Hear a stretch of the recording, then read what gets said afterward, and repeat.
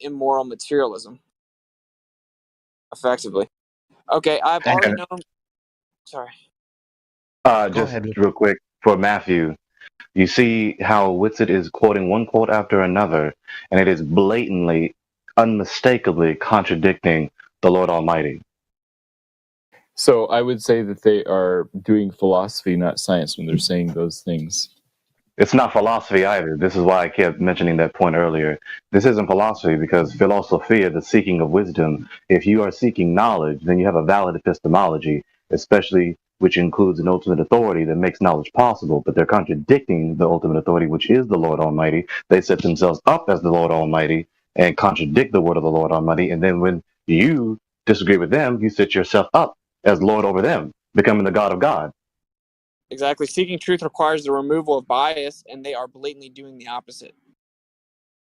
Yeah, so like the George F. Ellis quote that saying it's unreasonable to think that we're at the center of the universe. That's straight up a philosophical claim, and I think that's false. Unjustified, right? But then I thought Utterly unjustified. Matthew said that he trusts science. I do. Yeah, I trust science generally. Not when they're making stupid philosophical statements, though. Like, Yeah, well, but here's the thing. Not just George Ellis again. Edwin Hubble, the one that was paramount to building the newest or the latest understanding of what people call the cosmos. So people's understanding about expansion, movement, the background medium, and redshift, blue shift, all of this, right? Everything that everyone could potentially think of about space as it is known today or thought about today comes from a guy, starts with a guy who says, well, we don't really know whether or not the ancients were wrong about this thing. So then what was the justification 500 years ago? I keep telling you, and you keep saying science, but give me specifics. Fun fact, this notion that Ellis is a prominent figure in promulgating cosmic pluralism. You know, if all this stayed in the philosophical or hypothetical realm, that'd be one thing. But when they take it to the material world and claim that there's something physical on Mars they're controlling from here and stealing tons of loot, it puts it on a whole nother level. Yeah. Continue with it. It's a different level. Go ahead, Whitsitt. He's making coffee right now. But I was gonna say,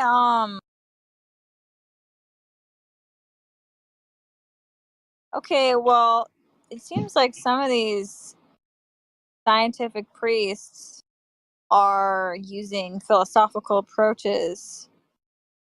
So how can we be sure that science is genuine?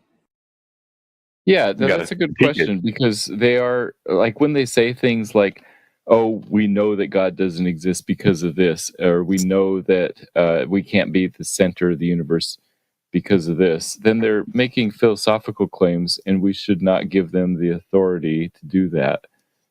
If they're talking about, here's the chemical... Which leads back to my question that still isn't answered, even though we keep making the same point. So, since it was a philosophical acceptance 500 years ago, that's what it appears to be. That's what all the predecessors appear to be saying. What was the justification for the premise in the first place? Simplifying the math and the realization that the sun is large. The simplified math is the geocentric model, isn't it? No, it's simpler if you use the heliocentric. Like the equations for the ellipses are simpler. Let's say that. Let's say that. Even if it is a simplified, unjustified claim to knowledge, is still an unjustified claim to knowledge. It's not simpler, though. Can I ask a question? Is it going to have anything to do with what we're talking about right now? Because I'm still trying to get the answer to this question, and the only answer was it's simpler. Witt's answer was it's not simpler, and Gregory's answer was actually that still doesn't justify the claim to knowledge. I want to focus on that because I want this question asked. If you are against the philosophy of these people, that's actually all you have. Yeah, it's unless you can justify the claim. Unless Dave justified the claim. Where is the claim justified? Well said. Which claim? The claim that it's simpler to calculate? Oh my God. Matthew, his question is, if you are so opposed to their fundamental philosophy, then you have now turned around and only had their philosophy to stand on, though. Unjustifiably. I'm opposed to parts of their philosophy, yeah, but not all of it. The fundamental Okay. Here's let's use an example. How about the motion of the universe that is predicated on the belief in the Big Bang? How about that one, Matthew? I don't know that there's any motion that's predicated on that. Like, there's the expansion. Bro, they said that the universe. They said that the universe exploded, and that's why we know that everything's going at a certain speed. Matthew, keep up, please. Listen to what gospel said to you. Right.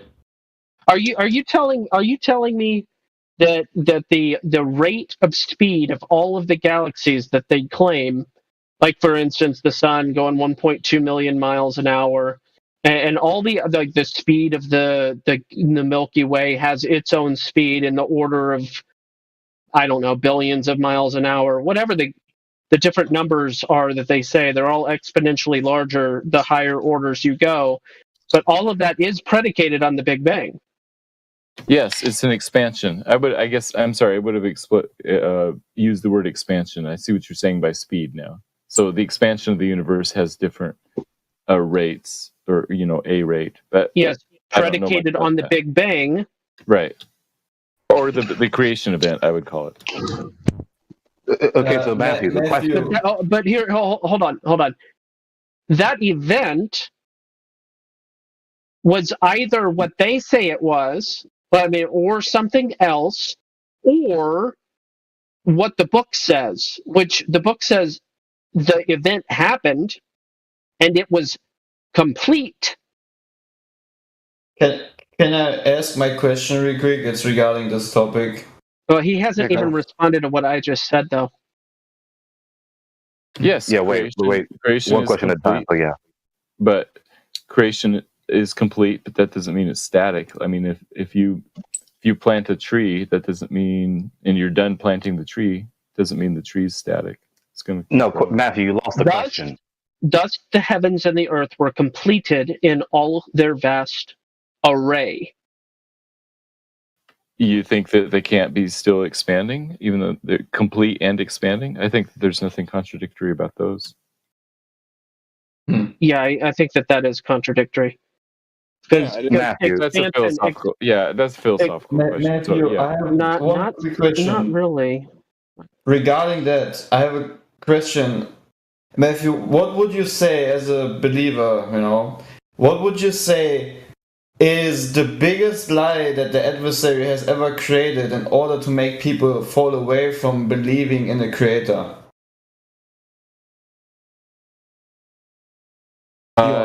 I think it's consumerism, that you deserve to be happy and that you should buy whatever you like, and that you are in charge of your life and owe allegiance only to your own happiness. So consumerism / happiness, and that's sort of the American sin. It's been different. It's probably that God doesn't exist. Well, no, he was. That obviously that one, but he was saying, what do they do in order to say that God doesn't exist? I'll do you one better. When they say God doesn't exist, that's synonymous with saying the God is not the God. I'm the God. Yeah, and in American culture, or maybe Western culture more generally, it's consumerism / personal happiness. I think in other eras, it's been different things that people have been. Money and power has always been, Satan's well, lust of the flesh, lust of the eyes, lust of those things have been around forever. So pride of life. And now the question, like what the gospel was trying to touch with, again, the question was, what about the Big Bang? The reason we asked that is because you have said that I do not approve of unjustified philosophical claims to knowledge, especially including cosmology. Cosmology being a topic within metaphysics, metaphysics being a subdivision of philosophy. So, what about the Big Bang? Is that the Big Bang Theory, the primeval atom, before it was nicknamed the Big Bang Theory? Is this an unjustified cosmological claim to knowledge? some versions of it are for sure, especially the ones that appeal to methodological naturalism, which is specifically the philosophy that everything that happened was due only to natural processes.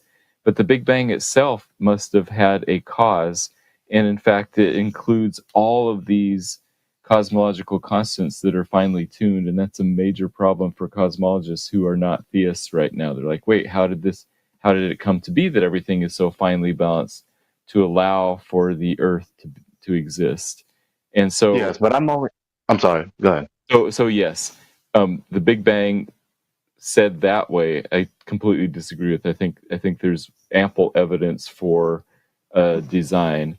Now, that doesn't mean that God couldn't. I mean, I'm not going to say how God did do the creation. Maybe he did start, with something that looked like a Big Bang. He's powerful enough to do that. I'm not going to limit God and limit how he chose to do things.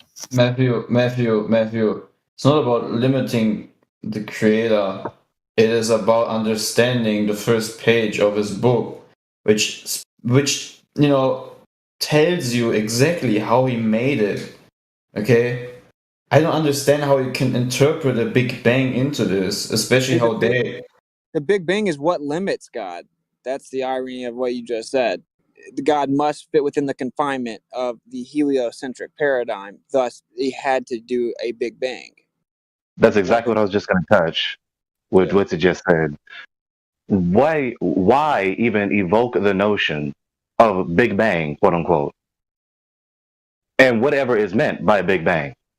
You say, yeah. What the focus of my question was the ACP, the academic concept paradigm, cosmological cosmogony, right? Supposedly a primeval atom in the midst of nothing, with everything in it, including space. That's what I'm referring to. Now, is there justification to that, Matthew? Yeah, I think that there's scientific evidence for that, and I think that it fits well with the Genesis account. I think there's ways of putting. Well, you're gonna have to, yeah, but you would have to appeal to only 100 years ago. You would have nowhere else to appeal to for this idea, because it was built on by Hubble and Lamont. Well, yeah, this is true. What Elijah just said, but don't jump the gun. This is why I try to go through the process. Matthew, what is the evidence for the primeval atom, aka Big Bang? The expansion of the universe, the cosmic microwave background radiation. But you don't believe in that. How could you say there's evidence for that? I don't believe in it. No, EMB is antithetical to the expansion of the universe, though. There isn't evidence for the expansion of the universe, though, because the expansion would have to be much faster, though. So your appeal to the expansion rate in CMB does not work. So that's not evidence for the primeval atom. Therefore, the primeval atom Big Bang is unjustified.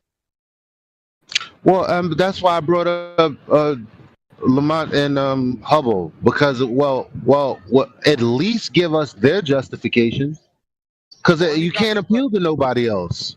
That's what's queued up next, bro. So just to let him keep going. I'll just read the infamous one, and then Eli, you can continue on with your point. So this is Edwin Hubble. Such a condition would imply that we occupy a unique position in the universe, analogous in a sense to the ancient conception of a central Earth.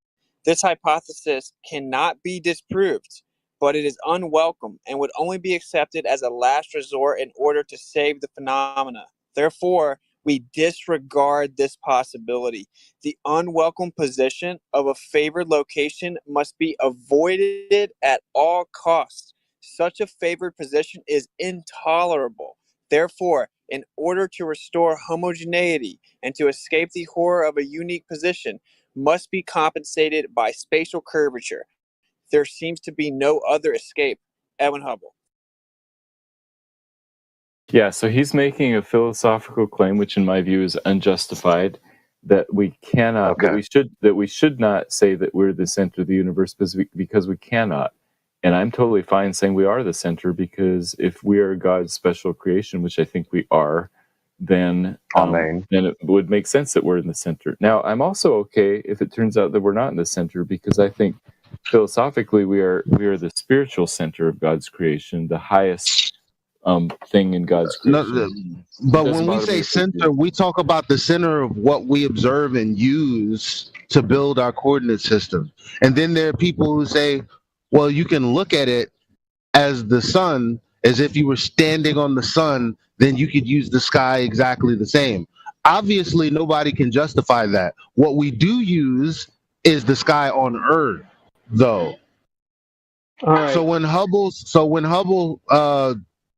it's called Hubble's law, also known as the Hubble-Lemaitre law or the Lemaitre law, is the observation in physical cosmology that galaxies, which galaxies are birthed by him as well, because before that we just had one, are moving away from the Earth at speeds proportional to their distance. In other words, the farther they are, the faster they are moving away from Earth.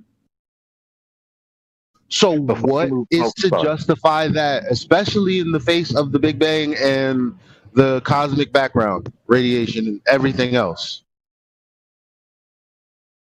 The sub-question to the initial question is why the notion of a Big Bang, of an explosion, as the beginning of the cosmogony of the cosmos in the first place. Justify that notion as the beginning moment of the history of the universe.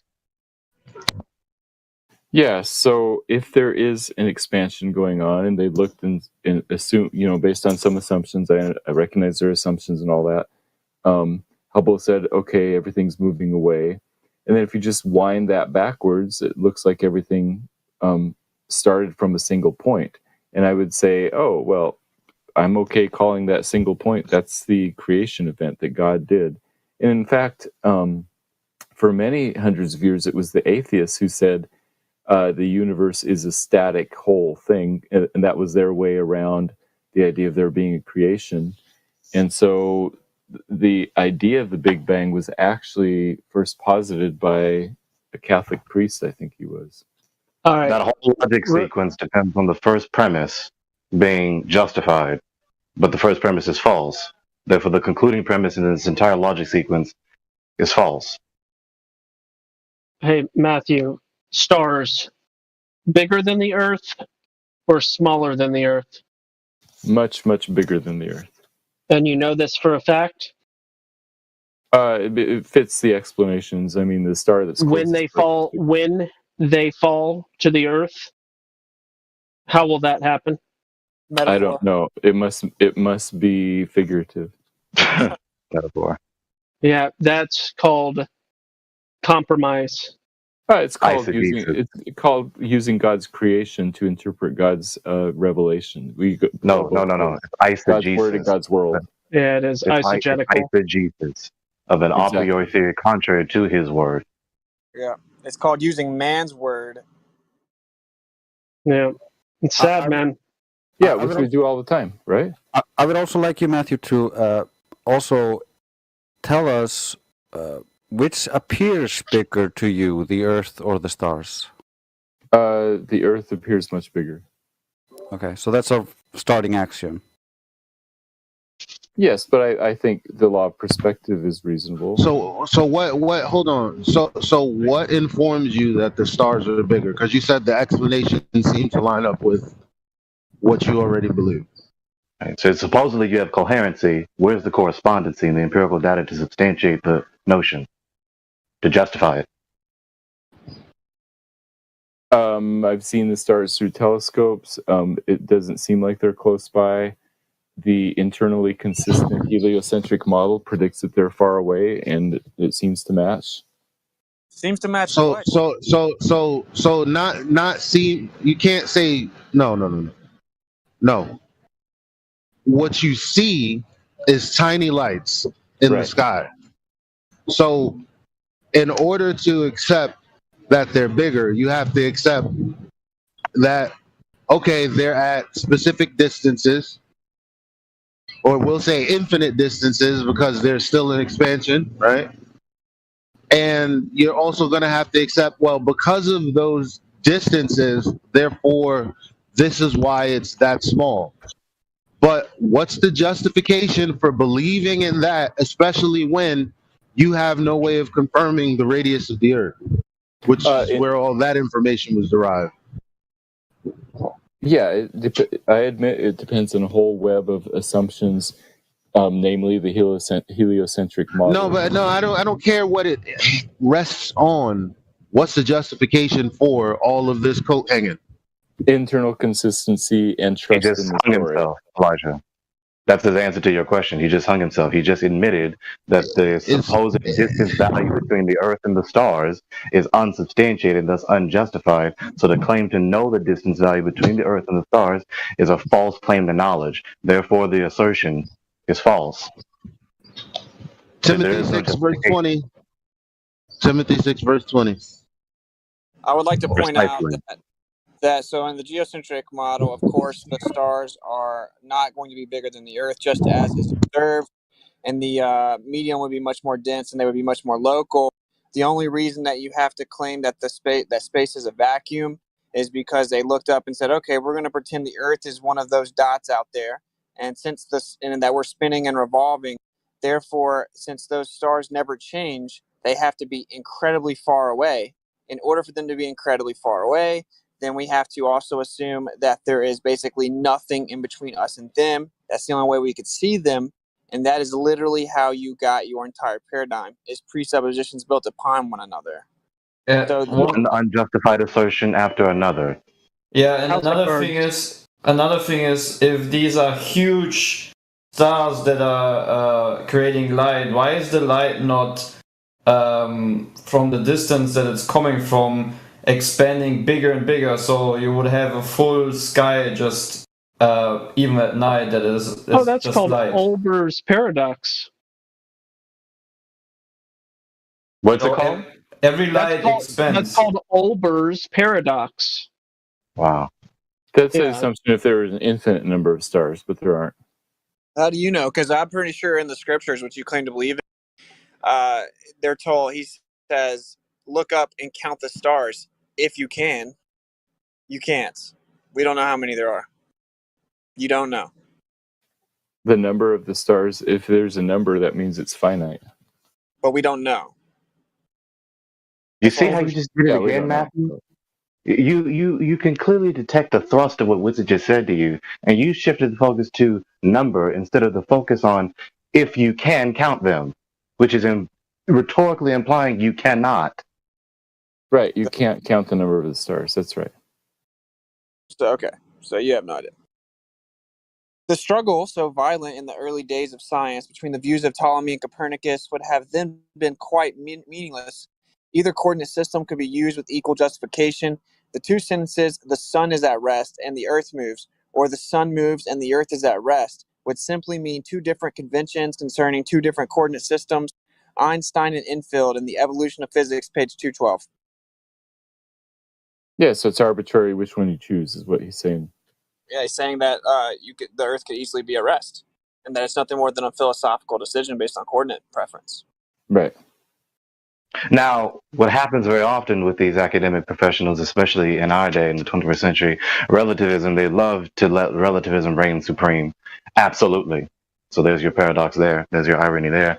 And so they will, in their self-contradictory quotes, like Whitsitt is quoting, contrary to the cosmic paradigm that they hold, they will say they know what the cosmic paradigm is, and then we can't discern the difference between heliocentrism and geocentrism, and you can't either, geocentrist. I'm right. I don't know whether I'm right or wrong, and I know that you're wrong. I think that their geocentrism is different than what Witzig's been saying, but they would have a different explanation, I think. Whatever. Because their geocentrism is merely the idea that you arbitrarily choose the Earth as the center, and the stars That's what are they bigger try than to the Earth say. and all that. That's the point. They admit, they confess they don't have knowledge, and then they want to simultaneously deny the geocentrists the ability to know. Yeah, and even via mock. I demonstrate by means of philosophy that the earth is round and is inhabited on all sides, that it is insignificantly small and is born through the stars. That is Kepler, of course, infamously creating the planetary laws of motion. Yeah, that's the old usage of the word philosophy, meaning natural philosophy. So I think that I think he would have a different definition now in modern days.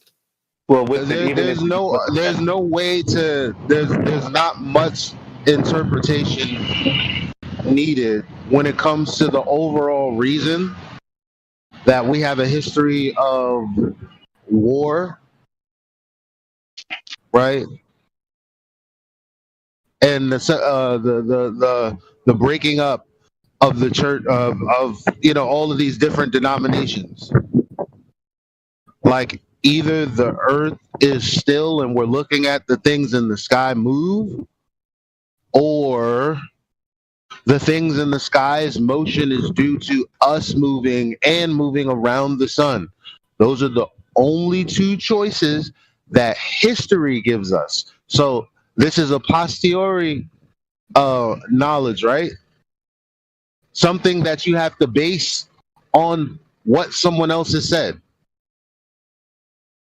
And right? Matthew, even if you do go with natural philosophy in that quote, it's still a confession that there's no justification. He literally says that he demonstrated it. There is a justification. Okay. Demonstration by means of what? By means of an a priori theory to interpret the data, which is contrary to the posteriori data that we have, the Earth not moving and the Earth being a level plane, not a sphere. Yeah, and if you want to get specific in the context of the quote, he's saying, that the fundamental axiom or the fundamental foundation of the philosophy is that the Earth has to be insignificant because that would be arrogant to think otherwise.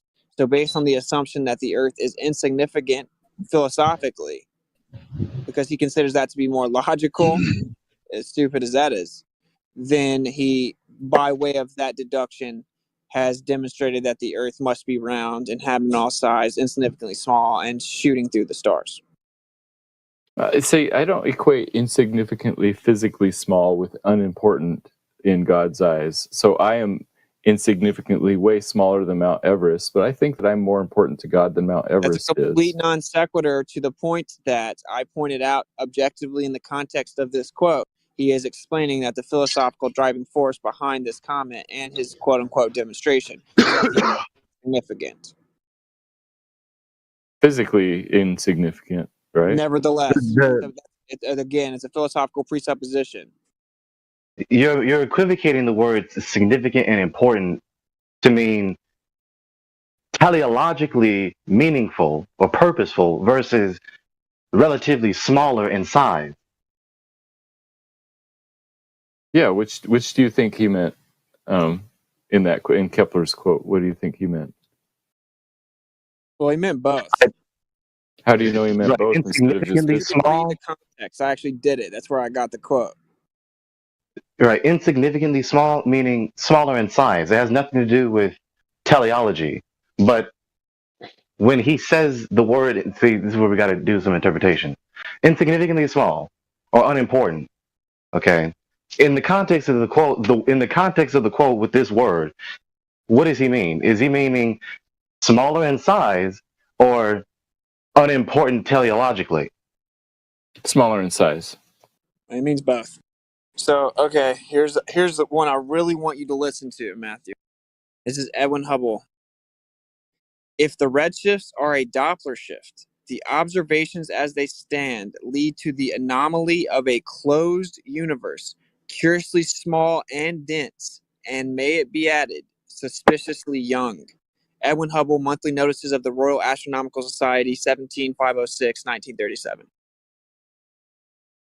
Do you know what he meant by how young he meant? Yeah, just significantly small, a few thousand years. Young as opposed to the expansion happening over 14 tens of billions of years. Yeah, 14 billion. No, he was like talking in the context of when people thought it was eternal, basically.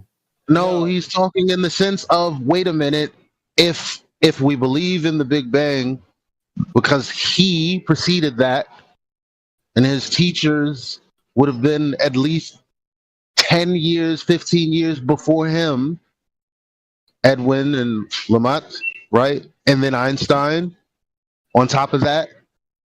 Then he's saying, wow, finding this is quite curious, since what I'm looking at is supposed to have been happened billions of years ago, but it doesn't appear that way. It's what he's saying. What I'm saying is that I think that he would have described 1 billion years old as suspiciously young. You need to listen carefully here, okay? So he said if the redshifts are a Doppler shift, you do understand that that's what redshift is.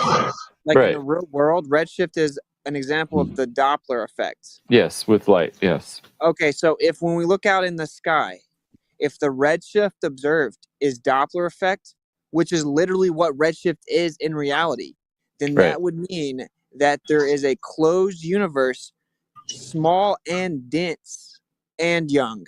Okay, you want to hyperfixate on the end with all kinds of ambiguity. No. He's explaining that we're in a very dense medium, and that everything is much closer, and that it is a closed, quote unquote, universe. Yeah, I just am wondering what specifically he meant by small, dense, and young. He means that the medium of space is small relative to the other paradigm of incredibly big, and dense as opposed to nothing. Okay, and this is if the redshifts are what redshifts are. Again, geocentrism is objectively more viable, and it is the only one that actually is logically consistent and built upon empirical evidence. You have to claim something antithetical to actual evidence, that as opposed to what redshift really is, we're going to claim it's something completely different out in space. So what is in the sky is clearly thousands of times more dense than the air, and the stars and everything else are local to the Earth and central to the Earth, because that's what redshifts are, Matthew. Yeah, I think that we don't know what he meant by small, dense, and young, and I suspect that if you told him the universe is 100 light years across and 1 billion years old, he would say, wow, that's really small and really young. But Matthew, why are you trying to shove in just 13 billion years less? Why?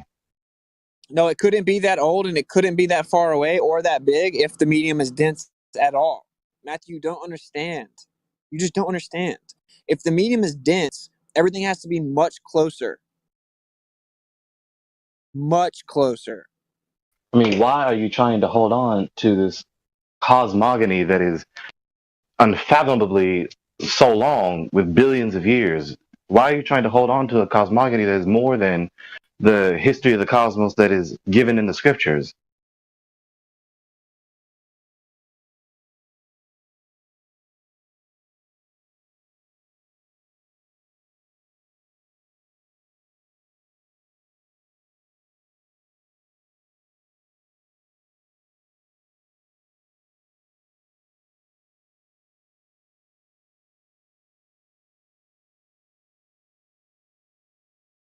As you and I supposedly believe.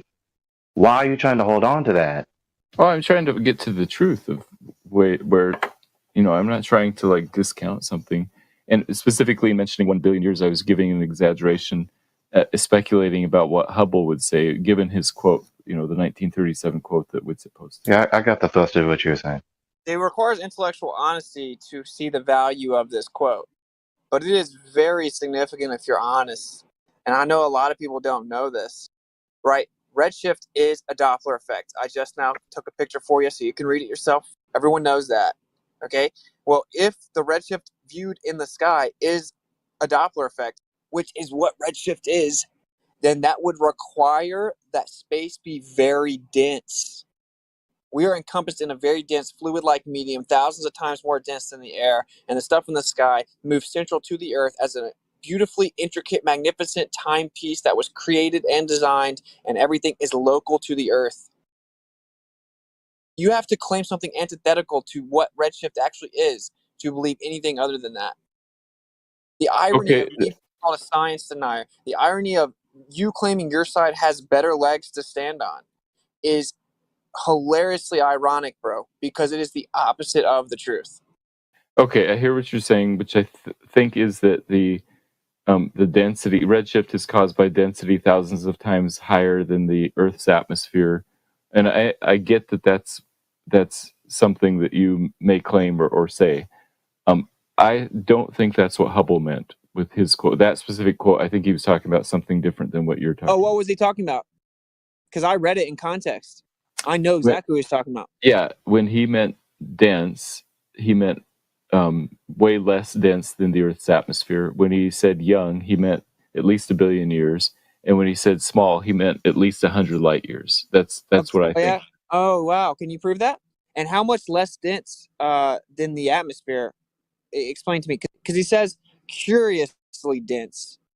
So explain to me exactly what's going on. Curiously denser than previously thought. Which would be what?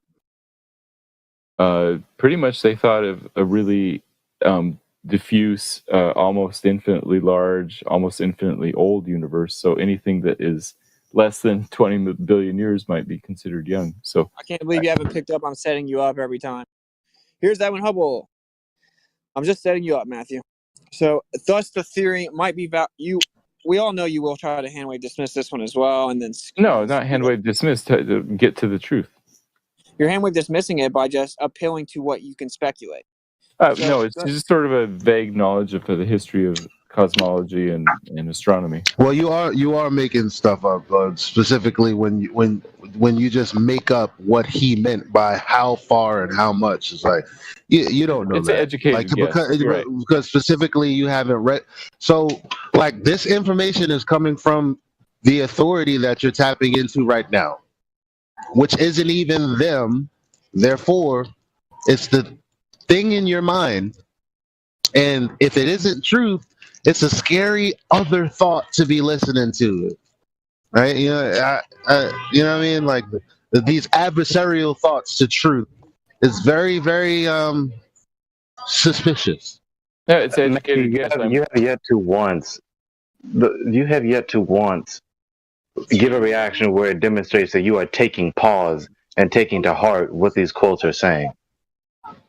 Oh no, I like these quotes. You immediately give some kind of alternative interpretation of the quotes than what is obviously the thrust of the quote that undermines the supposed ACP.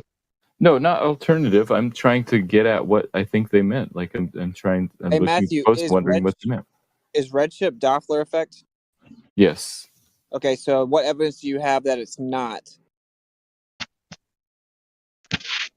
What evidence do I have that it's not what I think it is? Well, in space, it can't be that. No. They claim it's not that. Why can't Doppler effect work in space?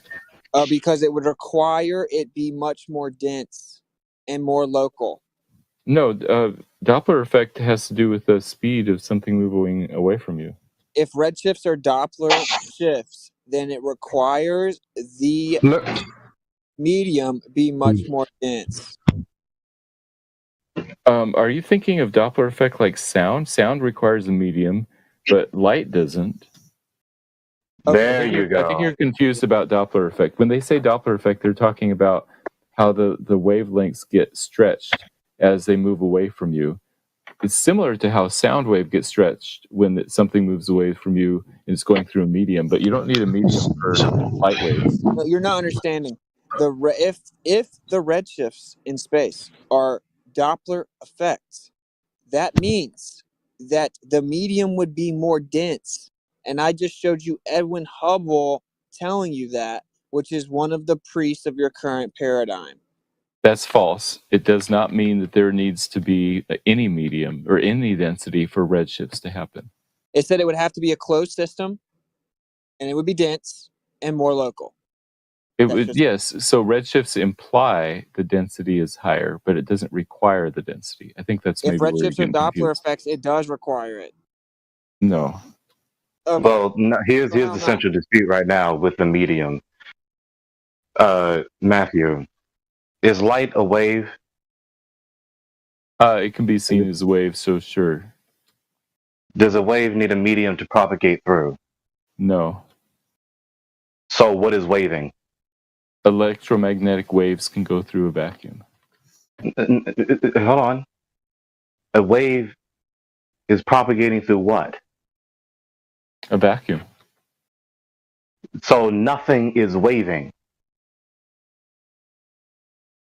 No, it's just that their electromagnetism, like if you turn on your radio, there doesn't have to be anything between your radio antenna and the Matthew, you've made another ontological blunder. What is a wave? It's a change in potential of electromagnetism. That's what electromagnetic wave is. What is a vacuum? There's nothing in there. So absence of matter. Is a wave a thing in itself, or is a wave something a thing does? No, it's energy. It's energy going through space. Energy? Is energy a thing in itself, or is energy a property of a thing? I don't know. That's kind of a hard question to answer because it's like a property of matter, but it also can propagate through a vacuum. Are you trying to say that electromagnetic waves go through some kind of magical ether? Matthew, I'm saying that a wave itself is not a thing. A wave is what a thing does. Energy is not a thing itself. Energy is a property of a thing. Okay, and yeah. waves, which is what a thing does, cannot happen in nothing because nothing cannot wave and nothing cannot have energy.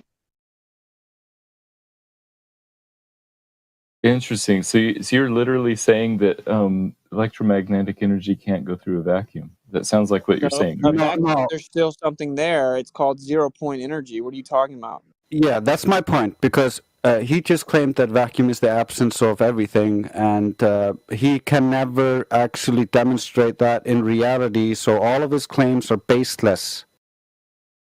That's actually absence of matter. Discrepancy.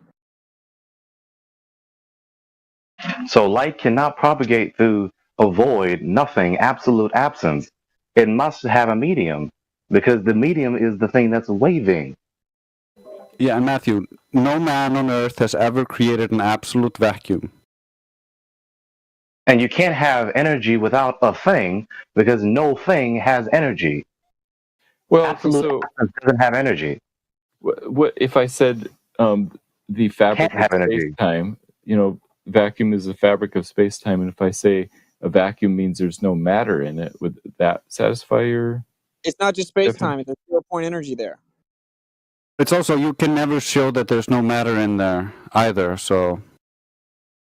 And space and time are universal abstracts that don't have any substance, so you can't bend them. Why do you keep saying it's just space and time in there when there's literally 0-point energy in there? Yeah, and there's still a tiny, tiny bit of pressure because there's still 1 or 2 gas molecules still in there. This is where you got the 10 to the 120th power problem. I don't see it as a problem. I think it's just kind of like this, they haven't figured out the cosmology yet. No, it's fundamentally a problem. Regardless of you not saying it as one. That's the whole point. Relativity cannot be correct as is. It literally cannot be correct. It's true. They need to fix it. Okay, so it's useless. All right. Thus, the theory might be valid, provided the universe were packed with matter to the very threshold of perception. Nevertheless, the ever-expanding model of the first kind seems rather dubious and cannot be ruled out by the observations, but it suggests a forced interpretation of the data. The disturbing features are all introduced by the recession factors, by the assumption that red shifts or velocity shifts, the departure from a linear law off red shifts, the departure from uniform distribution, the curvature necessary to restore homogeneity, the excess material demanded by the curvature. Each of these is merely the recession factor in another form. If the recession factor is dropped, if red shifts are not primarily velocity shifts, the picture is simple and plausible. There is no evidence of expansion and no restriction of the timescale, no trace of spatial curvature, and no limitation of spatial dimensions. Moreover, there is no problem of internebular material. Edwin Hubble, The Observational Approach to Cosmology, page 63. And of course, internebular material is referring to dark matter and dark energy.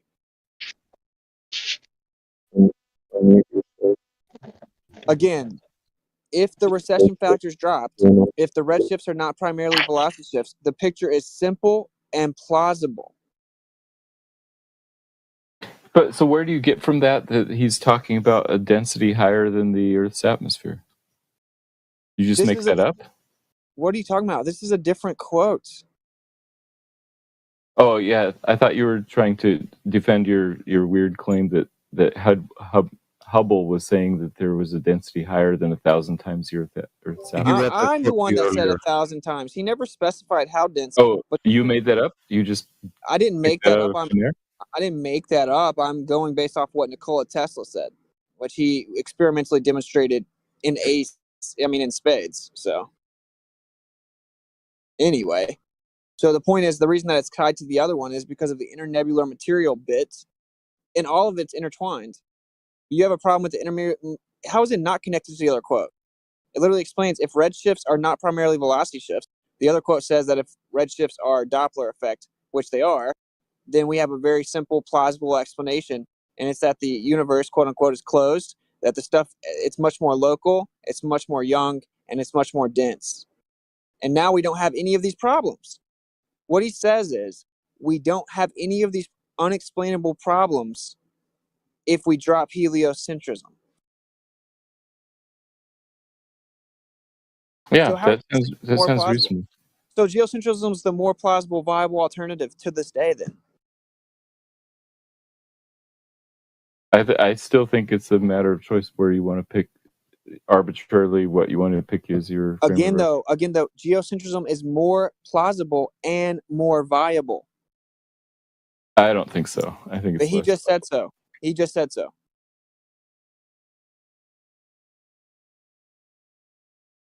So you disagree with Edwin Matthew, you did it again. Edwin Hubble was one thing. Have so many problems with your way of quoting him. If we brought him up from the dead and said, "Hey, do you think the Earth is? How old do you think it is? How dense is space? What shape is it? What do you choose as the center?" I think he would completely, radically disagree with your characterization. You're wrong. If Edwin Hubble saw the CMB map, he would immediately be like, "Wow, we have confirmation of what I initially speculated in the 30s." And he'd be here in the Flat Earth servers shilling Flat Earth. Not shilling. Matthew, you did it again. The God says one thing, the academic professionals say the opposite, you go with the academic professionals. The academic professionals say one thing, you disagree with it, you go with yourself. Oh, I go with the truth, like God's word and God's world. You just said I disagree so as to negate what the academic professionals say. Yeah, even worse than that, he imagines they rise from the dead to agree with him. That was a figure of speech, obviously. That's not going to happen.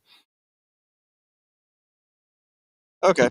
So all masses, all motion, indeed all forces are relative. There is no way to discern relative from absolute motion when we encounter them. Whenever modern writers infer an imaginary distinction between relative and absolute motion from a Newtonian framework, they do not stop to think that the Ptolemaic and Copernican are both equally true.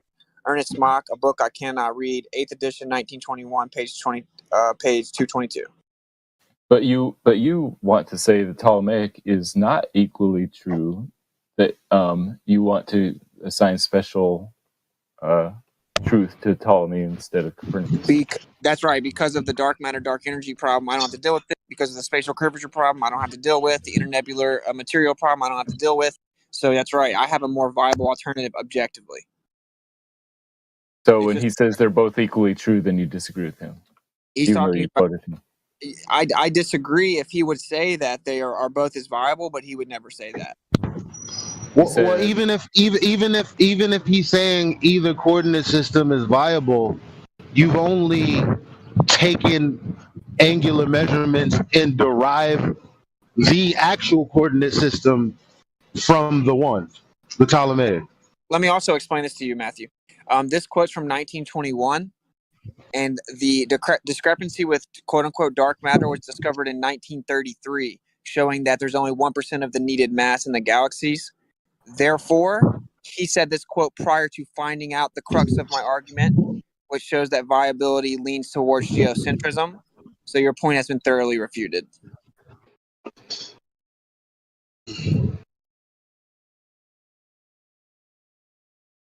That's tough. I don't find it tough at all. I dispute the characterization that my point has been thoroughly refuted. Well, you just said I'm disagreeing with him, but you were wrong, because I'm not disagreeing with him, because this was 12 years prior to the discrepancy of dark matter being discovered. So you were thoroughly refuted. It's just subjective. The Earth is flat. You're like shutting down, Matthew. All right, next.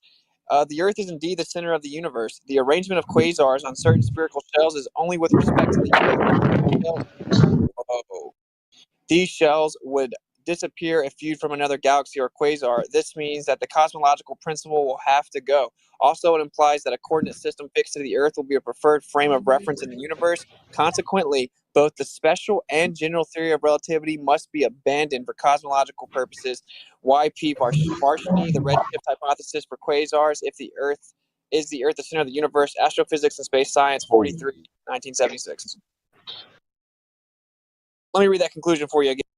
Consequently, both the special and general theory of relativity must be abandoned for cosmological purposes.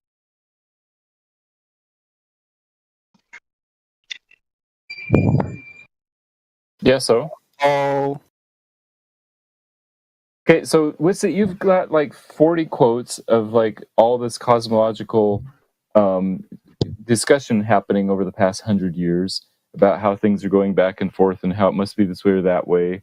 And that's all fine, but it's not, I don't think any of the quotes, any of the people that you quoted would ever think that the Earth is flat and that there is not some relative motion between the sun and the moon. That's the indictment on them. Matthew, what you just said, that's the indictment on them. Wizard is quoting these people to demonstrate how they are hanging themselves by their own words, undermining their ACP that they claim to know. Well, first of all, that would be an implied straw man, because you're saying going to your authority as if to conflate that to definitive fact, which I'm not. Secondly, the person that I just quoted prior to you saying that comment literally just said the Earth is indeed the center of the universe. He became a geocentrist once he honestly looked at the data. So this guy literally does say the Earth is the center of the universe. It says the Earth is indeed the center of the universe. So the only reason I think they're still spherical geocentrists is still because of the indoctrination of the interpretation of the celestial sphere model, which is how we travel across the face of the Earth. So they still think, okay, fine, all of that other stuff is BS, but we still have the stars, and it still looks like it's around us, like as if it's a sphere. So you have the problem with sunsets and the problem with all of these other apparent things. And so a geocentrist just interprets that as, well, it's still a sphere, because we can't explain sunsets and all the other stuff that you still have issues with. Well, and GPS doesn't mean that it's a sphere. TVs, all kinds of like engineering stuff, yeah. Yeah. I'm sorry? You said what? Oh, I said that plus the engineering success of GPSs and satellite TVs and other things. Right, all of that has to do with the timing of the sky. Everything, all of that, the GPS that you're talking about, has to do with the timing of the sky and our ability to synchronize with it. So again, unless you're begging the question, as a matter of fact, exactly what you're trying to do is exactly what a geocentrist would do to validate his bias in a sphere. It's exactly what he would do. So you're making my point. About these academic professionals, which Elijah just remarked on, once again, another instance. So many persons, this is what the vast majority, this is what disbelievers are guilty of. Unjustified faith commitment in some other person or persons apart from Yah, the ultimate authority of knowledge, the omniscient eternal one. This is getting bad. Dark energy is problematic. No one really knows what it is. We can make an educated guess and use quantum theory to estimate how much of it there might be, but then we overshoot by an astounding factor of 10 to the 120th power. That is grounds enough, says George Ellis, to take a hard look at our assumptions about the universe and our place in it.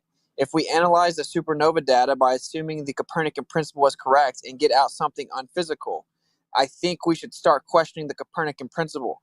Whatever our theoretical predictions, they will in the end have to give way to the observational science. So what would it mean if the outcome were that the Copernican principle is wrong? It would certainly require a seismic reassessment of what we know about the universe. If the Copernican principle fails, all that goes with that, the Big Bang, goes out the window too. Cosmology would be back at the drawing board. If we are in a void, answering how we came to be in such a privileged spot in the universe would be even trickier. Marcus Chown, If the Earth is at the Heart of a Giant Cosmic Void, New Scientist, 2008. Thank you, Marcus Chown. It's not just me. I know you like it. It's not just me that heard what Witsit was saying, which is what someone else already said.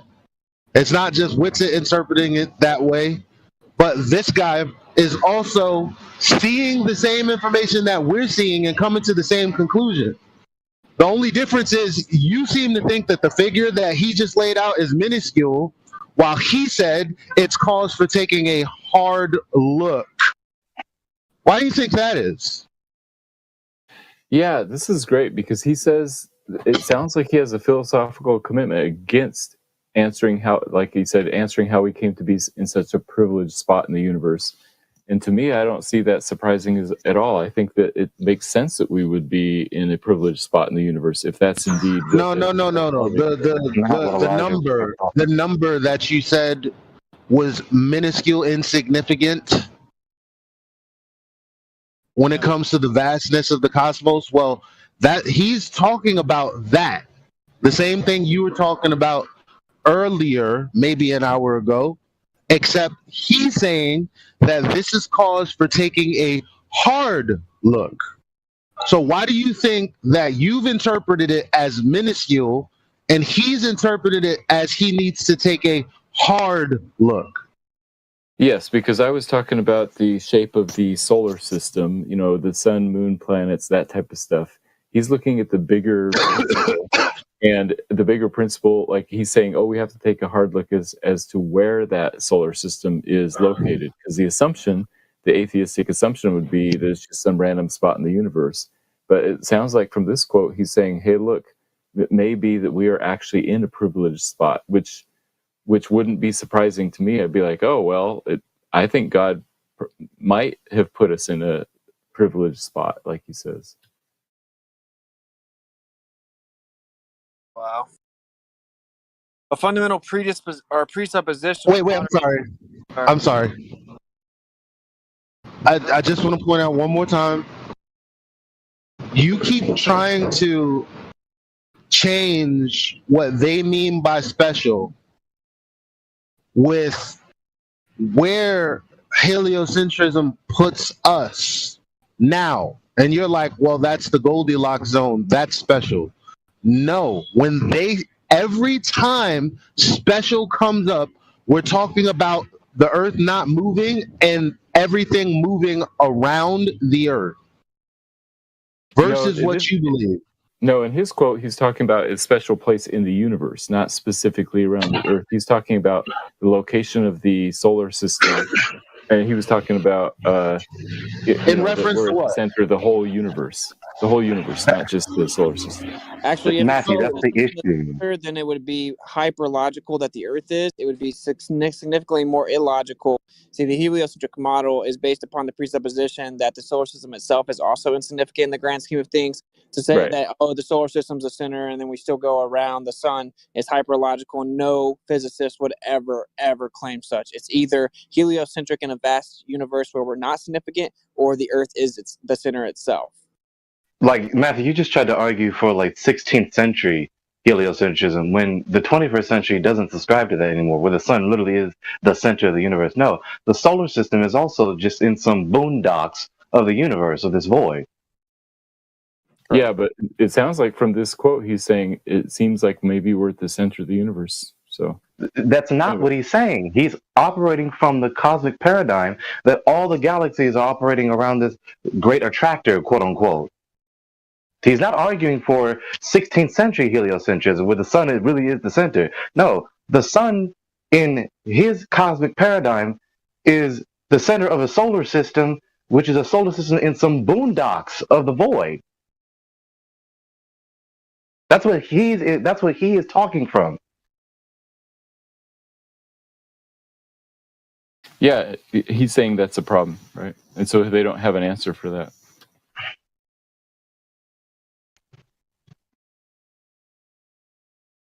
If anyone wants me to stop, you can tell me to stop, because I know it's been like... No, keep going. All right. A fundamental presupposition of modern cosmology is the Copernican principle, that we are not in a central or otherwise special region of the universe. Studies of type La supernova, together with the Copernican principle, have led to the inference that the universe is accelerating in its expansion. The usual explanation for this is that there must exist a dark energy to drive this acceleration. Alternatively, it could be the case that the Copernican principle is invalid and that the data has been interpreted with an inappropriate theoretical framework. If we were to live in a special place in the universe near the center of a void where the local matter density is low, then the supernova observations would be accounted for without the addition of dark energy. Timothy Clifton, Oxford astrophysics member, PhD, living in a void, testing the Copernican principle with distant supernova. Letter 101-13-1302, September 2008. I just want to point out that when I say void, this doctor right here just agreed with my use of void when referring to just the space everywhere. Some globalists try to split hairs saying, no, it's not a void, it's space. And just for they use it anonymously. For the flat earthers to really take this in, because you guys are actually interested in truth, this is such a beautiful thing. Basically, the data shows that there's this incredible, mechanism of movement around us, and then there's this aura of calmness directly around the Earth. It's so beautiful. There's this aura of calmness right around the Earth, right? Like it's secluded and special and calm, like the calm in the middle of a storm, and then it has this movement all around it. It's pretty wild. Not that the movement isn't over top the Earth as well. It's just that the actual closest area of the Earth is like this calm center of a storm, which is such a beautiful picture if you really suck that in. To the glory of God. I really like these quotes that you're finding. My answer would be, hey, look, you guys could say that the Copernican principle fails, and maybe that's even more evidence for design, intelligent design right there. Okay. Oh, that's adorable. Are you trying to help us out with our arguments, Matthew? Please don't. No, I'm saying that would be a way to solve the dark energy problem, is to say that God designed it and we're at the center in a privileged place. Well, the dark energy problem comes from a contradiction in the model in the first place. It comes from an assumption about the way things are working. Maybe there's so an inconsistency in the prior assumption, which was also assumption. Yes, a contradiction within what they thought. That's where it came from. Trying to fix it. Originally made to justify rebellion against Yah. Yep. Everyone also keep in mind that in all of these, they're automatically assuming the Earth itself is a sphere. So they're trying to explain a distribution relative to that. So one of the next things I'm going to try to tackle after I try to make like a better geocentric documentary than The Principle is to actually try to, not that we need it, but kind of model out the distribution relative to a stationary flat Earth as opposed to presupposed omnidirectionality. And it's actually, in my opinion, going to actually work much better. But anyway.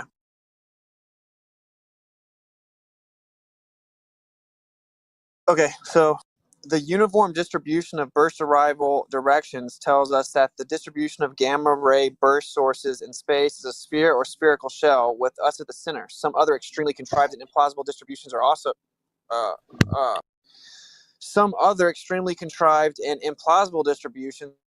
possible. But Copernicus taught us that we are not in a special preferred position in the universe. Earth is not at the center of the solar system. The sun is not at the center of the galaxy, and so forth. There is no reason to believe we are at the center of the distribution of gamma ray bursts. If our instruments are sensitive enough to detect bursts at the edge of the spatial distribution, then they should not be isotropic in the sky, contrary to observation. If our observations, or if our instruments are less sensitive, then the some mathematical law should hold, also contrary to observation. That is the Copernican dilemma. To this day, after the detection of several thousand bursts, and despite earnest efforts to show the contrary, no deviation from a uniform random distribution in the directions of gamma ray bursts in the sky has ever been convincingly demonstrated. Jonathan Katz. Again, very simply, just that the Earth is clearly in the center, and it's the most viable framework, and that to even claim the antithesis, you can't even come up with a theoretical explanation. Or at least the solar system is in the center. It doesn't necessarily mean the Earth is in the center. It literally says the Earth is the center of the solar system in the quote. What are you talking about? He literally says Earth is not at the center of the solar system is what Copernicus taught. So what are you talking about? He said that from Earth's that's position, where the Copernican principle gets its name from that, because he said, just like the Earth is not at the center of the solar system, maybe we are not the center of the universe. Okay, so that's what he's saying. He's saying, but Copernicus taught us that we're not in a special preferred position in the universe, and that the Earth is not at the center of the solar system. But he's explaining that the uniform distribution of burst arrivals in all directions from the Earth shows that the Earth is in the center. Jeez. This is Cogdis 101, man. I bet if you... Go ahead. I disagree with that characterization, but go ahead. Okay. I think you're trying to simultaneously hold contradictory beliefs. So, cosmology is not even astrophysics. All the principal assumptions in this field are unverified or unverifiable in the laboratory, and researchers are quite comfortable with inventing unknowns to explain the unknown. How then could, after 50 years of failed attempts in finding dark matter, the fields of dark matter, dark energy, have become such lofty Dang, I went out. Sorry. How then could, after 50 years of failed attempts in finding dark matter, the fields of dark matter, dark energy, have become such lofty priorities in astronomy funding, to the detriment of all other branches of astronomy? I demonstrate in this article that while some of this is based upon truth, at least just as much of ACDM cosmology has been propped by a paralyzing amount of propaganda, which suppress counter evidence and subdue competing models. I believe astronomy is no longer heading towards a healthy future, unless funding agencies rethink their master plans. Sorry, guys, I need to sit up again. Okay, I'm sorry. I believe astronomy is no longer heading towards a healthy future unless funding agencies rethink their master plans by backing away from such high an emphasis on groping in the dark. Richard Liu, his book, 2007. So it sounds like you know what this is? These are a vast amount of people waking up that are much deeper than someone like myself is, because I didn't hinge my success in my life on some of these theories and my colleagues believing it and all of this and the many sleepless nights. Like, these people have that to contend with, and still they're saying, hey, you know what? And they're saying it in a nice way. They're like, this isn't adding up. They're like the beginnings of us flat earthers. That's what they are. That's the beginning of how you end up here. Even those who are most effective in trying to suppress the knowledge of the truth and unrighteousness in themselves, they never do it absolutely flawlessly. Yeah, that's an interesting quote. I mean, it sounds like more and more cosmologists are coming to the conclusion that the solar system is in a privileged position. Yeah. When you're in the darkness and the truth comes, the darkness cannot overcome the light of the truth. No matter how much you try to suppress the light of the truth in darkness, the darkness cannot overcome the light, even in the most darkened and hardened heart. So if Earth is at rest relative to the ether, then it alone is at rest. What makes us pretty, or that makes us pretty special? Do you really want to return to the I don't even know how to say the word. Anyone want to help a brother out? Let me see. I don't want to pronounce. Parochial. You said that earlier. Interesting. So if Earth is at rest relative to the ether, then it alone is at rest. That makes us pretty special. Do you really want to return to the parochial, pre-Copernican idea? Do you really think that you and your planet are so special that in all the rich vastness of the universe, you alone can be claimed to be at rest? Physicist Richard Wolfson. look how triggered they get because of their philosophy. So again, the context is: do we really think that everything we've built in the last 500 years is totally garbage? That's what he's asking you.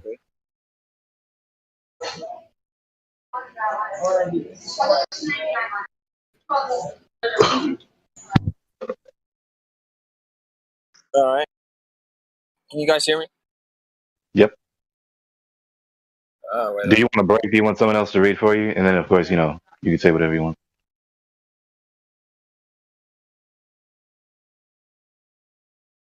Where'd you go? Oh, ladies' night starting soon. All right, I'm about to breeze through the.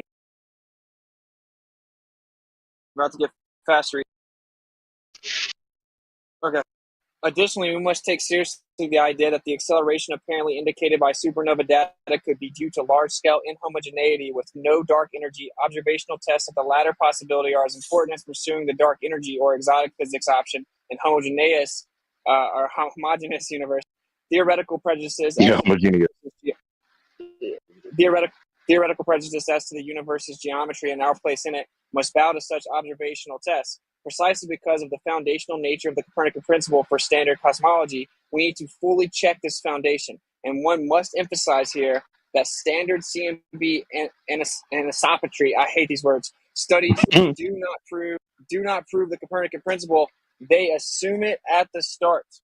George Ellis, Inhomogeneity Effects in Cosmology. Anisotropy. Big part. Anisotropy. Yeah. Dude, I'm terrible at that word. I hate it. All right, Matthew, you get that part, right? We don't have to talk about it. We don't got time. They assume it at the start. All right. Dustin, yeah, it might be false. Yep. Yeah, Dustin may return to Ptolemy's point of view of a motionless Earth. One has to show that the transformed metric can be regarded as produced according to Einstein's field equations by distant rotating masses. This has been done by Thuring. We read that one already. He calculated a field due to a rotating, hollowed, thick-walled sphere and proved that inside the cavity it behaved as though there were centrifugal and other inertial forces usually attributed to absolute space. Thus, from Einstein's point of view, Ptolemy and Copernicus are equally right. I do have it cited here, though, if anyone wants to save that. Okay, next. The popular belief that Copernicus' heliocentric system constitutes a significant simplification of the Ptolemaic system is obviously wrong. The choice of the reference system has no effect on the structure of the model, and the Copernican models themselves require about twice as many circles as the Ptolemaic models and are far less elegant and adaptable. You remember your claim earlier, Matthew, where you said the opposite of that? Yeah. The choice of the reference system has no effect on the structure of the model, and the Copernican models themselves require about twice as many circles as the Ptolemaic models and are far less elegant and adaptable.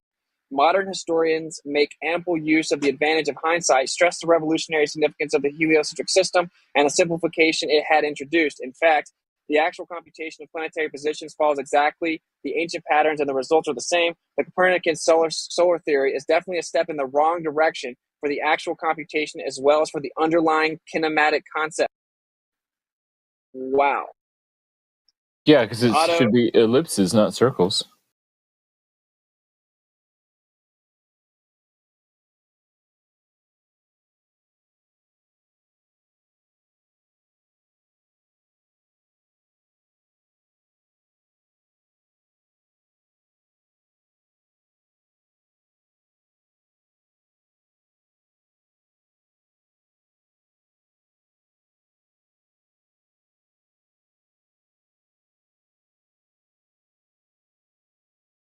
Sorry, just a second. Kai has decided to vacuum.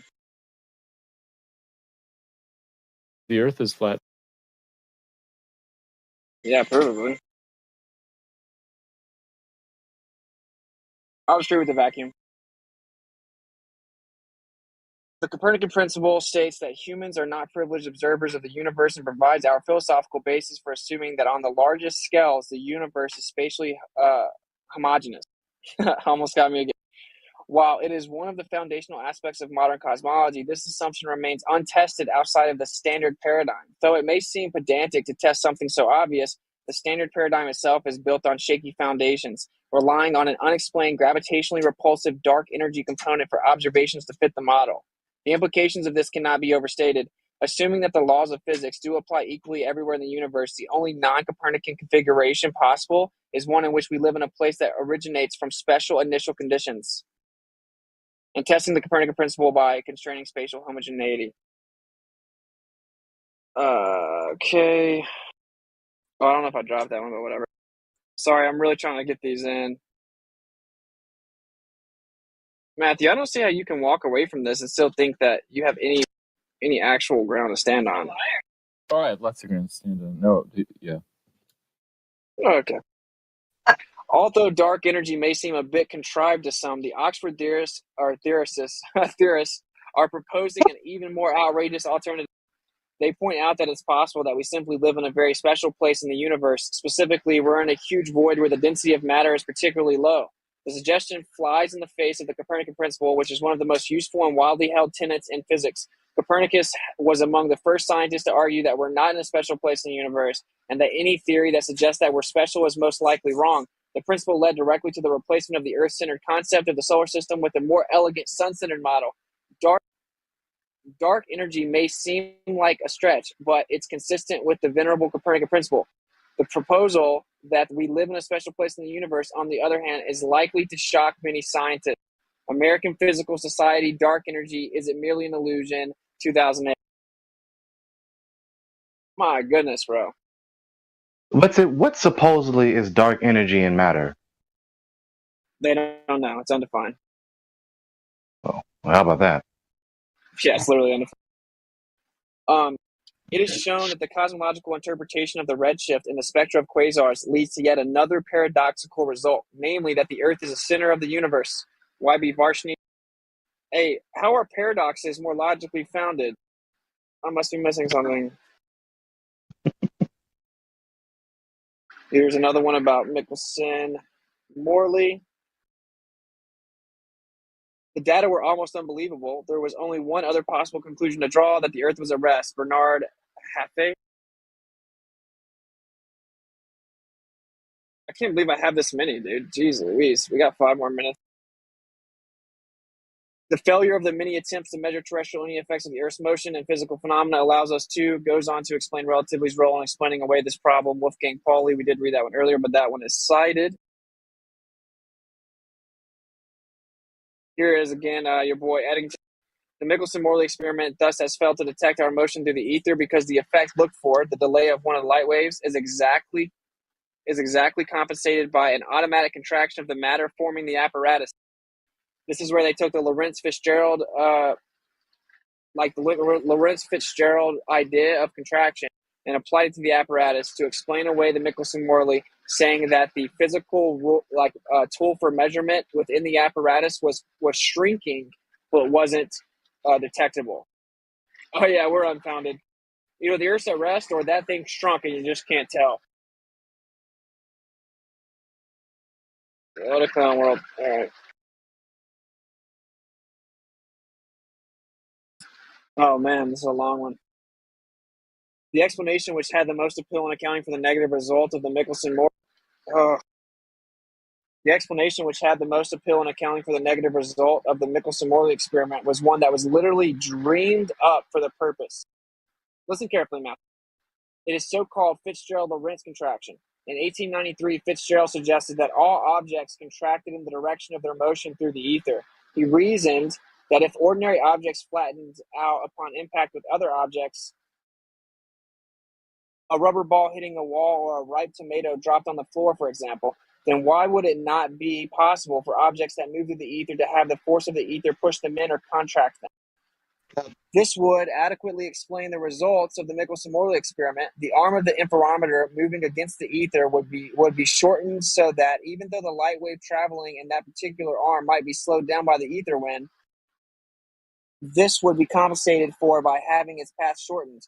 Objections to the Fitzgerald-Lorentz contraction hypothesis were rampant, as was to be expected, not only because there was no evidence to prove that such an effect took place, but particularly because Fitzgerald could not explain why objects would contract due to motion through the ether.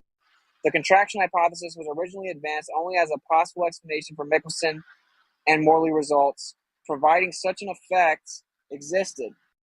Wow. Then to the theory said that all materials traveling with the same velocity with respect to the ether would contract the same fractional amount. Since iron is much heavier and stronger than wood, for example, one would expect a greater contraction for wood than for iron, but this too went unanswered. I mean, that's a pretty impactful quote, actually. I mean, just point blank, so that's just a it's an interesting thesis. Interesting. Let's see what we got here. Very interesting. Yeah, I mean, dude, it's so obvious what happened. There's an ether with a slight drift, and the Earth doesn't move. All right, the problem which now faced science was considerable, for there seemed to be only three alternatives. The first was that the Earth was standing still, which meant scuttling the whole Copernican theory and was unthinkable. Wow, science. The second was that the ether was carried along by the Earth and its passage through space. The third solution was that the ether simply did not exist, which to many 19th century scientists was equivalent to scrapping current views of light, electricity, and magnetism and starting again. Ronald W. Clark, Einstein, The Life and Times, pages 109 to 110. And that's what they did. They literally did that. And they still can't explain anything now. It's just so stupid. All right, one more minute. In the Ptolemaic system, the Earth is considered to be at rest and without rotation in the center of the universe, while the Sun, other planets, and fixed stars rotate around the Earth. In relational mechanics, this rotation of distant matter yields the force. Now, the gravitational attraction of the Sun is balanced by a real gravitational centrifugal force due to the annual rotation of distant masses around the Earth, with a component having a period of 1 year. In this way, the Earth can remain at rest and an essentially constant distance from the Sun.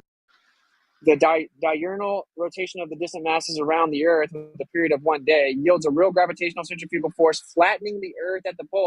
Of course, that's assuming it's real. You don't got to worry about it because it's just flat. Foucault's pendulum is explained by a real Coriolis effect, a real Coriolis force acting on moving masses over the Earth's surface. The effect of this force will be to keep the plane of oscillation of the pendulum rotating together with the fixed stars. Uh-oh. So that's a very impactful quote as well. Yeah, I think we're pretty much done. Because I think they are about to do Ladies' Night, right? Oh, yes, it's Ladies' Night.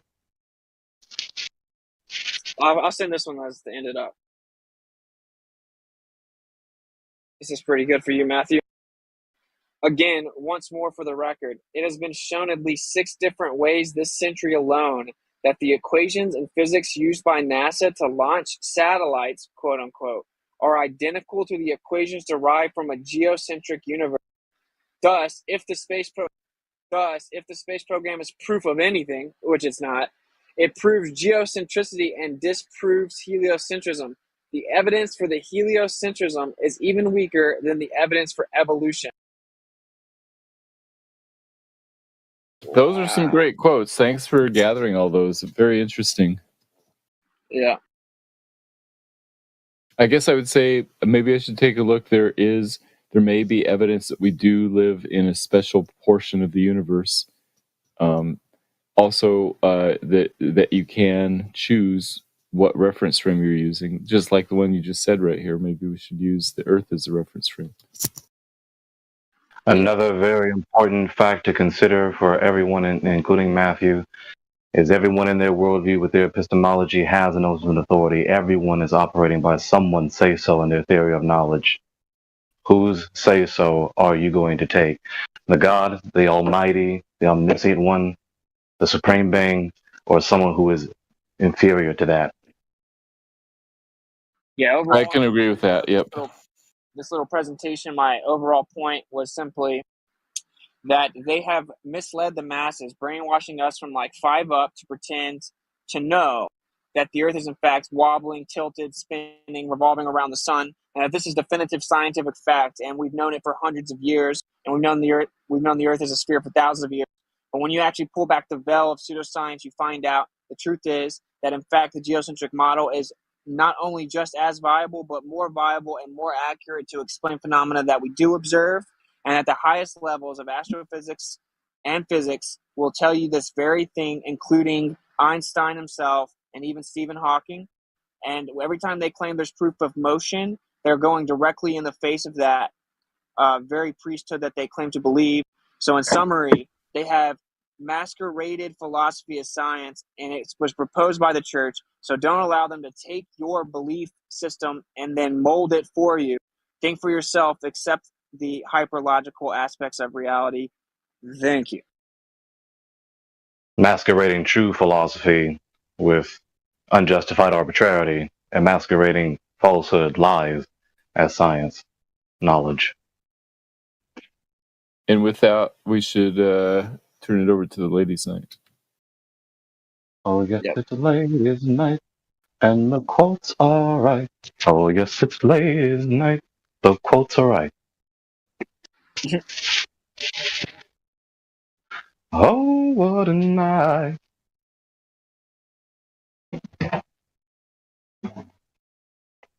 I think I'm the only lady here, so I don't know if we're going to have one.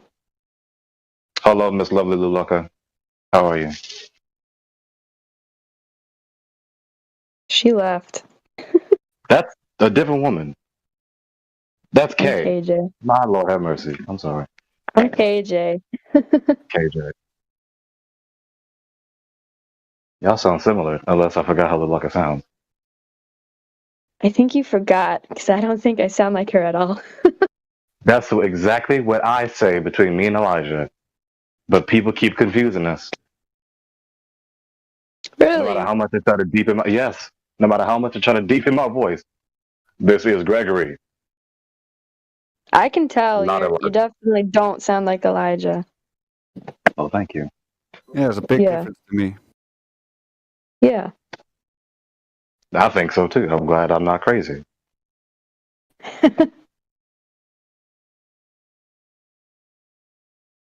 You have a similar timbre, but that's about it. Oh, you say timber, not timbre? It's English. I'm not great with English. I mean, the way you said it looks like it's spelled, but then again, English.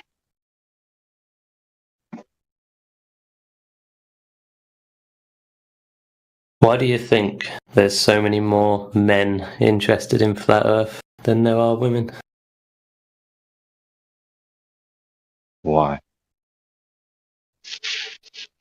Men are in general more like interested in things, science and stuff like that than women. Yeah, I think that's also the reason. Can you prove that? Yep. Please do. How many men are in this Discord? No, prove it. No. Prove it overall what you said, not just about this tonight. What do you mean? That men are more interested in sciences instead of women. Also, I would like to add that just because there's more men in an argumentative chat room doesn't mean that women don't respond less well interested. to this. That's true. Yeah. Inductive argument, but weak. Yeah, I would actually make the argument that women are more capable, from my own experience, to accept the truth that the Earth is flat and stationary, more so than men, like maybe on average 10% more often capable of accepting the truth than men. But I think Discord servers is just more of a man thing. Do you reckon that's because it's an ego thing? And men have, like, a harder time letting go? I think it could be that, but I think it's just general intelligence. It's just that women just are on average, in certain ways, more intelligent than men. There's just some, some things that men are better at than women, some things that women are better at than men.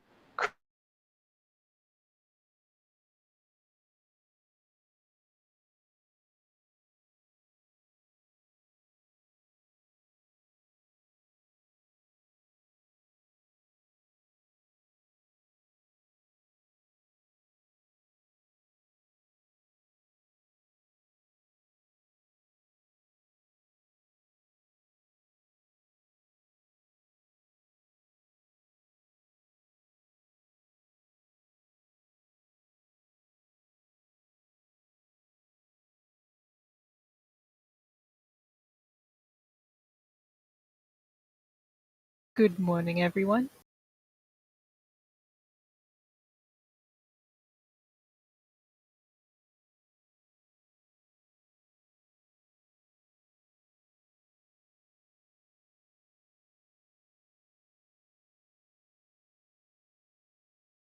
I'm going to drop a cool picture I captured this morning into the live stream text.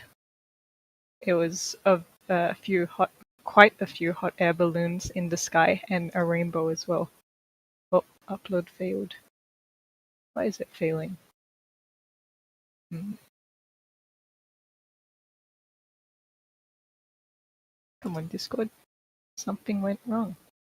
No, Discord doesn't want to share this really cool picture.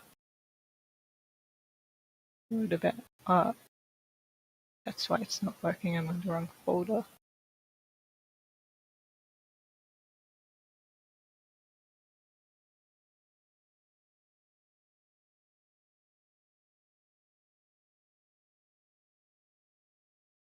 Okay, posting it in the live stream text now.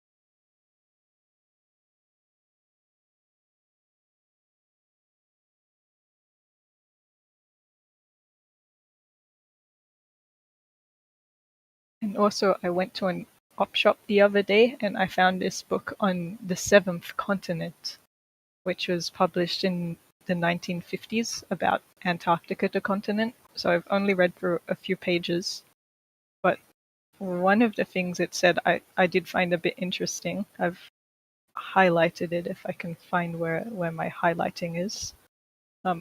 So I'll quote from the book. To the east of the fuming volcano, and they're talking about Mountain Erebus, the explorers saw an apparently endless white line rising out of the sea, extending to the limit of their vision.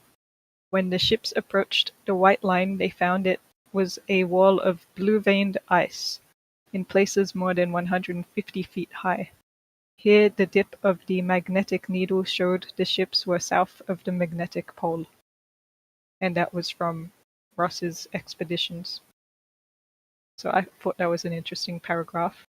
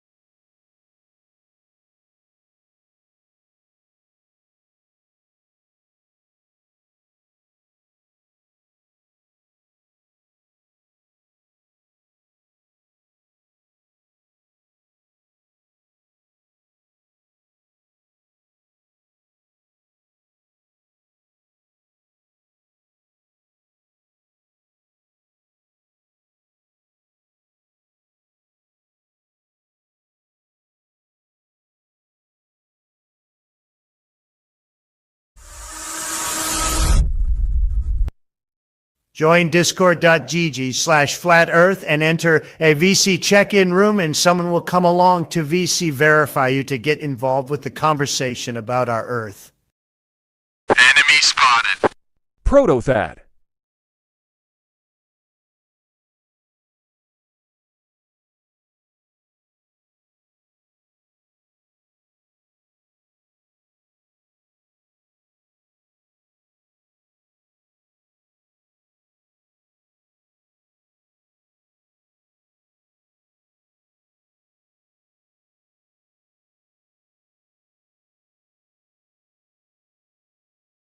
Alright. I should be good now. My friend, hopefully you can hear me. I do apologise if I start roboting. If I do start roboting, mate, just tell me and I'll stop. You were at the beginning, but you sound a little better now.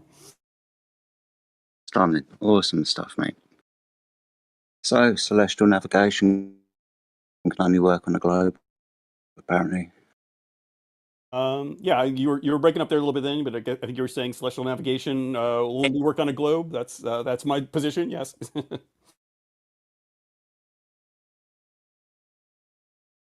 Okay. I mean, can you explain to me, for example, how this is done? Because from my understanding, obviously every star has a ground position on the surface of the Earth, and that angle is 90 degrees.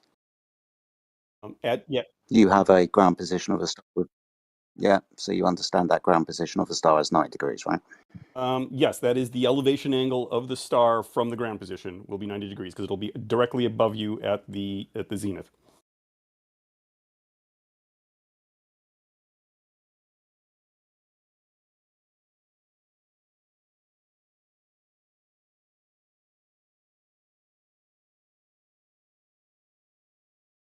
I don't know if you're talking, I'm not hearing anything.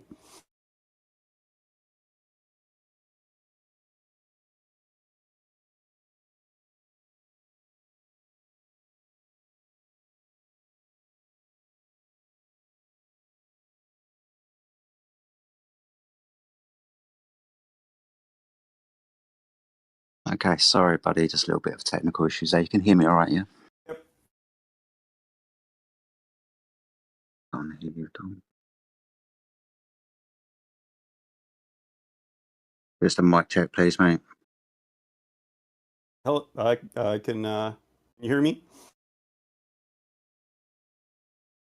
Yes, I hear you, buddy. I hear you. So the ground position of a star directly underneath any star in the night sky, right, has a ground position directly vertically underneath it of 90 degrees to you with your angle measuring device. It is the sextant, yeah? It is not 90 degrees to the observer. It is 90 degrees to if you were at the ground position, or elevation angle to that star would be 90 degrees. The horizontal at that ground position is not the same horizontal as your at your observation point. Okay, so correct me if I'm wrong, and I know you will do. Whilst doing celestial navigation, and what I'll do is I'll remove all of the dip correction and altitude corrections that we would have to do if we're on a surface. I'll put the sextant on the floor to make things easier for us, all right? So we don't have to do those dip corrections and other corrections. I can measure a angle up to a star. Let's call that angle 45 degrees, okay? And now vertically down from that star is a straight line, and it meets the surface of the Earth, and then a horizontal line to you. That angle between the vertical and the horizontal is 90 degrees, correct? No, it is not. There is not a horizontal line between the ground position. Can you provide me with a citation with that, please, then? Absolutely. Can you provide me with a citation for that, then, please? Awesome. Sure. Stuff, because see, this is where everything gets a bit confusing, because I can provide you with citation from many a celestial navigation book that talks about the ground position angle of a star at 90 degrees. So we're going to have a conflict of interest here, aren't we?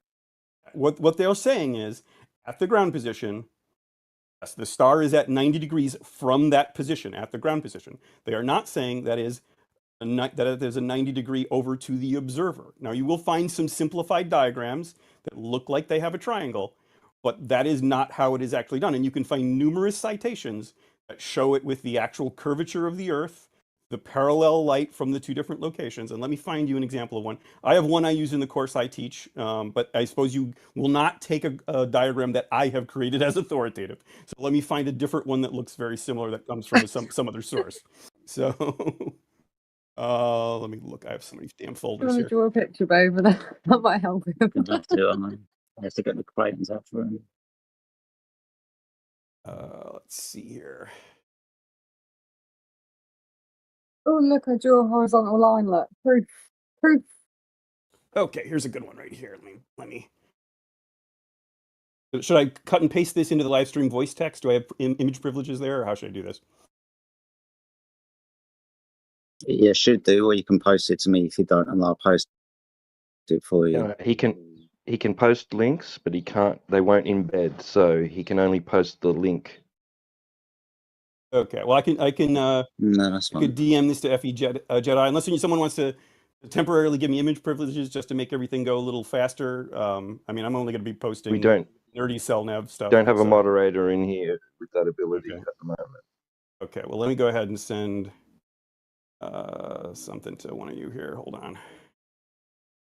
Moderator. Somebody do me a favor and ping a moderator. Yeah, if there's a moderator listening, I'll also tag them. Thank you, buddy. Yeah, I just sent an image to FE Jedi if he wants to copy that one. Let's see, remember, do I have the actual source? That comes from a particular navigation book. Which one did I copy that one from? Let me look around a minute.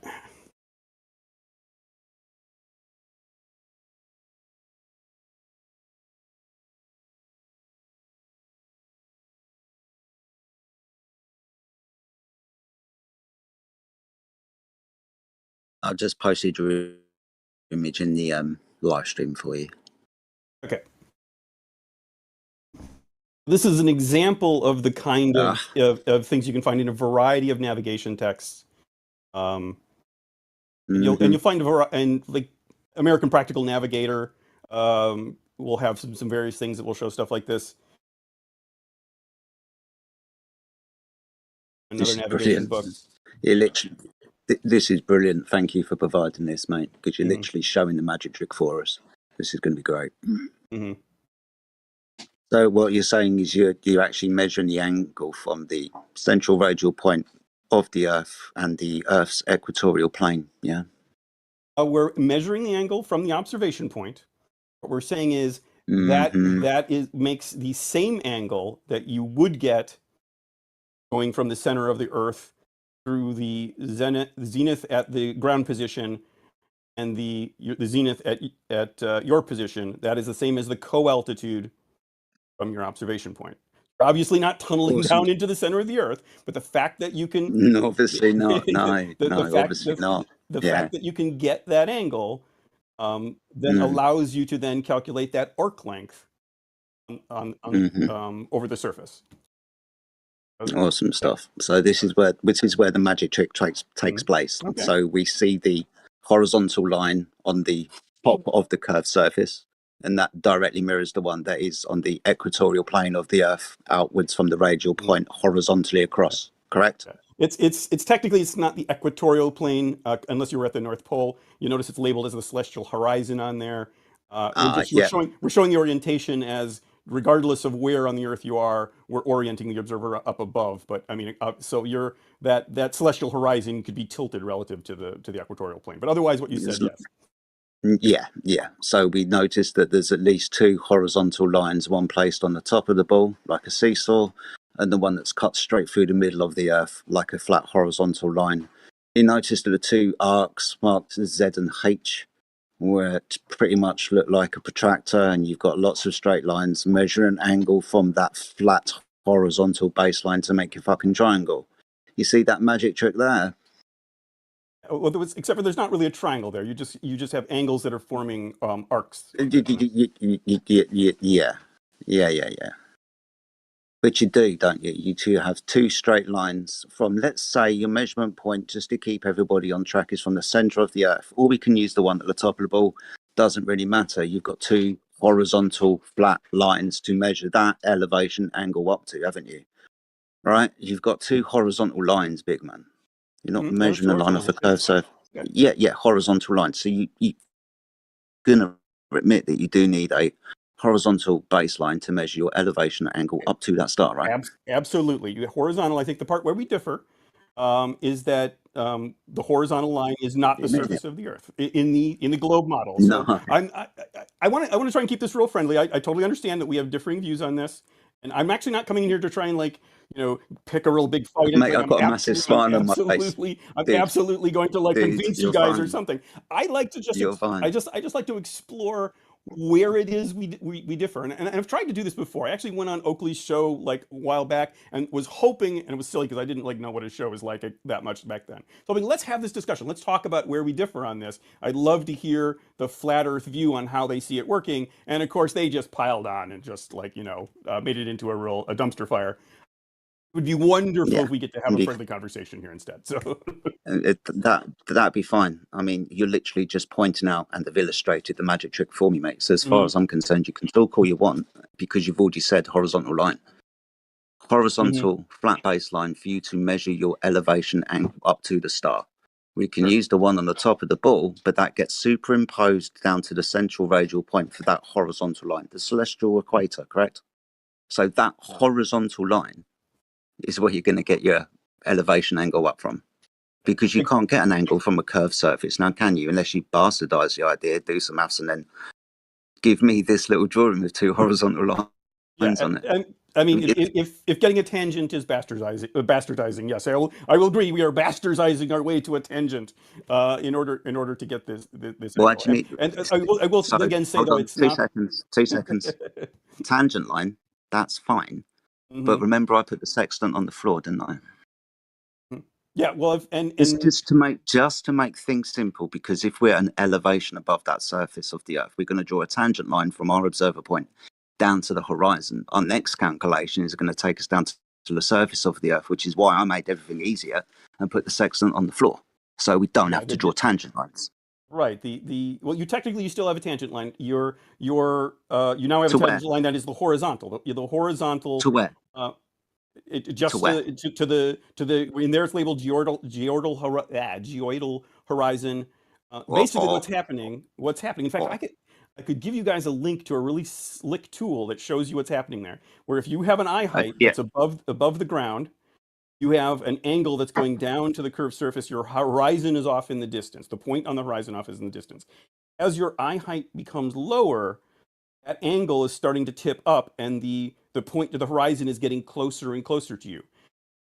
As you get to the point where your eye height is basically right in the water, you've basically that sight line is tilted to where now it's horizontal. It is horizontal, and the horizon is at your eyeball. They are now the same place. So that your sight line and the horizon and the horizontal are the same thing. They are the same tangent line. Yeah. So when we're making our reference to the horizon, it's not actually the horizon that we're interested in, is it? It's actually the ground position of a star that's a known distance at a certain time of year, because the stars come back this, that, and the other. It's not the ground position, actually. No, it's not. We're not actually aiming at the ground position. No. Ground position comes completely from the nautical almanac. The only reason we're looking at the horizon is we want the zenith. We can measure directly from the zenith if we want, because we want the coax. How far away can the star be? As in ground position along the surface of the Earth, or geographical position, if you would prefer. Well, I mean, you're limited by. Eventually you can go like about a quarter of the way around it. The star will be. If the star is close to the horizon, you're going to get at your maximum distance to the circle of equal altitude, and then you can't see it anymore. So you're just not going to get that one, and that would be your maximum distance, which is about a quarter of the circumference. We say what, about 3,000 miles? Let me just do the math here. I think in nautical miles. So. Yeah. So this is again maybe an area of contention that maybe you and I should discuss. Because that geographical position or ground position of that star is on the surface of the Earth, and we know the distance to it from me or you with the sextants, and we can say that star is 2,000 miles beyond the horizon, for example, correct? Which is why we want to have a reference of the horizon, do our calculation, dip correction or altitude correction, which is why I put the sextant on the floor, and the geographical position is beyond the horizon, at a distance of, say, 2,000 miles. Yeah, I was going to say the maximum would be like close to 5,400 nautical miles, and you're right. The ground position is typically going to be much farther away than the distance to the horizon. The horizon may only be a few dozen nautical miles away, and your ground position is actually could be thousands of nautical miles away. And your angle that you point your sextant is not pointing at the angle of where the ground position would be. It actually would be much lower than that. Yeah. So we're getting a reference from the ground position of that star, we'll say, to keep the math simple, 2,000 miles away. Straight horizontal baseline to me and you've just put the sextant on the floor, and that star in question is an angle above the horizon. Let's keep it 45 degrees to keep everything simple. We've just made a triangle. You understand that, right? At the point when you've put your eye down exactly at the bottom, you have basically no line out to the horizon. The horizon is sloshing against your eyeball. So your dip correction has become zero only because you don't need to look down to see the horizon. The horizon is literally on your eyeball. And let me find this. Yeah, let me get this link to show you what I mean on that. Just quickly, and I know this might be a slight aside. The horizon's not physical, is it? It's not the geometric curve of the Earth. It's a horizon. It's an apparent location, right? Well, I mean, what you see physically with the horizon, the refraction is affecting that. So it is an apparent horizon in that it's not a geometric horizon, because the geometric horizon you'd have to look a slightly different location. But I mean, you're still looking at a physical thing in that there's water there. There's physical water. But it's just that the position, the angle to it is slightly different than it would be if we had no atmosphere. That's all we really mean when we're saying we're looking at an apparent horizon rather than geometric. Geometric is what you'd see if we never had refraction, but we have atmosphere, so of course we have refraction. So. Awesome. So we're just using the horizon as a reference point, right? To draw your tangent down to. Let's remove dip correction. Let's call it an altitude correction, because we can backwards that one as well. Mm-hmm. So an altitude correction, this is why I put the sextant on the floor, because that's what the math does. Is your correction will take your altitude down to zero. So we put the sextant on the floor. The altitude correction, that's not actually what the altitude correction is doing. The dip correction, the altitude correction is dealing with the sight line to the celestial. So it's the upper line, not that lower one to the horizon. Your lower line is handled completely by the dip correction. That includes a component of refraction. There is refraction in that. The altitude correction is a refraction correction. The celestial, it is based on your sextant angle to the star. So depending on your altitude horizontal angle that you're reading, it changes based on how high that star is. Dropping to zero if the star is exactly at what's horizontal is celestial. No. The celestial body is going to be. I'm talking about the celestial body, the star. I'm not talking about the celestial body. I'm talking about the celestial equator. Okay, but you mentioned the altitude correction. The altitude correction is something very specific. The altitude correction, you are applying the angle that you have after applying the dip correction. So you've basically now changed your lower line of your angle being horizontal. So you've got that. So that lower line is adjusted. Now you still have to worry about the upper line that's going to the star. That is also affected by refraction, and the amount it is affected is based on how big that angle is. Closer it is to the horizon, the more it's affected. It gets less and less as it gets closer to the zenith. So when you're up to the zenith, you're basically, because you're cutting through the density gradient exactly perpendicular, there is no refraction. And therefore, the altitude correction is zero if you're looking straight up at the star. So that what we call the altitude correction, sometimes called the refraction correction, is only the upper line of the angle. Dip correction is the lower line of your angle. When you apply the two of them, you now have a elevation angle that has all the potential confounding things like refraction removed.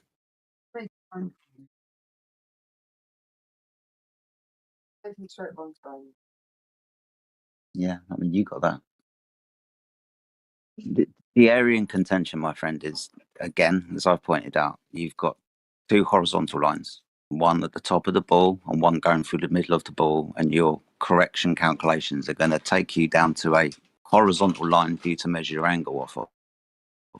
You're going to build a triangle between you, that star, and the ground position of that star back to you with your sextant that we put on the floor. The sextant is obviously just an angle measuring device. Okay. I Can I just point out too? What it is. It's just an angle measuring device. It's glorified. Can I just quickly point out? Sorry to interrupt, but in that diagram, I still don't see a 90 degree from the GP. It actually is. If you look at where the GP is and where the line out to the light ray, how that's extending. If you were to like rotate that so the GP was up at the top, you could create a tangent line at the GP similar to that geodal horizon, and that would be 90 degrees. A tangent line at the point of the GP to that curved surface will be 90 degrees to the light ray. But they're saying, when they say that there's a 90 degree at the GP, they're not talking about it being 90 degrees to the observer. They're talking about your angle. If you were getting an elevation angle to the star from the position of the GP, it's directly overhead. Therefore, that elevation angle is 90. But I understand that from the flat Earth perspective, there's this belief that, well, of course, the surface is flat. Therefore, there must be a horizontal line running between the GP and the observer, and that would then form the base of a triangle. And that is helped along by the fact that you do find some diagrams that look like that. I am here to tell you that those diagrams are very simplified things just to get the idea across of having an elevation angle. This diagram I'm showing you here is the way it's applied in the process. I've actually demonstrated that by showing how that distance between the GP and the observer is an arc. We get a citation for that. My actual demonstration. Yeah, I have a video. I don't know how many of you have seen. Can we get a citation for that's how it's done in the process? Well, this what I posted right here is an example of it. Actually, probably an even better example would be the guy who created the process, the guy who invented circles of equal altitude was Captain Sumner, like about 100 and some years ago. Let me see if I can find one of the pages from that book. Hold on a second. Citation is, don't you? I know I'm not going to go to all the doing it like I'm defending my thesis, but I can provide you a link or the what the actual the book is that you can get this information from. And I'll give you the page from the book that has the relevant section. So hold on a second. Not the folder it's in. Appreciate you guys being patient. I think it's in this one.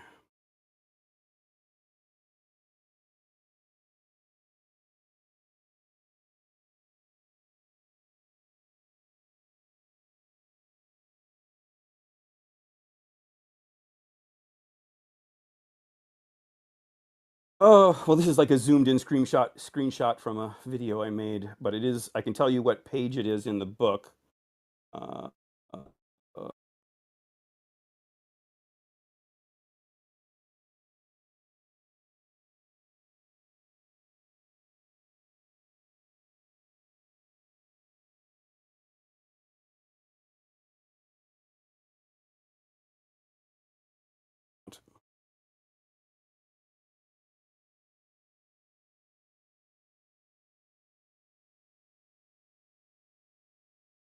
If I'm reading that picture correctly, by floating a rope in the water with a knot in it measures distances. You're talking about the original way that we measured speed on boats. Yeah, you trailed a rope behind, and how many knots would pass, along in the water as you would count, and then that would give you your speed. We have more accurate ways of doing it now. We have little devices you can trail in the water, and it'll measure the speed of the water much more accurately. But actually, I was using one when I was sailing just a couple days ago. Yeah, so let's see. Any of that stuff requires flat Earth too. Okay, so this is a section where the Captain Sumner, the guy who invented the kind of the circles of equal altitude method of navigating, is describing how you're getting the distance from the observer position to the basically the edge of the circle of equal altitude.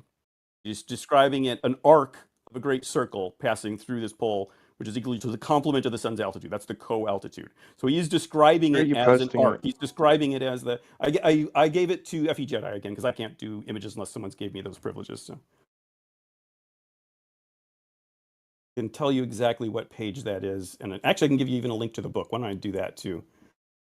I can post that right in the chat. Let me find my actual. Find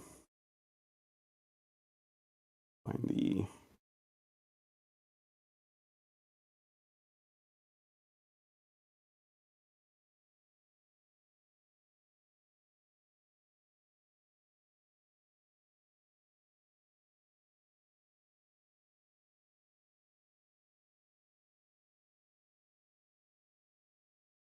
Have a mod out there on YouTube listening in. Could we please give Protothad temporary image permissions? I did post your last message in the live stream voice text as well. Okay, I'm going to go ahead and send a link to this book. Google Books does these disgustingly long URLs.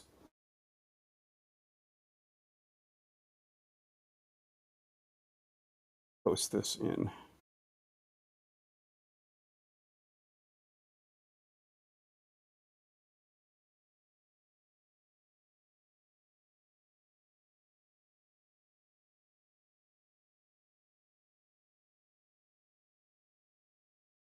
Let me know if you guys can open that book. It's to a PDF of a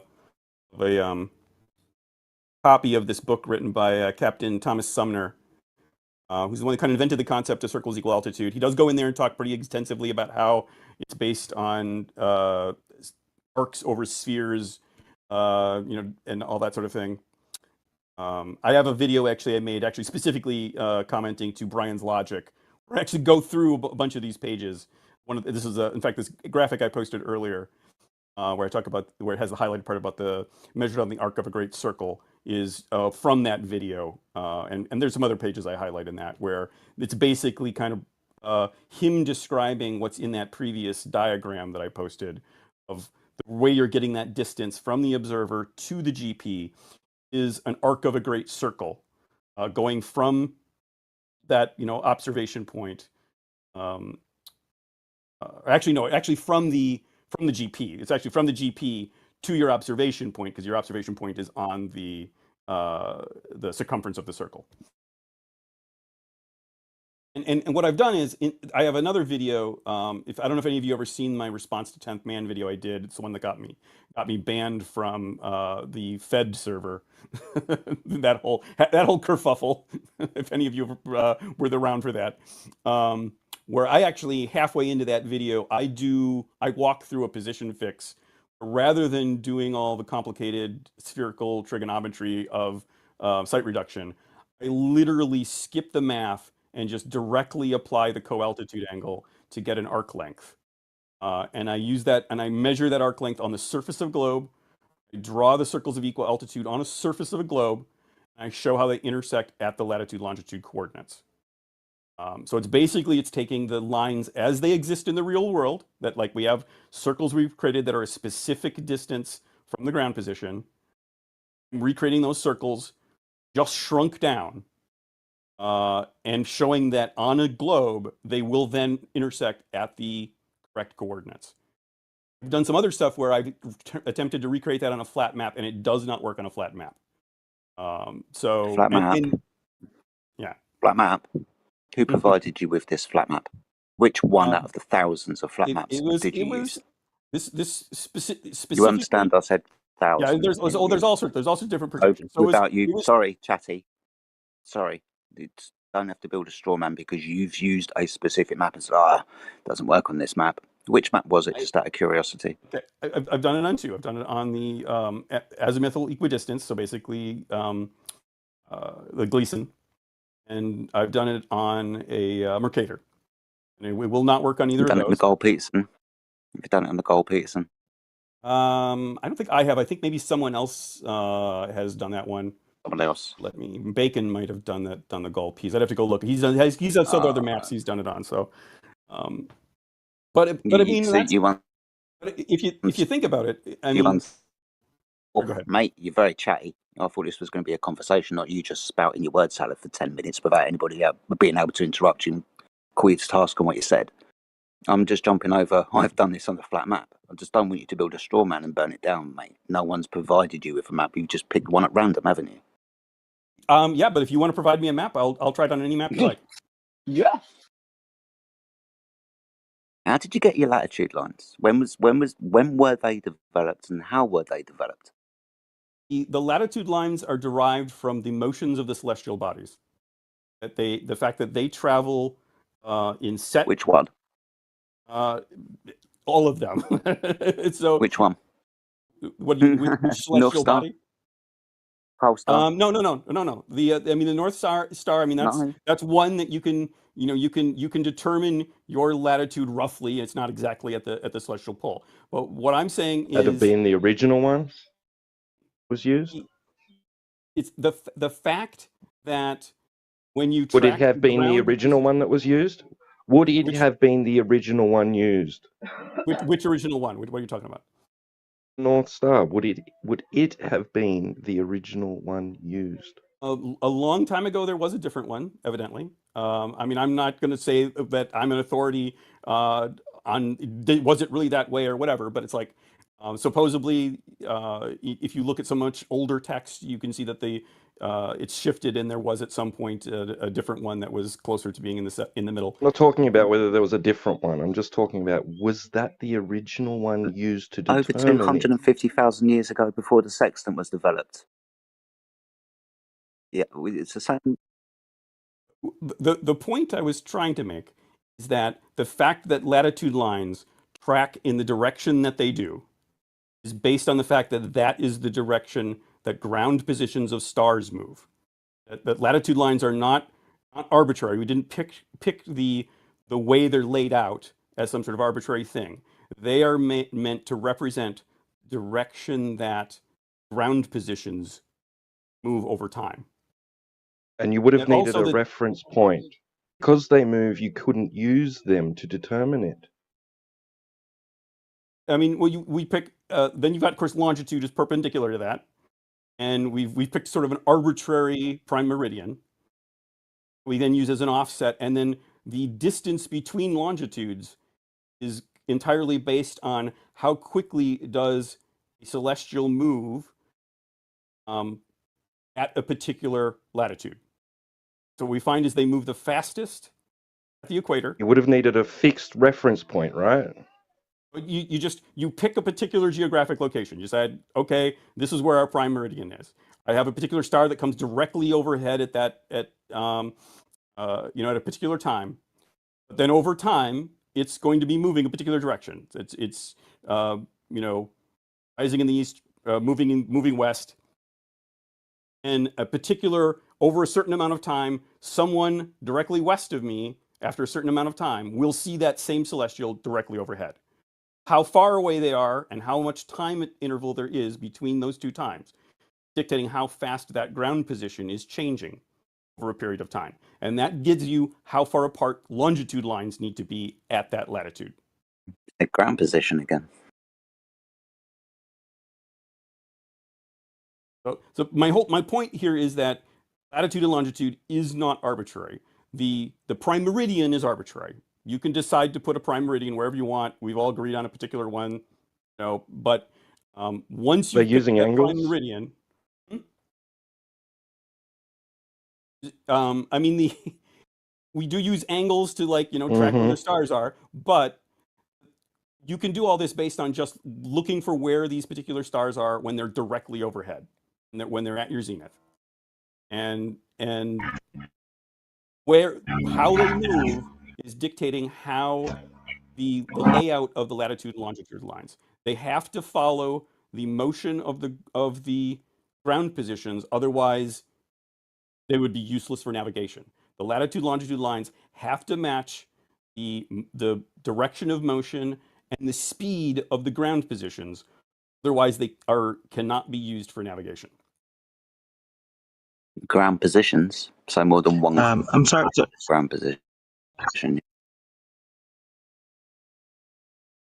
I just had a We're now question. talking Sorry to about ground. interject there, guys. Okay.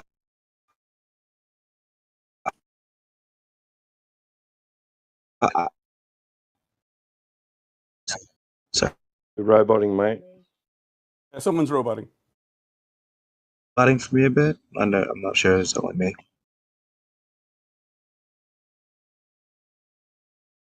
You're roboting pretty bad. So I guess my question was about the thing Jedi asked about the North Star and the positioning. Like, how were you able to draw latitude lines if you didn't use a reference point like the North Star? So basically, you took the maps and then you took the latitude and longitude points that they told you, and then you went to a different distance and then you use that as your next one and see if it looked accurate on the map. Like, how did you figure out those distances or the latitude and longitudes? Well, I mean, my point I was making earlier was not so much about exactly how you were numbering specific which latitude you're at, but the fact that the latitudes are oriented the way they are. It's definitely to decide where what latitude number you're at, what latitude you're at. You do want to use the North Celestial Pole. Which, yes, Polaris is very close to it. It's actually not quite there. So when they were determining those, they weren't technically using Polaris. They maybe did in the very early days when things weren't as accurate. But when you want to get really accurate, you're actually determining that celestial pole point that's like a fraction of a degree off from where Polaris is. So that's how you're doing that.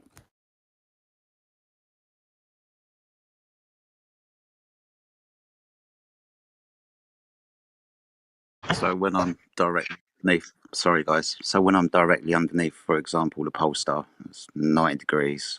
I move half the distance from the pole star to the equator. It's 45 degrees. I'm at the equator at 0 degrees, correct?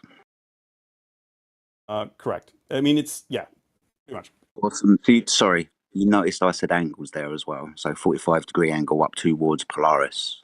0 degrees up towards Polaris and 90 degrees underneath Polaris, and every single increment in between 90 degrees and 0 degrees, right? That's an angle we're talking about. So this is how your latitude lines were actually made. Yep. So again, angles. I've never said it's not 45 angles. degrees up. Flat Well, baseline. this is the thing. If you're going to be measuring angles off of a curve, you can't measure angles off a curved surface, now can you? Absolutely, you certainly can. You can. Hold on. 2 seconds. We're going to have to ask you a very simple question. You know what a triangle is, right? 3 straight lines meeting at 3 vertices where the interior angles can be measured and added together to reach 180 degrees. If I curve one of those lines, 2 of those angles I can no longer read, correct? You and don't it's need no longer a triangle, correct? You don't need a triangle to get a single angle. From your vertex, which is your eye, you just need 2 points to aim at, and you can get an angle. And you will agree. Come on. And those would be straight lines. Those would be straight lines, wouldn't? Yes, those would be straight lines, correct? Sorry, two points make a line. I don't know what the fuck he just said. A vertex, and then 2 points that you're aiming at. I should say 2 and right. You're going to be using. Let's say 2 sight lines. A vertex and 2 sight lines can create an angle.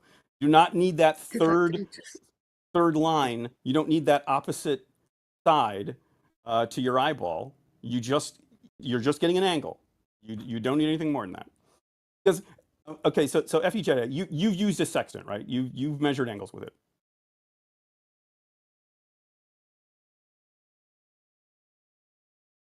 I think you might be dropping out.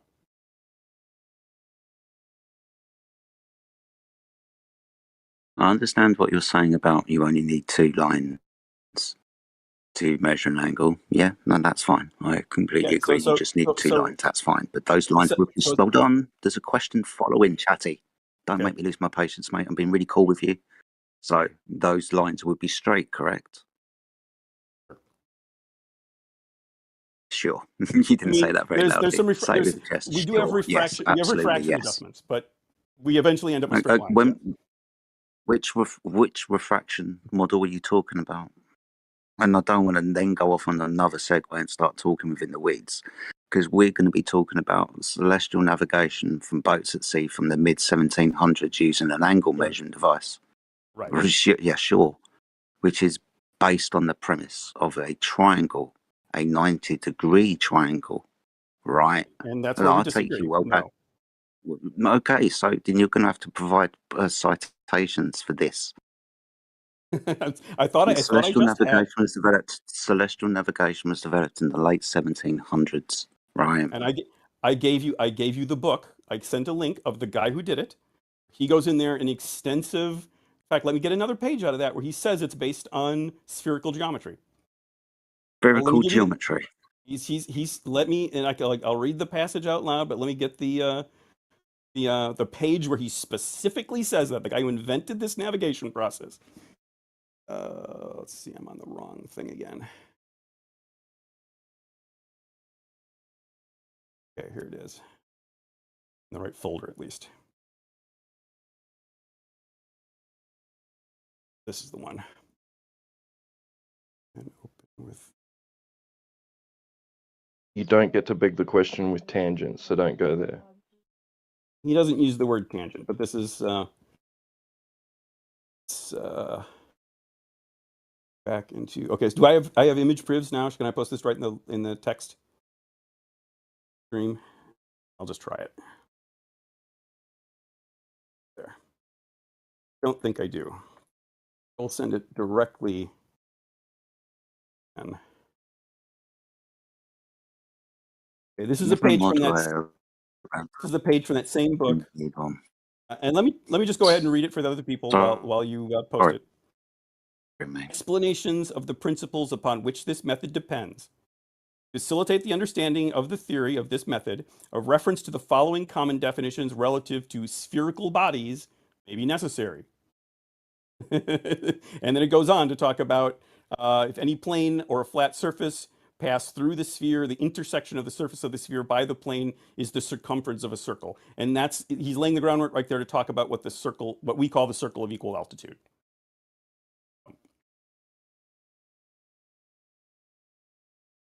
It's about great circles, small circles. Later on in the book, he talks about how that relates to parallels of latitude. But if this specific book, he goes in quite a bit of depth describing how the distances over the surface are arcs, and how this is happening on a spherical surface.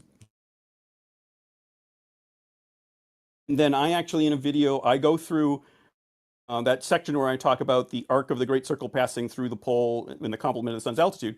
I actually step through and show how that looks like that previous diagram I posted. And I have my own version of that I also provide. Let's see.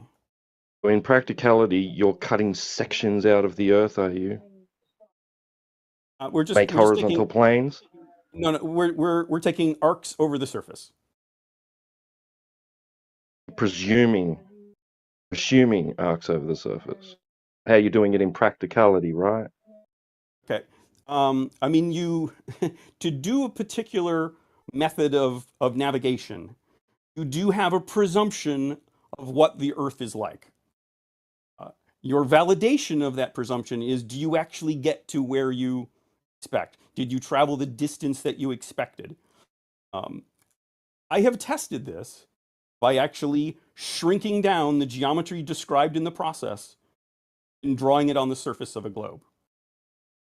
There's a fellow who does a video. I'm trying to remember his name now. You guys may have seen it. It's the one where on the teaser for it has the Pink Panther holding a curved L, angle measure. But he goes through showing how if you draw circles on a Mercator map and project it back to a globe, they get distorted. Opposite is true. If you draw circles on the surface of a sphere, project them back to something flat, they will always be distorted. It is impossible to take circles you've drawn on a sphere, project them to any flat surface, and have them still look like circles. So the fact that I can make them intersect at correct latitude longitudes on a spherical surface, on a globe, means there is not any way to actually make them intersect on a flat map. Now, I've made that claim. I don't know that there's any way I can prove that to you unless we do it on every single map projection that's out there. I've tested it on a few. But if you accept the geographic reality of it is impossible to take a spherical globe surface, project it flat without distorting the distances, the fact that circles of equal altitude intersect correctly on a globe means they will not intersect correctly when drawn flat.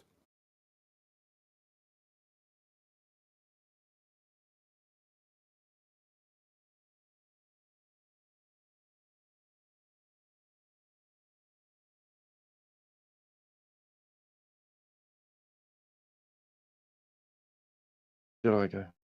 Oh, he's back.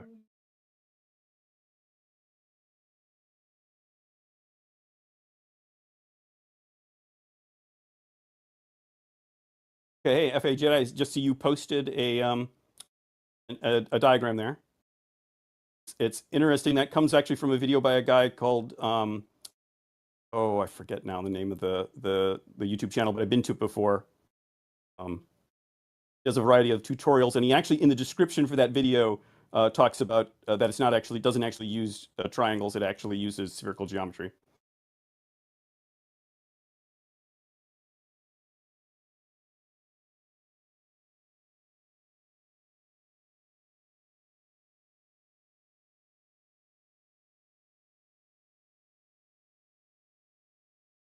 Just going to throw this out there just for shits and giggles.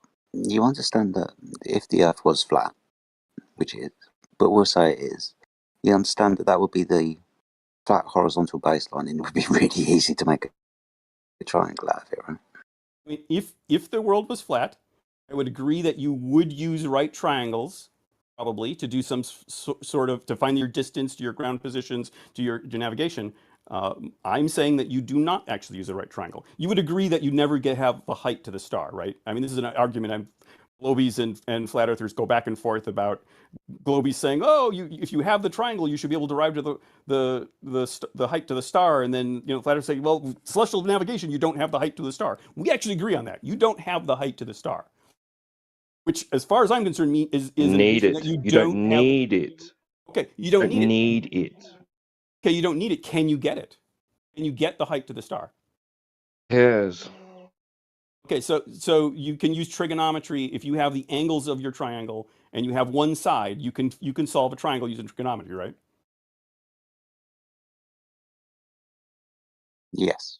Okay, so we should always be able to find the actual height of any star, because when we're getting the distance to the ground position, we know the angles. We know that there's a 90 degree over at the ground position. We know that there's an angle from our observation position.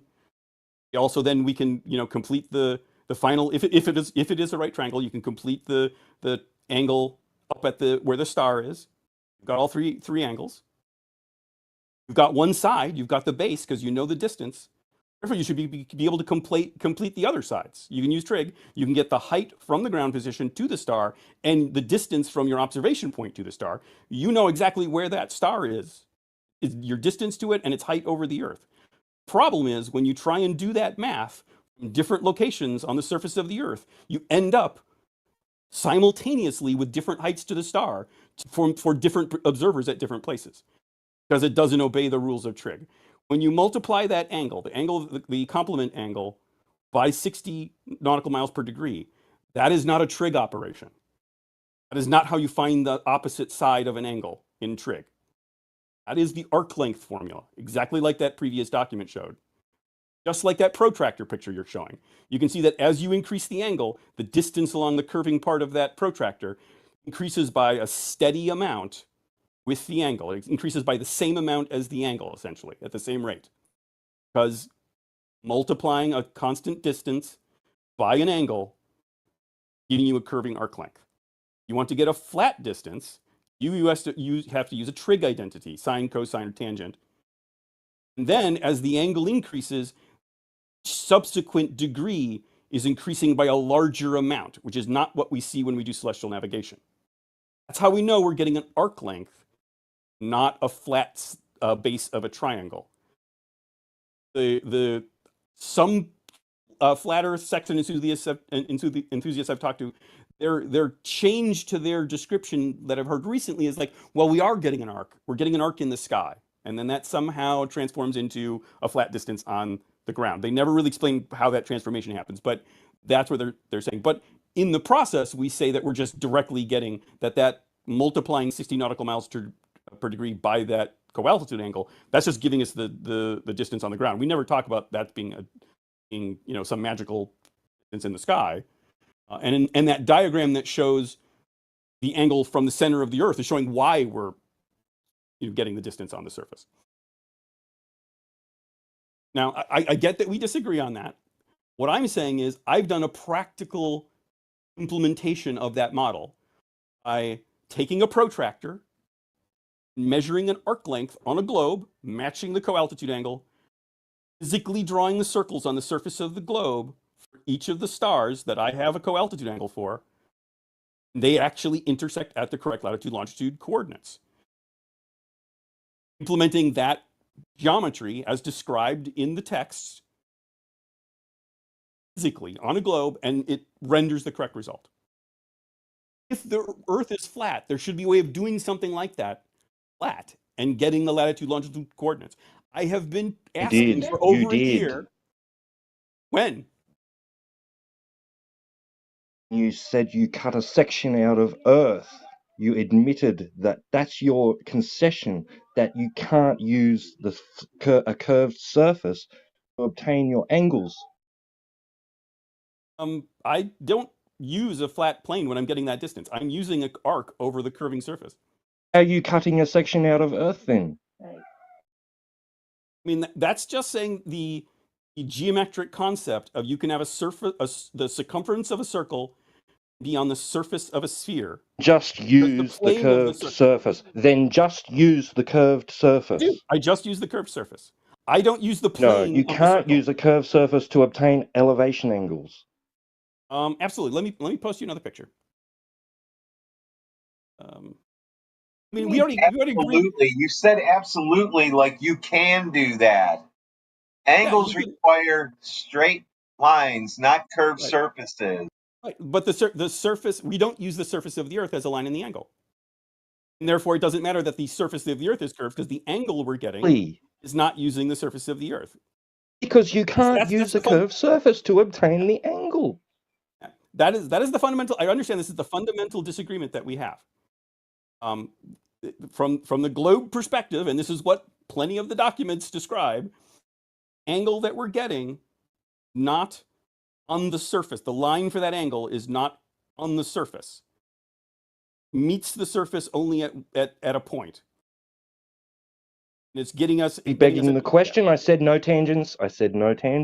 You would be begging the question, sir.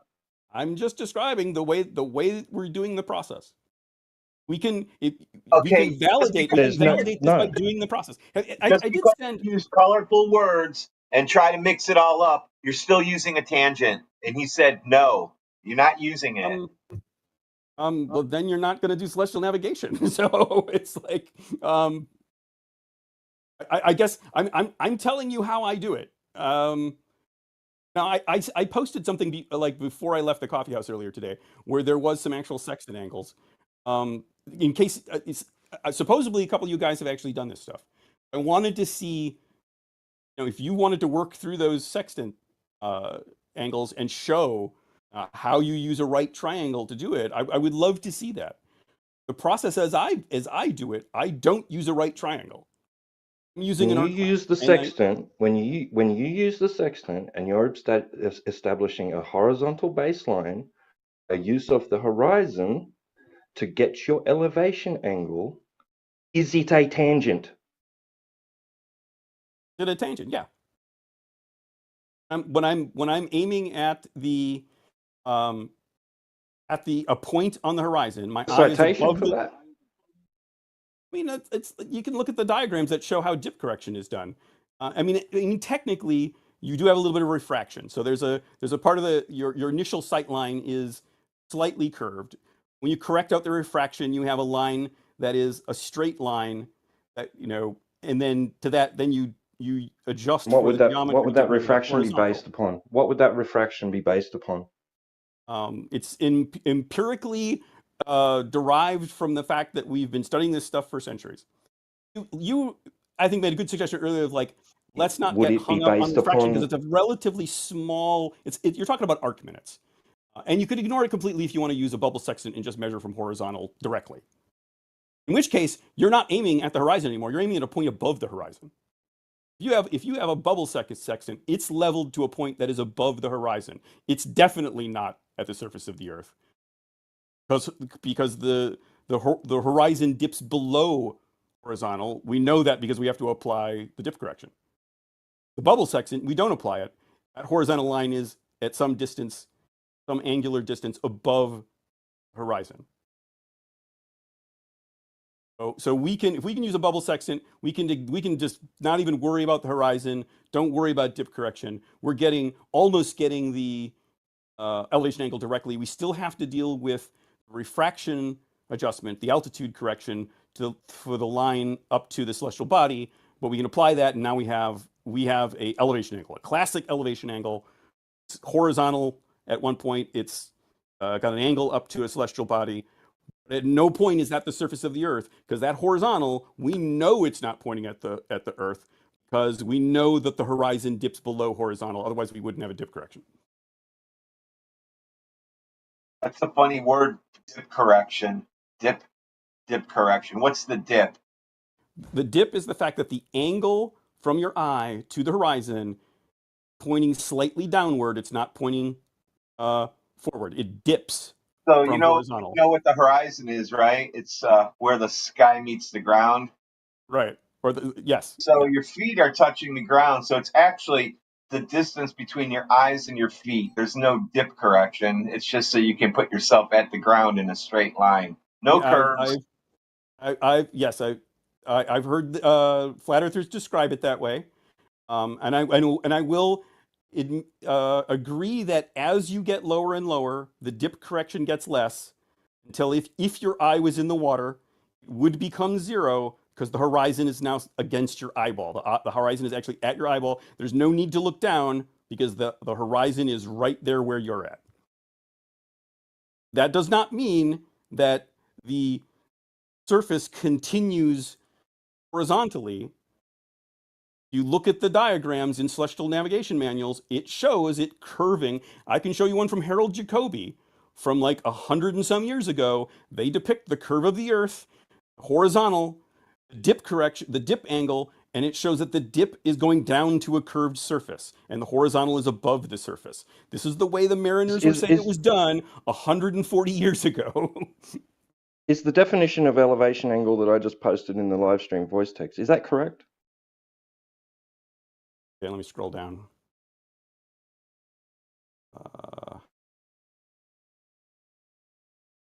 Elevation angle is the angle between the horizontal plane and the line of sight. Yes, but do you believe that the horizontal plane has to be the surface? Is that the surface of the Earth? What you would be establishing with the sextant, right? Yeah, he agreed that the horizon is where the sky meets the ground. Now, ask that question again.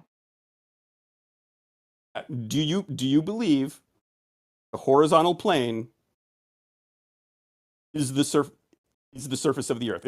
If I'm standing up at the top of a building and I'm getting an elevation angle with a horizontal plane that's with my eye, is that horizontal plane the surface of the Earth? And remember, there's a dip correction, so the horizon is always going to be pointing lower than horizontal. Could I or someone else can you take this?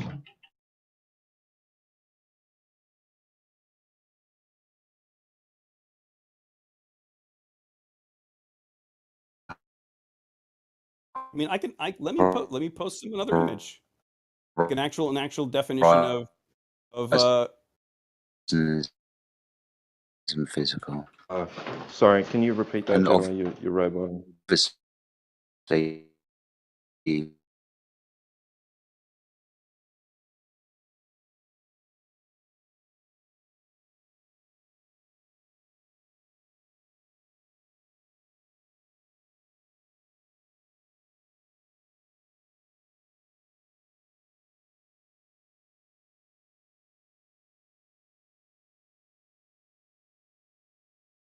Yeah, I'm posting another one to FE Jedi. One of the if you do a Google search on elevation angle or angle of elevation in Google, this is one of the probably right off the first page. I added the red text that says, "Note: the Earth's surface is not aligned in this angle because you have the angle of elevation is above horizontal, and below it you have the angle of depression. The horizontal is at your eye level." So from my standpoint, when I am applying dip correction, I am not thinking of it as lowering myself to the surface. I don't get down in the water and use my sextant with swim fins. I am raising the lower part of that angle up to my horizontal. And you can find references that talk about it that way, in fact, depict it that way.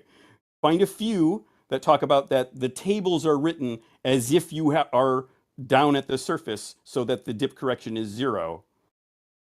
Because you still need to apply you don't know what your dip correction is until you actually apply it by plugging your height of eye into the dip correction formula. And therefore, you want to start with the tables being 0 so you can apply that correction. That doesn't mean you ever actually are at that 0. It doesn't mean that we're actually using the surface. We're never actually using surface as our horizontal. Our horizontal is just horizontal. It's going to be looking straight ahead. There's a horizon where the sky meets the ground. Yes, absolutely. I agree to that. And that point is below horizontal. So your feet are standing on the ground when you do that. So your dip correction is the eye height to the ground. That's it. That's all it is. The dip correction is not your eye height. Those are two different. The dip correction, the eye height is what you plug into the dip correction formula. Dip correction is what comes out of that correction formula. You've got what the input to the formula and the output. Or you can dig a hole in the ground and make yourself even at the beach at sea level and do it that way. Then you don't have to do any numbers, do you? Yeah, but then your horizon is right at your eye, and that's why you don't have to look down. It's also a real poor way to do it because refraction gets worse at the surface. It's where you have your biggest temperature changes, so you're really better off being higher.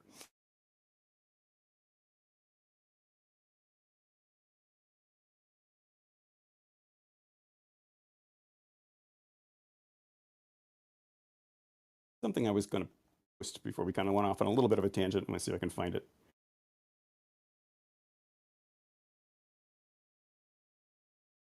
I mean, but we at least agree that the sextant doesn't need any kind of physical surface to get an angle.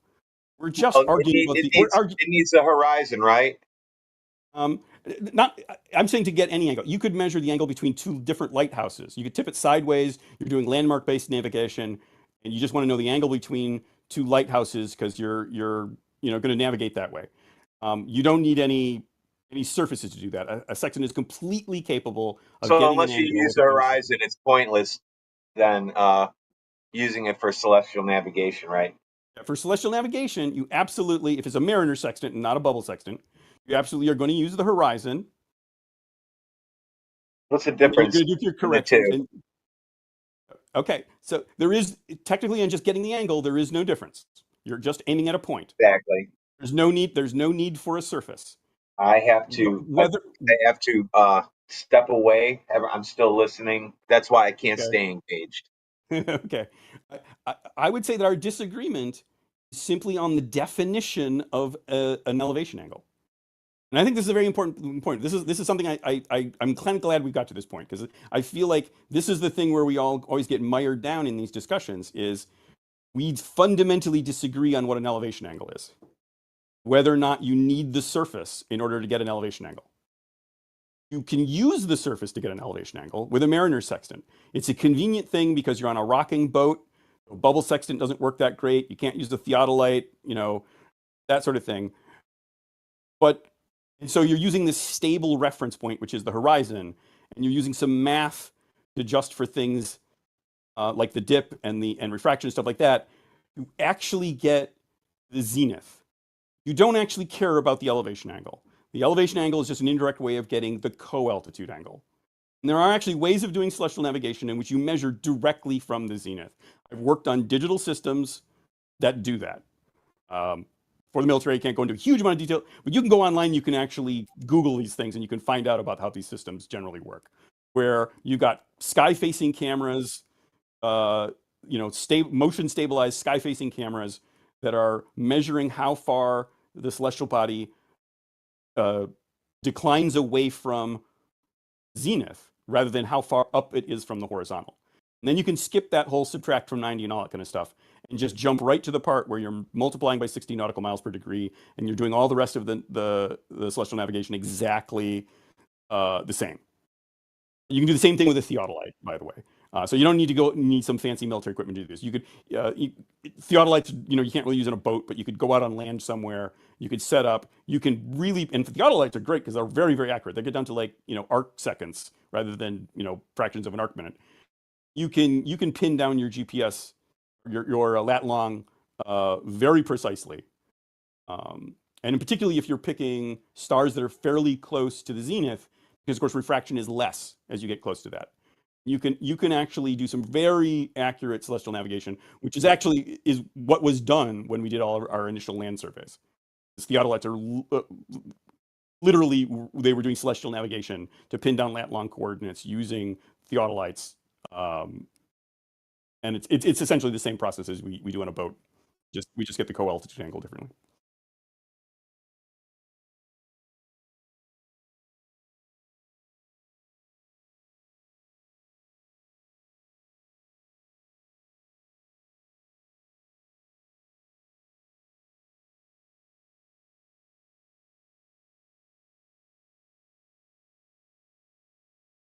Ruhif, is that you? It sounds like you. Yeah, you're a little bit quiet. I posted like about an hour or so before I got jumped on. I posted them some sextant angles in case someone wanted to do a position fix, and we could talk about our results and how we got them. I don't think anyone did. You guys, is that better? Yeah, I can hear you better. Okay, cool. Yeah, sorry, there are a lot of peanuts in the chat with a lot of opinions. Yeah, and you're not going to run the show either, so how are we going to do this today? Just asking a question. Is there any flat earther here who can demonstrate that they can do celestial navigation? That's my only question. That's it.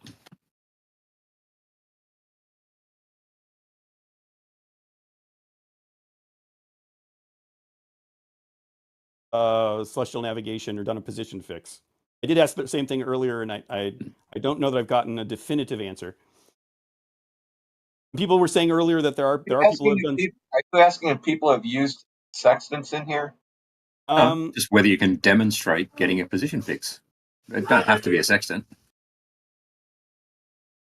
I mean, you can get the angles from whatever device you want to use to measure the angles. You can get them from someone else who's actually used the sextant to get the angles. The question is, can you take the sextant angles, the elevation angles, and turn them into latitude, longitude coordinates? There's numerous challenges that have been put out there. I posted one to the Heliocultist channel earlier with a set of 3 sextant readings that if anyone wants to show that they can do it, I've got in I've got a really good set I did just here off the coast on the coast of Lake Michigan that I do in my video, my response to 10th man video that I did last Christmas.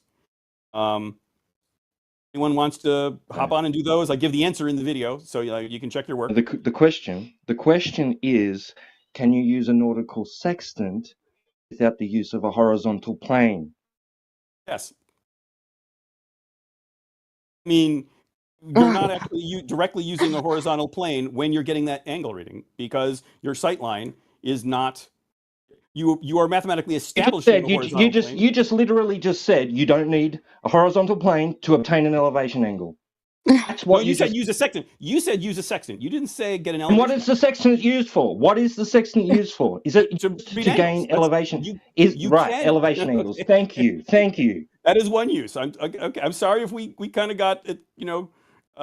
Cross points there. That's what it's used for. Just let it be. Okay. But I'm saying that we disagree on what that elevation angle is. That horizontal for the elevation angle is not the surface of the Earth.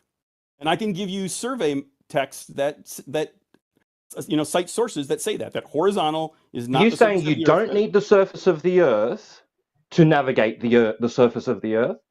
That you don't need the surface of the Earth to get an elevation angle.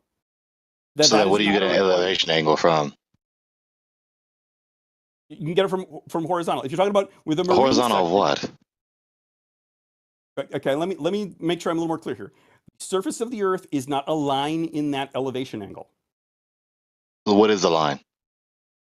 The line is just horizontal, which is not the Of surface. what? The angle, the elevation angle. You have a horizontal Angle from what? From the observer's eye. The observer standing on the deck of the boat. And where's the boat? The boat is in the water. And where's the water? The water is all around you. Contained in the earth. But right, so the observer getting the elevation angle is getting the elevation angle up from the earth. They're getting an elevation angle from their eye.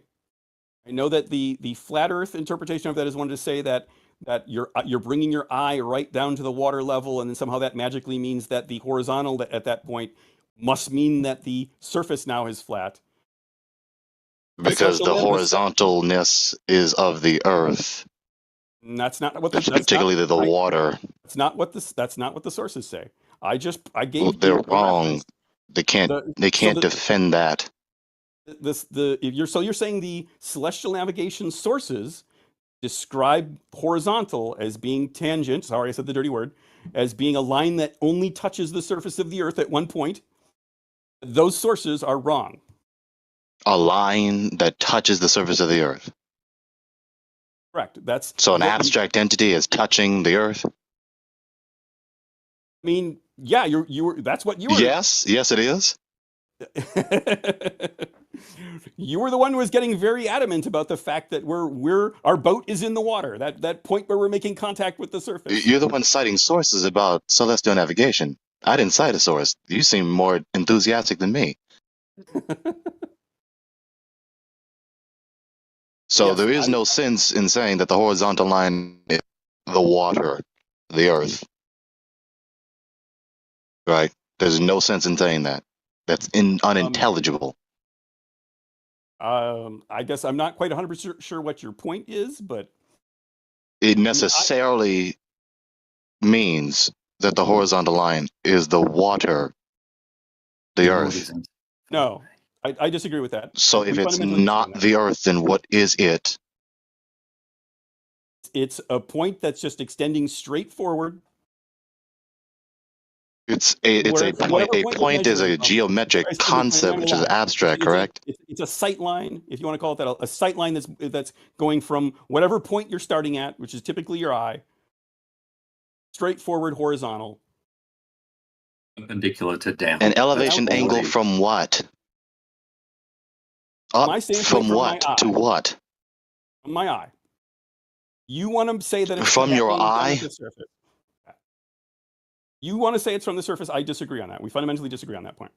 What sense does this make? You have to avoid the obvious conclusion. You know full and well the pattern of reasoning that the flat earther is arguing for is clear and not obscure and sequitur. You have to obscure what the horizontal line is at the bottom of the triangle, and then even have to deny that there is a triangle in principle involved. There isn't a triangle. I've never seen any flat earther demonstrate how they use that triangle.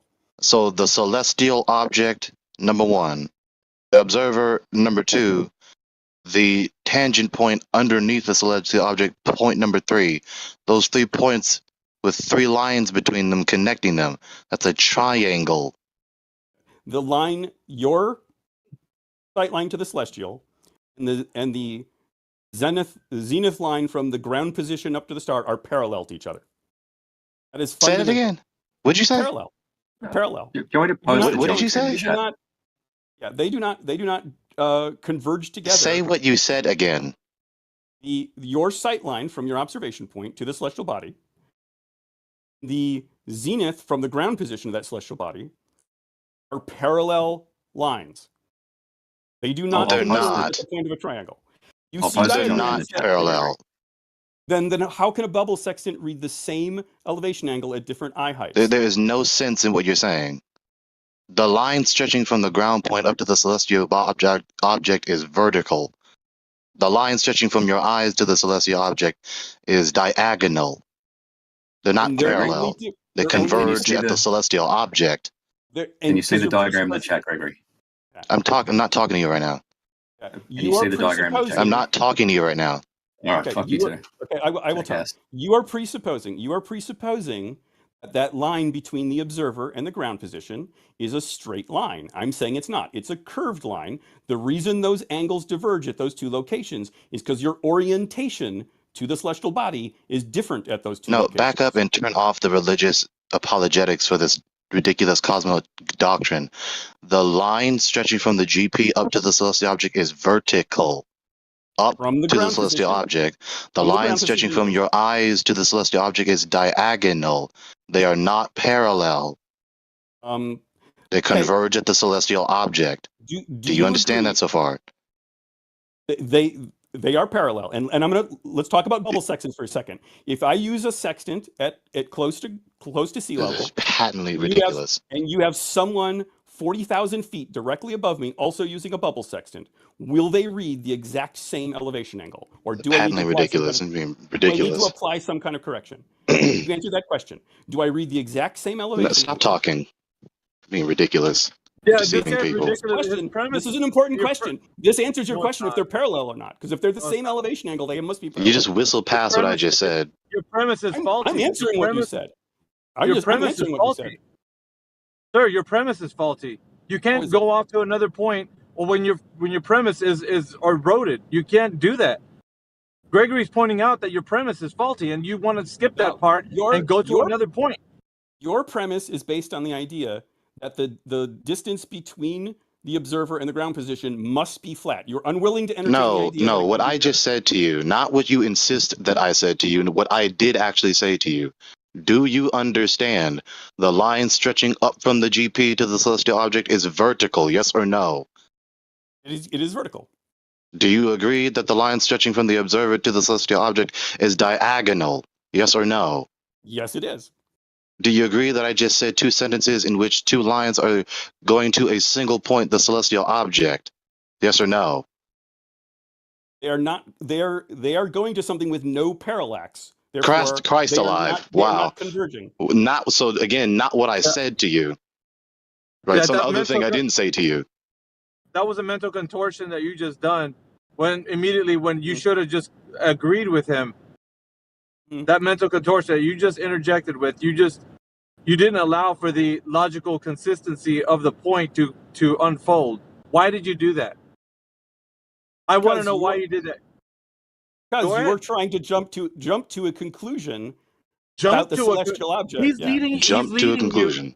He's leading you. He's directly leading you from point to point on the conversation. I mean, everybody can hear this except for you. You're trying to divine his thoughts. You just stop doing that. Just go along with what he's saying. Either agree or disagree, and then if you disagree, then you better back it up with why you disagree. Okay. So he's basically either agree with what he's saying or but we don't hear that. You just jump to your point and you forget to say why I disagree with that based on whatever logic. You don't have anything. So either agree or disagree with him based on the logic that he's presenting. So resuming at the last question I said to you, do you agree I previously said two sentences which are talking about two lines converging at a single point, the celestial object, yes or no? No, they do not converge. So I didn't just say that? I'm saying you may have said that. I don't agree that they converge at that point. Why? Because the star is massive. Therefore, given the distance of the Earth, your sight lines can go to that star without converging. The star is much such an asinine non sequitur pattern of premises. But say we can disagree. You can say that we don't have any proof of that. You don't believe whatever. But you have to agree that if that was the case, it would allow for parallel light rays. No, even your appeal to parallax is ridiculous. It's an asinine non sequitur line of premises. We can prove it. We can prove it. In principle, doing the math. No, you cannot prove it. Yes, it is. You need logic in order to do math. Do you understand that? Do you understand that? Back to what I said. Yes, I understand. No. Do you understand that? If we can't agree that we need logic to do math, there's no point in this. Okay. Do you need logic to do math?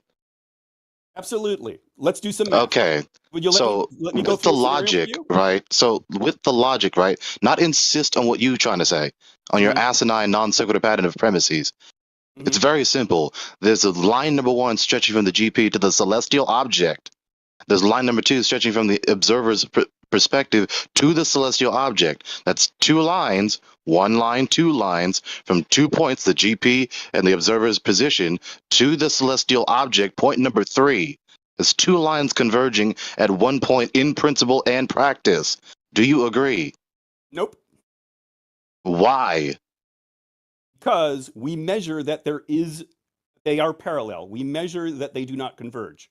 I was trying to explain that point to you, and I can. How did you measure that? With bubble sextants. You get exactly the same elevation angle at the surface as 40,000 feet in the air. That's if they converged, they would be different angles. That's they would be different angles. That's that is absolutely true. You know that. I don't know why are you saying that? That's horseshit. How are you going from the GP to where the observer is and saying they're parallel? That's utter horseshit. If you're passing that off as logic, then whoever's listening to it and following you the same line of whatever cockamamie idea that you have is probably as confused as you are. Like, I don't know who sold you this lie and you hook, line, and sinker bought it. Like, you're what are you trying to talk about? Because it doesn't make any sense. Logically, it doesn't make any sense. I'm listening to you. The light is okay. If the light is not parallel, if it's diverging between the observer's position and the ground position, then it would also have to be diverging when you're 40,000 feet up above. It couldn't be parallel to those 2 points while being diverging at some other point on the surface, could it? And it's all light from the same source, right? It's diverging. Fucking retarded. An elevation angle of the celestial object, right?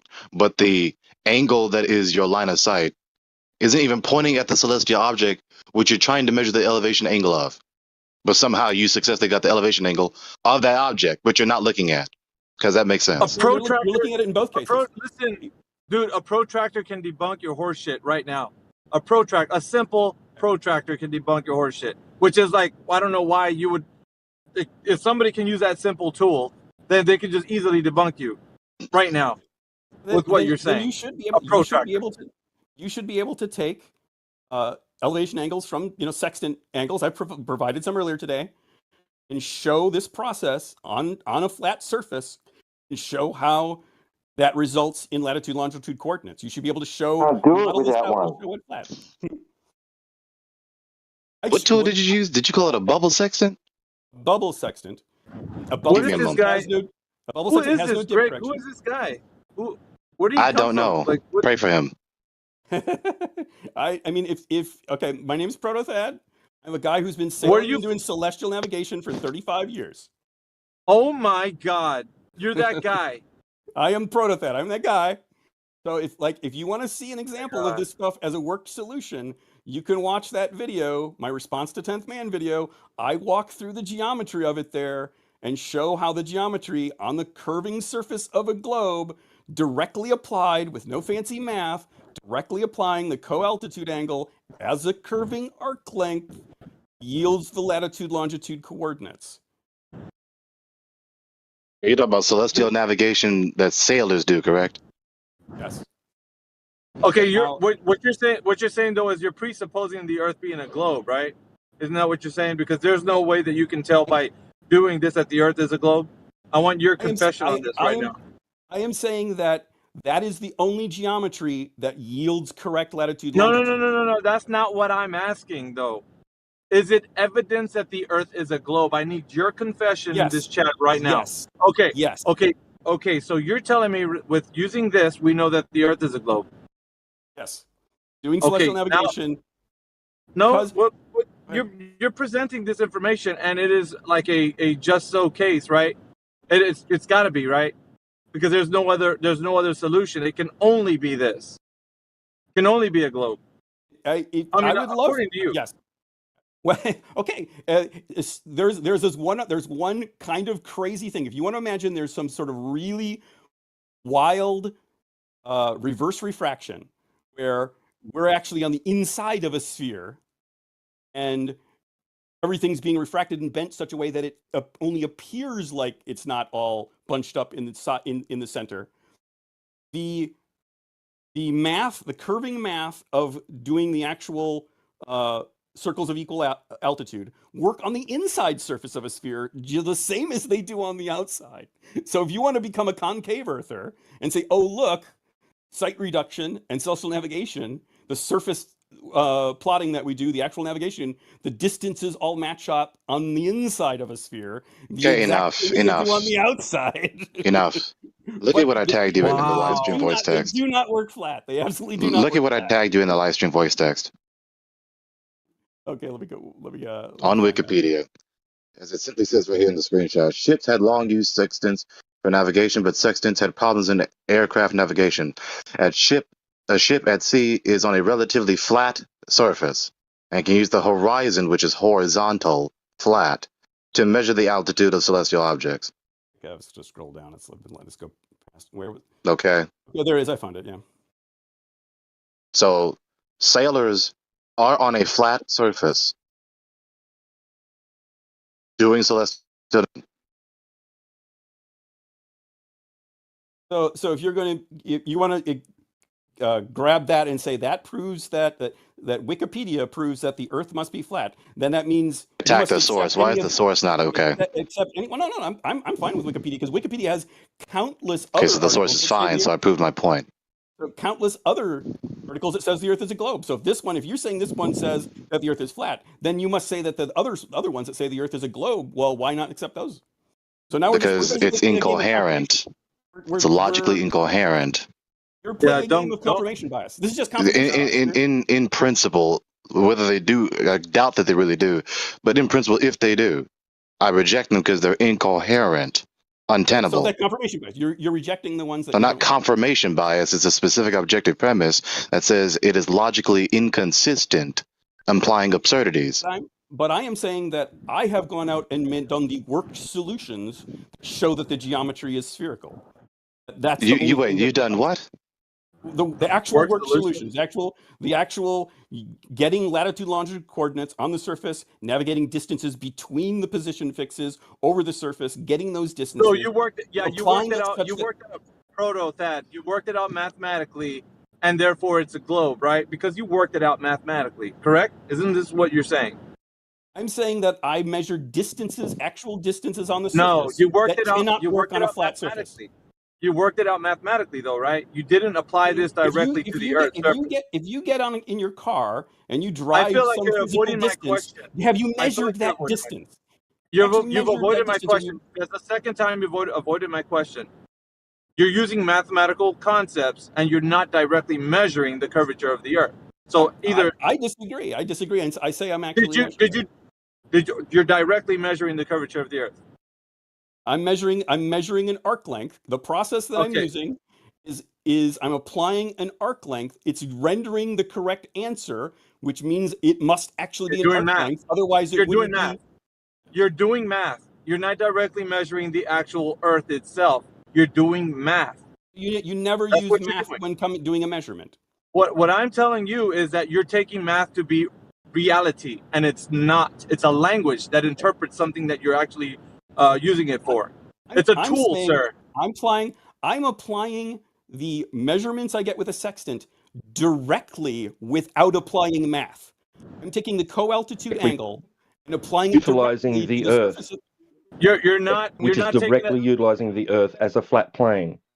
Not as a flat plane, as a curving one, because I do it on a globe. No, you didn't do it on a globe. I did it on a globe. I did it on a globe. No, you didn't do it on a globe. Have you watched the video? You don't exist on a globe. And why does it work on a globe? It doesn't work on a globe. I have a video that shows it does. No, you don't. Can you didn't do celestial navigation, right? The diagonal line from your perspective is not pointing to the celestial object. If you're not looking at the celestial object, the thing which you're supposed to be measuring the elevation angle of relative to the surface of the Earth, which is flat, horizontal, then you do the task. I'm hearing a lot of presupposition in all that. No, it's not a presupposition. It sounds Not a like single presupposition what I just said. starting with the belief that it must be flat, and therefore throwing applying it to a different model. You want to hear about No, I'm not just presuming it's flat. We only see a flat surface. Protothad, you want to hear That's what about we only experience. I look at it and it looks kind of flat to me. Protothad, 1 second. You want to hear about a belief? You want to hear about a belief? What were mariners using before the idea that the Earth was a globe? What were they using to travel the oceans of the world? What were they using to travel the oceans of the world? They were using dead reckoning, which is not. Were they using what you're using? Were they using what you're using right now to presuppose that the Earth is a globe as a belief, sir? No, but the fact that the process I have works. No. So what I'm getting to right now is the belief is actually yours, not ours. It is yours, not ours. Do you understand that? Okay, yeah. So I've actually tested my belief. I've actually tested my belief. No, you did not test your belief. You worked it out on a piece of paper or on a calculator. I got on a sailboat and I sailed from San Francisco. You won't even test the logical coherency and consistency of your doctrine. You haven't tested anything. You're doing the same thing that the mariners of old have done. They've traveled the waters of the world doing the same thing. But you're just now saying that I applied a different process. Yeah, and that process and then you come yields up information that gives you. It doesn't matter because they were still traveling. They were still traveling in the same direction, going to the same places that they were actually traveling in, without presupposing that the Earth is a globe, and still arriving in their destination. They were still doing that in the days of old. So you're telling me that just because you're working it out that it works on a globe, in your idea, is that it's now a globe? No, you're wrong. You're the one hung up on a belief. The idea that the Earth was not traveled on the waters of the world, weren't traveled as what you're, I guess, 30 years traveling the waters of the world. But people long ago, thousands of years ago, were traveling the waters without thinking that the Earth was a ball. So they were still arriving from their point of origin to their destination without having this presupposed silly notion that they live on a ball. And now you are saying that because you have this idea that you live on a ball, then you've just solidified your belief as its true knowledge, where you're incorrect. Because if that was the case, then they couldn't arrive to the place that they took off of, from the place they wanted to be at, if that was the case. Because they would be all, going in the wrong direction, because the Earth is actually a globe, not a flat plane. Do you know the history of the British naval disaster of the Scilly Isles? You ever heard of that? That was before so where is that? Kind of special navigation. Thousands of sailors died because they weren't where they thought. Okay, so you're using a very hyperextended event just so that you can make a point, but you're not looking at the overall understanding. You're not looking at the overall understanding here, Protothad. You're overlooking thousands of years of travel over the oceans to your 30 years of thinking that the Earth is a globe. Yes, you are. That's what you're doing. So you're the one. You're the one. How the Polynesians were way ahead of their time. But you're the one. You're way ahead of their time with celestial navigation.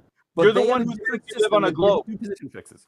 You're the one who thinks that you live on a globe, and the globe is actually the new kid on the block, because a lot of people didn't know that they were thought of that the Earth was a globe until like almost recent times, and you know this. You know this.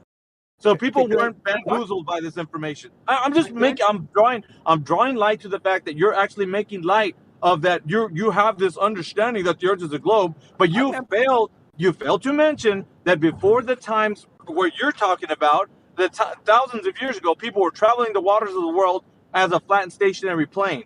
And you keep negating that by talking and opening up your incoherent pie hole to say that you're traveling over a globe. You need to mention that, Protothad. Can I say something? I absolutely do not negate that, because in the celestial navigation class that I teach, I start with talking about the Polynesians and the type of celestial navigation they did before we could do precise position fixes, or we could actually like determine longitude and those sort of things. I give mad props to the Polynesians. They sailed thousands of miles, and they did it with some very innovative techniques of watching the seabirds, of looking at the ocean currents, and understanding how the surface of the water looked different on the down current side of islands. They had lots of really great things they could do, but they also still were not able to get it as precise. More of them were lost at sea. They did it successfully anyway by your own premises. They could, regardless of how precise or imprecise you arbitrarily want to make it. But I think the fact that you're saying that I totally discount that and that's really unfair. No, the people who I didn't hear it. Before we could do. I didn't say that in this thing, but I want to. I'm mentioning now. When you were talking, you did not even have a mention of this, and I was only hearing that you're saying, "Well, you guys have the belief that the Earth is flat," and you didn't mention, "Hey, guess what, guys? Before even the Earth was thought of as a globe, people were traveling on the Earth as a flat stationary plane." Yeah, flat earthers successfully did celestial navigation in their sailing endeavors. So what we have here is somebody muddying the waters or poisoning the well, as it were, with your idea that you think that you're going to trump this room by saying that, oh, we got it right now. But what were they doing before? You didn't mention that. Where did we start with? And then has the nerve to fix his mouth to derogate me as having a confirmation bias. Okay, can I talk now? I just want to see this globe. I just want to see this globe that celestial navigation is working on. Can we just get to that? I mean, do you want to see the video where I actually walk through? No. I want to see No. I would like to talk a bit about the people who navigated before. I want to see the globe it works on. The globe it's working on. I want to see that. Just an image of the globe that I've personally used to do it? No, the globe, the one outside that's supposedly being navigated on. The image of the globe you personally used, so a toy, a fabricated toy. But the arrangement You said of the that there's lines. there's horizon dip, right? Because the surface is curved, right? The audacity of these globe believers, man, I cannot stand it. How they want to. I just can't stand it. It's the audacity for you to come in here in a room full of people who understand history, and for you to say that, well, we know that you guys have a belief because the Earth is a globe, as a matter of fact, and it's your belief that the Earth is flat when you don't even go through history. Well, you should, right? At least. Can I talk a bit about history? Because, hey, mad props to the people who managed to get from place to place without being lost at sea, without being able to get a precise position fix. The fact that we can now get a precise position fix. But you didn't mention, what was the method? Protothat, you can't skip. Listen, if you're giving mad props to these guys, then tell us the method by which they use to navigate the waters of the world. If you know it. And if you don't know it, listen, if you don't know it, don't Protothat, if you don't know it, don't misrepresent them. No, you're talking about you're talking about a culture. You're talking about the Polynesians. You're talking about only one specific culture, where you're negating the fact that many other cultures have traveled the waters of the world. I could talk about the Vikings and their use of a sun compass. They basically were hitting on the idea of latitude. Hey, you realize you're shooting yourself in the foot. This is where we get annoyed with people the likes of you. Exactly. Like you're literally conceding that there are flat earthers who successfully did celestial navigation, navigating the waters of the world. That's a refutation to you. No, it's not. Because if you how is it not? How the Polaris celestial navigation system works and the information it yields evidence of a globe. No, it doesn't yield evidence of a globe. Have you ever done it? Have you ever done a position fix? No, I've never done celestial navigation. I'll be the first one to admit this. And still, with what I do know already, I can clearly conceive of the logical sequitur premises that you have 3 points all intersecting one another, and you have a horizontal line like I just read at the bottom of that triangle like I just read on the Wikipedia article. If that worked the way you said, then bubble sextants would not work the way we see them. No, work in reality. The bubble sextants are working. And there's the horizontal line, which is the flat surface of the Earth, and especially the surface of the waters. You just refuse to come to that conclusion. Well, about that flat surface of the Earth, Protothat, I remember you saying that the surface must be curved because there's a dip angle to the horizon. Is that true?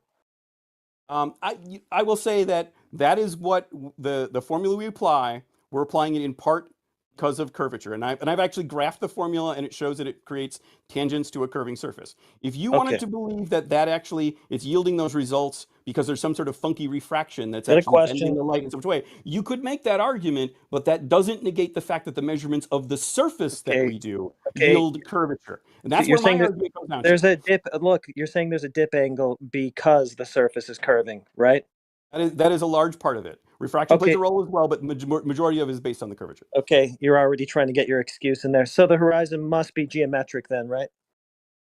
We do not see a geometric horizon. Oh.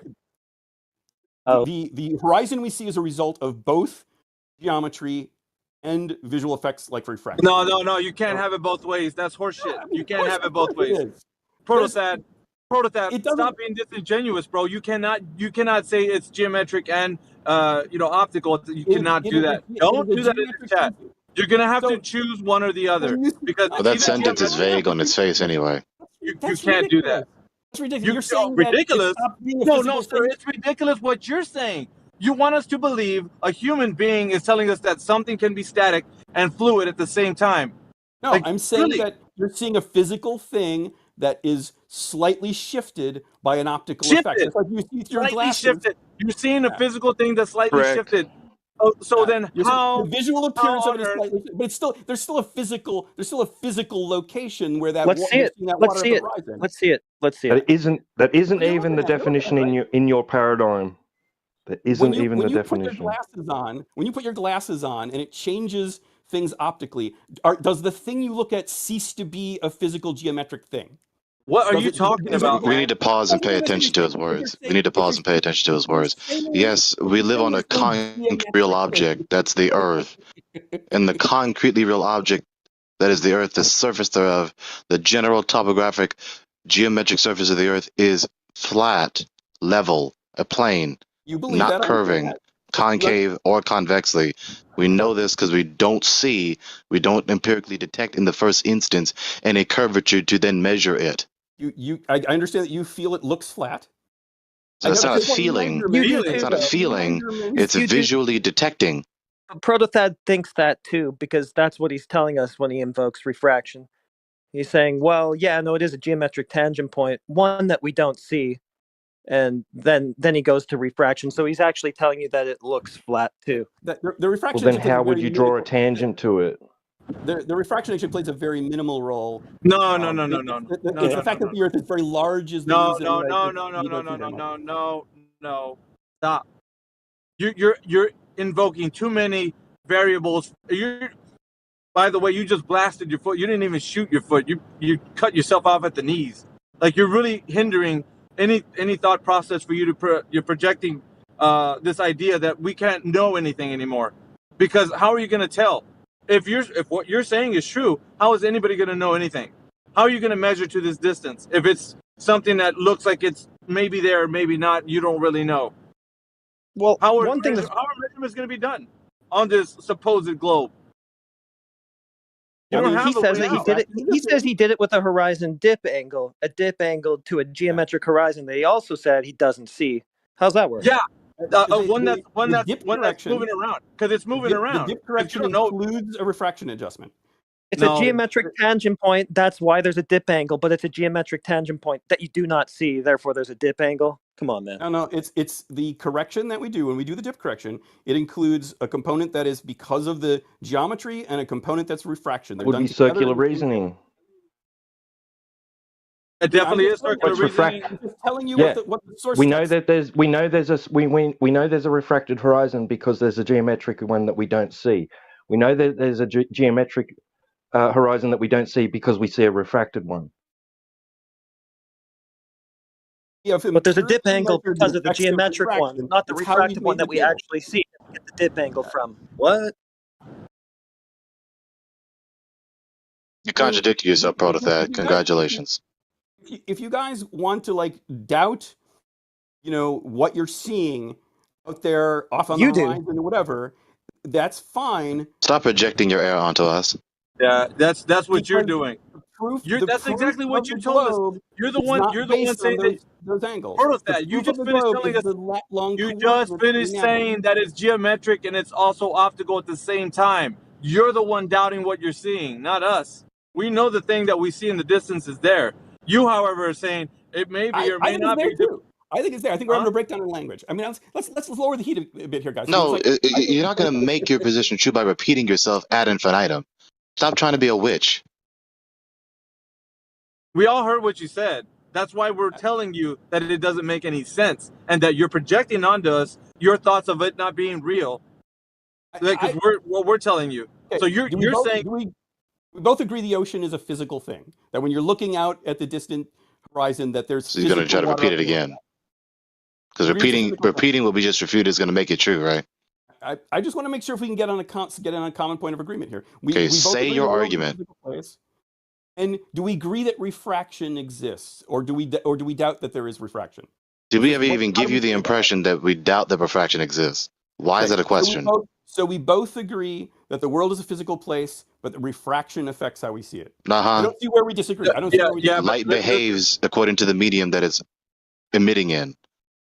So what are you saying? And if you know how refraction works, then tell us. Because if you think that you know what's going on in the distance with refraction, and that refraction plays a role as to how you see something in the far distance, then you're gonna have to explain what refraction is. And I need you to cite that shit. Put it in.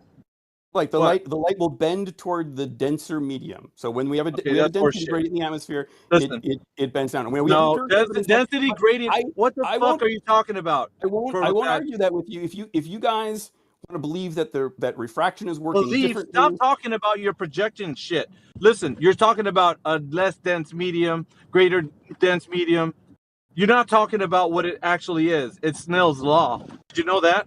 Go read the definition of Snell's law. Yes, I know about read the definition. Okay, then read the definition of Snell's law to everybody, so we can all hear you say the words of what it actually is, instead of the horse shit that you're telling us right now.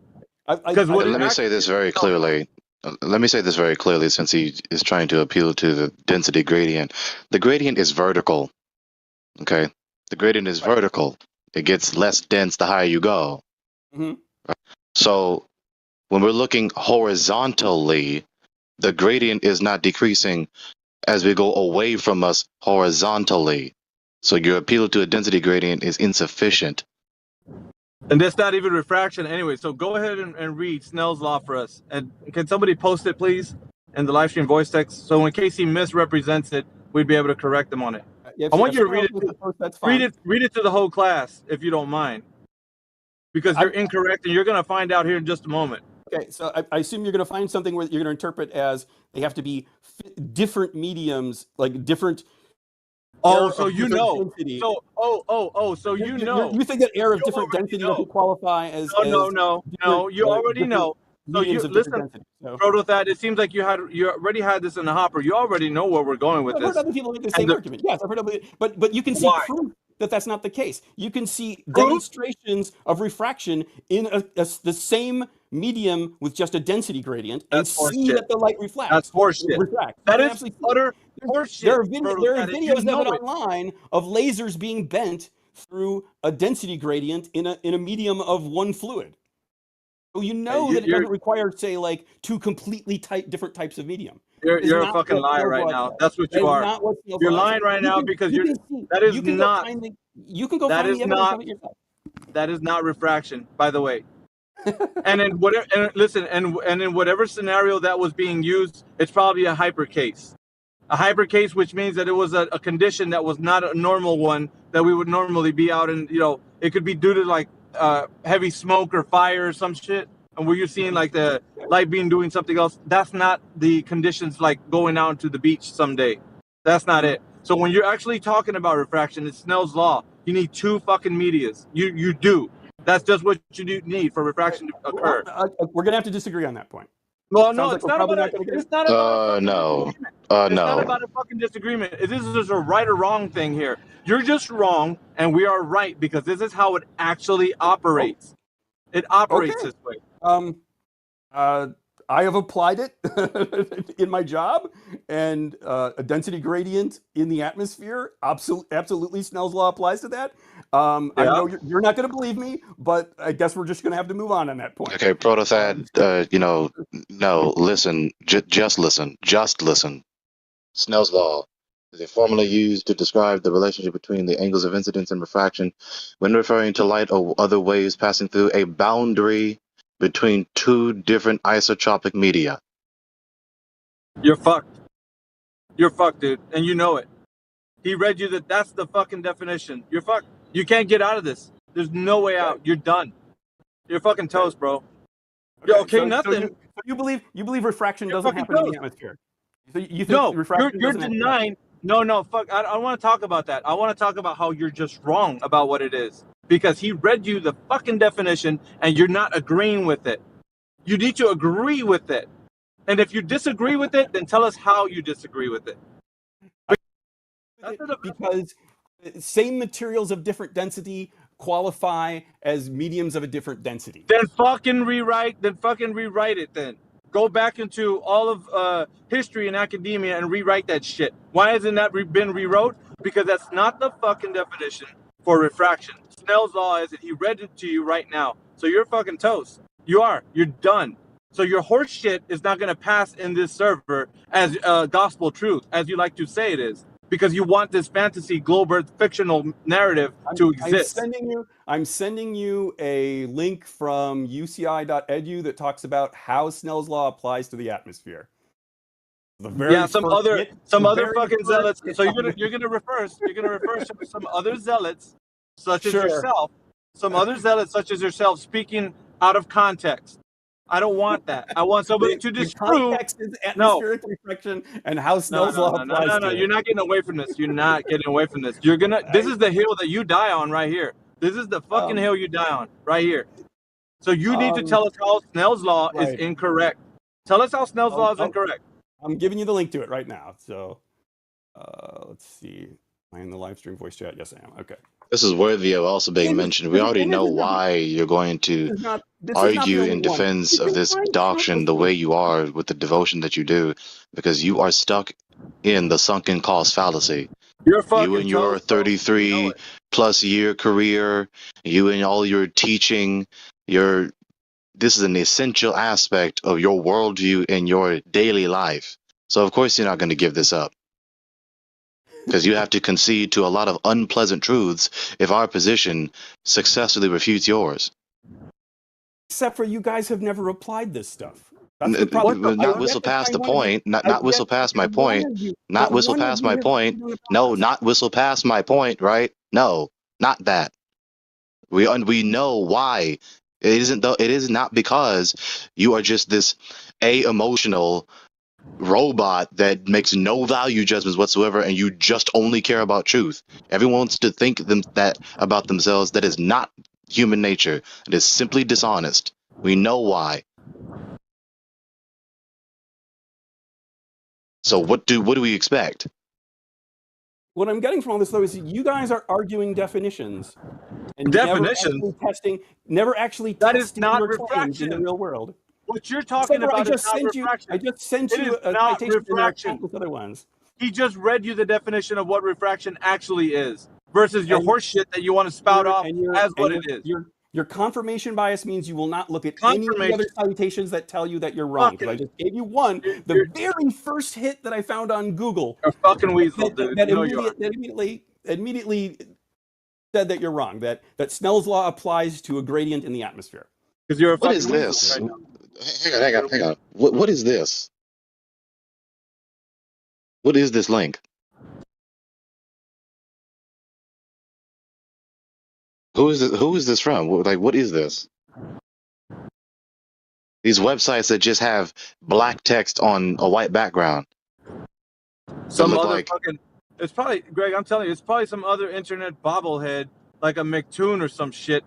Well, like this Protothad character, who waxes himself intelligent, is a fucking pseudo-intellect, who thinks they know what they're talking about and spouting off utter horse shit just to make a narrative sound plausible. And like right now, he can't refute Snell's law He's like, oh, I know what you guys are going to talk about. You need two media. Yeah, he knew exactly where we're fucking going.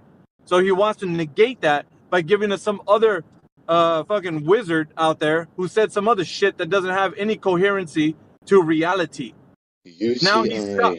He's stuck. And he's not going to be rescued out of the hand of truth. He's not. Yeah, Gregory. So what you have here is C. McLinden, a student at wherever.edu. He drew this up on his little spot on a website, and that's all. Thank you, Redwin. And you have the nerve to repudiate us for appealing to these concepts, but you just did the same thing. I mean, you threw out your definition source. I'm throwing. We can find plenty of them. I can find plenty of them that tell you that Snell's law doesn't have any coherency to. It doesn't have any coherency to reality. But Snell's law law actually. Your side argues from definitions. I went out and applied this in the real world and showed how the geometry. No, you did not. No, you did not apply to real world. This is where you're Snell's law that he's applying. Snell's law that he's applying, and it's not a predictive model. It's added in after the observation to match expectations, and it's based on a presupposed radius of the Earth. And when you go out and do the act in the world, it's one medium, the air. That's it. It's air with differing densities. No. And the differing densities is vertical, not horizontal. Right, which is why it refracts downward. No, that's not why. Keep saying the same thing. You're not. That is absolutely what the sources on this tell you. If you didn't just stop at that one definition that you felt confirmed your bias. If you would just stop at that one definition that confirmed your bias. You would find the explanations that go into You would find the depth. explanations if you would stopping at the definition that confirmed your bias. He's mad because he knows he's wrong and he doesn't know how to spin it. You don't know how to spin it to rescue. You're not going to rescue yourself from this. This is the hill that you fucking die on right here. Because you can't rescue yourself from here. You need two fucking media. And as Gregory pointed out, you only have air. You're saying there's no atmospheric refraction. Are you just saying there is atmospheric refraction? No, we said what we said. There's the air, and the density gradient is vertical. Okay, so it's vertical, and what's the significance of that to you? Right, and so the refraction which you see, right, the distortion of the light that you see is not because there's Earth curve. And it's not because there's two media there. We're seeing refraction for some other reason than there being a density gradient. Is that what you're arguing? For some other reason, there's not two media there, and the density gradient is vertical. Answer this question. Is there two media when you're looking off into the distance? Yes or no? Is there two media? Yes or no? There's more than two, as far as I'm concerned, because the density keeps changing. What the fuck? So there's a bunch of non-air media in the air? There is media of different. There's media of more than one density. No. You're dead here. Two different media, not density of one media. That's your applying your confirmation. No, your reading of that. Wow, that spell doesn't work, pal. He read you the fucking definition. What the fuck are you talking about? Why do you keep projecting that it's our definition? Did we make up Snell's law? Did we? Answer the question. Did we make up Snell's law? You didn't make up Snell's law. Laugh because interpreting it. You're interpreting that text incorrectly. That's what I'm saying. What's the error?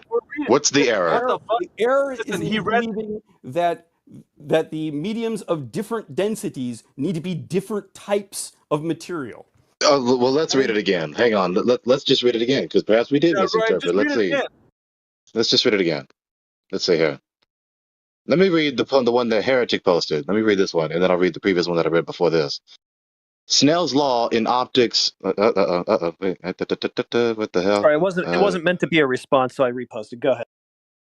Snell's law in optics, a relationship between the path taken by a ray of light and crossing the boundary or surface of separation between two contacting substances and the refractive index of each. right? You have the air and you have non-air, supposedly from you, but we only have air, one substance, one medium. You're fucking toast, bro. You know it. Okay. You fucking weasel, dude. You know you're toast. Or how about this one from Physical Classroom, again posted by Heretic? It reads, quote, refraction is the bending of the light path, the path of a light wave as it passes from one material to another material. Okay. You're done. Okay, what? You're done. You're fucking toast. And lastly, before you talk, but hang on, hold on to your butts. Last one, the one that I read in the first place, that Radwin posted. Snell's law is a formula used to describe the relationship between the angles of incidence and refraction when referring to light or waves or other waves passing through a boundary between two different isotropic media, such as water, glass, or air. How did he interpret that differently? How are we misinterpreting that? He's reading it verbatim to your dumbass, and you're rejecting it. Are you still rejecting it? Yes, I'm rejecting that your use of No, you're Snell's law nothing. is- I'm talking about the fucking definition. How are you rejecting that? Not what. What is our error in the interpretation of the passages I just read? What is the error? My use of Snell's law in actual engineering, optical my engineering, use. No, you fuck can have you. Fuck the same material, different No, densities, no, and it no, still applies. Stop. No, I don't care about your horse shit. Refute what we just said. What Gregory just read to you. Refute that shit. What is the error in our interpretation of the passages we read? That the different mediums have to be different actual materials and not just different densities. Okay, that's not an different density. The density is a property of a particular single given substance. That's why it's called density. It's a property of a particular substance. Okay, so when the air is in a Right? different density, So that's is it not now a an different instance of two different substances. Yep. That's it. You're toast. You're fucking toast, you weasel. If you have air of different densities, then you're saying they're No. now You can't keep repeating. That's one substance, You can't not keep repeating two So you're or saying there's no more. refraction. Are you saying there's no refraction? No, I said what I said. Refraction is not due to Snell's law. Snell's law plays no role in refraction. No. You're adding that horse shit. It's the antithetical to what I just read to you. You're adding that horse shit right now, and he didn't say that. You're adding that horse shit. You're saying Protothed. You're the one denying that two or more media is required for Snell's law to be manifest. That's you, not me, you. Again, not me, you. I am saying that the two different mediums just need to be different densities. And then you're wrong. That is not the definition. That is equivocation at its finest. That is utter equivocation. A density gradient is not an instance of two different substances, but you have the nerve to tell me and us that you did this career with all this knowledge for 30 plus years and you teach it to other folks. And it's called the Proto-Thad law, I believe now, because that's all you can have, just made up shit, dude. I'll say it again. A density gradient is not an instance of two different substances. Density in the nature of the case metaphysically, because when you do physics, you necessarily must have math and ontology. So why okay, is it so that- what you're well, saying why is is it when you- ontologically inconsistent and absurd. Why An is it- instance of density is a property of one substance. There's a density gradient in the air, not the air and the non-air. Can I get a word in here? I'm sorry, you're not getting away from here. Can I get a word in No, here? you're gonna be. This is the hill that you're not gonna reach. You're gonna die on this hill, man. Everybody's gonna know it, Proto-Thad. You are why gonna is either it- be outed as a fucking weasel, or you're gonna die on this hill, where you're gonna Why try is to it that when make we- your excuses up. Why is it when we compute the attenuation of radio waves in an atmosphere, essentially the refraction of them, that we apply Snell's law? Why are we using Why Snell's do you law? apply something that is not appropriately applicable because you made an error according to your fallibility and depravity of man? How about that for an answer? I like it. Give us a citation. Give us a citation for that as well. Okay, let me do a little bit of Google searching here.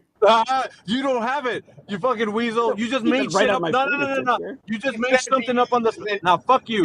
You just They made that have. shit up on the spot. You just He made said this he shit up on the uses spot. it. Yeah, he uses it every day for the last 30 years, but he doesn't know where to find it. Exactly. He just made that shit up, dude. You're a fucking weasel right now.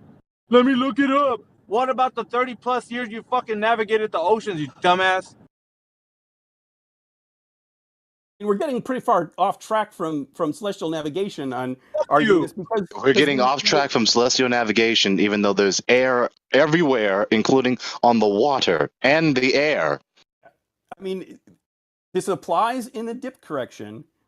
Once you get that angle, how you compute your latitude, longitude coordinates on the surface is spherical geometry that cannot work on a flat surface. And if you walk through the process, what do you do? No shit. No shit. When you try to do calculations according to a fantasy that is antithetical to reality, yeah, it doesn't work with reality. So what? It's right. not. What do you do? What do you do? What do you do? Prototype. What do you do when your when your standard refraction doesn't account for the observation? When the standard one doesn't? I mean, if you have the actual, like say the current temperature and barometric pressure, you can apply corrections that will give you a different index of refraction that will get you a more accurate result. Sometimes you just have to accept that you're getting a little higher level of error because you don't know what the exact weather conditions are. That's the danger of using a mariner's section looking at the horizon where there's higher levels of refraction. So there's a possibility you could be unsuccessful in your attempt to do the calculation. So what? You'll get some level of error. It's a relatively small. You're usually What do you do? What do you then do when standard refraction does not account for the observation? What do you then do? When it does not account for you're saying like you see something like a black swan or something like what you're saying? The observation you're making and you're using standard refraction and it doesn't account for the observation because it's not matching your expectation, what do you then do? I mean, if I'm doing celestial navigation, I'm just making my observations and doing the best fix I can, and I may get a higher level error if there was more refraction than I thought. I guess I don't get what you're asking. You people just cannot say the words, I don't know. Because that's obviously what you're indicating to us. I mean, you just won't allow yourself to say that. If you want to argue that what we see at the horizon can be very variable because weather conditions cause optical effects, refraction, I agree with that. I have always said that. That's why something like the black swan is a crap argument for flat Earth, because we have refraction. We have very variable effects. We have optical things that happen. Say the logic sequence. Say the logic sequence. Boom, boom, boom, boom, boom, premise to premise to concluding premise. Is not based on what we see at the horizon. It's based at how we navigate the surface. It still doesn't make any sense. I want to hear the logic sequence. What logic sequence are you looking for now? You're sitting here trying to refute the black swan, the appeal to the black swan. What is the logic sequence? Okay, the logic sequence is when you argue the black swan, you start out with a straw man. You say that the distance to the horizon can be no more than some distance. That is not the globe model. The math, why is that incorrect? That is not a straw man. It is in the globe math. It is not. I want to hear. Why is that incorrect? It is incorrect because that formula that you're using, that 1.22 times the square root whatever, that is assuming no refraction. You apply a refraction correction, you actually get a slightly So then your paradigm, your formula is wrong. But that is not the formula that we use. That is a formula. What do you use? We use standard refraction, which is a different constant. I don't have it right at my fingertips, but I could find it for you. Find it. We're not going to move anywhere until you find it. We also apply 7/6R. Yeah, we also apply a correction when we know different weather conditions. So that number, that distance to the horizon, can shift quite a bit if there's a large amount of refraction. And so the distance to what? Horizon. The distance to the horizon. That's what we're talking about when we talk about. So the Earth is changing size all the time? Of course not. So then the horizon is not moving. The horizon moves because refraction changes. But the Earth doesn't move. You just told me. We're not saying the Earth moves. We're saying that the path of light is being refracted. What is the horizon? Horizon is that point where the edge of the sphere, yes? So the horizon is the edge of the sphere. The horizon can only change if the sphere changes, correct? Nope. Because no. Bends the path of light. Horizon bends the path of light. Proto-Thad. The refraction bends the path of light. You bend the path of light. The path of light to what? To that point. What are we seeing? The horizon is the edge of the Earth, right? So we're looking at the Earth. The Earth didn't move. The light is not being distorted that much that the Earth is increasing in size, my guy. The Earth is not moving. How do you not get this? The Earth is not We get it. You don't realize you just won't allow yourself to see that I'm reducing your premises to absurdity. The horizon in your paradigm is the Earth, the edge of the Earth. Right. The horizon can only move if the Earth moves. But the Earth isn't moving, so the horizon isn't moving. You're seeing a different point on the surface because the light is being bent, and therefore where that sight line Complete idiocy. hits the You don't surface, increase the size of, you don't have this refraction you're talking about through the air itself. No, you do not. So you're The air is not a silly mirror in a fun house. Okay, so this is where we're to. We're saying refraction in the atmosphere doesn't happen. Okay. No, it doesn't happen what you're saying. Okay. Okay? Yes, there's distortions in the appearance of the object. It is not increasing size, right? It is not increasing size by several miles. The air is not a silly mirror in a funhouse. The air cannot get that thick unless by a miracle of the God himself. Okay. I mean, I understand that you seem to have very strong beliefs about that. Okay. Okay, so acknowledging that I believe what I said is no refutation to it, so the refutation stands. By your own premises, you don't see what you saw, what you suppose you saw. You wanted a link about radio attenuation. I'm going to post something there since we got a little far off track, but I will come back to this. Hold on one second. I just don't want to say that. I don't want you to think I completely forgot that we were talking about that. Oh, where is the? We were discussing your supposed refutation of the Black Swan, and we just got to the point that you think that we're using a straw man against your paradigm. Then we established what your paradigm truly is, supposedly, and then by that paradigm that you said that you suppose, you still don't see what you suppose you see.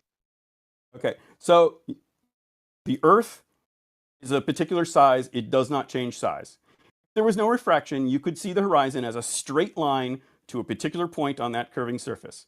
What the hell are you talking about? I thought the horizon is the edge of the ball. He needs to define refraction. Okay, let's and I'm getting to that. Let's go through walk through this a bit. We have a sphere of a particular size, an unchanging size. Fraction is 0. I have a sight line, a straight line to that edge, which is the horizon. Now you don't. We apply. No, you don't. This is a hypothetical. I want you to understand why refraction changes the distance to the horizon. Okay, so we have not using straight lines. You won't. Not using straight lines. You will not. Let me refraction. Let him finish. Let me walk through the hypothetical here. We have a straight line, no refraction. This is a hypothetical. It gets to a particular point on the sphere. Now, let's apply something that causes that straight line to bend downward. We are no longer looking at this point. If we don't change the straight line is your line of sight, correct? Just a minute. So if we don't change the direction our eye is looking, and we've bent that light ray downward, we're no. Hang on. Just I want him to finish this because I can address this. Please go ahead. So our eye is looking in that same direction. What we were looking at was the edge of the sphere. We have this effect of refraction. It's bending it downward. So now suddenly what we're seeing is not that edge, but something lower. That means it's more forward. We're now looking at an area of water ahead of that edge of the sphere because we bent down and we're hitting the surface before we've reached that edge. So okay, please finish the sentence. So now to look up and see the edge, we need to raise how high we're looking so that curvature is now impacting that point, which means if we were looking in the same point we were before, we're looking beyond that. Okay, enough. End. All right. You just said another ontologically absurd, ridiculous series of premises. This is what happens when you people don't study philosophy. This is what happens when you don't study ontology, which is a necessary prerequisite to physics. Look up the Wikipedia article. It's a necessary prerequisite to physics. There is no negotiable. It's non-negotiable. So if you're ontologically absurd, you have failed to successfully do any physical endeavor. What you just told me is that the line of sight is being, the line from your eyes to the horizon, right, is being distorted so that the distance changes. No, the distance, right, distance is the amount of space between two given particular concrete concrete objects. The distance between your eyes or your head or your body, whichever particular component of your body you want to specify, and the horizon, which is supposedly the edge of the sphere. The distance can only change if the size of the sphere changes or you get further away from the sphere. No, we're saying I'm not done. No, I'm not done. No. That's how the distance changes. Anyone with two brain cells to rub together knows full and well that's how distance between concrete objects change, because there's more space between them. Not because the perception of the goddamn object in the distance is being distorted. Secondly, the line of sight is not a concrete object. It's not a concrete object. I never said neither is the length of changing. It's a detection. It's an empirical detection. Right? You're detecting light, which is emitting from the object. So no, it isn't the case that it is not the case that distortion of your eyesight is increasing distance. No, it is not. So your ontologically absurd breakdown is just that. The point at which your line of sight is making contact with where the water. What the hell do you mean contact? Do you believe our eyesight is a concrete object like a pole? No, okay, contact is a poor word. I'm trying to like actually. This would be easier with. So we are just seeing the object, right? We're just seeing it. We're seeing a point. We're seeing a point on the surface. The point at the surface that curving line of sight meets, where it's like that is the point. Curving line of sight. What the fuck? Curving line of sight. Okay. Curving path of sight. If you don't like line because the lines are straight. Curving path of sight. Because do we at least agree refraction? What the hell are you talking about? Curving line of sight, curving path of sight. Sight doesn't have a shape. The hell are you talking about? What is it you think refraction is? What is it you think the line of sight? What do you think sight is? Ask that question. Okay, it's the light passing from some other location to your eyes, from some object to your eyes. Without refraction, that would be a perfectly straight path. With refraction, it's a curving path. Because it curves, if you're looking over the surface of the sphere, if it curves downward, the point at which that path reaches what we consider to be the horizon, that changes without the size of Are you seeing light itself curve? Path of the light curves, yes. Are you're looking at light itself? Path of the light curves, yes. You can see videos of that demonstrated on YouTube. What you're talking about is when we see an object look crooked in some form or manner. Right? The object seems to be crooked. There are forms of distortion that do that, yes. There are things that also looming where it's raised higher than it otherwise would be, sinking where it looks lower. That is exactly the kind of refraction we're talking about. Okay, so how is this sequitur with your conclusion? What is the logic sequence? When you have downward refraction, it is looming things in the distance upward. That means that So begging the question that this is happening on the sphere, right? This is the explanation for why the distance to the horizon changes. Right, an a priori appeal to refraction, presupposing that you're on a ball when this happens. Okay. Fallacy. So you have decided to believe that distance invokes geometry. What I empirically detect. I've decided to believe what I empirically detect. So I have not chosen to believe that the Earth is a ball, which I have not seen. I've chosen to believe that the surface of the Earth is a flat plane, which I have seen. That's what I'm doing. Okay. Distance invokes geometry. You are therefore saying that the horizon we see is the geometric horizon. No. When you've previously said that we don't see the geometric horizon. So which one is it? No, I've never said it is the geometric horizon. The geometric horizon would only... You've invoked it by saying distance to. You've invoked it by saying distance to. There is a point on the surface we're seeing that there is a distance to. That distance that would be geometric. That would be geometric. The distance isn't changing. Absolutely not. Because the path of the light that's coming to our eye is curving. The distance is not changing. Distance to the point that we call the horizon is changing. No, it's not. The only way the distance to the horizon, aka supposed Earth curve, could change is if the Earth is growing or we are moving away from the Earth. Nope. A constant size. What kind of fucking sense does that make? Because if the light is curving, that has the same effect as if the light. It's just you detecting the object. The geometry of this is very clear if you stop and actually look at it and think about it. No, you seeing the object is not an instance of the object going away from you or coming close to you or moving. The object is not moving. Optical distortions is not an instance of distance change. This is not the object getting closer or farther away. This is you seeing a different location on the surface. The light refracts downward, you see a farther away. So begging the question that this is happening on a globe. I'm saying this is the explanation for why we see what we see. Right, an a priori appeal, ad hoc a priori appeal to Snell's law, which you misapply here. I get that you believe that. Now you're saying that the black swan. So here you go, finna go to the circle again. Refraction. Because the game doesn't work on me. We're gonna go to the circle again. All right, so go ahead, go to the circle again. Okay. Let's go to this circular debate with you yet again. Go ahead. You're basically saying that the distance to the horizon can never change because refraction does not extend.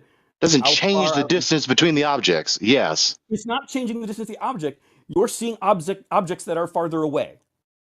So it's not. Let me hold on. The distance between the objects are not changing.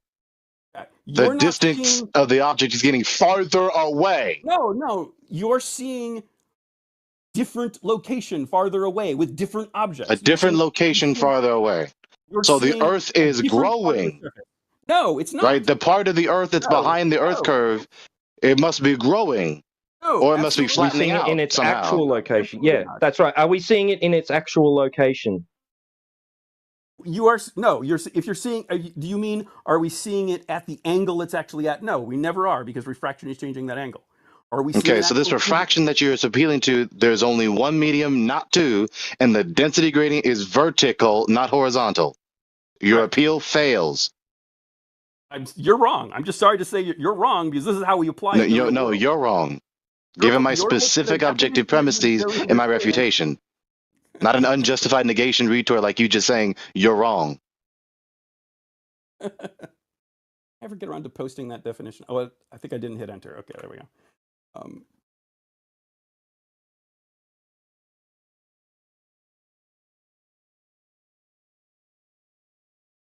Anyway.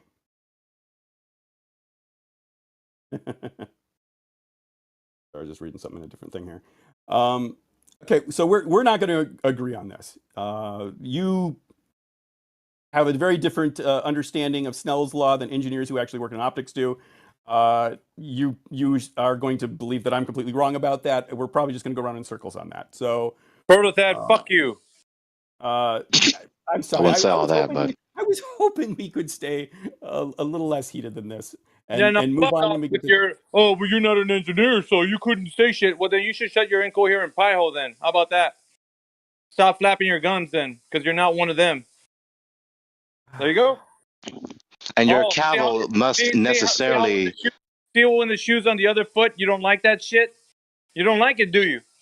Fucking weasel.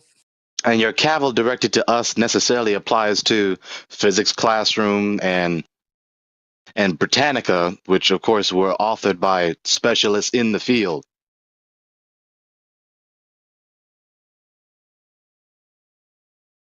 Okay. Okay. So you act as though specialists in the field know better, but it was specialists in the field that are saying what we just said about Snell's law. Right.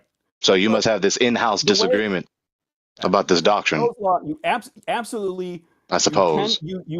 A classic example of applying Snell's law. You have, like, say, a lens that's made of glass. You have the air. You have very discrete boundaries.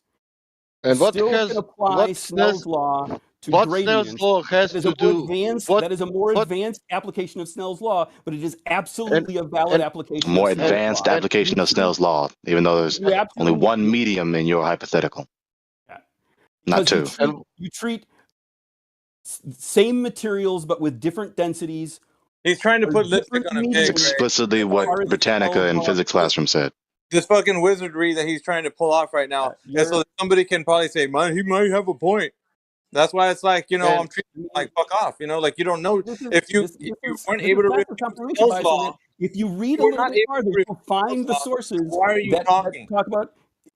You're not refuting that. You're not refuting Snell's law. All we hear is you gish galloping off to another point, which is I'm not refuting some other that. bobblehead that I know of is refuting the fact that Snell's law is actually that, because we've got a more advanced knowledge of it. And it's like you don't say shit. You're not saying anything. You're not refuting Snell's law on its face that is two contact media. So this is the hill that you die on right now, right here. Your 35 years of fucking navigating the earth is just gone in one fell swoop because you can't understand Snell's law. He died on two hills at once. Not only does he not have the conditions required to invoke refraction, he also doesn't have a geometric horizon to refract. And when you teach So your appeal to try and refute the Black Swan failed, even with the adjustment to the supposed paradigm that you really do use, supposedly. So basically, you're coming to the Black Swan must be right because atmospheric refraction. No, we're coming to is a sunken cost fallacy for you.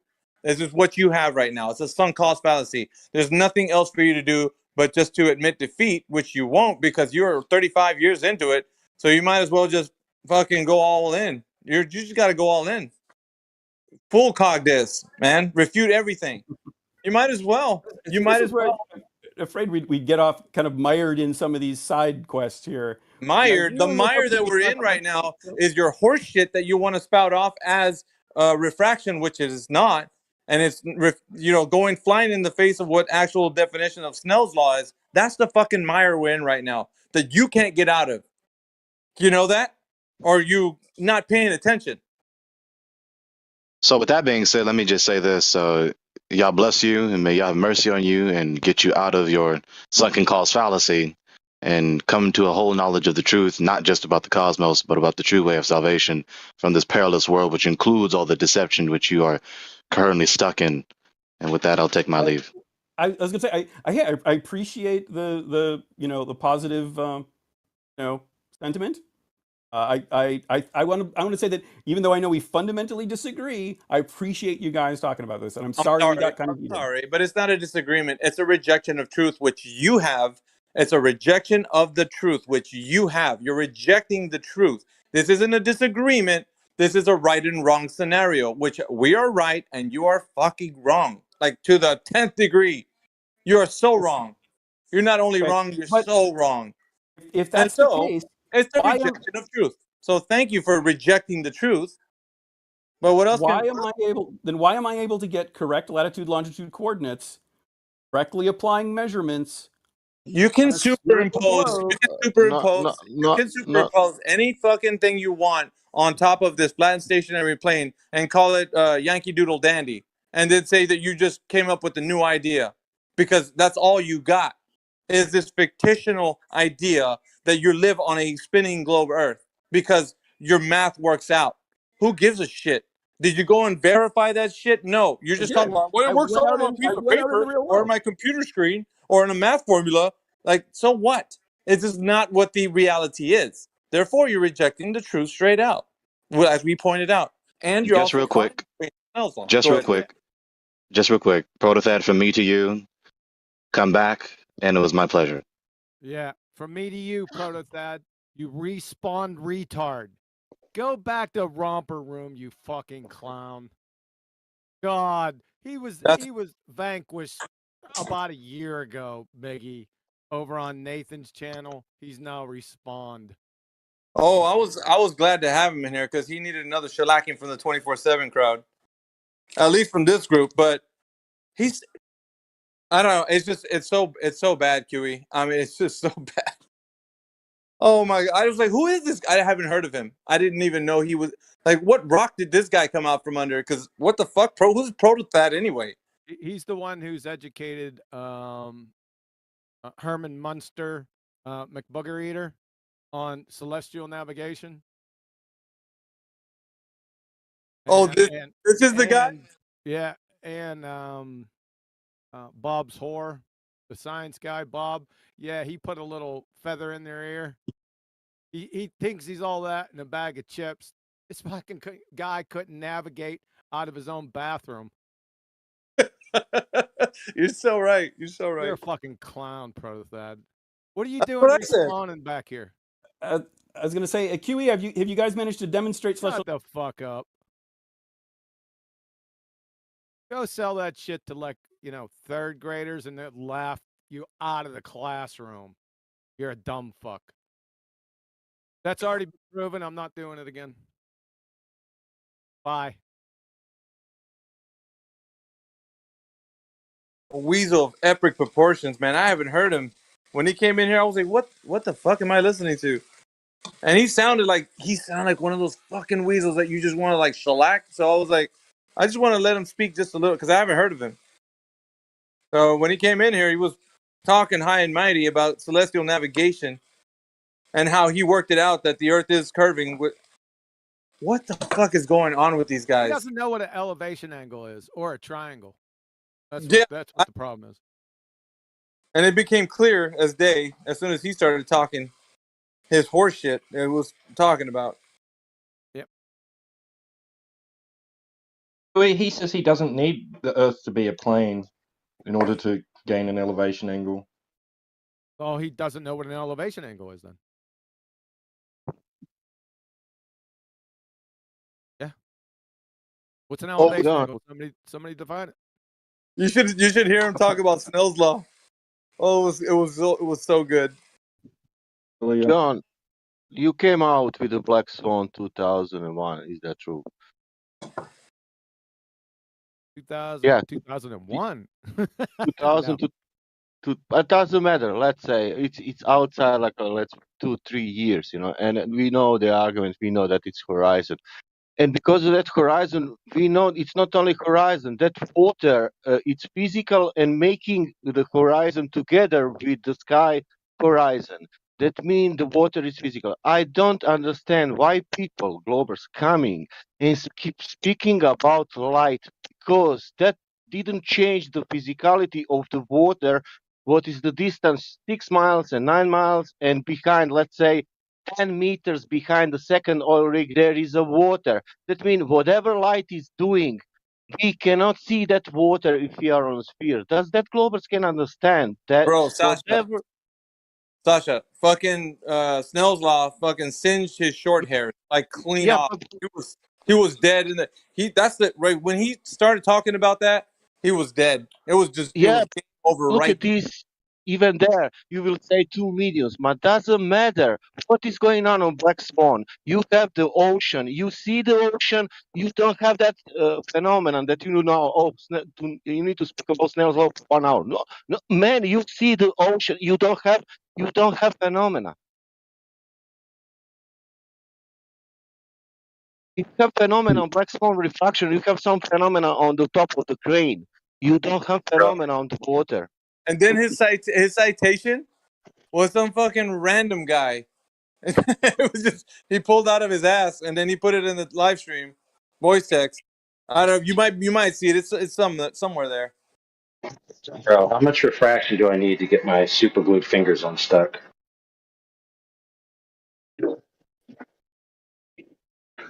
Did you get him stuck? What the hell?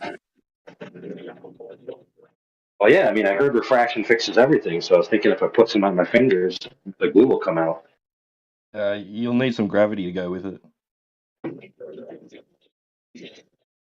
Hey, QE, Remember? I like that show today.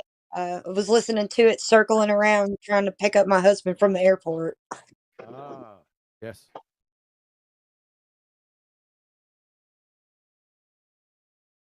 Yep. Got it. Might as well go. Treacherous, Might as well. treasonous traitor exposed. Yeah, we might as well give him refraction, right? Because that's what we're in the habit of doing now, is it? Just giving them things. I guess that's Big another the topic. question We're on. still on refraction. I thought we were on the treasonous traitor. I thought we moved on, but apparently not. Yeah, we are. Yeah, we are on that. I'm just saying, if we're going to give them, a presupposed radius of a presupposed ball, we might as well give them refraction too, eh?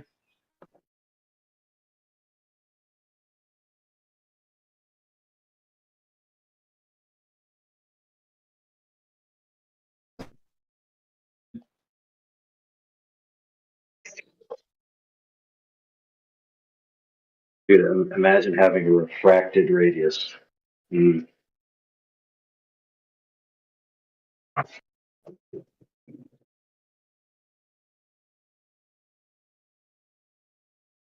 All right, since we're all on refraction, what did the numpty define refraction at? Just kick him. Just put him in.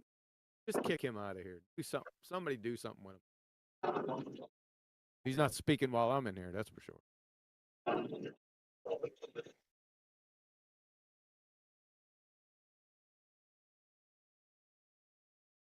So, Maggie, what did he say refraction was? Since we want to stick with refraction. I got my iPhone, but it's somewhere in the chat. Can somebody pull it up? He had cited someone, and it's definitely not Snell's law. Like, can somebody pull it up real quick on live stream voice text? You have to scroll up a bit, I guess, if we got lost in. Yeah, there's too much, man. There's a lot of shit in there. But he was talking about some other numpty that he was mentioning. That he says we have a more advanced version of Snell's law. Version. Which I was like, what the fuck? There's levels to Snell's law? What the fuck are you talking about? Yeah, it was comical to me. Yeah. And he pulled this other guy, whatever he was saying, out of his ass. Because I know he didn't know. Right. So, in a medium where there's infinite variability of gradient density, you'd have an infinite amount of points. So it's impossible to preserve the normal line. So essentially, you can just make up any path you want. And as long as you can get it to balance mathematically, you can then, in their view, just claim that that's the path the light took.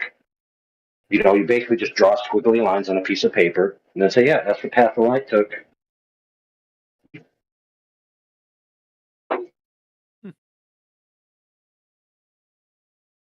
I asked him for a citation of refraction with the propagation of radio waves, and he posted that. What I just posted in the live stream voice text, that's what he posted. Yeah, so just for the record, that's what Walter Bislin did to try to defeat the Black Swan. He just drew a bunch of lines on a piece of paper and then, essentially applied them in a ray tracing program and forgot that the light rays flipped over each other, so the image would be upside down.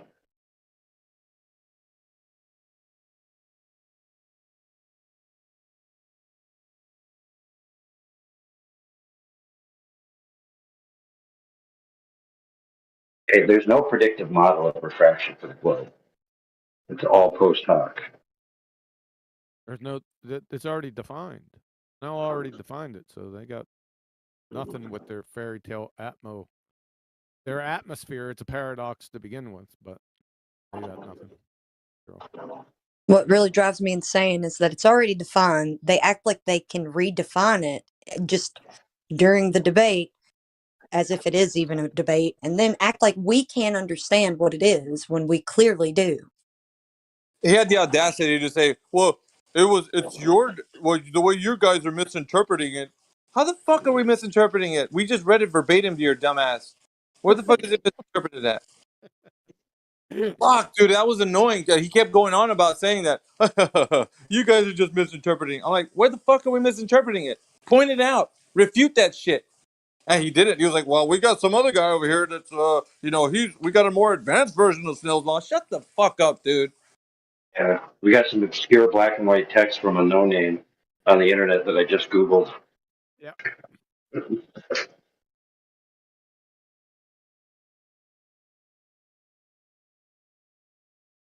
I've seen some comments from Roofy.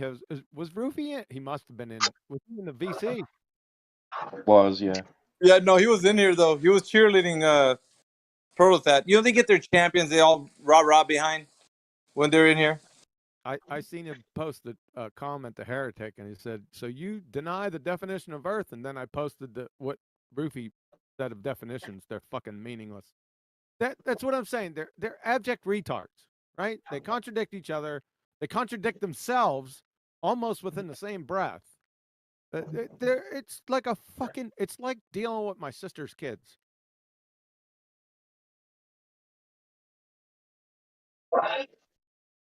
Right, they got one finger unstuck with minimal loss of surface area.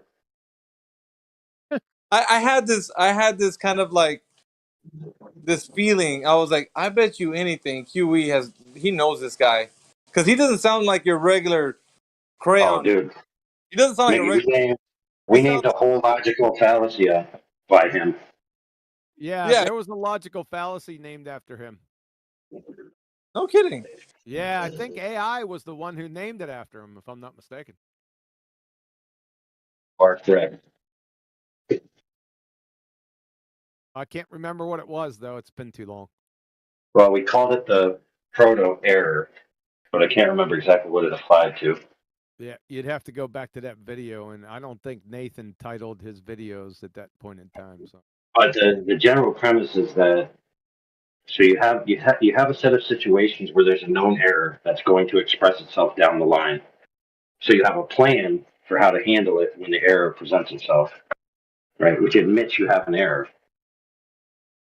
And it had something to do with, obviously, it had something to do with celestial navigation or something, but I can't remember exactly. No, he fucking died on Snell's Law. That's where you're not leaving this fucking hill. You're dying right here. Fuck that. I was pissed. I was like, we're talking about this every fucking day. And so he went off about some advanced version of Snell's Law. Shit, what the fuck are you talking about? Where? Who said that? And he pulled out other guy. I'm on my phone right now, but I'd find where he cited this idiot.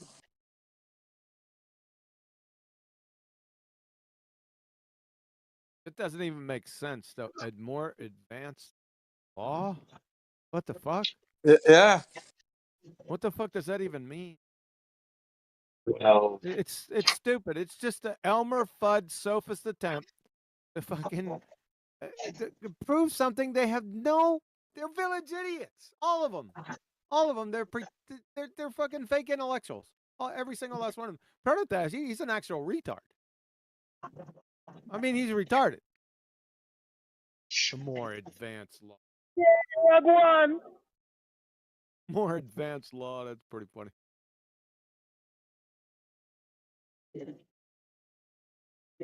Yeah, you're laughing. I was laughing my ass off on my way home because I was driving. Like this fucking clown. What the fuck? What did I miss, brethren? You missed Protothat coming in here trying to pretend that him and Dogs Are Gods are friends. Gregory was in here giving him like at least a little bit, but I lit his fucking ass up on Snell's Law. Like he was trying to get away, talk about some other advanced version of Snell's Law. Like fuck you, refute Snell's Law right the fuck now. Like I wanted him to, and he just didn't want to. He was like, no, well we got fuck you, refute Snell's fucking law, dude. Like what the fuck? To contacting me, like he did want to do it. I was like, this is the fucking hill you down, you weasel. Like you ain't. Fuck that. Nope. Not today. Yeah, you bit off more than you can chew, huh, Proto? You thought it was going to be an easy win. Fucking weasel.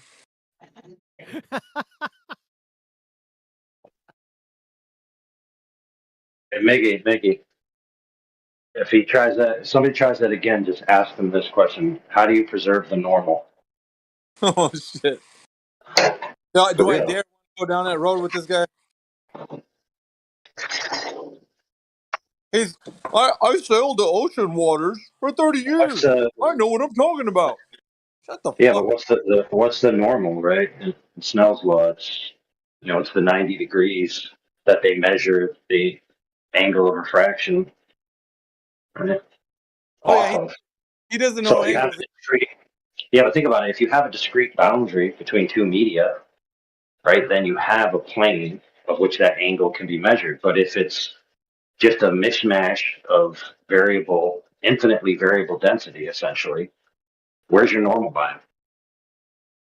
AI. He said that the from the ground position from the GP of a star to the observer, the angle that the observer is seeing the celestial body, both of those lines, the connecting line from the observer to the celestial body and from the ground position to the celestial body, are parallel lines. Are So, parallel fucking lines, dude. so That's what. what he's fucking actually saying is the hypotenuse and the adjacent are parallel Yeah, lines. that's. I couldn't believe I was like, and he sailed the ocean waters for 30 years. Yeah, he's a fucking clueless clown. Yeah. Wow. He didn't. He's down in his mother's basement. I mean, that's the only thing I can think of, man. He's got videos and shit, but like, I don't know, man. I don't know, dudes. Like, Hey, he draws circles on globes. What is your profession?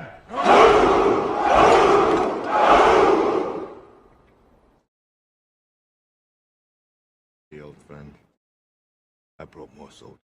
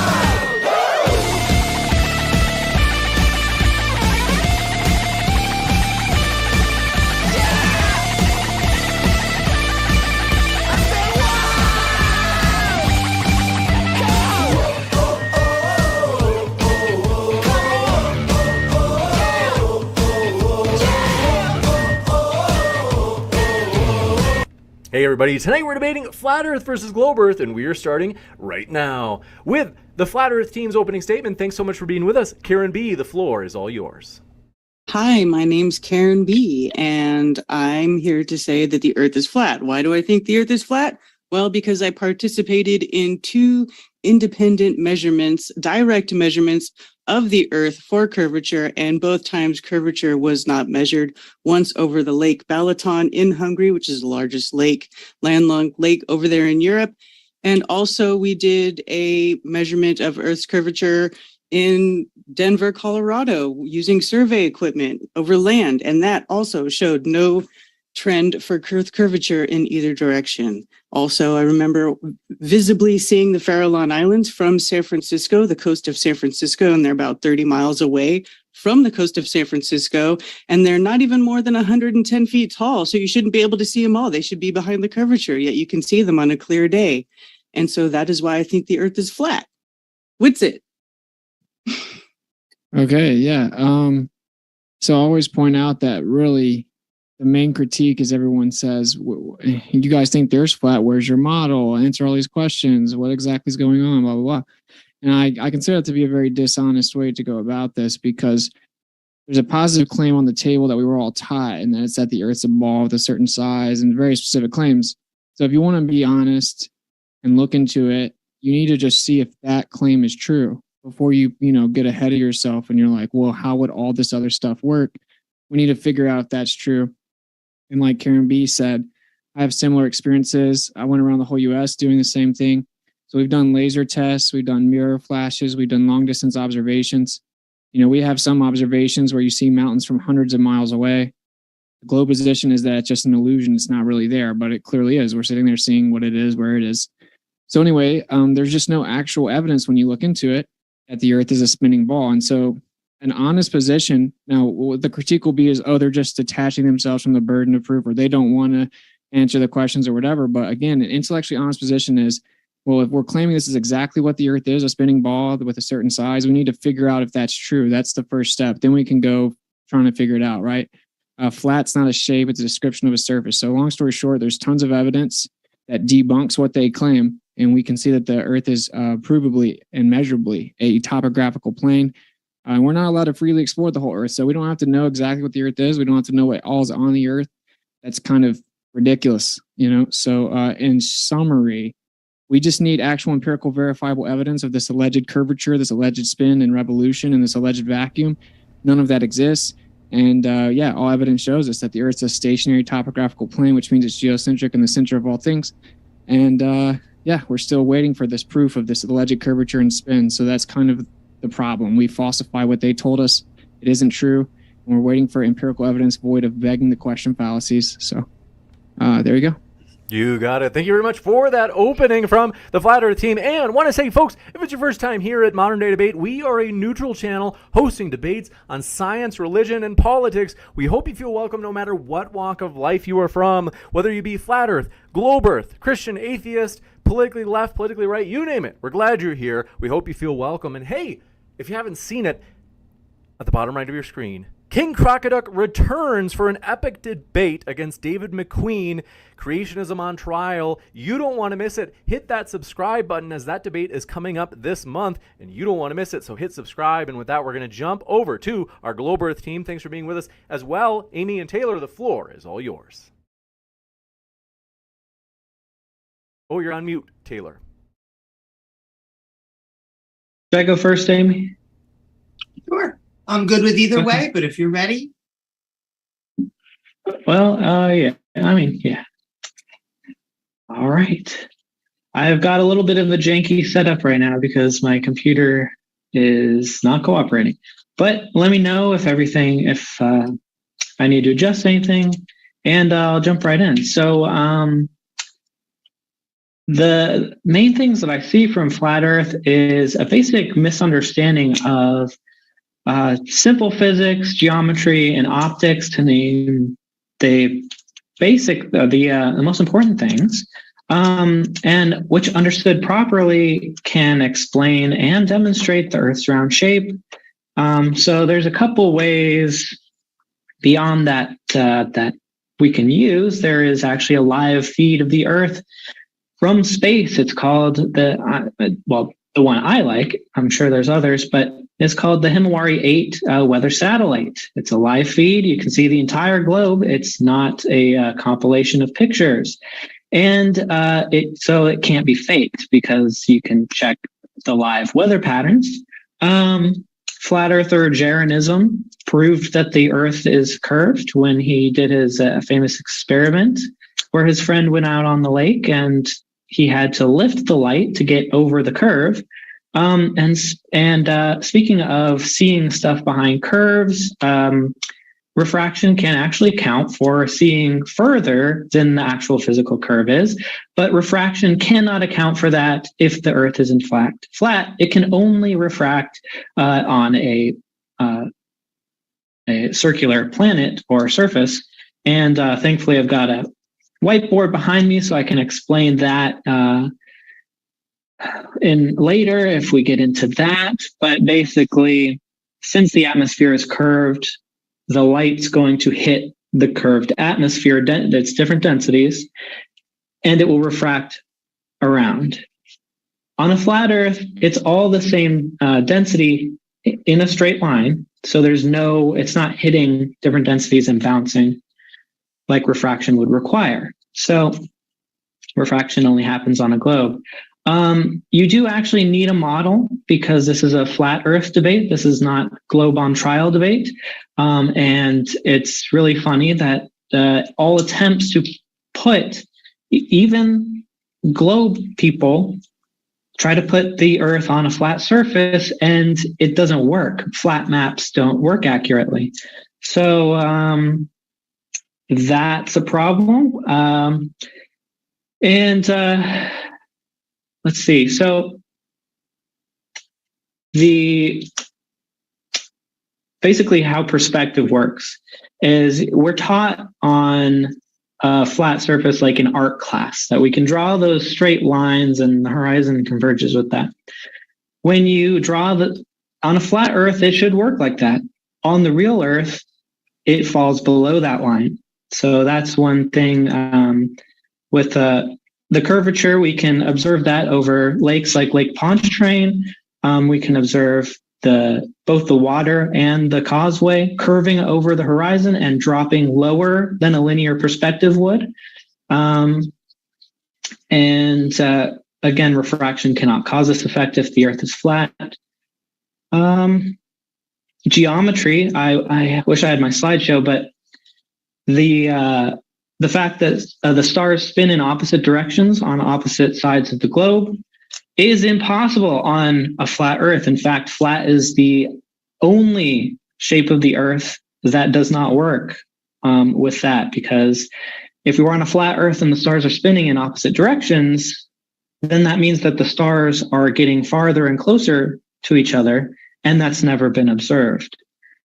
In fact, we observed that they're all the same relative distance from each other. Basically, gravity, if you understand gravity, you understand why air and water hold to the surface hold to a curved surface, and why the surface is in fact curved, because everything falls in the same direction.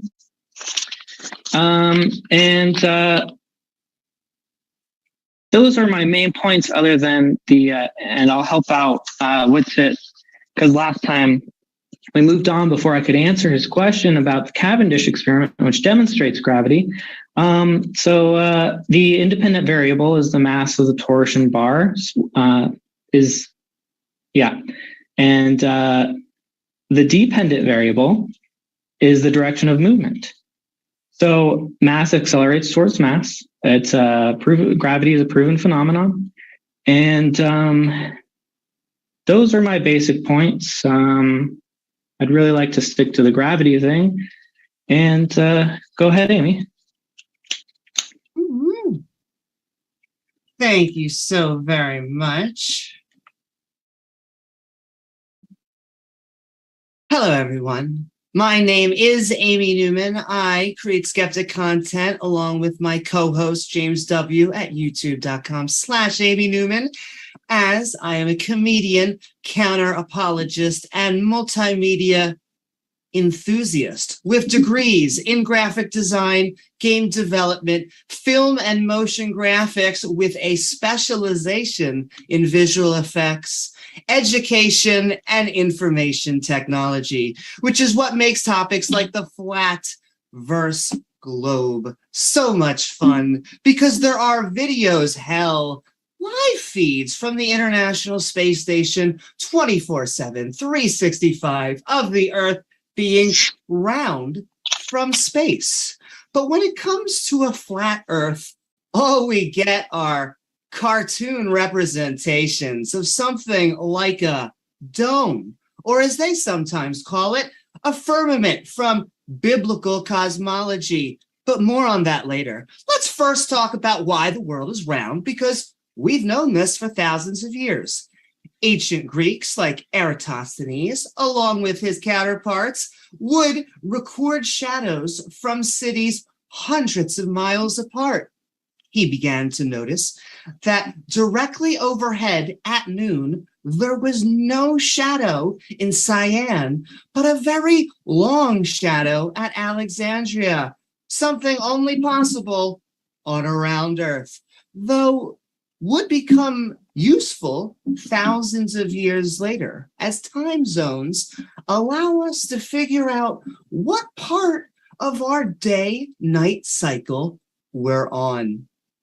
Pilots take advantage of the round Earth by bypassing the side instead of going over the top. They could just save some money. Look at that. Wow, right over the top. Another touchy subject for conspiracy theorists. I know, but again, more on that later. In fact, circumnavigating the Earth by heading in the same direction is another way that we know the Earth is round. Because on a flat plane of any finite length, you will eventually find an edge. All of the water would end up falling off of said edge, like you would expect trying to drink from a dinner plate or a disc. Yet this seems to never happen. In fact, it appears we live on a giant, massive ball, like the vast majority of giant celestial objects. Sun, round. Moon, round. Literally every other planet, round, round, and around we go. Yet a flat earther will try to sell you that the Earth is flat, while none of these physical laws of nature matter. And why? Well, because we're God's special creation. Oh, which is the seedling, or possibly the root of the problem here tonight. Though, don't take my word for it. Ask your local flurf. Quote, you can't really be a flat earther and an atheist. End quote. Witsit gets it. Though if religion is the seed and the flat earth is the fruit of this rotten tree, then conspiracy theory would be the stem. You see, this kind of mindset that we're dealing with is conspiracy theories. The types that have not met a conspiracy that they don't love. But I wish I was being hyperbolic. Flat Earth, sure, but anti-vax 7-Eleven was a part-time job. The ether is real. Gravity isn't real. Space isn't real. The atomic theory isn't real. Whoa, whoa, whoa, whoa, whoa. What these people are trying to sell you is science isn't real, because the entire process of science is removing human bias from the question. If someone asks, well, did you take that test for yourself? You might be talking with someone who rejects science, though it will be something we asked of flat earthers, since they are not in the scientific consensus. Thus, the burden of proof will be on them to come up with their own model instead of acting within mainstream science and saying, oh, mainstream triggers me. Left. Are you going to accept what the media has told you? Don't you know they're only trying to make money? Well, sure, 24/7 cable news is horrible. The peer review system by which people formulate a hypothesis, go out into the field for research, collect data, then submit their results. Yeah, that's still fantastic. In fact, it's the only way we can separate fact from fiction. So all we have left to really deal with is the root of the problem. While I could say religion, what I mean is superstition. You see, liberal, conservative, atheist, theist, we can all be prone to believing bullshit. Sometimes that comes from a fundamentalist view of a holy text. Other times it's crystals, vibrations, and magnets. The key here, it's not a science debate because science is about testable working theories. This is about theories versus conspiracy theories, or rather what tools we use in our epistemological toolkit. Thank you. Thank you very much for that opening from Snake and Amy, aka Snake/Taylor Synonymous. But want to say, folks, thanks for being with us. If you happen to have a question, you can @ me in the live chat, as well as if you do a super chat, we put those questions at the top of the list. We'll have Q&A after the open discussion. Thanks very much for being with us. Witsit Gets It, Karen B, Amy, and Taylor, the floor is all yours for open dialogue. So, guys, since my understanding of gravity proves that the Earth is round, how about you educate me on what I'm getting wrong about gravity and why do things fall towards the ground and not sideways? Okay, right after we address your guys' monologue, though. So, why do you dodge the question? Wait, dude, I want to address the intro, okay? So you claimed Himawari proves that the Earth's a ball, and that it shows us live time footage of live time weather patterns. And so therefore it couldn't be faked. That's patently false though, my man. It takes a minimum of 10 minutes delay, admittedly, before they even give you any type of image. And secondly, you claim that star trails in the south, debunk it. And then you said that's impossible. It's only possible. It's possible in every shape except for flat, which in my intro of the 3 things I said, I helped you out and said, flat's not a shape, bro. So when you guys say flat's a shape, it sounds really ridiculous. It's a description of a surface. You can have a flat, square, circle, triangle, you name it. Okay. Then you brought up Cavendish. We'll talk about that since that's what you want to talk about. And then Amy said you'd fall off the edge. You can't go past 60 south latitude. So there's actual no proof of any of the stuff that you guys are saying. It was a bunch of sophistry. So I just wanted to address your intro. All right, go ahead. What's your question? You're asking me to explain gravity? Yeah, and then after you ask that question, I want to know why you wouldn't fall off an edge, because that's not right. So I want to know why you think otherwise. Yeah. So you Amy, can't go would past you the like 60th south latitude. It's illegal to go past there. Can you fall off the edge of a lake? No, Ladies and you gentlemen, cannot. it's the law that's keeping him from finding out the truth. They can't send drones up past a certain feet because that would really hurt their feelings. They can't figure out how to do a drone themselves. They can't figure out how to get through Antarctica themselves, even though people go to Antarctica and have won world records. Okay, so you can't freely and privately explore past the 60th south latitude. You can only go where you're on an approved guided tour. You asked if we could fall off the edge. You can't fall off the edge of a lake. So that's a ridiculous question. There's something. Oh, there's get something. Approval. Well, yeah, but what if they don't? Why haven't you gotten approval? Because I you know can people travel there. You can buy a ticket. Only where they let you go. Yeah, Are you can capable explore. of comprehending You could do words? the same thing. How about you go get approval and go do that transpolar trip and prove that the Earth is a We're globe? I mean, you defending the guys could do the scientific same thing. So consensus. that is like a really ridiculous argument there, because it's easy to prove the Earth is not a globe without going anywhere from the first place, without risking your life. But if you think it's, if you guys claim the Earth is a globe, that's a positive claim. Go prove it.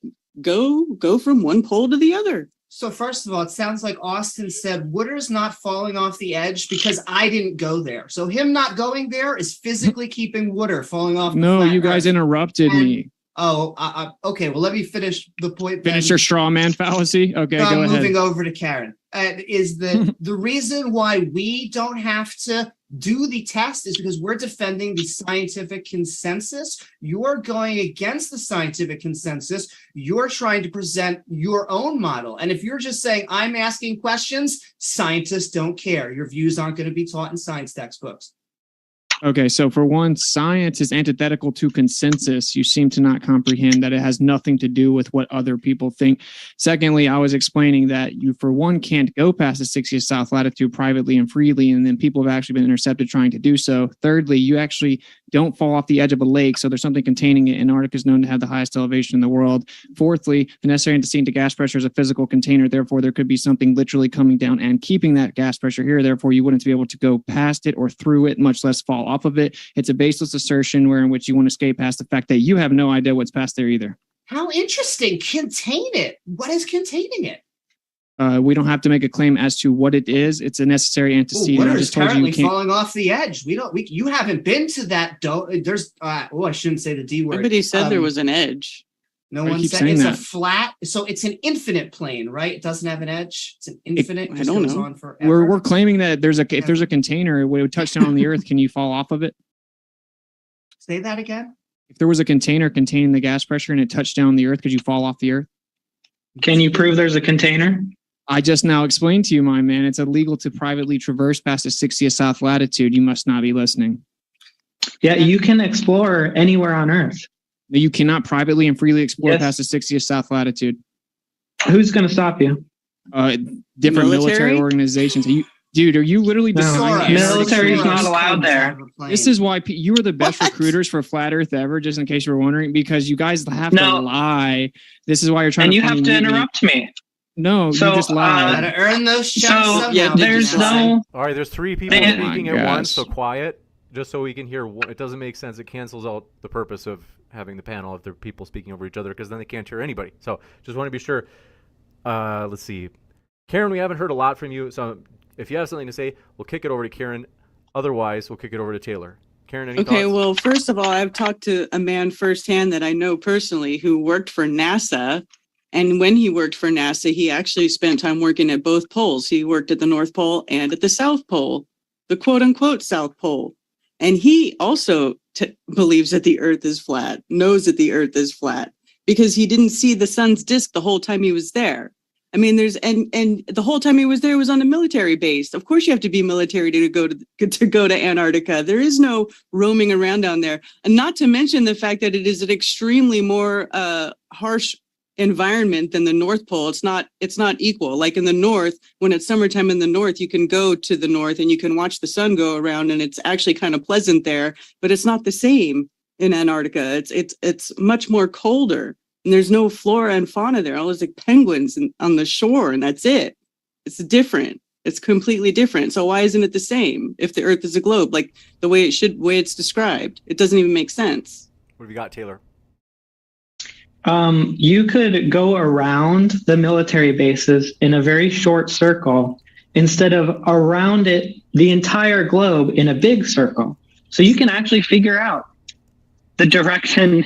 You could just go around the military bases and it will be an enclosed circle, not the outside of a flat disk or whatever. Have you done that? Any flat object. Have you done that? Have you? You can do this privately. They won't stop you. No, you can't. You can't go past Yes, the you 60th. can. You cannot. Can you listen to what I just said? Go around that latitude and look at the military bases. You the wouldn't whole get anywhere time. near the military bases It will because be- at 60 degrees, you can't even see the shoreline of Antarctica, dude. And I'm also done. notice what they're saying. It's a conspiracy. You can go around it. Could go, but they're stopping you. It's the government. What do you watch the They news? literally do Amy, stop it's not you. a conspiracy. It's called the Antarctic Treaty, which has tons of subsequent legislation that is easily accessible. You can go read it. It's illegal about to it? privately and freely explore past the 60th south latitude. That's objective. You guys are saying no.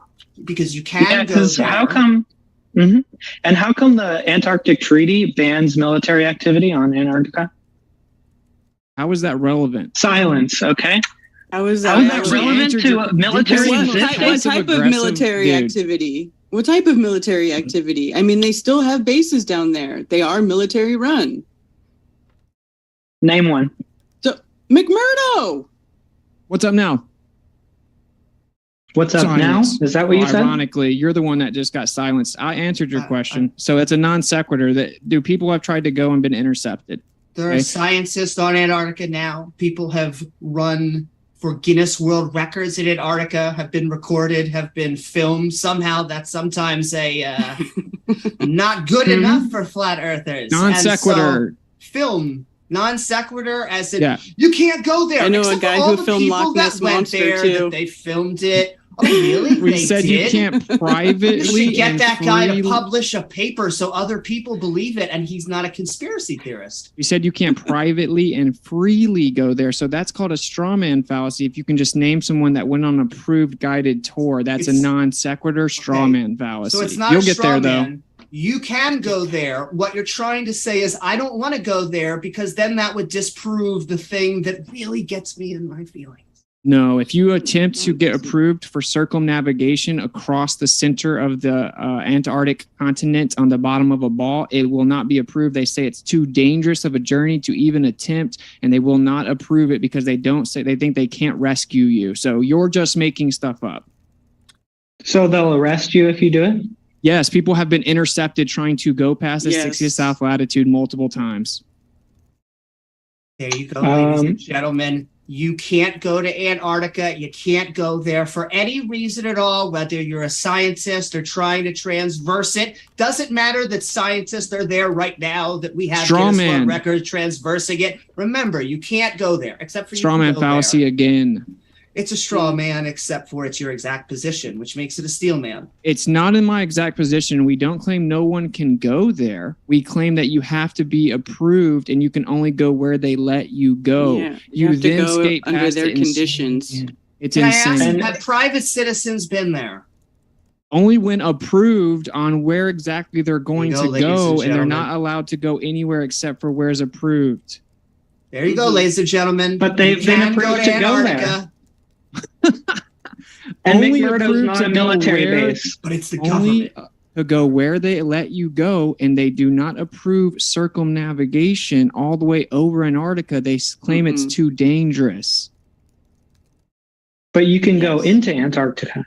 So I can go any. That doesn't mean I'm proving the Earth's a ball and it's an ice cap on the bottom. I'd have to go over it and come back up on the other side of the ball, wouldn't I, Taylor?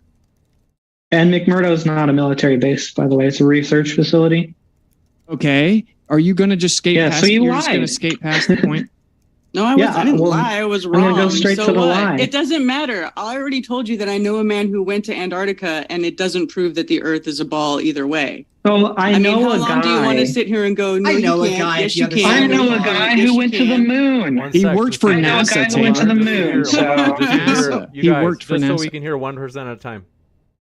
He literally worked for NASA. I know a guy who went to the moon. This is non-sequitur. So what?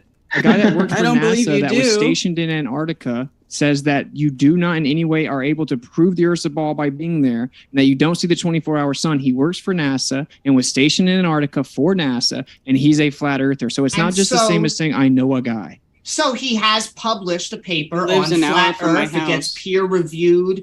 What was he doing there? Can I ask? What was he doing research on? What's it? You got a name? He was actually doing. I can't remember. I did an interview with him a while ago, but it was something to do actually with satellites Oh, fantastic! and weather. It was We can weather start and to move on satellite satellites related. soon. It was You guys are weather the and best satellite related. On Flat that Earth note, reporters ever. on that note, Amy, would you like to explain why you can't fake the footage from the Himawari weather satellite? Because you would have to be generating that in real time at all times. It's not real time. It's a 10-minute Not real delay. time. Yeah, how fast can you Photoshop accurate weather patterns? Now you're asking us. So first it was real time. First it was real time. Now you Photorealistically. guys have been exposed for claiming it's real time, and you're objectively wrong. And now you're saying, oh, 10 minutes isn't fast You know enough what when you real have time means. algorithms of computers and artificial intelligence. That can good story. assess every cloud. So somehow this technology exists that can record every cloud's movement and then put it photorealistically into a picture every 10 minutes. We use Did you weather check all balloons. those That's your- clouds that's of your every claim now? picture? Did you check every cloud of every picture to make sure it was actually correct and true to weather patterns? And can you show me that? I didn't, but you And should. so the claim is the scientist. You so could wait, debunk so it. let's. You could. The claim is the scientists are generating visual effects for you people. Once again, it's a massive conspiracy. They're generating visual effects. You're just appealing before to your emotion. eyes. You're just Based appealing to on nothing. emotion. Oh, I'm sorry. What was your model? What was your model? You're just appealing to claim- emotion. You're Oh no! voting. So the floor is yours for your model. I'm ready. Like right, Taylor you guys- said, your class is yours. You guys are freaking out, but this is great recruitment for Flat Earth. So you guys claim that it was live time, and it's objectively not, right? So we have great. weather patterns. No, recorded we all said the there's a time delay.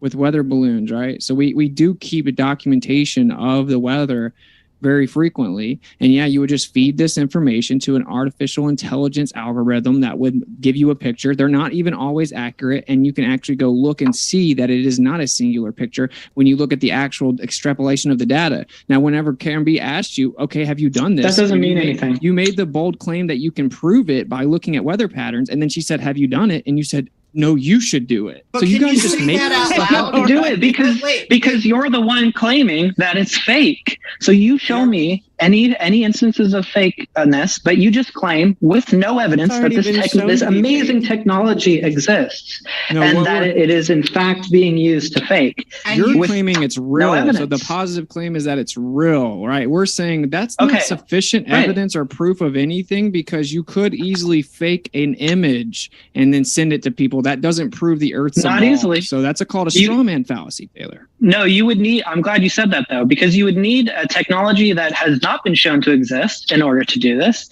And I'm wondering, what is your standard of evidence for a picture or video? Is it that you don't like this, so you just claim it's CGI? But so like what picture or video would you accept? Do you just automatically reject all pictures and all video because it Any might claim be CGI? that comes from the government claiming that they went to Okay. outer space and we can't personally verify and it's not legitimately testable, we don't blindly give our entire worldview like mental midgets and say, okay, well, we're going to blindly believe this because the government made a claim. So that's our actual stance. So But try you- again. But you wanna do go believe back. video. You do believe video and picture when it's shown to you in other circumstances, though, don't you? If it's And I independently also verifiable. want to point out that he said, ladies and gentlemen, remember, the government is generating an algorithm. It is a massive conspiracy that they are trying to fool you that the earth is round. Now, he doesn't want to say the end of that sentence. He just wants to say the beginning. But, ladies and gentlemen, they're lying to you. The governments are working together, creating wars. You're just making stuff up now. So yeah, we know that governments lie, right? Like they admittedly lie within the intrinsic description of what a government is. They automatically compartmentalize and keep things classified. That's what a government is. Admittedly, our government has started wars, ironically, like Gulf of Tonkin's declassified a false flag attack our government did themselves. So we're not claiming we know that not everything the government's saying is a lie. We're not claiming millions of people are in on it. That's a straw man. What we're claiming is we don't blindly believe stories and propaganda that comes from the government when they are notoriously known to be dishonest and mislead us. We need something that's independently verifiable. Right. don't So want I don't trust something the government independently either. I don't trust the government either at all. So I'm with you there, except we have this whole scientific community that isn't the government that's independently verifying what NASA says. Really? Can you give me some specific examples? It's illegal to privately go out there and do this. So what are these magical scientists you're talking about? Literally all physicists. Literally all All physicists. physicists. Now you're just Scientific appealing All to physicists Yeah. went to space. is that it is a round earth in which we have went to the moon. Do you believe No, there actually, are I know places? tons of physicists that you- don't think the moon landing was real. You guys are just making stuff up. Well, I just I'm talked waiting to for a them to quantum peer physicist the review other day who papers. thinks the Earth is flat. I just talked to Yeah. an astrophysicist the other day who thinks there may be an ether and that relativity is wrong and the Earth could be geocentric. I just talked to another physicist the other day who knows the Earth is flat. So you guys are making Once stuff up. again, how many people I talked you to a talk guy to who at the believes end the of the thing. bar does not matter. You need them to publish papers. You're the one that lied. appealed to the idea of physicists. Try to keep up Amy. Yes, so you guys want to scientific move on. consensus, not guys at the bar. Do you understand the I difference between talked- scientific consensus I and want the to let guy Karen at the B end of the talk bar? to you. Oh my God. Why do you? So I talked to a guy who believes the thing is good enough evidence for you But No. scientific consensus is not. That's another straw man fallacy. I didn't claim that It's not. because this physicist thinks the earth is flat, that means it proves it. What I said was you claimed all physicists prove and verify NASA's claims. Now, this is patently absurd and false on its face. For one, it's illegal to go to space. We're talking about these claims of them going to space and turning around and taking a picture of the Earth, okay? No physicists ever verified any of that. You made that up. And then when you appeal to all, because your guys are just appealing to emotion, you're appealing to the idea of science, right? It's the most fallacious idea ever. And I'm pointing out that actually not all physicists agree on really pretty much anything. So can we get to the actual evidence maybe at some point, or are we just going to keep appealing to emotion? My No, favorite you're emotion, right. There science. might be like one or two physicists on the globe who believe that. Who You maybe don't know any. have a You're not some bachelor's degree. arbiter of truth that knows what all physicists think, man. You sound ridiculous. Do most physicists agree with you? What do you think I that don't care. percentage is? I don't. It doesn't What would matter. you It's a estimate non-science. that I don't even is? claim to have talked to most 99%, and it doesn't matter. 99.99999%. So We don't if appeal to 99 authority. Yeah, appeal Yeah, to so- authority and majority. If 99% of people think slavery's real, and I mean immoral, does that make it good? What a stupid argument. Bible It's slavery. it's an appeal Now you're to freaking out talking expertise. about your Actually, infatuation with the Bible. So you guys are just all over the place, just imploding Oh, with red no. herring fallacy. Actually, can I actually ask you, is the main reason why you are a flat earther scientific or religious? It's scientific, even though measurement's actually not a science question, but yeah, scientific falsification of the globe earth It claims. has nothing to do with religion. No, literally nothing. Nothing, even though that No. you say a flat earther cannot be an atheist. Yeah, that doesn't mean you don't understand it. So if No, the Earth tie is- that to square that circle. I will. I will pull that pencil out and take notes or something. So if the Earth is stationary, okay, write it down. If the Earth is stationary, and that would mean it's geocentric. And if it's geocentric, it's the center of all things that are perceived, meaning there is no logical postulation that could explain that without it being placed there. I've got one simulation theory. Well, Oh, who so if you created the convince programming me, of the simulation? if Place you there by convince me, Who created the programming of the simulation? yeah. If you convince me that the Earth was flat, I wouldn't go to automatically to God. So Well, I'm not- why don't you teach me how this gravity thing works? Because that's why I'm convinced that the Earth is a globe. Really? Because Okay, what's gravity? yeah, Yeah, what's gravity? But he also said it's a an half acceleration sentence. of mass towards mass. He said it was put there, but he didn't say creator. Like he does half sentences. Like it had to be put there by Oh, but it that's has the nothing point. to do with a So God. the religion would come in when you personify or make specific claims about what the creator is or whatever, but the necessary antecedent to design is intelligent design. So it just means that it's placed there, atheism would no longer be viable. You don't have There to we go. personify it or come up with a religion. And that's not why people think the earth's flat. It's once you prove that the earth is flat and not what they said it is, then it's just an antecedent for a geocentric stationary earth. So I don't want to just not let Karen B talk, though. I mean, Karen B would destroy you guys. You guys are just, she's a little too polite for you guys, I think. That's what I So think. do you have anything to say about how our understanding of gravity is all wrong? Yeah. I'm here to learn. Yeah, yeah. Well, So go ahead, I Karen B. mean, well, first of all, you keep talking about mass attracting mass. So what about Einstein? Einstein is supposed to be the prevailing gravitational theory, and that has nothing to do with mass attracting mass. It's like bendy space-time. So how do you reconcile that? The difference between Einstein and Newtonian gravity? Under his theory, mass warps space-time, which causes mass to accelerate towards mass. But it's not attraction, right? So, like, yeah. I said acceleration. Well, at first you said you didn't actually. So, but either way. So the question is, did you not know Wait, did that you just say relativity has already been demonstrated to have tons of problems, and it doesn't? It's actually provably right now at the best, in the best case scenario, incomplete within your own paradigm. You didn't know that? So you think that I said attract? No response. No response. It doesn't matter. You It said- Do doesn't matter.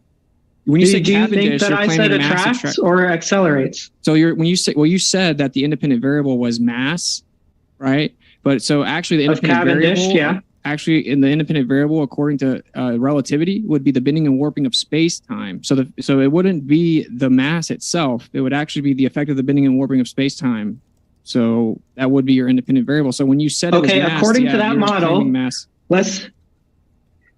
This is just very dishonest because what warps space-time?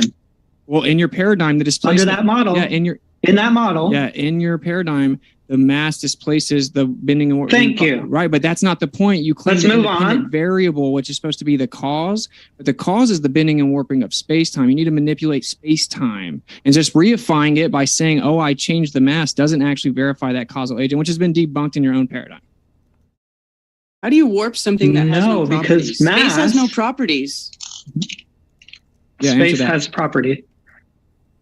How do you? What are the 'cause properties space of has property. space? So space What are the and properties time, of space? So space and time are uniquely Dimensions. tied together. Wherever you Dimensions have a is not a space, property. you have a time. Wherever you are in time, you have a space. So it is a single landmark that we call space-time. Non sequitur. So she's asking, how does space have physical properties? That's what she asked.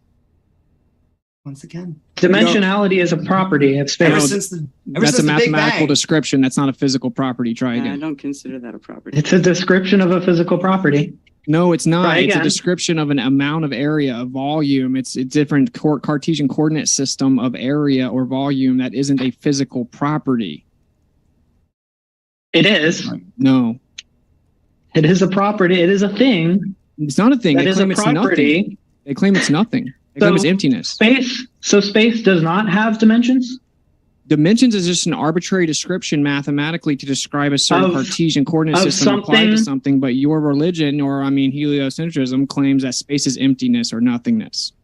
It's a description of globe something priests. that space-time has, right? No, you can just mathematically describe it with the Cartesian coordinate system. Space is considered nothingness or emptiness. It's not considered nothingness. So It's considered emptiness, yeah. Space, empty of matter, right? So space has dimensions. Well, could describe its Therefore, it is dimensions. a property of space. That's how No. English works. Sorry to burst your bubble. You don't understand dimensions aren't physical properties. You have to have something physical in which you're applying the dimensions to. So you'll get there. Dimensions are physics, and it is physical. Yeah. Dimensions It's are not- physics. Dimensions are not mass, but dimensions is math. physics. Math. Dimensions are math. I also want to know both Which of you is said physics. that Math isn't you, physics. No, it's not. And I wasn't commenting on your math comment. I'm saying it's not mass. So that's probably what you're thinking of as physical. It's not mass. It's not mass or But it energy. is. But there are non-mass things in physics that are physical. Okay, can you define physical? Anything that has to do with physics. Anything that, okay, so the definition of physical in your own paradigm is energy or mass. So, And space. is which one? I said and space. No. Energy and mass. So which one is it that space falls under the category of, energy or mass? Neither. Okay, so it's not physical, even within your own paradigm's definition. So we can move on. All right. So- the physical universe is anything that we are able to interact with. That's why we don't seem to get any experiments from the flat earth side. In fact, both of them said that they went out, they did the experiments themselves. However, as far as I could tell, neither of them published papers. And so there is nothing to be added to the scientific community.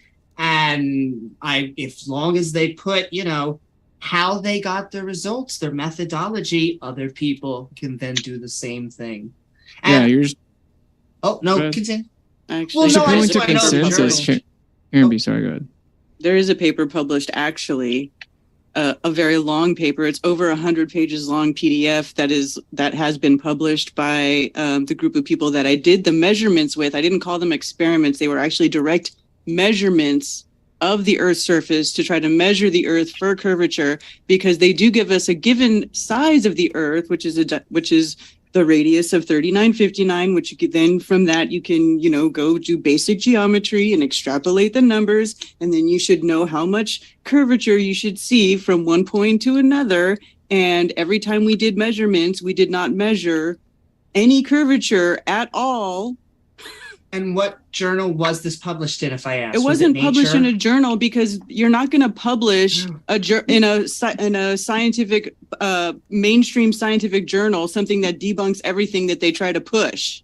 Yeah, so your argument we is did publish it ourselves, but we did publish it ourselves, and it is available for public viewing, and I can give it to you right now. Engineers, yeah, it's done by a group of engineers, and it's in-depth documentation of all the tools, all the methodologies, all the data, all the refractive conditions. 7 different measurements. Yes, 7 apparently different measurements.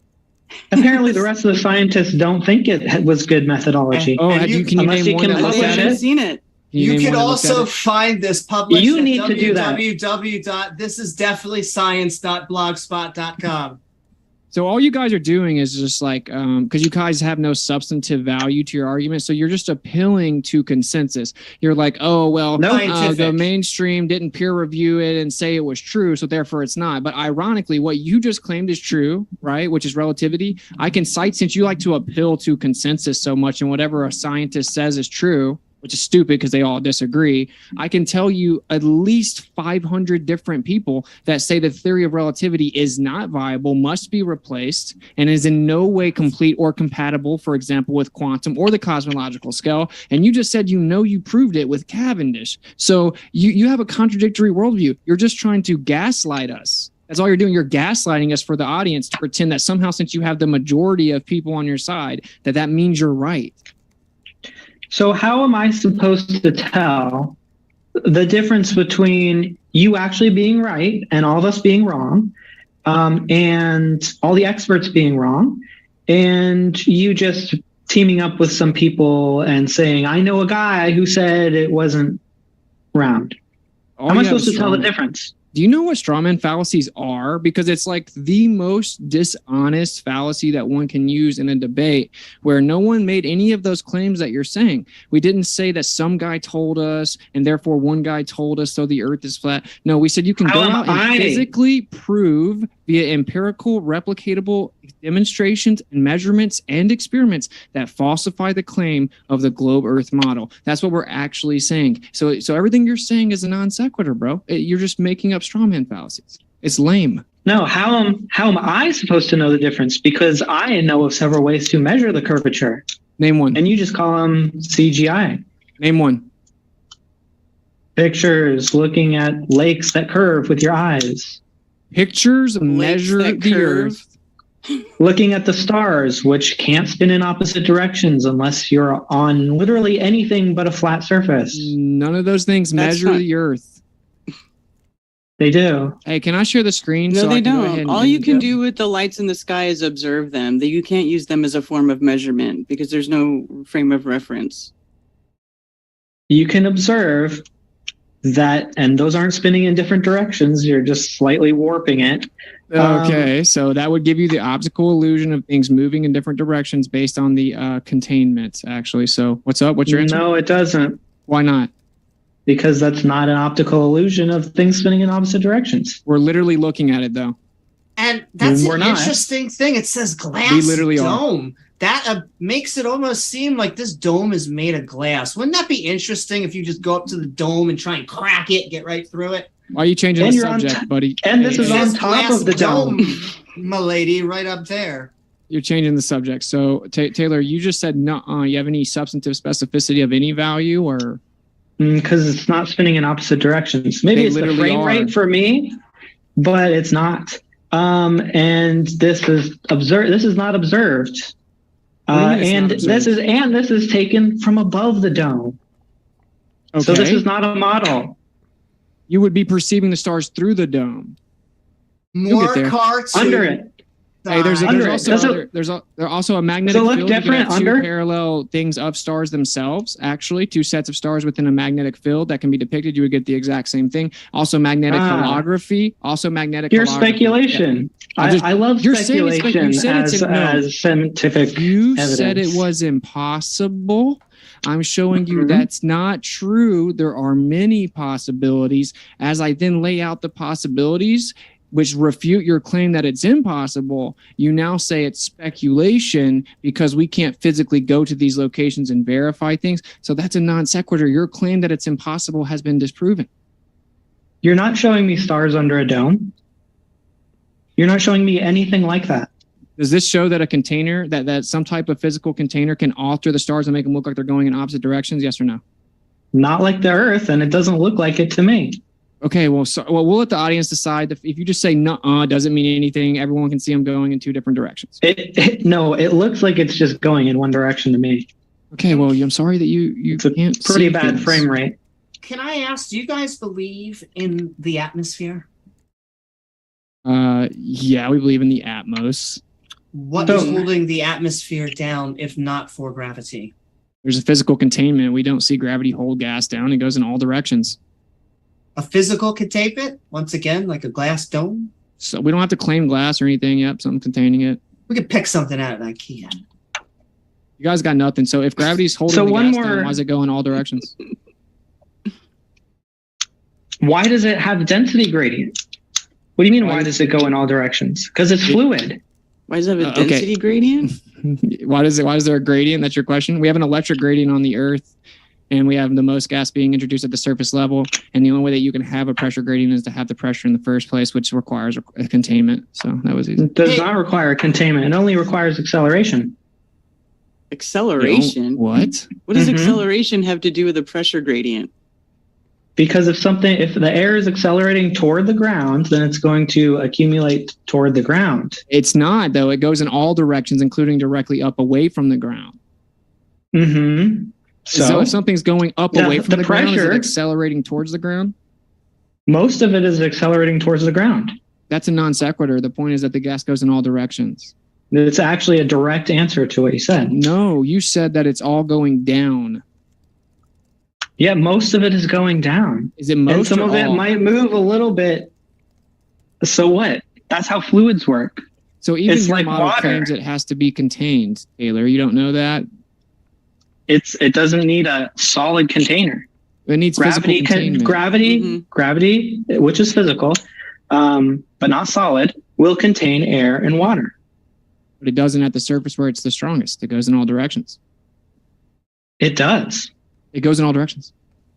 So? And it's also, there's an electric gradient on the Earth. So we can prove that there's an electrostatic field and electric gradient on the Earth, which electrostatics on the smallest scale is 10 to the 39th power stronger than gravity even claims to be. And we can actually prove that's there. So can you actually prove that this magical bending and warping of space-time is there without just begging the question and saying, look, I moved mass around? Can you prove it? It doesn't matter. We observe the phenomena that all matter accelerates towards matter. It doesn't matter how it happens. Really? We don't have to know. All matter accelerates towards other matter. Including air. And you can demonstrate this. You can fill up any container with air and weigh it against something else. It's going to be heavier when it has air in it.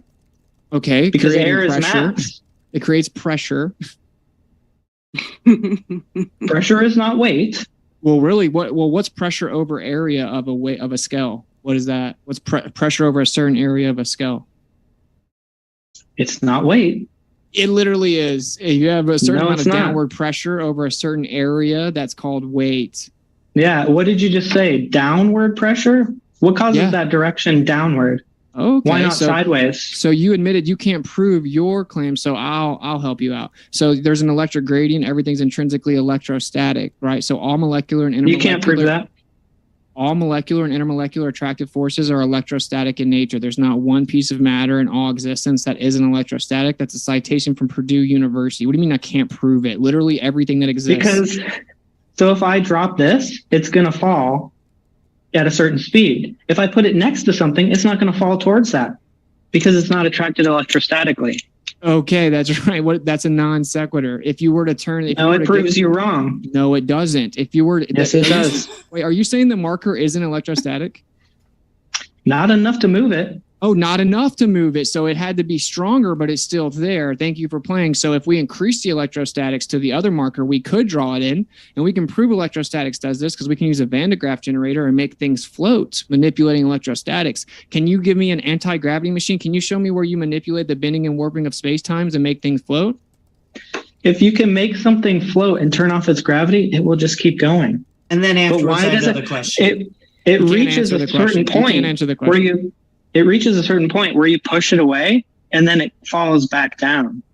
Can you answer the question? So in science, we have an independent variable, right? So we have a naturally occurring observable phenomena that things go down, downward acceleration. Now, not all things go down, things go up also. The question is, why does it just go up and down and not side to side? Well, we have an intrinsic bias, an electric gradient going up 100 volts per meter on the Earth, right? So we have a positive above, negative surface charge on the surface, and everything's electrostatic. We see it happen with electrostatic levitation with bumblebees and with spider ballooning and with beetles. They use their electrostatic nature to levitate. Right. So then we're going to test our hypothesis. Does electrostatics have something to do with why things go down? So what we're going to do is manipulate the electrostatics to see if it's the cause of the effect. And when we do that, we can make things float. So we've proven that electrostatics is at play and does affect the direction that things go. Now you're claiming there's something else there called the bending and warping of space-time. Can you manipulate the bending and warping of space-time, please, and prove that it's a cause? Or is it just me that has all the scientific evidence and you just have a religion? You have zero scientific evidence. Also, before you go on, Taylor, I just want to point out he used religion in a negative way. Austin, I agree. We should continue saying religion is bad. People should not believe in religions. And now right back over to you, Taylor. I don't like religion. There we go. We agree. Man-made doctrine. Nobody's built here upon- arguing in favor of religion. Yeah. So you keep Conspiracy theory, though. You pretended like electrostatic forces can debunk gravity, and yet there's still a force of gravity pulling it down. So yeah, you can use a magnet to make something float, but it only floats so far. You're accelerating something in this direction. Here we go with the whiteboard. Yeah, that's all I got, unfortunately. You can't But even there's respond to the something- point, though. There's something moving it in that direction, though. We just explained it. Yeah, there's electrostatic acceleration. All objects that go down are electrostatic. Whether you drop rubber or glass or wood, you name it, it's all electrostatic. The surface of the Earth is electrostatic. The air is electrostatic. We can replicate this with a Van de Graaff generator and make things float. You lose. And you can't make it. You can't replicate the effects of gravity. But what you can. are you talking about? But you can with mass. So I can use things of differing electrostatic strength and get the same effect of gravity using the Cavendish experiment. Cavendish But it uses doesn't- mass that's electrostatic. But it doesn't even matter. Because even if I granted you all this electrostatic woo-woo, it would still mean that you can hold an atmosphere to the surface of a round planet. It would still make a round thing. Nothing could stay flat. If it is indeed electrostatic, it doesn't matter. It's an attractive force of some kind. Even if or there's a big attractive pressure effect. differential, what about the pressure differential between quote unquote space and Earth? If there's some You think electrostatic that's stronger than that? attraction, if there's electrostatic attraction of air to the Earth, then yeah, it can hold it to the Earth. Do you Same know with water. Do you know what space is supposedly supposed to be? As far as What are pressure? you looking for? Like, do you know that they say that space is 10 to the negative 17 torr? Do you know that they say that it's like 76 quintillion times less atmosphere than on Earth? Like nothing? So that's like And a did you huge- know That's a huge space, right?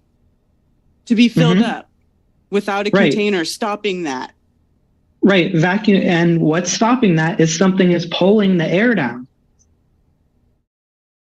Yeah, that's what you're claiming. But gas goes in all directions, and the only You thing we claimed it have on too. Well, no, what I'm doing is acknowledging what's provable with science. So we can prove that we have electricity on the Earth. We can prove there's an electric gradient on the Earth. We can prove that you can get a downward current on the Earth using an electrostatic generator.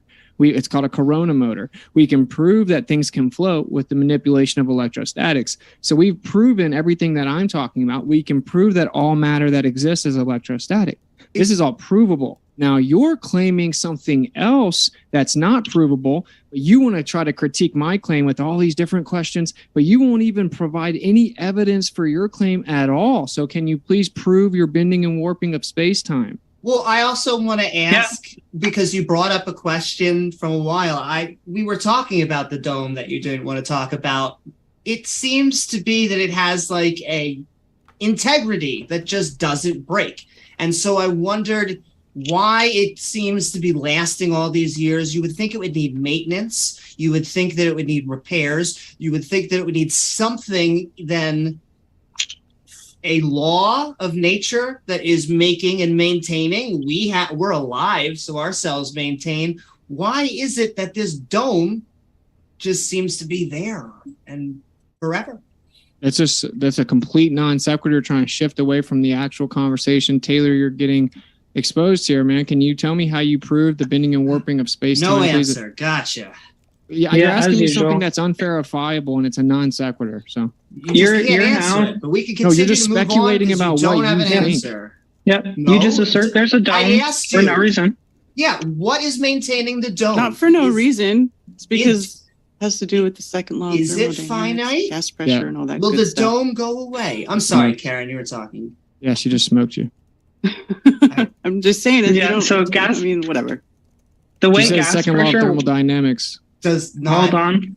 And it Yeah. equals the Gas dome? pressure. Well, it Gas equals pressure some does type of not physical work. containment. Yeah. So vacuums don't suck. The way gas pressure works is it has to push into the No vacuum. one said vacuums suck. Yeah, I didn't say that. You just I have didn't straw say you mans did. and you have a script. I But can didn't you say. address Did I the say whole- that you did? Yeah, Did I say you said- did? Then why are you pretending you're teaching us about how they don't suck? Because I'm making a point about why something would go up or down. It would fill the available space So- regardless of what direction. No, it doesn't. Because Yeah, it guess would. what? You asserted this downward acceleration. I don't care what causes it. We can call it electrostatics. We can call it gravity. But No, we there's a can't. downward acceleration. We can't And call you it admit gravity it. though because Therefore, I'm mid thought. Okay, go ahead. Therefore, so you have empty space up here. There's stuff being accelerated downward. What's going to cause it to expand upward?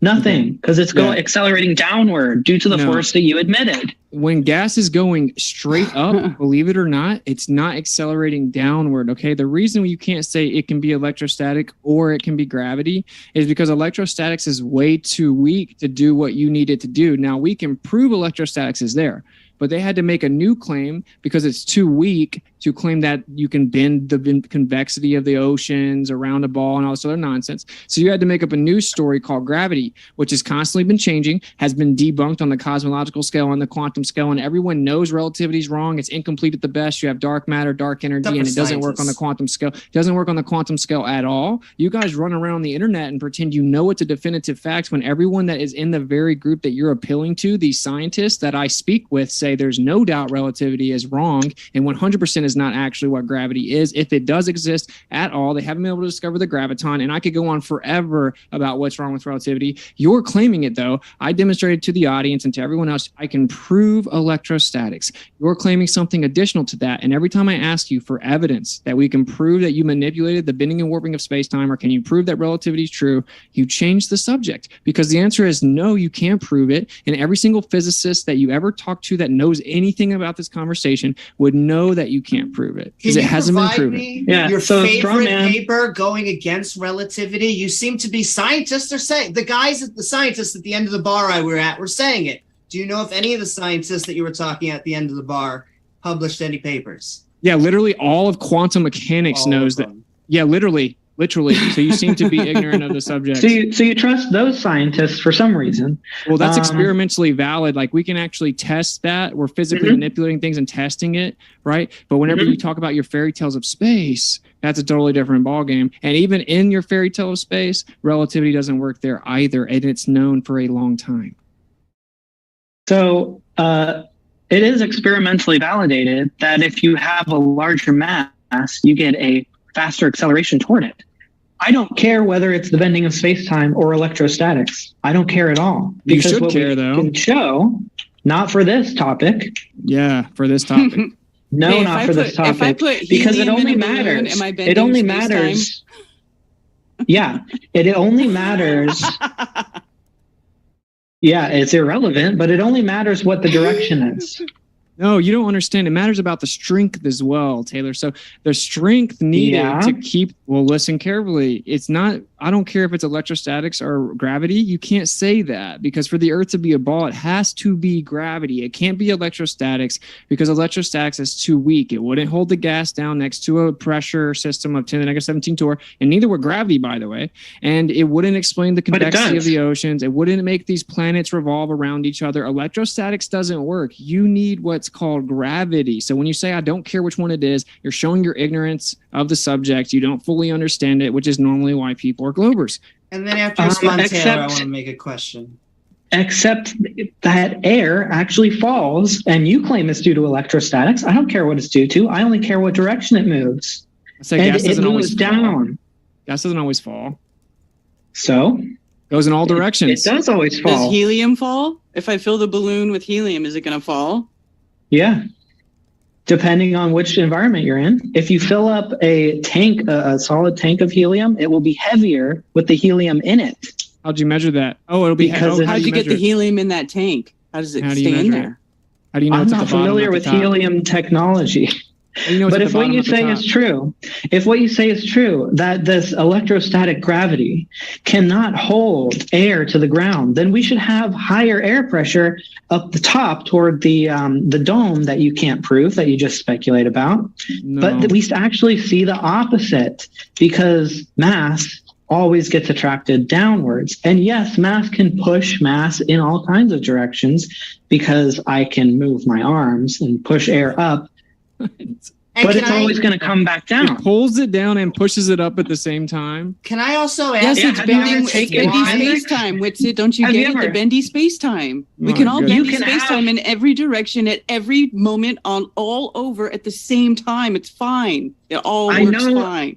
I know it's hard to believe, but you can have opposing directions of acceleration. No, I know that. I know that. Taylor, see, all you can do is try to straw man and pretend you're smarter than we are. Because 'Cause you it's act called dumb. Taylor. It's called sophistry. So what just happened was you said you know that you can have That's opposing brilliant. accelerative directions, right? But actually, what I was pointing out that what you said was stupid was because you said that it was the gravity that was pushing it away. That mass can push it away while pulling it. You're ignorant. That's not what happens. So that's what you I said. didn't You say may have- that. You may have misspoke. I know that you said it. The whole audience heard you say it. You 100%. I didn't said say it. that. Yes, you did. You said the mass did pushes not. it away. You said the mass can push it away. You said it pushes I it in did all not. directions. You literally I did just said not the say mass can push it gravity away. can push. You said the which is mass what you pushes said. it away. Can I also That's ask called a you normal guys force. That's what a normal force is. So Sorry, the Amy, go ahead. planets- Oh no, you said in love. We have the moon, the other celestial bodies like our star, all of the other planets. Do they have domes? What is making them round? Okay. Gary, you got it, man. You got Okay, it. all the things in the sky are just lights in the sky. Nobody's gone there. Nobody's physically touched them. Nobody's physically measured them. They are just lights in the sky. How do you know that? That's it. How do I know that? Because I can see that they're lights in the sky. There you Nobody's go. physically measured them. Do you know how But you're how they claiming- measured the distance to the sun? Did they You're get claiming like what a they are. physical tape measure? No, I didn't. I just said they're. You- do you deny that you they're said- lights in the sky? You said You they're deny? just lights in the sky. Do you deny that there are lights in the sky? So are you claiming Are there not that- lights in the sky? There's no luminaries. Are you There's saying no, they're not There's no stars? luminaries in the sky. Is this Are what you you're saying they're not stars? When you They're say- not You just said planets? there were I said lights in they're the sky. stars. I just said there are luminaries in the sky. I'm not assuming anything about what they are other than that because I haven't physically touched them. I haven't been there. Nobody I know has been there. It's not independently falsifiable. We We can't have pictures verify of it. planets that are round. You have CGI. CGI. And we can see the other side of them? Ladies and We can see the gentlemen, other remember, side? these are two people with literally no expertise in CGI, film, or anything. Excuse about me, post-production. little miss, I have a degree in graphic design. I also have a degree in graphic design and multimedia, and I've been using Photoshop since Oh, and its you've first seen iteration part- before oh, there were even Ladies layers. and gentlemen, I'm before there so were even sorry. layers. She has seen a pixel and quite a few shoots in her time, and so she You're like the knows worst that the comedian Earth is ever, by the I way. know this is insane. You're Ladies, not funny you're at all. allowed to call me the worst comedian because comedy is a subjective thing, and we're Well, you're allowed funny, to but not do in the that. way that You you're wanna going for. redirect. I You know what I'm get it, saying? but no, ladies and gentlemen, They do not have anything but cartoons and CGI that they create.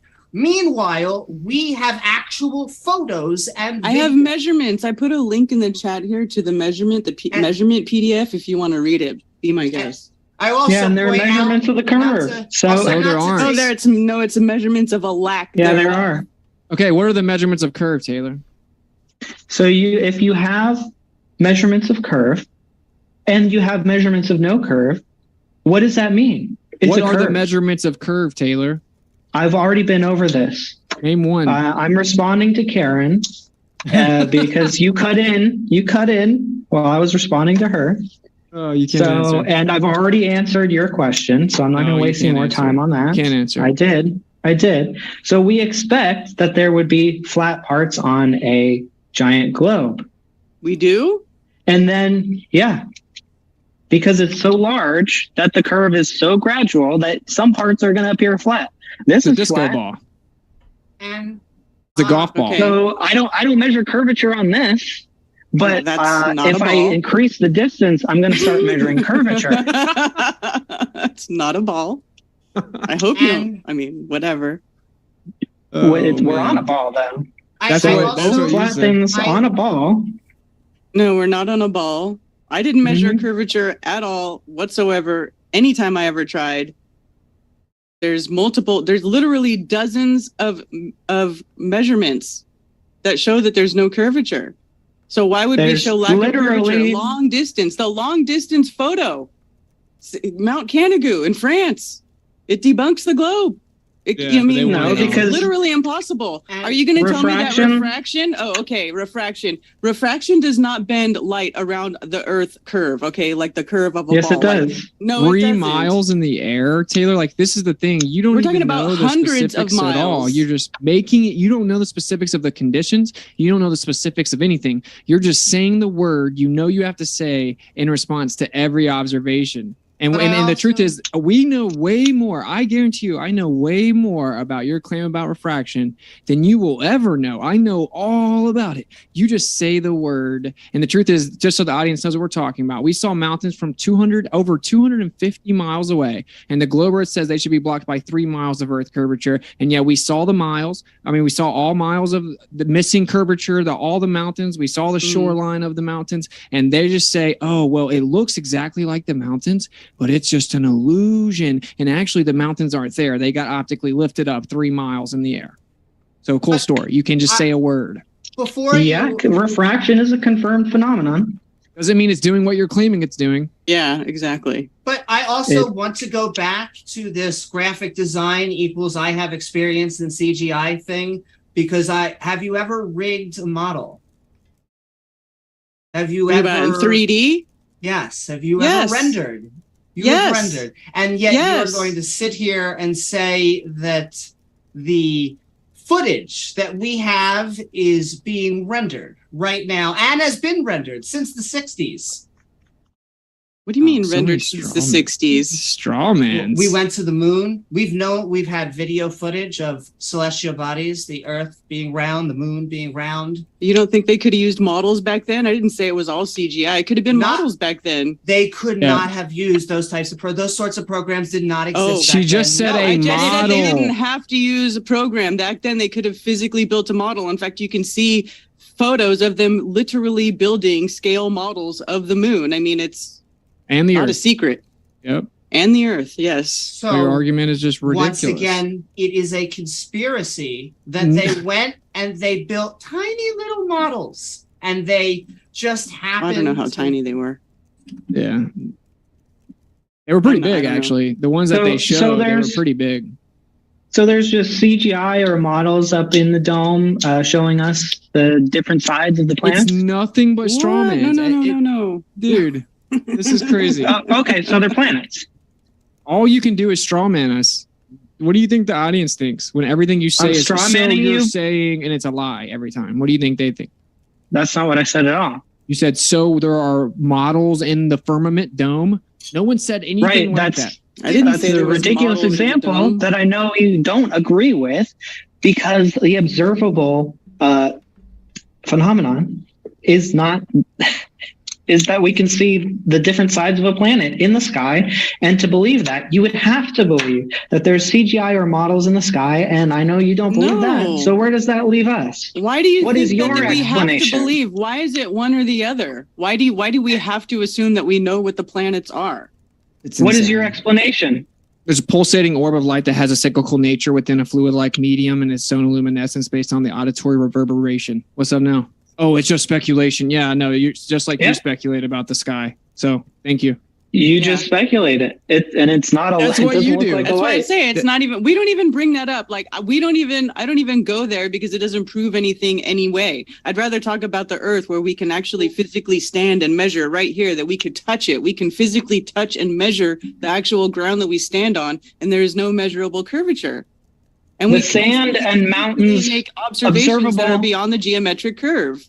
The sand, mountains, craters, riverbeds on Mars, that's just a pulsating light, says That's what we. Austin. That's what we see. I guess I'm converting now. I don't care about. I wouldn't even want you over here. So like, I'm not trying to convert you. You know, like I'm saying, we don't believe in fairy tales from the government. You say you believe the government lies all the time and you don't Fairy trust them. But NASA, everything they say is true. I'm like, okay, you're getting kind of weird, but whatever you want to believe over there, my guy. We don't believe in stuff like that. We went and tested the surface of the Earth. The geometric horizon is nowhere to be found. And now we've discovered that the globe Earth argument, which my friend Mr. Anderson said, this is why they don't want the debates on mainstream television.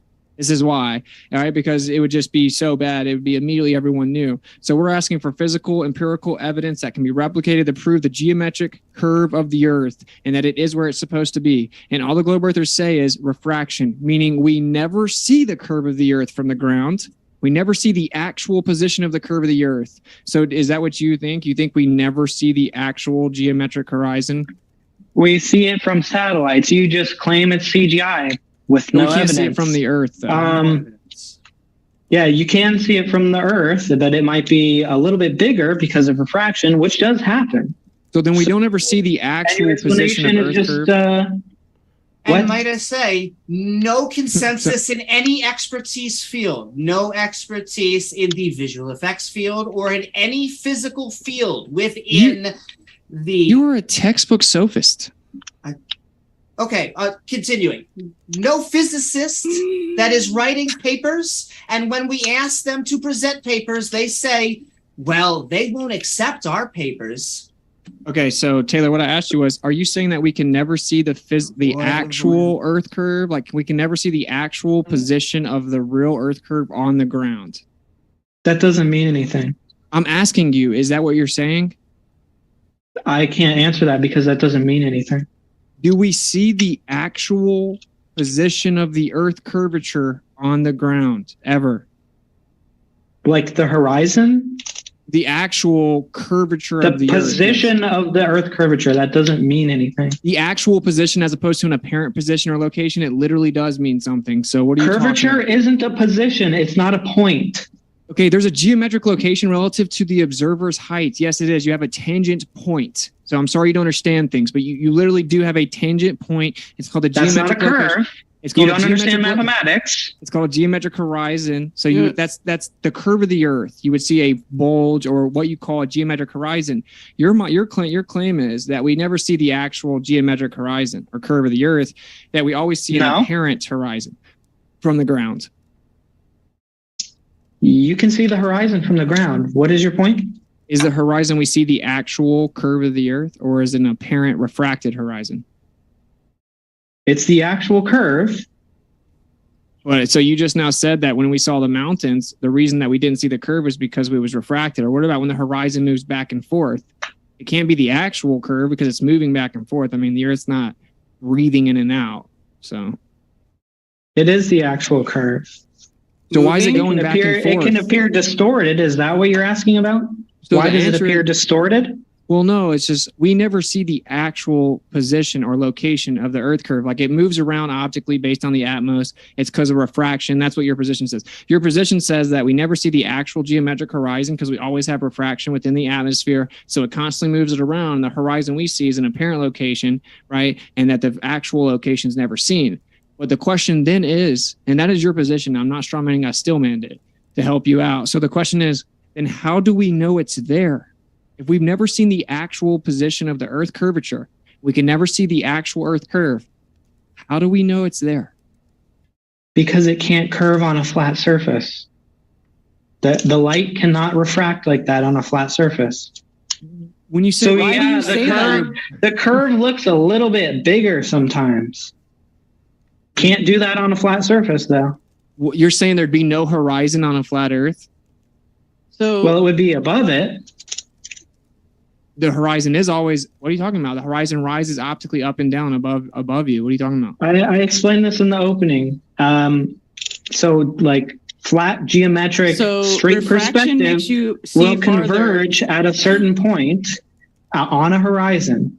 When you actually compare that with actual photos of, for example, Lake Pontchartrain, you can try and line that up with geometric perspective. And the horizon is always lower because it's curving down. Because on a flat plane, it would just keep going. Now, on a flat plane, actually, the horizon would also be below you because you're going up above the Earth. So it would rise towards eye level, but it'd still be below. It's an apparent location that fluctuates based on optics, like atmospheric or Atmos location or conditions. So you would have a horizon on a flat Earth, right? You have a vanishing point. You can't see forever, and it constantly changes. And on a flat Earth, that's what would happen. The globe Earth claims the Earth physically blocks our view, yet it constantly moves around and is never where it's supposed to be, and we see way too far. So and I'm not sure what you're trying to say. If you're claiming that there'd be no horizon on a flat Earth, I mean, yikes.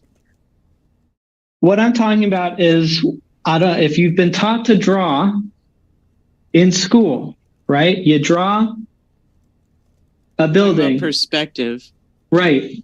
You draw, You draw a flat line, the lines, converges with the horizon. all straight lines. Right. That's what you'd expect on a flat Earth. On a globe Earth, they curve and it ends before the actual geometric horizon on a flat Earth. That's observed reality.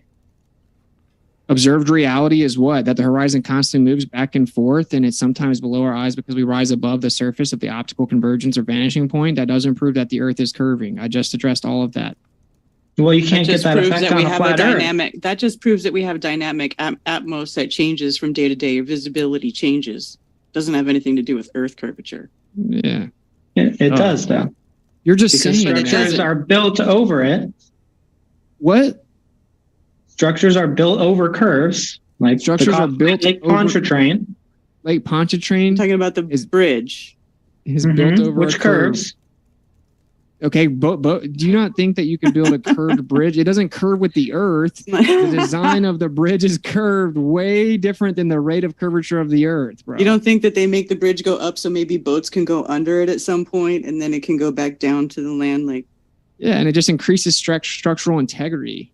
My well, goodness. it doesn't go straight into the ground, and yet that's what it looks like if you're on one side of it, which is only possible if it's curved. No, it constantly fluctuates how far you can see. That's the horizon is just an apparent location. It's an optical illusion. Like the ground doesn't literally merge with the sky. That's ridiculous, right? So it's an optical illusion. It moves back and forth based on the atmosphere. The globe Earth claims that there's an actual curve blocking us and that it moves back and forth. But trust me, somewhere within there, it's a real curve. That's just objectively what it is. So the question is, why do we never see the real curve? The answer is because there's always an atmosphere. Fair enough. To be fair, it's like, okay, fair enough. Then how do we know it's there then? That's the question. On a flat surface, in order to get refraction, you would need air density like this. Air density increasing diagonally. That's Why? not reality. Why? That's how Why do we need refraction that? works. What? We don't need refract. What are you talking about? Refraction fluctuates constantly. It's a flat You're surface saying there's that only one optically rises. direction that light can refract in? You think that light only reflects in one direction?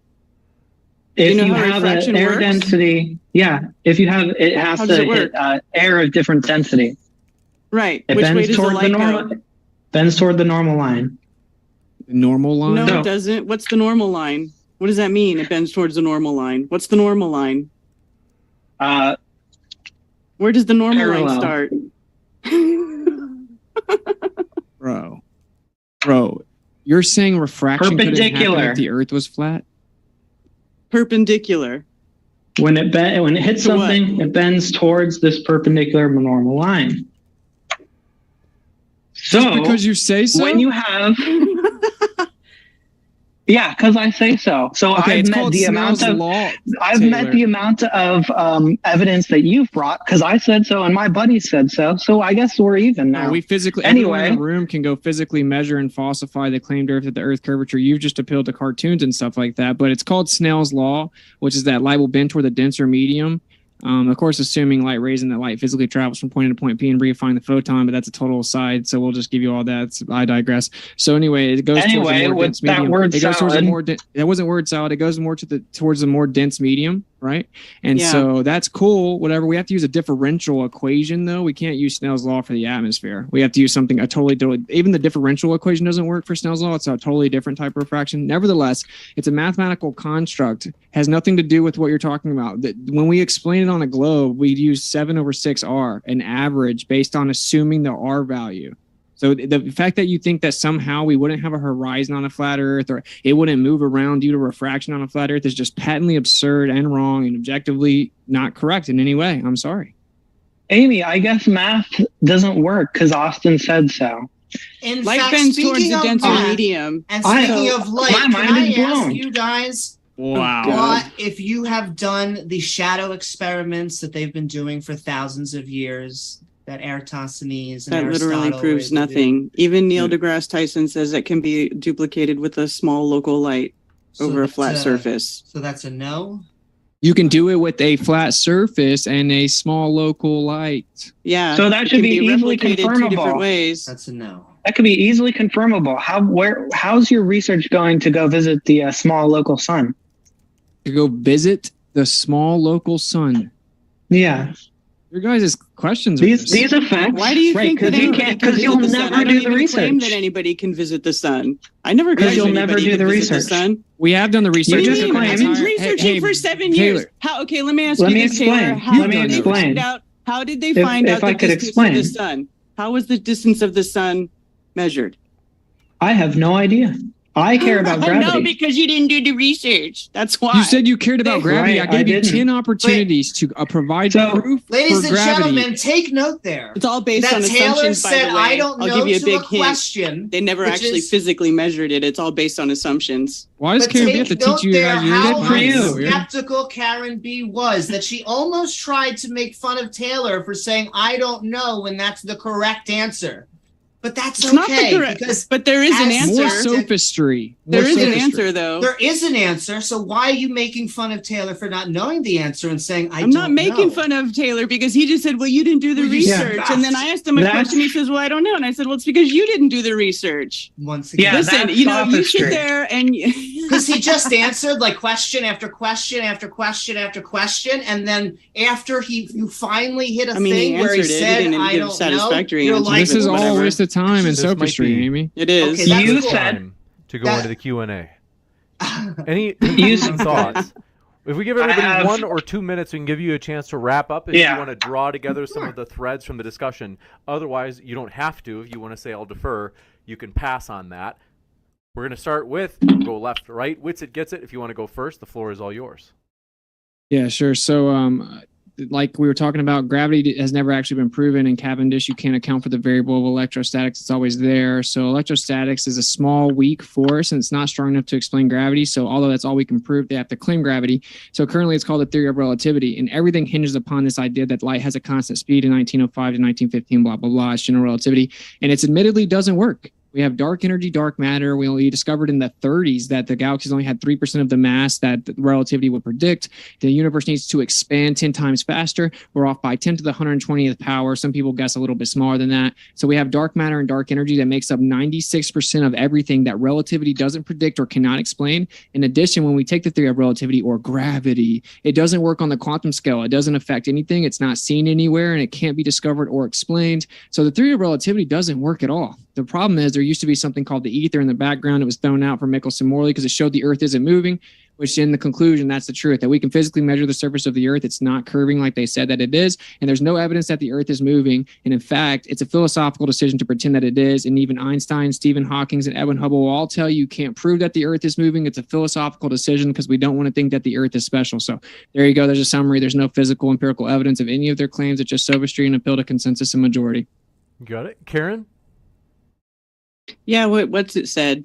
You got it. That, and I measured Earth curvature. I measured for Earth curvature myself. I've seen it with my own eyes. So I suggest that what you do is you go get a laser, you go get somebody else to help you out, and go do those long distance observations yourself. And then you decide whether or not you're seeing light bend around the curve. And also maybe you should study refraction and know that light does bend towards a denser medium, and that you get different densities depending on the temperature of the water versus the air above it. If the water is cooler than the air temperature above the water, or the air temperature is cooler than the temperature of the water, you're going to get different light bending in all kinds of different ways. So remember that next time. And Earth is flat.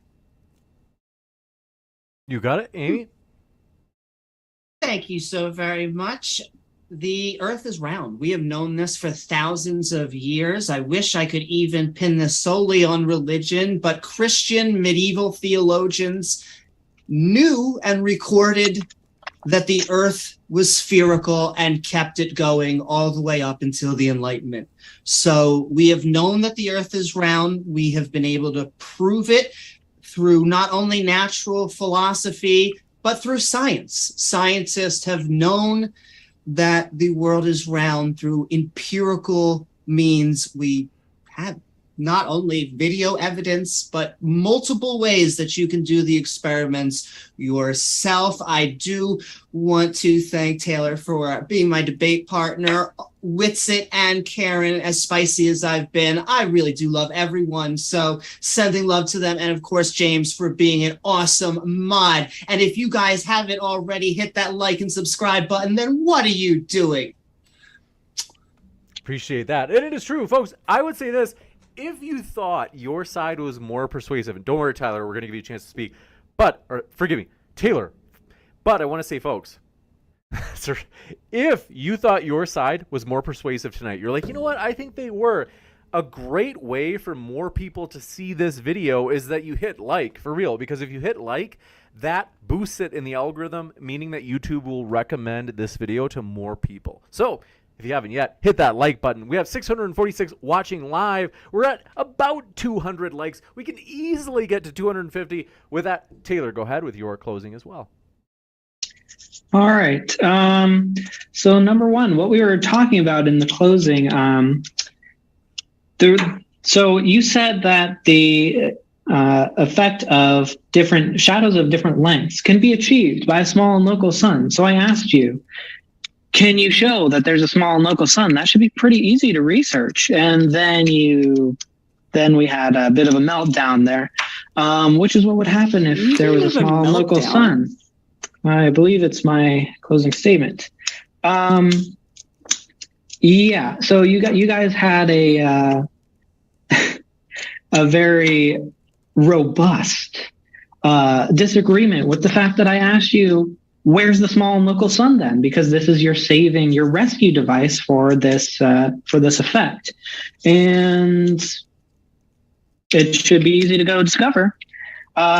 Anyway, measuring the Earth yourself, you've given me no reason to believe that your measurements are good or correct. I have no way to tell you from a wingnut if you're correct. And oh boy. I have no way to do that. No method. And speaking of working methods, we'll get to that. But yeah, you measured some flatness. Other experts have measured curves, and we can look at them. So Austin said that we can't account for electrostatics in the Cavendish experiment, except you can, because you can use materials of differing electrostatic strength and you get the same effect, showing that the effect is mass. That's what a variable is for, Austin. Also, it doesn't matter. The only thing that really matters for my whole argument was the direction of the acceleration. So if there's an electrostatic acceleration, attraction force, whatever you want to call it, it's working on air. You claim sometimes it just works on air, sometimes it just turns off and doesn't work on air, except all the air is accumulating down because it's moving downward, because it has a force downward, an acceleration downward. If it just kept going upward, it would accumulate at the dome. That doesn't happen because it's denser at the ground. And this is why working models are important, because you can't navigate on a flat Earth map, and you've presented no working models. And with that, we're going to jump into the Q&A. I want to say thanks so much for your support. We already crushed it with 250 likes. Thanks for that support. If you haven't yet, as I mentioned, many more juicy debates coming up before we jump into these questions. For example, as I mentioned, the bottom right of your screen, King Crocoduck returns, taking on David McQueen in a debate on creation versus evolution. You don't want to miss it. Hit that subscribe button as we have many more debates to come. This first question coming in from, do appreciate it, and I'm going to move through as fast as I possibly can. Folks, there are some that I'm going to skip. If you are insulting a guest, that's not what we're looking for. We're looking for substantive questions, as many as we can get. This one coming in from Theo Megawordy says, let's see. In another universe, the Globers were on time. Haha. Just a little jest because we started late. David Benscombe, Ben Cosme, thanks for your being with us, says, James is ripped. Okay, thanks for that. Space Audits with Alan says, there's no way to verify images from so-called satellites. Even if you compile the raw data, the metadata from it is already removed.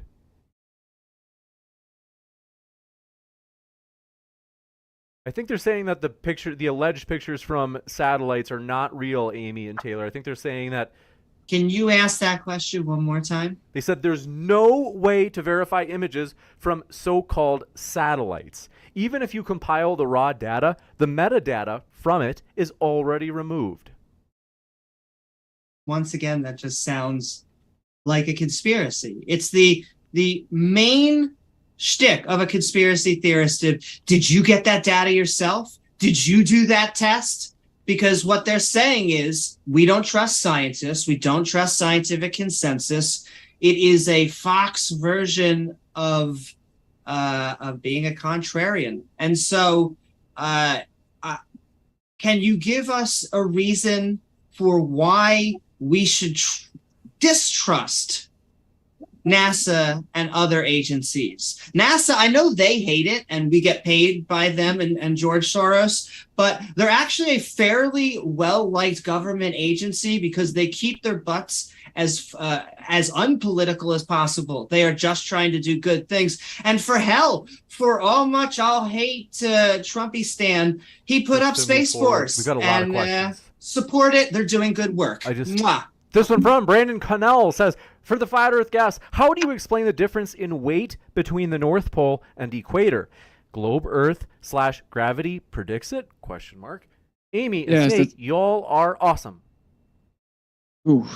That's a good question. So Einstein himself, which most of the Globers don't know this, Einstein himself said in a letter in 1913 to Ernst Mach that if the Earth was at rest but the sky was moving around it, there would be a translation of centrifugal force. So you would get the same effect that drags the pendulum around or cause precession in the gyroscope. And that would also affect weight distribution measurements, meaning that the actual weight that's measured would be affected by the centrifugal force and the transition of the system from the moving sky around the Earth at rest frame reference. And that is Albert Einstein himself.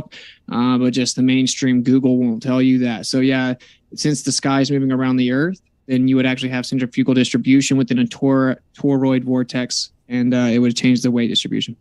You got Sounds windy. This one from Theo Megawordy says graphic designer equals globe Earth expert. I don't know what that is referring to. You heard it there, folks. Not taking part. So let me tell you though, before I want to put an asterisk on it. Because she's probably an amazing graphic designer, and a graphic design is an amazing degree. But once again, it's like when creationists like putting physicists attack biologists and biologists attack physicists, because if you get someone in their own field, it seems that they don't have consensus. And so, yes, I would love to see someone in the post-production industry present some sort of methodology that we can take to show that it's CGI. You can't just claim it's CGI visual effects because your gut tells you. Like That's there what has they to say it be is. more. That's what they say it is. They tell you it is, right? Correct. This one coming in from NASA. Appreciate it. The Jinx. The Batman says, Amy and Taylor are about to get flat smacked. Brandon Cornell says, to use the Bible as proof of flat Earth, don't you first have to show the Bible is actually correct? Although I don't know if either of you, if that came up per se. No, no one does that. That's a straw man to try to dismiss us. Yeah, it's just a straw man. Cameron Hall says, if Earth was flat, wouldn't you be able to see Europe from America using a telescope? Also, why can't flat earthers just go to the International Space Station and show us a picture? Okay. There's angular size change with distance or angular resolution limit and something called the attenuation of light. So no, you wouldn't be able to see forever. You have an optical vanishing point. Why can't we go to the ISS and take a picture? That's the question. I mean, what kind of insane, absurd, ridiculous question is that? I don't even know. You got this one coming in from Lunatic Thinker says, we have mapped the position of stars in the night sky. Why does the night sky spin counterclockwise when observed from a northern position, clockwise though from a southern position, and goes from east to west at the equator? I just explained that there'd be an All optical stars effect. rise in the east and set in the west. Yeah. And there would be an optical effect of containment, and it could be magnetic holography, and we can show that a magnetic field would do the same thing. So there's a plethora of options, but literally just a little paperweight will show you that there could be an optical effect that make it happen when you look up. So You're just looking, it depends on which way you're looking at it from. The Wicker Man, thanks so much for your super chat. If you had a question to attach to it, let me know in the live chat. Brandon Connell says, for the Flat Earthers, get your pilot's license and go. It's not illegal. You just need international flying clearance. And planes aren't that expensive to rent for a day. it is Okay, illegal. money bags. It's You illegal got to like commercial. 500,000 laying around to charter a jet. Okay. And that's a lie anyway. You can't fly planes over Antarctica. It's illegal. You can't do that. They say it's too dangerous. It is a lie. Yeah, The there's blatant pilot lies. offered this. Yo, really? Then we actually contacted Yeah, and then we him. held him and to then it, and then he backed off because Yeah, and he he realized lied he and- couldn't do it. he wouldn't even He tell us his sluck- company. Snuck away back into his corner. Yeah. He just did it so you could say stuff like that. You guys could just Exactly. say things. Yeah, and we called his Yeah, bluff. The pilot I said he definitely would do trust it. your Okay. account. Okay, we have the Go ask documentation of him. it. So whatever. Yeah. I totally trust your account. We have the Go ask him. documentation. You don't have to trust us. You can actually go find that out on your own. Yeah, we have the receipts. Mhm. Have fun. This one from Psychor says, Lake Michigan is so big that you cannot see the opposite shore even on a clear day. It's from the curvature of the earth. Team Flat, can you refute this? Lake What lake? Michigan. You think Lake Michigan helps globe Earth? We can see the Chicago skyline across Lake Michigan from up to 60 miles on clear days. Yeah, I from talked to across- locals there. Yeah, I think what was it? St. Joseph, I think, Illinois, or someplace. I can't You can remember what it is. you can see it always. Like I talked to all the Yeah. locals there. They said you can see it 2 to 3 times a week. So no, you wouldn't be able to see forever over a flat Earth. It's not Yeah, complicated. things get smaller. Remember, like Sesame Street, near, far. Remember that?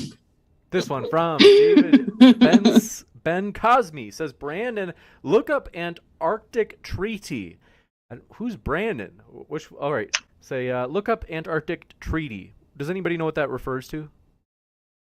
Not the Yeah. Brandon part, the Antarctic Treaty. Yeah, they were just trying to deny that it exists, and you can look it up, and you can look up all the legislation since then. And objectively, you can't freely and privately explore there. Brandon Connell. I brought it up because I do say it exists because the military is banned due to the Antarctic Treaty. Yeah, so are humans Oops. freely and privately exploring.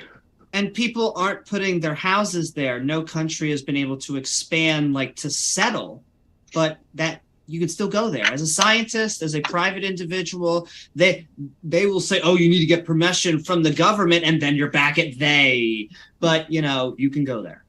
You can only go where they allow you. They don't let you go all the way across it. Yeah. See what I'm saying? You just have so. We never said you can't go to Antarctica. This one from Brandon You Connell just can't go do whatever you want there. Brandon Connell says, what is the name of the law stopping anyone from going there? The Antarctic Treaty.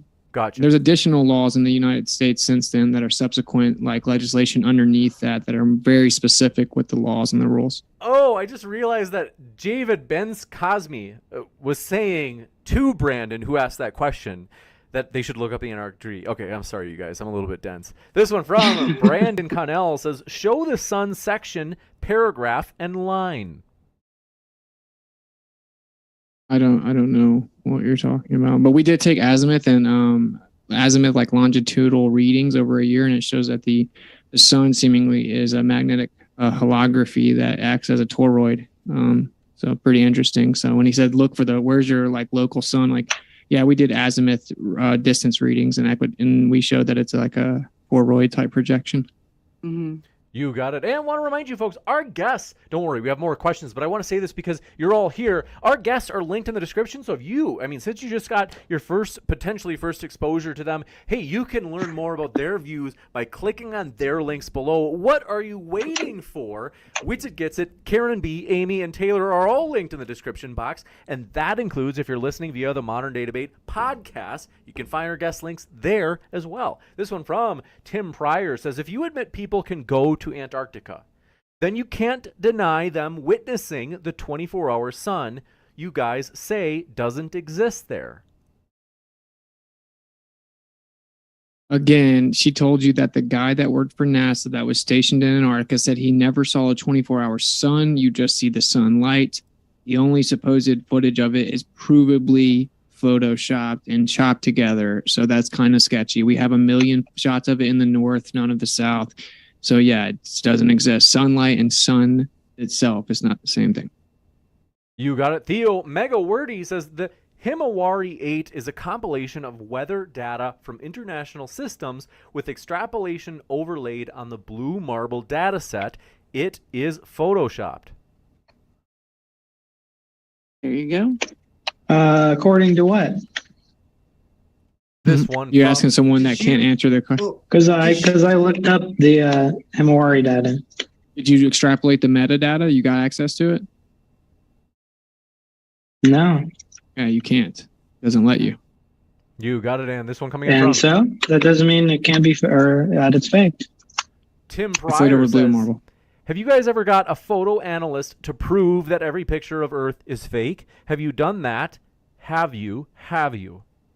Don't have to. They admit that it's composite images. They take high altitude footage and then they put it together, stitch it together over a flat map surface, wrap it around a ball, bring an artist in to do an rendition. I don't know why we'd have to have someone prove it when they openly admit that that is CGI and it's not actual full pictures. This one from Tim Pryor as well. So sorry, but you guys are going against every scientist and billions of people. Burden of proof is always on you. This is why you guys are not persuading me.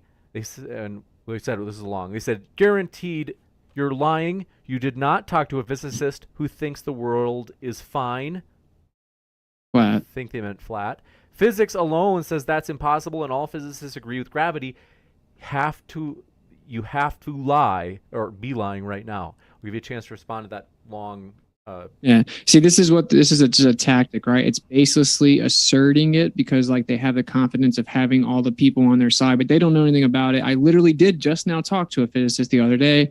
All quantum physicists will tell you relativity does not work on the quantum scale at all whatsoever. They're trying to find something called the graviton. It also doesn't work on the cosmological scale. No one is lying. Not all scientists believe anything. Physics is based on the relativistic application, and that's proven to be incorrect on the quantum scale. That's why they're looking for a GUT, which is a new grand unified theory, to replace it, because everyone knows that it doesn't work. So just the truth of the matter is tons of physicists actually do know there's something going on with this whole gravity and this Earth spinning around the sun thing, because they're trying to reintroduce the ether, which would make it stationary. So yeah, there's a lot of people that think different things. Just want to point out that the general theory of relativity and special relativity right now are, as far as we can tell, non-dispute. No one is writing papers against them. I don't know where he's getting this from. And the trying to figure out how to tie something big with something small is the theory of everything, or at least that's what its PR term is called. And that's just trying to tie quantum mechanics and general relativity together because we know both are facts. And they don't work together. You're getting there. So you just said no one Yes. says that. No And one's. they're both It was my facts. super chat. I'm finishing you. the response, and the response to you just blatantly lying is that actually it's known that relativity doesn't work with quantum, so they're looking for a new model. It's admittedly doesn't work on the quantum scale at all, and this is just subjective. This one coming in from Enslaved by Truth says God hates spheres. This one from True. Gord, It's I very didn't true. know either. Godzilla37 says strange clouds has smoked too much. Globe's a fairy tale, fool. Who's strange clouds? Sir No idea. Corduroy says changing mass changes the degree of warp.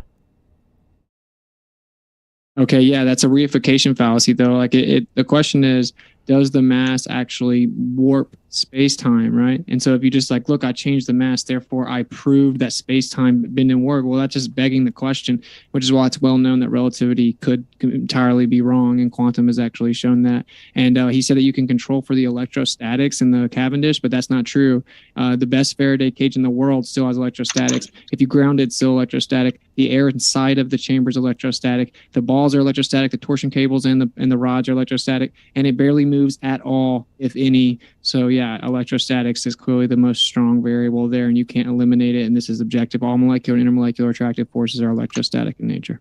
This one from Psychor says straw man, non sequitur, straw man, straw man, straw man. They didn't say who it was for though. This one from Down in the Rabbit Hole. Good to see you. Hope you're well. Says we found a NASA FTP server which has all the let me know if I mispronounce this. Himawari 8 raw images. They wrap flat radar images over the blue marble sphere. The video is on the Flat Earth Clock app under, quote, satellites on the FAQ page. Yes. Taylor? Once again, if you are taking multiple pictures and they are accurate pictures of the world, then I don't know what to say. It's not CGI. They're His trying claim to was represent. that it was a real picture, okay, and that it was a single picture that wasn't composite. He just told you can go look it up, that you can look into the data. It's actually not real pictures, and it's wrapped around a presupposed ball. They don't take a picture of a ball from space, admittedly and provably. What it sounds like you're saying is at a certain point, like on the Google question that I see coming, that certain companies, when it goes so big and you can't have a single picture, have to go picture, picture, picture, picture, picture, picture.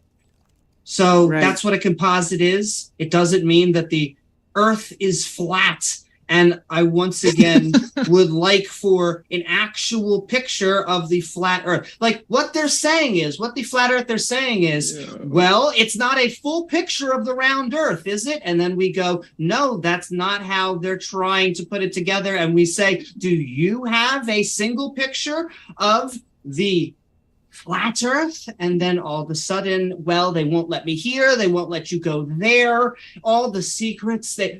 For some reason, it's a dome that we have no evidence of, that we can't get to. So I guess my only question would be, why is there no actual pictures of the flat Earth? Why are you such a sophist?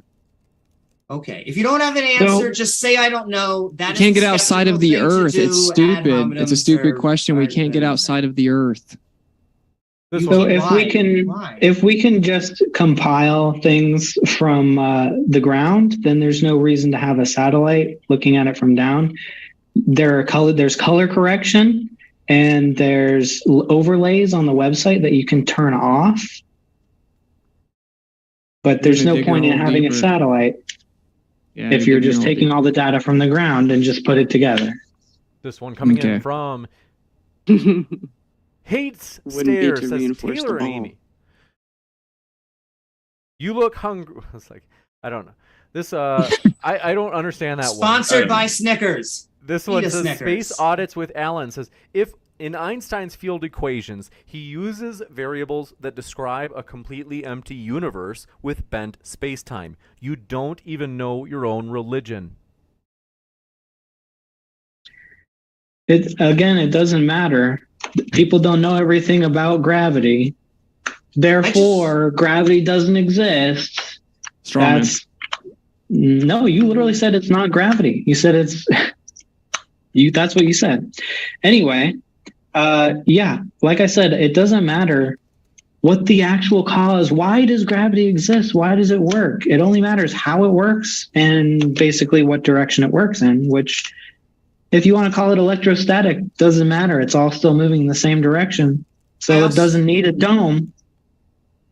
This one I also just want to. I just want to point out. I want to appreciate once again a negative take on religion. I want to keep on saying that word should be used negatively, and I am still waiting for an actual model to come to our side. Wouldn't it be nice if we could just come some sort of flat Earth model? If we get it, you're scared of the creator, and I have a flat Earth model. It's my There wife. we go. The create. You couldn't have said a better Tim word. That Pryor makes says, me happy as a flat plum. earthers talk about logic. What's more logical? That flat earthers are smarter than billions, or they watch some YouTube video and are just being duped? Amber, you got it. I mean, build a consensus.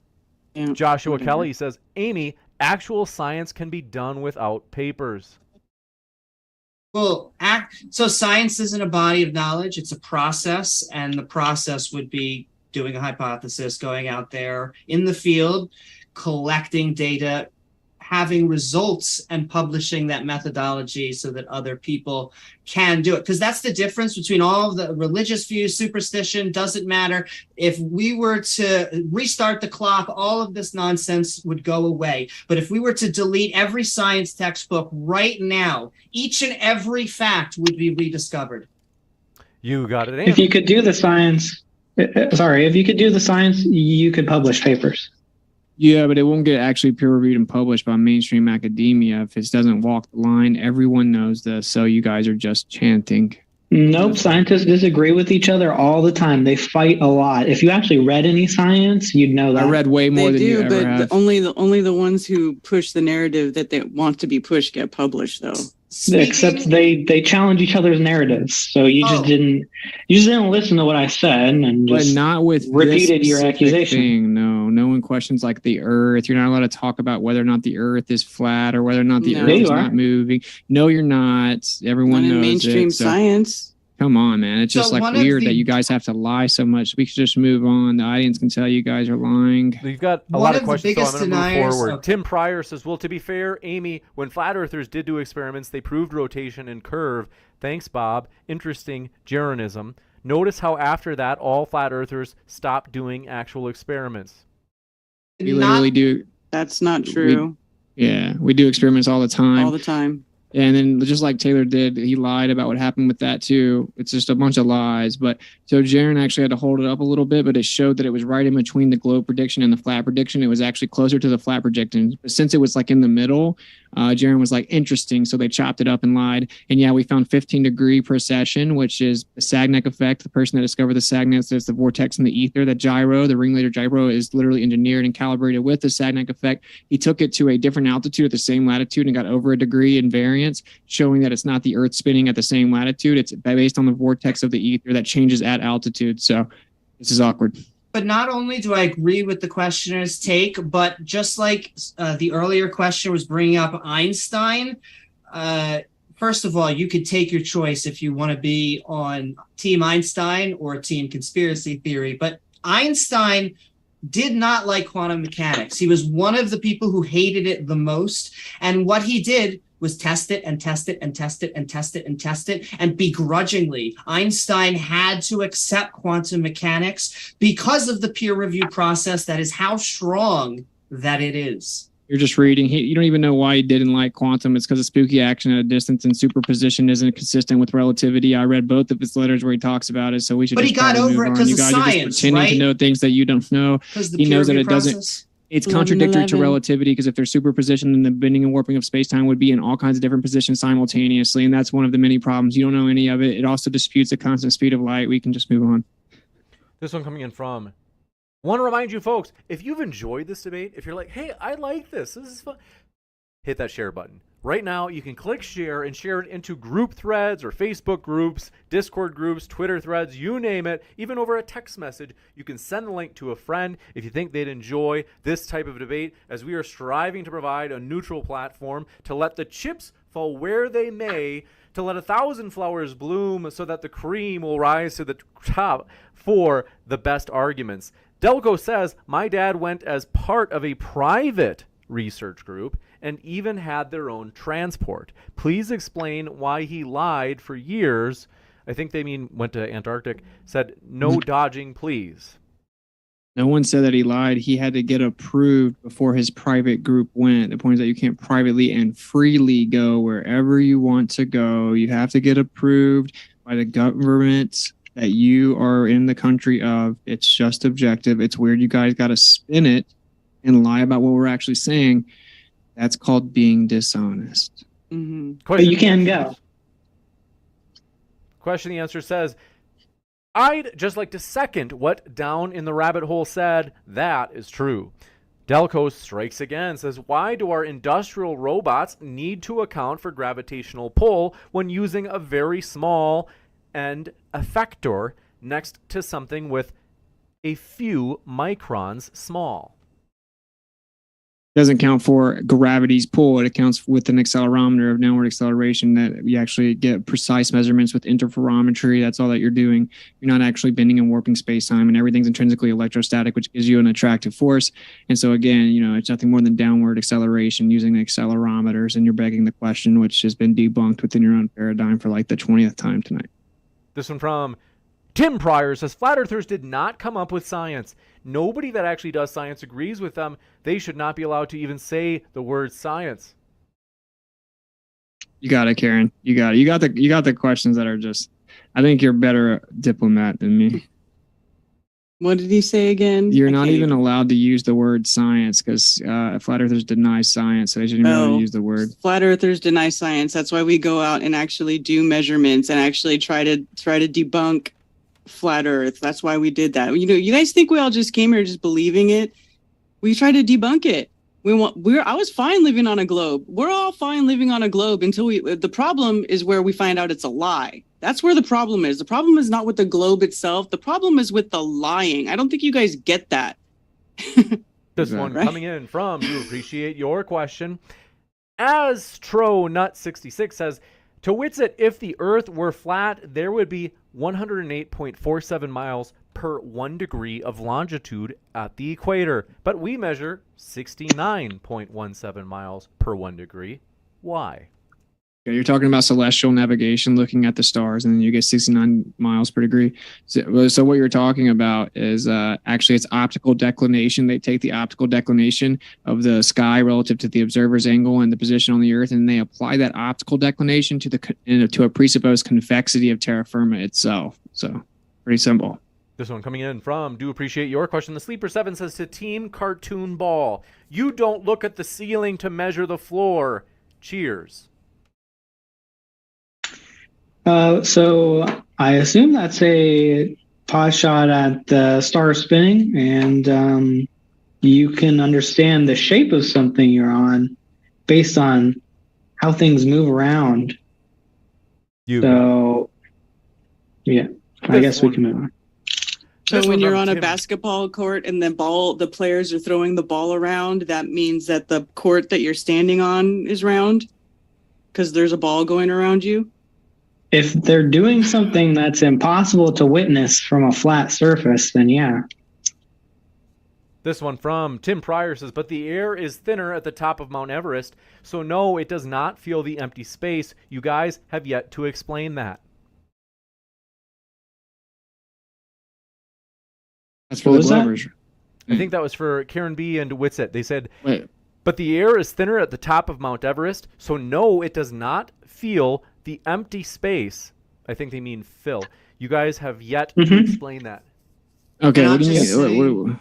What does that mean to explain that? So we have a pressure gradient. There's an electrical gradient on the Earth. Most of the gas is constantly introduced at the surface. And so based on temperature, production, and introduction of gas at the surface, and an electric gradient, which is 100 volts per meter, then we have a gradient in the Earth. And that's antecedent to gas pressure is physical container. And that's what keeps the closed dynamic system intact, wherein which you can have the electric gradient. So that's all that there is to it. The fact that Mount Everest has lower gas pressure is a non sequitur to my actual position or our actual position. The point is that the gas would violently fill the available space if it wasn't for the closed dynamic system giving you the pressure with a gradient determined by the variance of factors that I listed. Tim Pryor. So there's a non-physical container towards the ground. Interesting. In case it Wow. was, gravity Wow. is why that it gets thinner as we go up and the air gets lighter. Begging the question, Yeah, it fallacy. would You're accumulate. crushing. It would accumulate at the top if there wasn't something pulling it down. This Okay, one from you guys don't listen, so we'll move on. Tim Pryor says, better question. If you guys do not believe in space, then why do you believe there has to be a container? Well, that's a good question, right? So no telling. There's no telling exactly what's up there. Fluid-like medium. It seems like it could be super fluid and then a super solid, maybe even potentially semi-permeable. But what we're saying is for sure you definitely couldn't have any vacuum without a container. Now, yeah, we don't believe in the vacuum because actually redshift, blue shift, all observations, cosmic microwave background, energy distribution relative to the center of the Earth, or the Earth as the center, all shows us that it seems to be a more dense medium, a more local medium, a much younger and much more local lights based on all the observations. So if it's more dense and fluid-like, then yeah, technically, it could be a variance of things. It wouldn't necessarily be as big of a deal as the vacuum, but there would be something acting as physical containment regardless. This one coming in from, do appreciate it, Tim Pryor says, better question. If you guys do not believe in space, then why do you believe there has to be a container? Yeah, same answer. The necessary antecedent to gas pressure is physical containment. We would have to have something physically containing it relative to whatever it is that's up above us, which is a variance of things. Even Edwin Hubble himself said it could be a much more dense medium if there's a misinterpretation of redshift, but, Glovers don't know these things. But yeah, so it could be a lot of things. This one Even though there's no pressure pushing back at the top. Sir Good Corduroy one. says, Whitsitt uses real citations but warps them fantastically to fit his narrative. I doubt he's even read these. Understanding atmospheric pressure isn't hard. So yeah, I've literally read all the things that I talk about. It's not about understanding it. I understand the globe very, very, very well. Like typically better than most of the globers. That's why I don't believe in it. And, so just like falsely attributing like incompetence to the other side and chanting doesn't actually mean anything. So the truth is I do understand it. And yeah, I just explained gas pressure, 2 different comments in a row. I just explained how relativity is a figment of your imagination attributing physical properties to conceptual abstractions, which is a reification fallacy and it doesn't work within your own paradigm. So whatever, man. This one coming in from Crimson Air says, Globe side, can you explain the Selenian, aka impossible, eclipse, where the moon is enshadowed when the entire sun is still above the horizon? I don't know what that kind of eclipse is. So I got you. I'll explain it for the guy that sent it. It's called the Selenian eclipse. It's a lunar eclipse where the sun and the moon are both above the Earth during the eclipse. So he's asking if the Earth is blocking the sun and casting a shadow onto the moon, then how could we have the lunar eclipse if it's the Earth's shadow, if the sun and the moon are both above the Earth during the eclipse? Don't know. I never studied eclipses. And I do have a paper from space.com that's explaining when we have a lunar eclipse, sun, earth, and moon are geometrically straight in line of space with the earth in the middle. So if the sun's above horizon, must be below horizon, completely out of sight. It's going towards their favorite word, atmospheric retraction. Okay, so there is an actual explanation. Which is that the sun looks like it's in the sky, but it's actually not there. And the sun and the moon are not where they look like they are. They're both just looking like they're in the sky when we see them. Wow. Yeah, you affirm refraction, so affirming the consequent. Affirming the consequent. This one coming in from Samir Farsain says, how come all people who toured the world on hot air balloons came back from the opposite side? How come none were gone forever if Earth isn't a globe. How? Circumnavigation east to west is literally very easy to do on a flat Earth. You just go around relative to north. The idea you think that east to west circumnavigation is somehow impossible just shows you haven't actually even understood flat Earth yet, which is why you're probably not a flat Earth. Or north to south circumnavigation would be impossible on a flat Earth. The same way you go around the block. Same way you go around the block, you can go around the Earth. That's not a straight line. Got it? Neither is circumnavigation. Yes, it is. That's the point of why it's round, is they went all the way around. She doesn't round. Yes. Tim Pryor strikes again, says, but yet millions of people have jobs depending on gravity's existence. Again, this is why I'm so skeptical.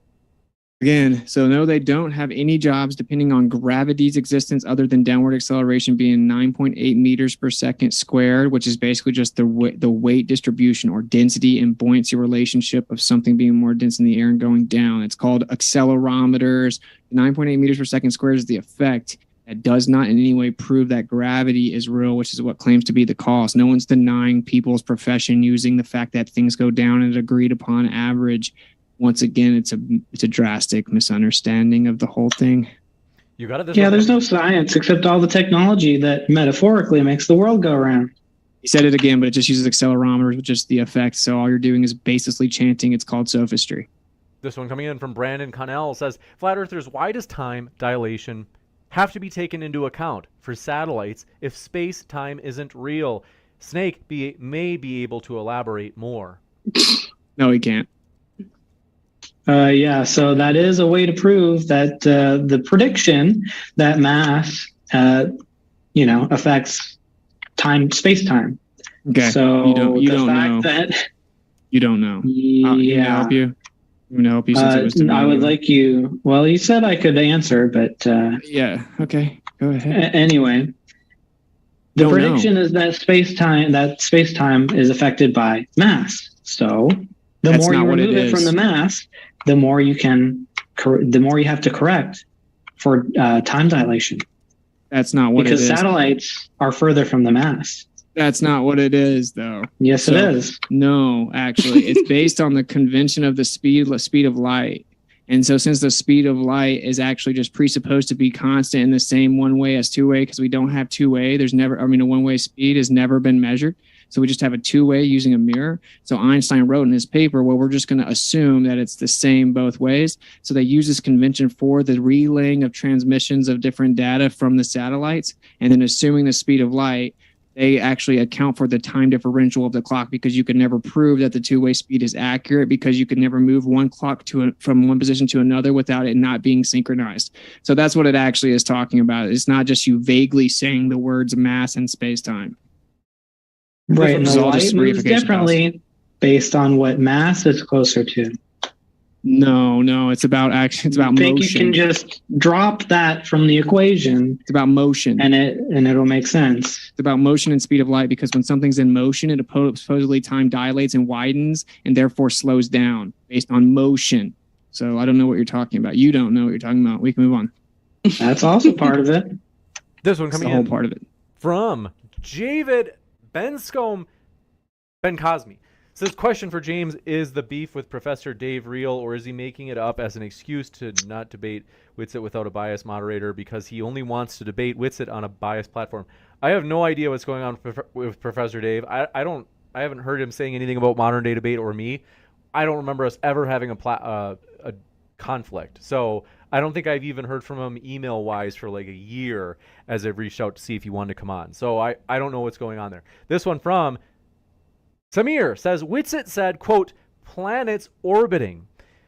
Then says, does he believe they're also flat? Or is Earth the only oddball? Planets can't be flat. Even I can see them spin. Oh my gosh. So when I was talking about planets orbiting, I was talking about the idea that the Earth is a ball, the model that is believed, so whenever they try to claim that Earth's a ball going around the sun along with other planets orbiting, they have to claim something stronger than electrostatics, because electrostatics wouldn't work. So that's where you have to get the need for coming up with gravity.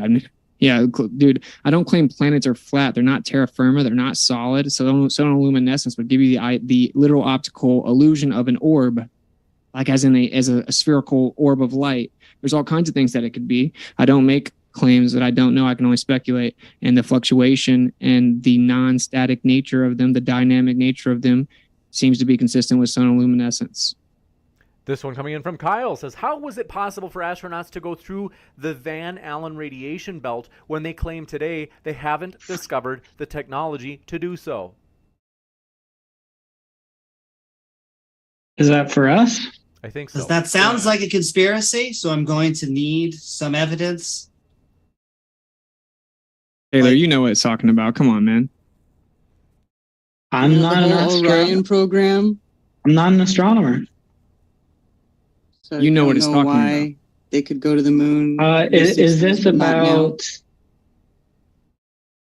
Oh yeah, that we don't currently have technology because they're we didn't saying that make it and any more of it, and the one that we did make is old. And you can't replicate it. They said it's hard. It's a difficult process to recreate the technology. Yeah, I'm sure it is, but they already did it. What's the point of spending money to do it again? They said they've been trying to do it the whole time. They literally claim they're trying to go with the Artemis program right now. What are you even What talking about about? Mars? Notice the theme here. It's that they're lying to you. They're holding something back. They. No, we're telling you what they said, Amy. You only have talking points of sophistry. Just This is said us it. quoting NASA.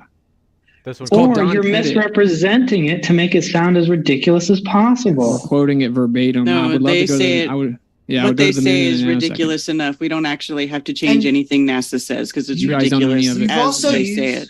the word Sorry. sophist a lot.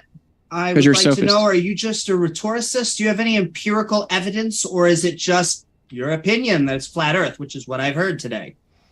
This one coming in from that you're a sophist? Wait, go ahead. Joshua Yeah, Kelly says you have to literally lie to yourself to claim that all quote-unquote impossible observations are the cause of refraction. The globe is dead. I have to lie to myself because I know refraction exists and can explain it. I'll read it again. You literally have to lie to yourself to claim that all quote impossible observations are the cause of refraction. Well, if it's something that can be caused by refraction, why wouldn't I think it was refraction when it looks like it's refraction? You got it. This one coming in from David Ben Cosme says, James, thanks regarding Professor Dave. Yeah, I have no idea what's going on. I've never heard from him, I haven't heard from him in a long time. I'm open. The door's open if he wanted to debate Whitsitt on Modern Day Debate. I know that was something that some people were talking about, but no, I hadn't even reached out to him. I don't know what's going on, if he's said anything about Modern Day Debate. Has he? I'm curious if he did say anything about Modern Day Debate or me. Kango44 says, Whitsitt holding the most dishonest position ever. Take a weekend off and measure a shadow in 3 locations at the same time of day, just like was done 2,000 years ago. Sticks Done. and shadows, Whitsitt. Don't you get it? Yeah, we just explained. We explained you can literally show you can do it with all kinds of different locations on a flat surface, and I can map it out and show you how the flat table is a sphere.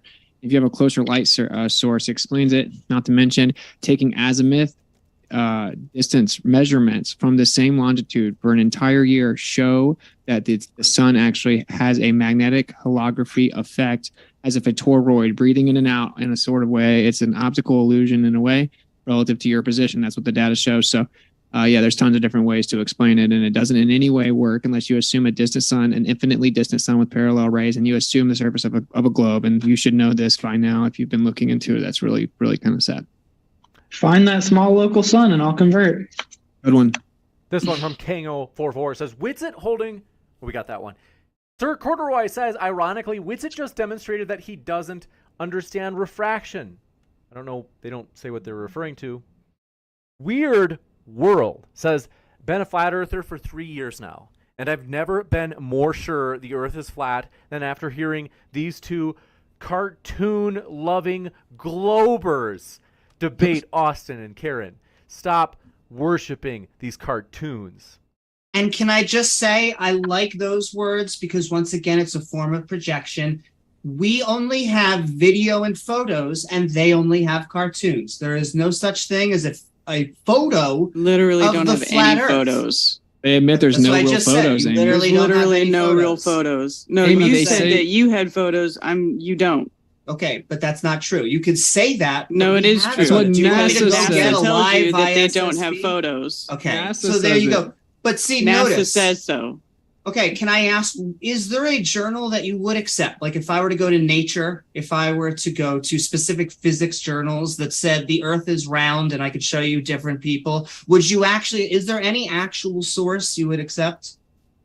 I would Verifiable accept it evidence. if it was. Yeah, there you go. Verifiable, repeatable evidence. Yes. Simple. Okay, I mean, that is what all of the empirical evidence, that's why the physicists, this is why it's taught in, middle and high school. I don't know. No. But we can continue. Yes. No, that's You're not just why a it's taught. sophist. Not taught? No. No, why is it taught there in middle and high school? Is it they? Because again? they want to blindly believe it. It was proposed about 500 years ago by Jesuits, who then proposed that there was a Big Bang theory and a Not pre-existing sure. energy, which was Jesuits. And then they admittedly, Einstein, Edwin Hubble, and Stephen Hawking will all tell you that we choose to believe that the Earth is a ball that spins around the sun. Although it can never be proven according to relativity, the Cartesian coordinate systems are the same. We believe it because of the Copernican principle, which is the idea that the Earth cannot occupy a special or unique position in the universe. And so based on philosophical grounds of quote unquote modesty, we must ignore the intolerable position that the Earth is special at all costs and avoid that horrific location No. or idea. So it's philosophy, and that's your answer. It's not science, it's philosophy without actual empirical evidence, also known as a religion. So Amy, ironically, you are in one of the world's biggest religions.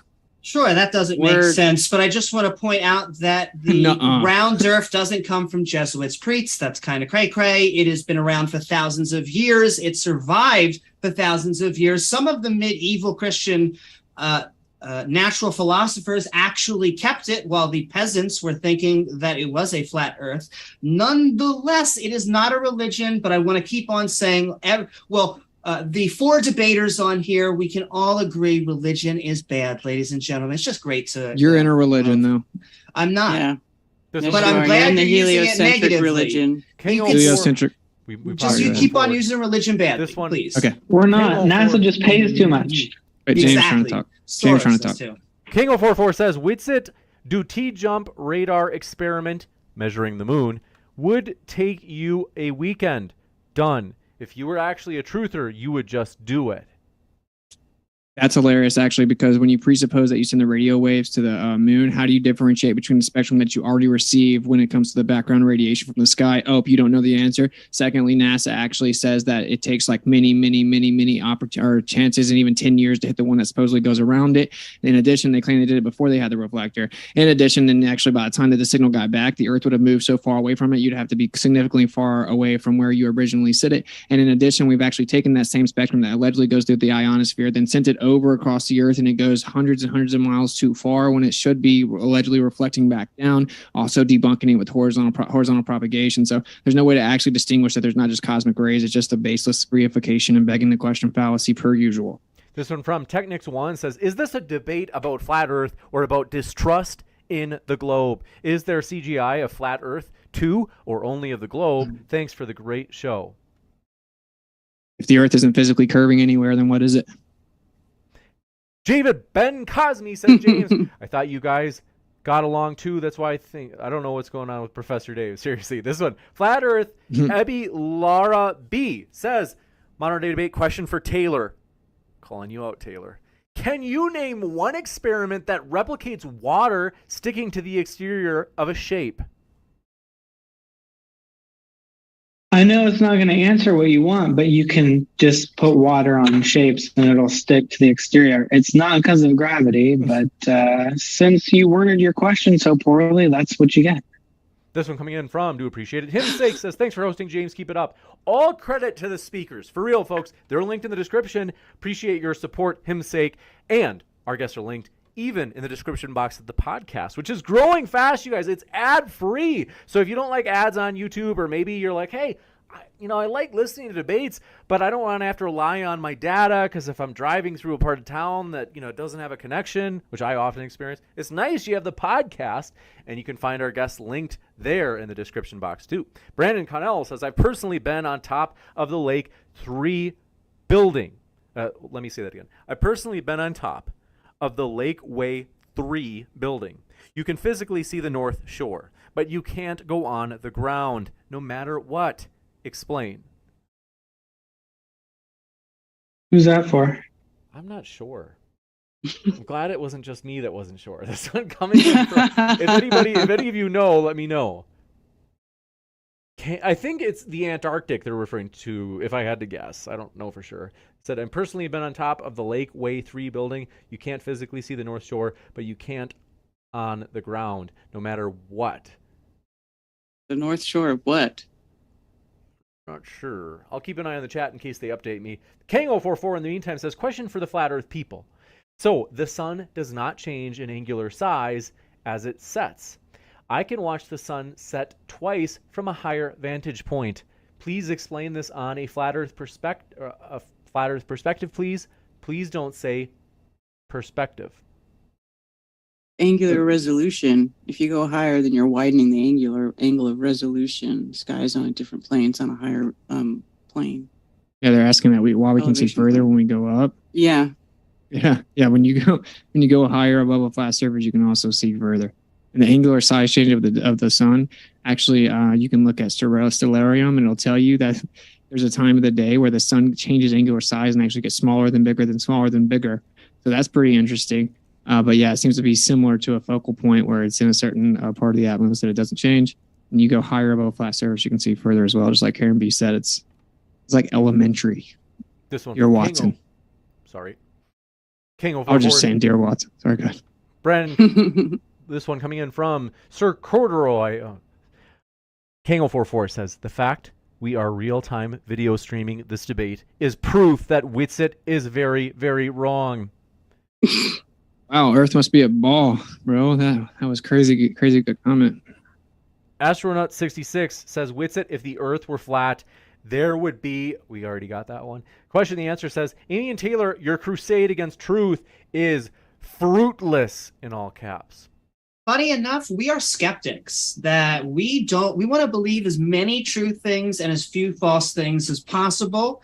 And so we are always open-minded. I think there is a good Richard Dawkins quote that says, open-minded, just not so open-minded that your brains fall out.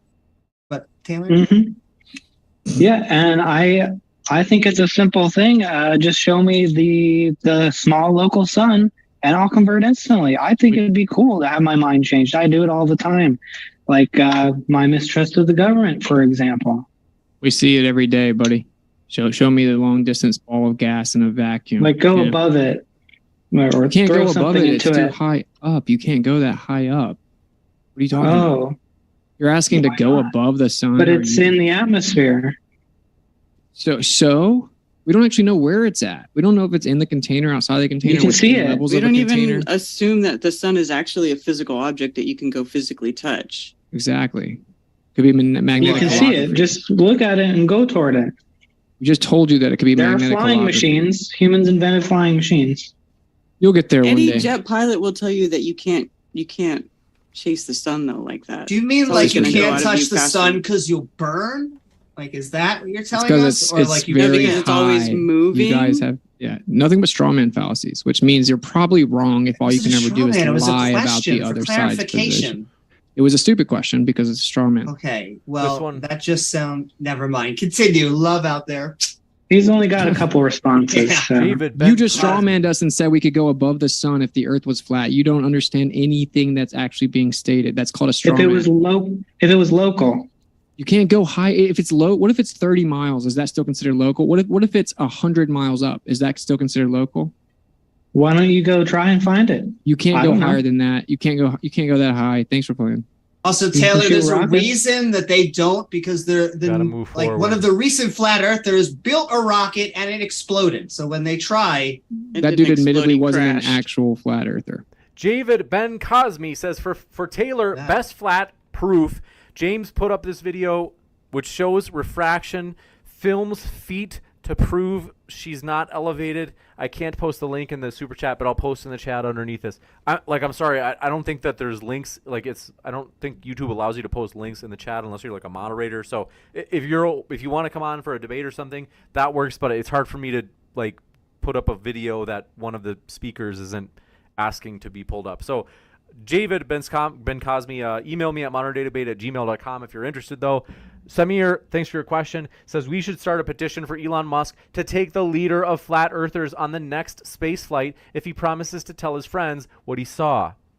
Maybe. David Ben Cosme again says, Taylor and Amy, Google Earth turns into CGI once you zoom out past airplane altitude, proving no satellites in space.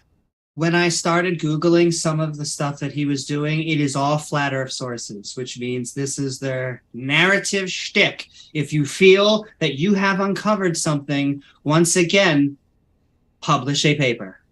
This one from King044 says, hang on, all the stars are less than 3 miles away then? Because that's as far as I can see when looking over the ocean, and according to Witsit, that's because light does not go forever? Very ignorant. Yeah, it's called the attenuation of light, which is relative to the medium density. And over the water is a much more dense medium than directly above you. And we don't claim to know the medium differentiation or composition of what's above us. And we also don't know what's up there. Again, it could be sonoluminescence. So just an ignorant, basic misunderstanding of attenuation of light. Also, light does not go on forever. Look up the inverse square law of light. This one from The Wicker Man says, Amy and Taylor, drop the mic. Boom! You got fans out there as well. Tim Pryor says, you're lying again. In college, I went to Antarctica. I myself witnessed the 24-hour sun. You did not see the actual sun in the sky for 24 straight hours. If you did prove it, you're the first one ever to have the actual evidence. Just because you're saying it on the internet, we're not going to blindly believe you because we happen to know that it's just 24-hour sunlight. It isn't actually 24-hour sun. And so that's just a cool story. By the way, when you went to Antarctica, you are on an approved guided tour, guaranteed. You can't go without getting approval. This one coming in from, do appreciate your question as well. Brady D says, Taylor, is the moon in Earth's atmosphere? Depends on where you cut it off. It's not really. There's some air. There's some air particles up there, but no, you could fit all the planets between the Earth and the Moon. Yeah, I would say it's the nitrogen, oxygen, and other gases that are on the planet. It's that the moon is just tidally locked with us. It is going around us as we go around the sun. Since the atmosphere, you guys. Since it's a gradient, there's no like hard cutoff point. So the atmosphere actually goes all the way to infinity. Got it. Great story. We'll move on. That's not really straw man. Yeah, that is what you just said. You said there's no cutoff. So if there's no cutoff, then where does it end? It's not what I said.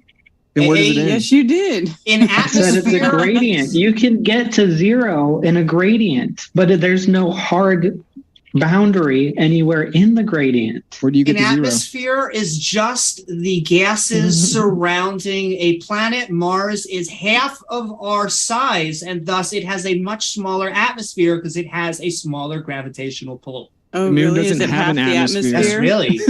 Yes, Is it it does half have a little atmosphere. No, it doesn't. You There don't you even know go. what you're talking about. The two PhD scientists, Good. you have it. This one from You'll Tim get there. Pryor says, your phone does Photoshop pictures. Why do you guys keep thinking Photoshop means fake? You can Photoshop all kinds of stuff. Like Photoshop was first done in like the early 1800s. So Photoshop's been a thing for a long time. But You can take real pictures of something and Photoshop it. So no one's claiming that just because someone does a composite, that means it's fake. But the fact, like I can take a composite of my car down the road. But the point is that there's no actual real picture, and they take composite over cartography planes, right? Which just gets flat map projection, then wraps around a presupposed ball. And dude, it's pretty simple, man. Just like Karen B said, we would believe in the ball if it was legit. We don't have like some independent motivation to believe that there's this giant conspiracy that the earth is flat. There's no actual evidence for it. The government always lies. We've caught NASA lying tons. And just seeing cartoons, admitted CGI composites are not satisfactory to us. We need verifiable evidence. We can't trust the government, man. This one. It's almost like navigation only works when the composite is curved. This one Good from, one. Huh? He doesn't know what he's talking about. How's a great circle Yeah. work? How's a great The circle route work on a Himawari satellite meridian? is also used for navigation.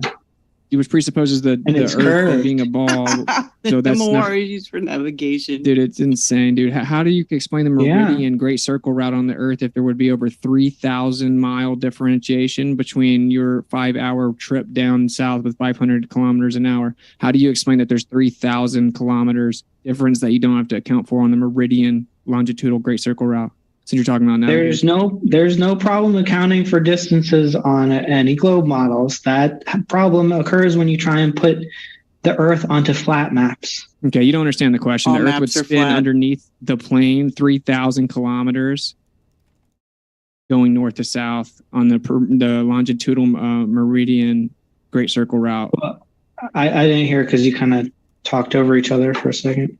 The Great Circle route on the globe Earth, on the longitudinal routes of the meridian, would have drastic differentiation because the Earth would spin underneath it.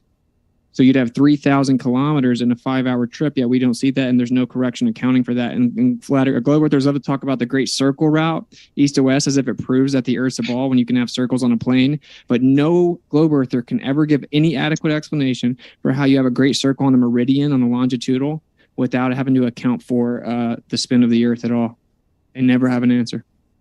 This one Almost like engineers account for that. They don't. This one from Javid Ben Cosme says, since Professor Dave doesn't want to debate Witsit on Modern Day Debate, fight the flat Earth instead. Maybe. I mean, they've debated a lot, but let me see who else I can get. I think I can get some big timers for Witsit in addition, because just like I said, there's just been a lot of debates between Fight the Flat Earth and Witsit, I think. If I remember right, you guys have I'm not debating him out of principle ever.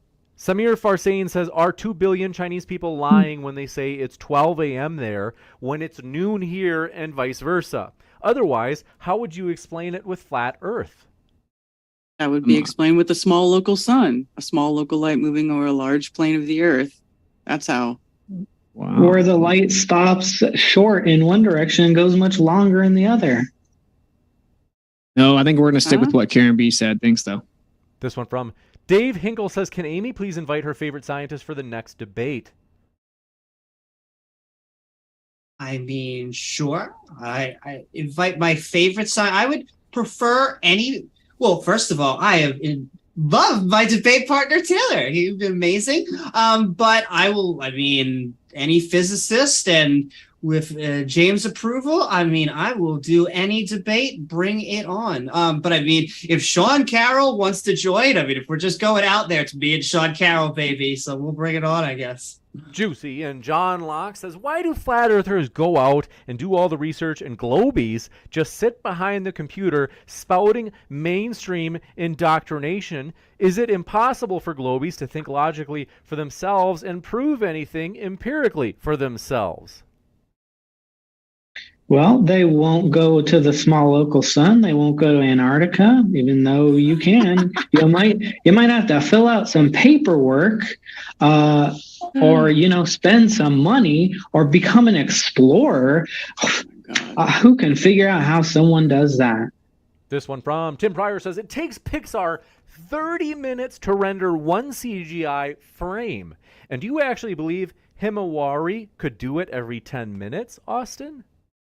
Oh, well, I know that it just takes, there's a huge database of all the weather already. And yeah, you could easily just add it together in a composition laid over the blue marble that's already there. So yeah, you could absolutely do it with all the data already accessible. That's correct. And you're also not comparing to the same quality image. They're not equal. When you're talking about a Pixar, you're talking about a much higher quality image than what they tell you the Himawari 8 is. So yes, you actually could render the quality of the Himawari quite quickly, much less than 10 minutes, as compared to rendering a full high resolution movie.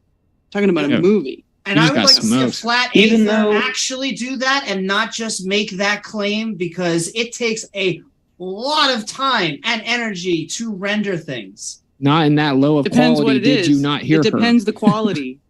Like And I said, if you stretch- you can replicate it as a flat Earth. Try and actually do that. You're saying it's so easy. Oh, they can just do it. They can just throw up an algorithm. Let's just move on. And if you stretched an image to fit a shape that it doesn't actually map onto, then you're going to have differences in image quality, and it's not going to fit, and it's not going to resemble reality, and you're not going to be able to navigate based on it. Okay, you don't navigate based on Himawari pictures, buddy, so we can move on. They You do. don't know what you're talking about. Literally no, they don't. nobody does. You don't know what you're talking about. Javid Ben Okay, cite one Cosme- person in the We chat. gotta I'll give go. you money. We got to move forward. Javid Ben Cosme says, Amy and Taylor, there are treatments for cancer that perform better than chemo and radiation. These treatments are not peer-reviewed, though.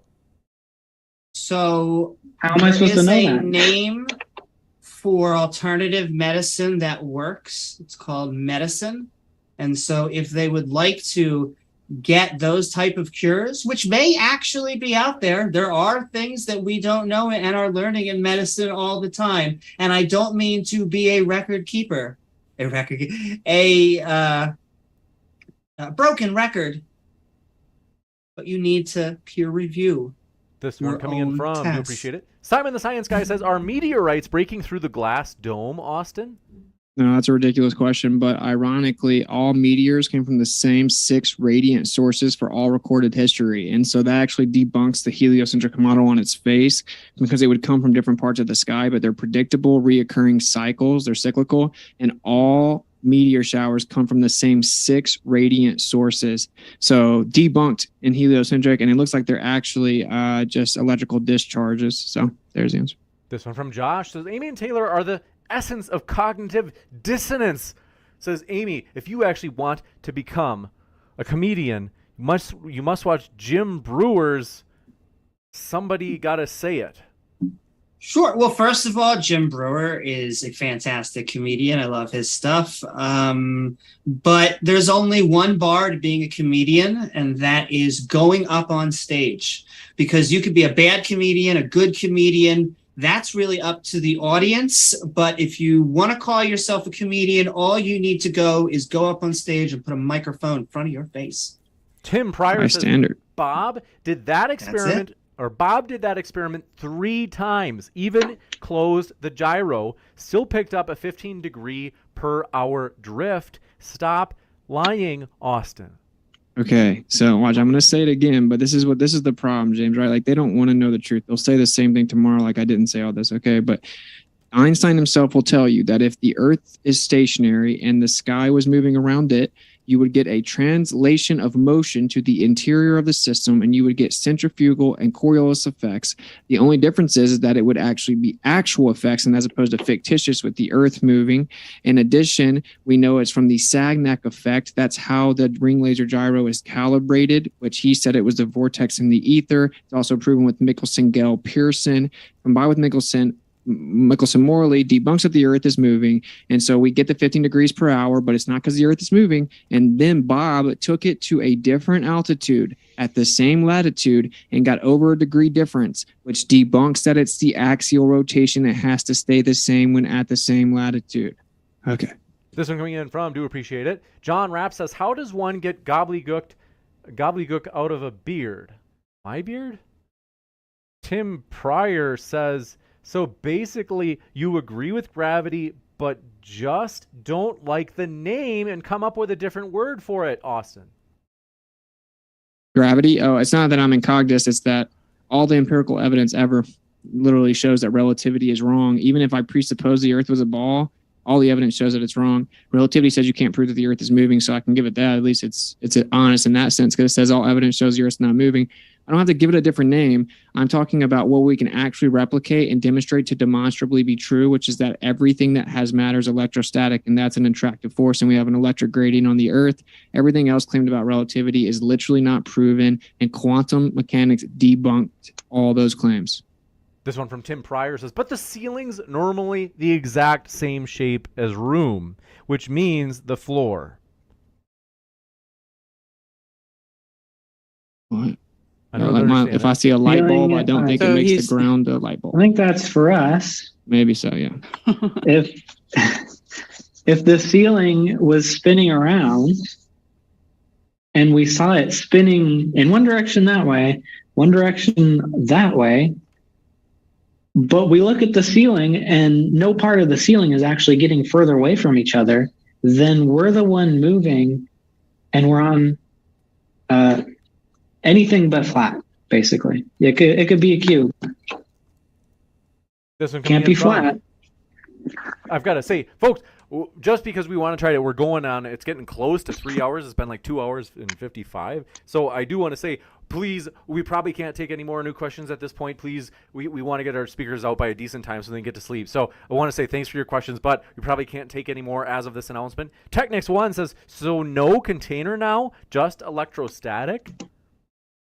That's just another straw man fallacy. No one said that. There has to be physical containment. It's the necessary antecedent to gas pressure. We don't have to make claims as to exactly what it is. It could be all kinds of things. We don't make claims about the medium. I just said that it could be a fluid-like medium and some luminescence above it.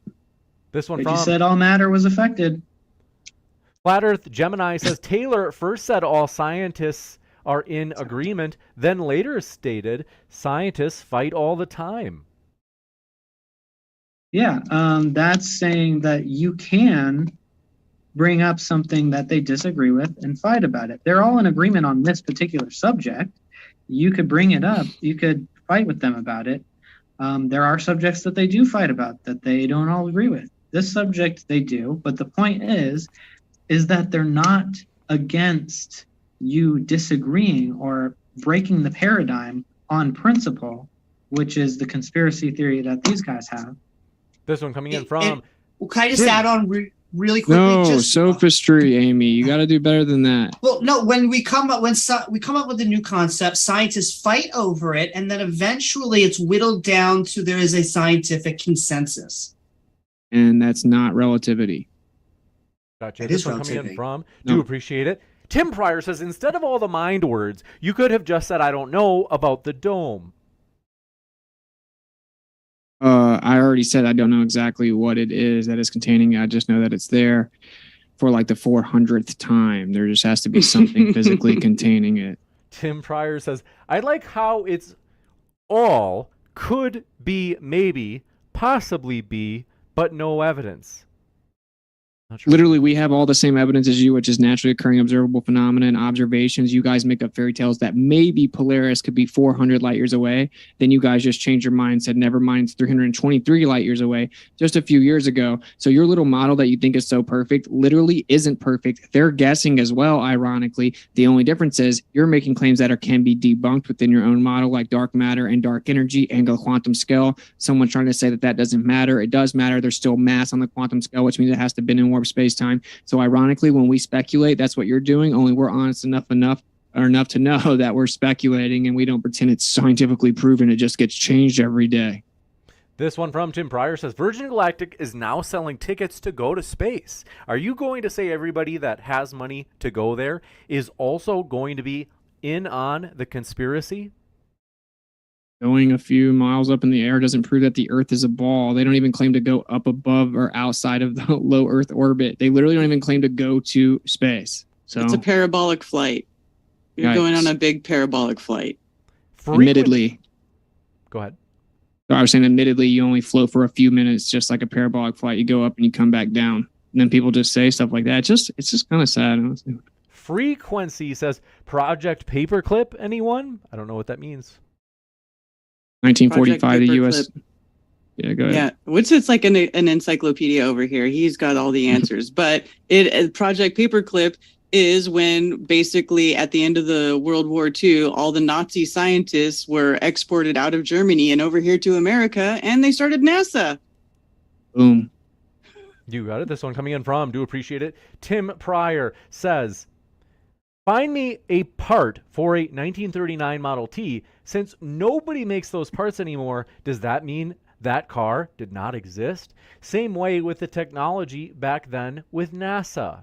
I think they're saying with regards to NASA not being able to do things that they were able to do. Not doing CGI. Not the same thing, because we've got bigger and better cars that go faster and travel more efficiently than the old cars. So we made improvements in that technology. It didn't just disappear. So not the same.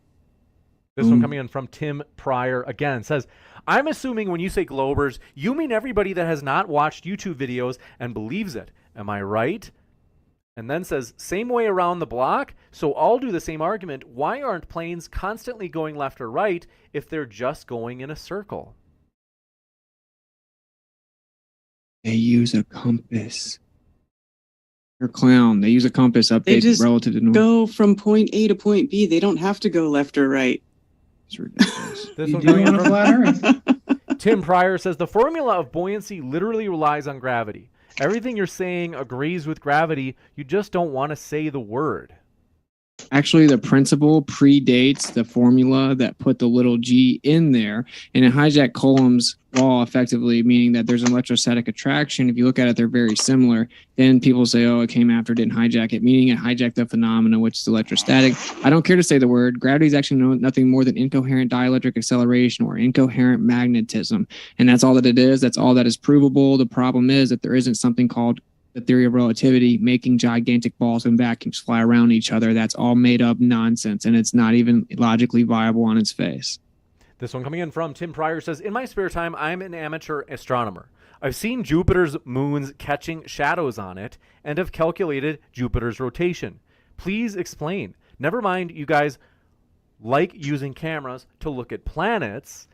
Then continues, like an EMP pulse can fry computers, which means newer cars would be inoperable, but older cars were not. I think that maybe they meant for that to be two separate super chats. This is tough. I can't tell where one starts and the other ends. They said, we'll give you the first one. They said, in my spare time, I'm an amateur astronomer. I've seen Jupiter's moons catching shadows on it and have calculated Jupiter's rotation. Please explain. Yeah, so it's long time been known that they try to claim that prove that the Earth is heliocentric, but actually no, it works in a neotychonic system. So that doesn't mean anything. The fact that there seemingly is something relatively moving in the sky to one another and then moving around the Earth, I don't really see how that somehow proves that the Earth is a ball that spins in a vacuum. It's very ignorant. With regards to the idea of whether or not NASA had technology that they cannot replicate today and that they could not move beyond or improve on, they say, Tim Pryor says, like an EMP pulse can fry computers, which means newer cars would be inoperable, but older cars were not. We have new technology. The radiation belt will mess up that technology the same way. I thought you guys did research. We understand the story. We understand what you're saying. It's just a very convenient story that you can't actually recreate the technology to go back to the moon. Now they're claiming that they're going to, but they seemingly can't get off the freaking ground. I don't care if you want to believe their fairy tales. We're pointing out that it's stupid. Brandon Connell says Lakeway 3 is the big building next to the Causeway in New Orleans. Let me go back to their original question. Okay. So their original question was, I've personally been on top of Lakeway 3 building in New Orleans. You can physically see the North Shore, but you can't on the ground, no matter what. Please explain. Sorry, I was totally zoned out. What? No I mean, I would have to see a picture to know exactly what he's talking about. He's saying that you stand on a building, you can see the North Shore, but you can't see the ground. So what is he saying? You can't see the ground because of curvature? That would mean that they're there's saying no you curvature. can physically see the North Shore, which I don't understand. I still don't understand. Like, Brandon, is the Lake 3 building, is that like out just a bit offshore when you say you can see the physical shore or the North Shore? They said you can physically see the North Shore, but you can't while you're on the ground, no matter what. Okay. So, yeah. But again, so you can see further when you lift up, when you go higher. But hey, ask him if you sit there on the ground and you tape a time lapse all day, every day, will it change? The answer is yes. There will be certain days that you can see further, and the alleged obstruction constantly moves up and down because it's not physical. It's pretty simple. Tim Pryor says, I want to set up a debate with Witsit. Give me the details of how and when. That sounds like a good alternative. Like I said, Fight the Flat Earth has debated. Austin and Fight the Flat Earth have clashed a lot. This may be a good one. Tim Pryor seems like he's very well read and experienced. So, Tim Pryor, if you email me at moderndaydebate@gmail.com, we'll see if we can make that work. And that's moderndaydebate, no spaces, no hyphens, @gmail.com, and let me know and we'll see what we can make happen. Triumph the Insult Dog says, went on international flight weeks ago, saw a curve. Oh, well, you disagree with the world's most famous physicist. The geometry says that you actually can't see the curvature from a flight. So you can't even see it from 60 miles up.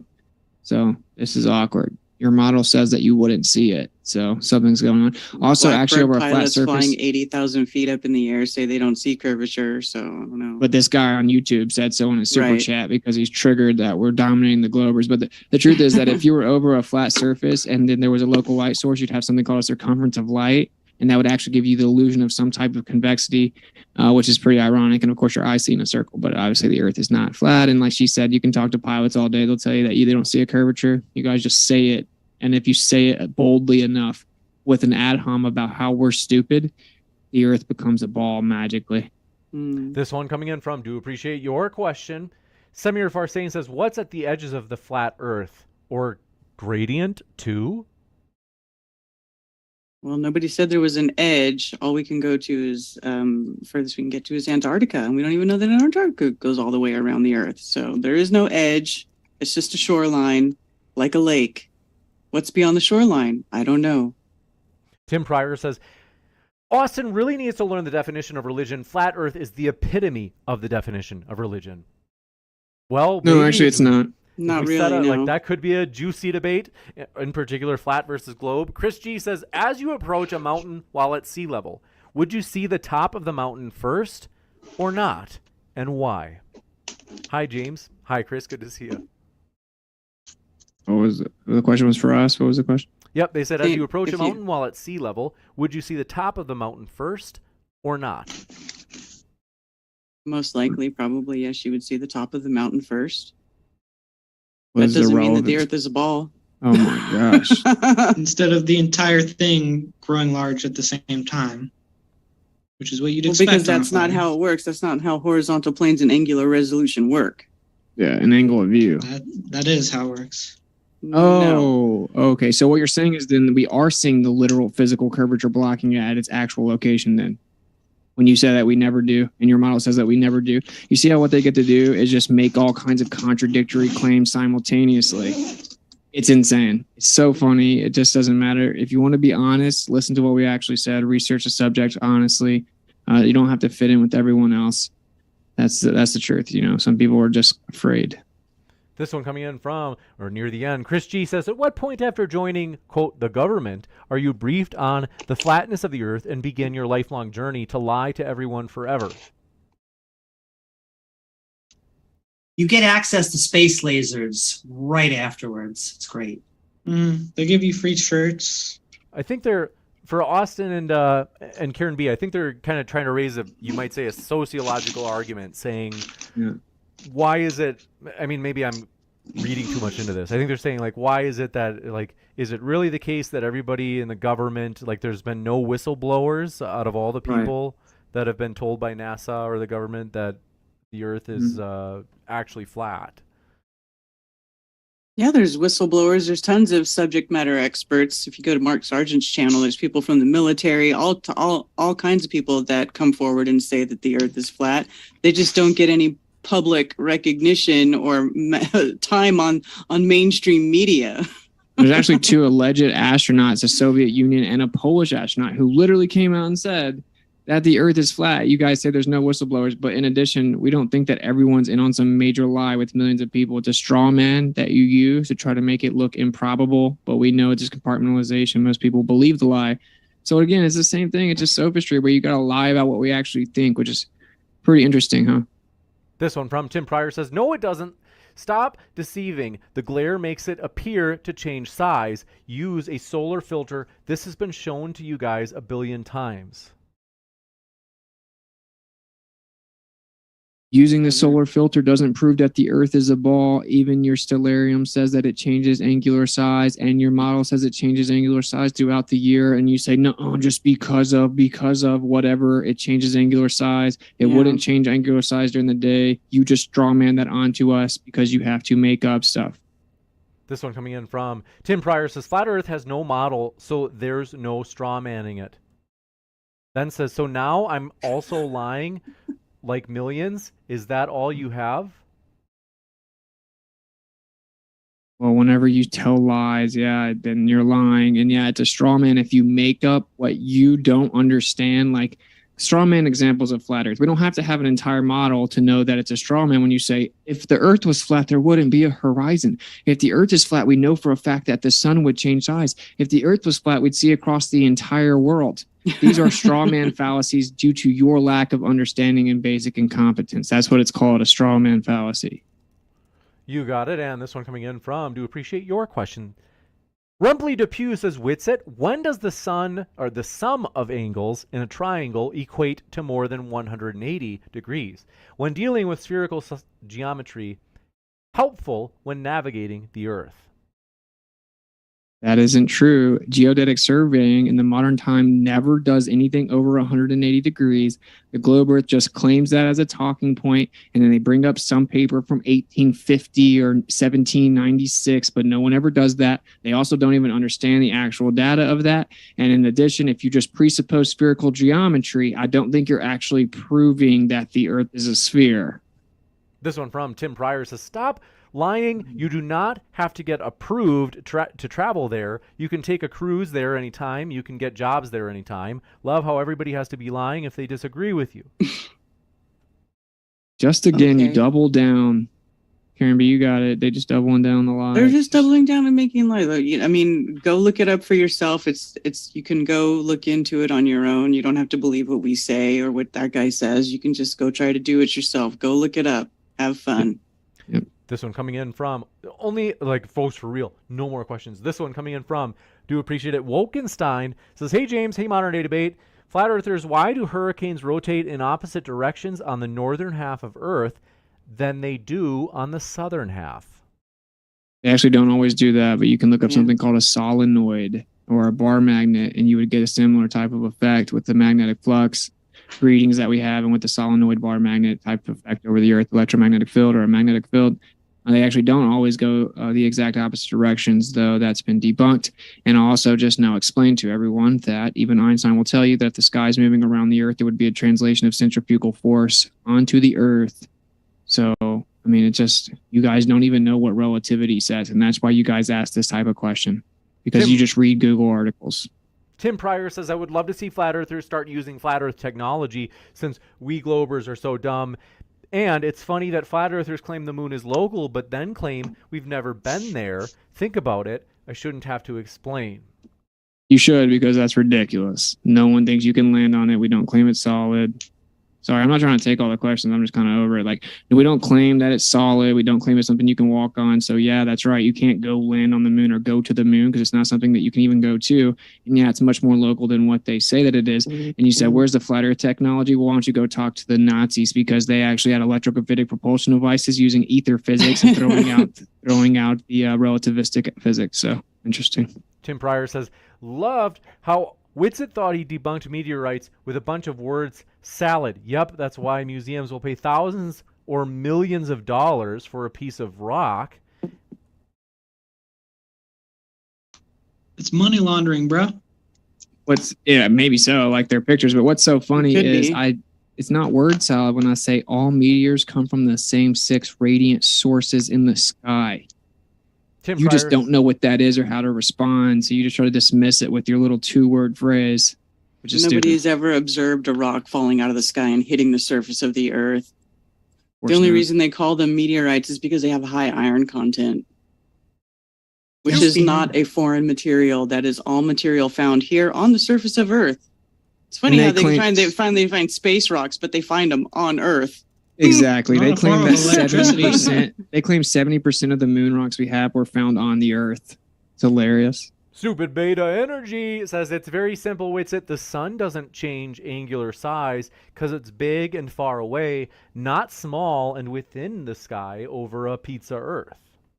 Well, we get your claim and your straw man of a pizza Earth. We showed you that magnetic holography seems to be a viable option based on the longitudinal azimuth and declination readings over the course of a year. And that Stellarium, which uses your model itself, says that it does change angular size throughout the day. Then you guys say, oh, well, it's just not enough to matter. So your entire claim went out the window. You begging the question or presupposing something means nothing. We don't claim the size, the shape, or the distance. We see a circle that looks like a light, and we don't know where exactly it is or what it's encompassed in. So you can desperately try to straw man all you want, but anyone that wants to know the truth of this conversation is going to do one thing. They're going to go research the the veracity of the claims from the globe Earth and see if that's actually true.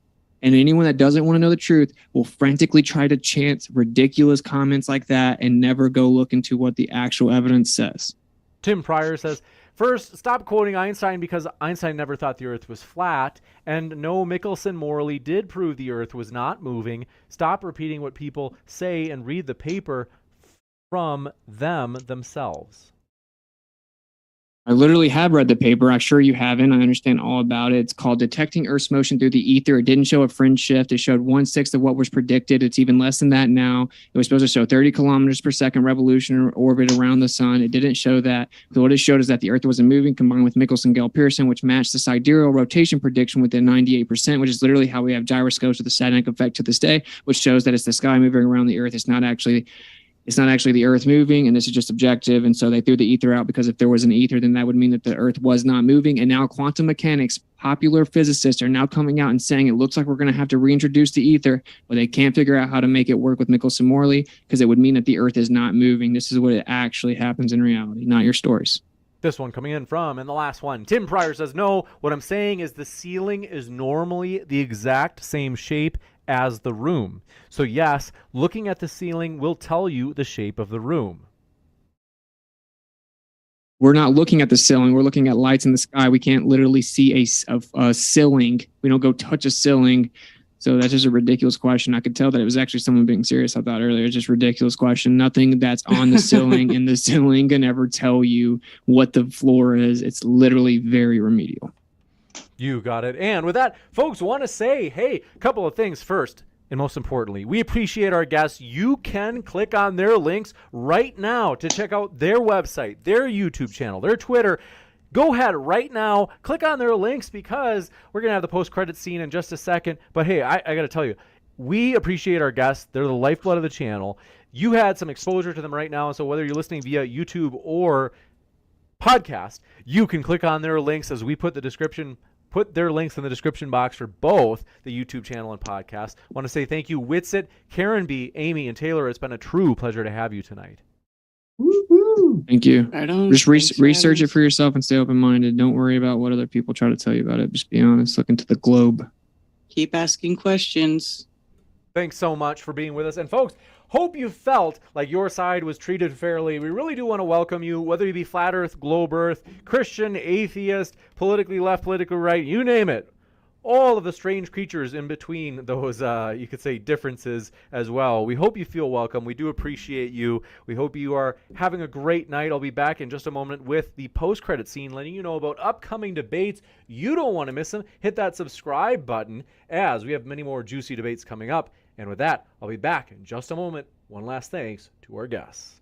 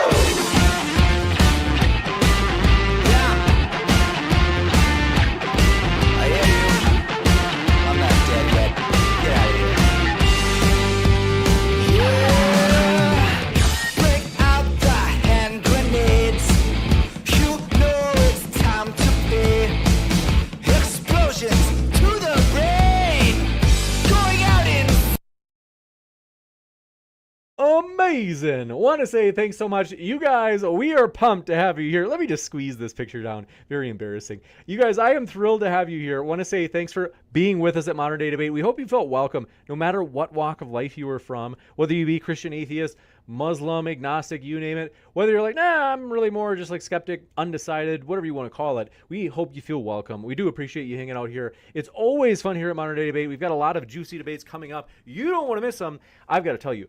First, I want to say hello to you in the old live chat. CGI Fan Done, thanks for coming by. Creature, good to see you. Big Pine Sailing, thanks for coming by. As well as Amy Newman, good to see you. Iron Horse, glad to have you. Ravon Randwolf, thanks for dropping in. Stupid Beta Energy, thanks for dropping in. Kurt Hanneman, good to see you. Mr. White, thanks for dropping in. Origami, glad that you are here. Says, thanks, James. Thank you. Seriously, it's my pleasure. We hope you felt like you got a fair shot. In other words, that your position got a fair shot, as it's important to us. We really do. I told someone today, they asked me, they said, why did you start Modern Day Debate? And the truth is, I said, I used to go on debate channels myself, and someday I'll probably debate again. But right now, like, I'm excited. I love building Modern Day Debate. It's something that I'm passionate about. It's the vision that I think we can all agree on. Whether we be flat Earth, globe Earth, you name it, I think we all agree on this in particular. That everybody wants a neutral platform so that everybody can make their case on a level playing field. That's important to us, as we really do want to give everybody a fair shot. We don't want moderators jumping in and systematically taking one side in the debate. That looks pretty sketch. I mean, really, seriously, it's gross that channels do that. That's why I started Modern Day Debate, is I thought, there's something better than this. YouTube deserves a better class of debate channel, and we're going to give it to them. And we are doing that, as we want to say thank you guys for helping us grow. You guys, for real, the debaters and you guys are the reason that we have grown so much. Seriously, it has grown monstrously. We appreciate that. And seriously, I'm beyond thankful, as you guys, all the different ways that you've helped Modern Day Debate. For example, subscribing really does help. Seriously, it kind of gives, you could say, social credibility. It's like Amazon reviews. If somebody has like a good review on Amazon, and then it's like, well, that's good. I mean, one's better than zero. But if they have 4,000 or 79,600, that means a lot more, where you're kind of like, wow, it's like people enjoy this. So seriously, that is a way. But also, I've got to say, there are other ways. So for example, hitting that like button really does make a difference. That boosts the video in the algorithm. We're at 329 likes. That's a lot. However, we could easily get to 350. For real, that is not far away. As we have 329, that means only about 21 more likes. And we'll be at 350, which is pretty monstrous. I mean, that'll be beyond a third of 1,000. That's big for a live stream. So that does help. And especially more importantly, if you're like, well, I don't care about helping Modern Day Debate. Well, here, that's all right. I don't blame you. You probably just met us. Maybe you could think of it this way. If you thought your side was more persuasive in the debate, well, YouTube will recommend this video more. From this neutral platform where you think that your side was more persuasive, whether you be Flat Earth or Globe Earth, YouTube will recommend it more to more people. And the video is going to get a higher ranking when people search, like, let's say, Flat Earth Debate on YouTube, if there are more likes on the video. So that's a good reason to do it, is maybe you just want people to hear the truth and you think that truth prevailed in this debate. So that's another reason. But the other thing is this. You guys have helped so much in terms of all of the shares. Like I can, the Creator Studio, the little YouTube kind of like background scene, I could see how many shares videos get. And you guys do share our content a ton, which we really appreciate. If you, let's say, have a Discord group or maybe a Twitter thread or a Facebook group where you want to share this video, go ahead and click that share button. You can share the link and then somebody else will see it and be like, hey, cool. That really does help a lot. As, hey, we think this is a vision and a mission that everybody can get behind, whether they be Flat Earth, Globe Earth, Christian atheist, politically left, politically right, whatever you are, whatever walk of life you come from, everybody can get behind the idea that every position deserves a fair shot to make its case.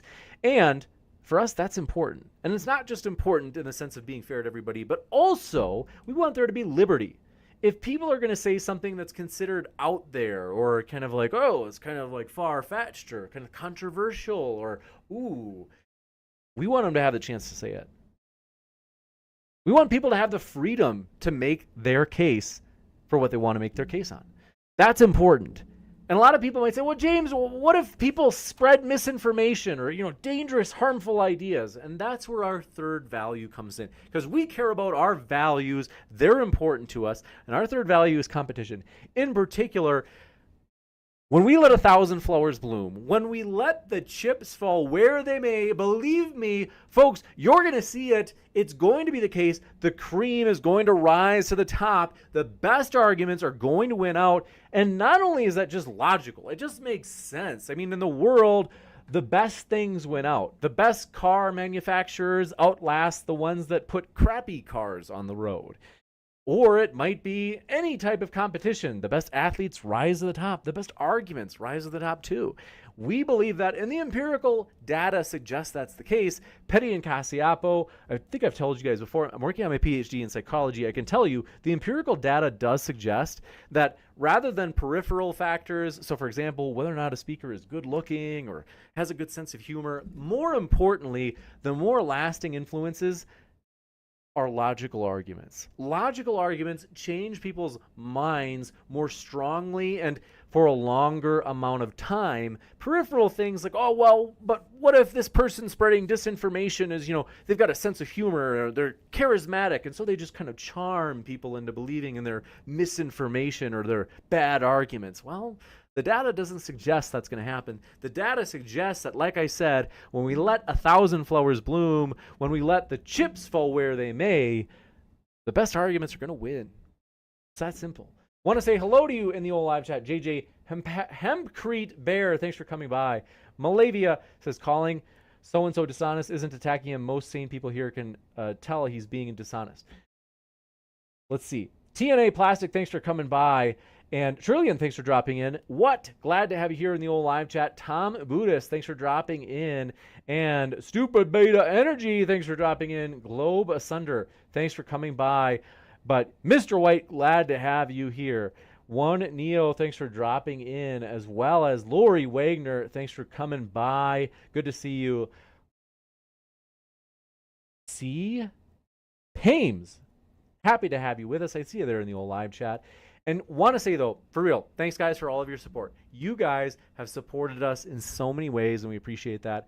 If you didn't know, we do indeed have a Modern Day Debate Patreon, which helps as we are trying to put on bigger and better debates all the time. So if you didn't know that, it is in the description box, Modern Day Debate Patreon, as well as, hey, I mean, there's also Modern Day Debate channel memberships here on YouTube. That helps support us as well. So a couple of things that you might not have known about, but also want to say Odin Allfarther, thanks for coming by. Jesus died for you. Thanks for dropping in. I see you there in the old live chat. Jake Green, I see you there. How are you? See you in the live chat. Amanda, good to see you. Thanks for all of your support of Modern Day Debate. Oh yeah, Amanda, just in case, if you don't, I know it's super busy, so I hope you don't feel pressured or swamped or anything, or like when I ask. If you happen to know about locations and what venues might work or any potential pricing for our conference in October or potentially November now, I am pumped to hear about it. Feel free to always get in touch. I don't know if I gave you my number. I hope I did. I could have sworn I did, but just to be sure, let me know if I didn't, because I just want to be sure you can get a hold of me with that info. But I want to say, Trillion, thanks for coming by. Thanks for coming by. Jean Lorette, so James should be Earth's moderator. I appreciate that, Gene. Thanks so much. Seriously, it means a lot. And Brady D, thanks for coming by. Seriously, we hope you are doing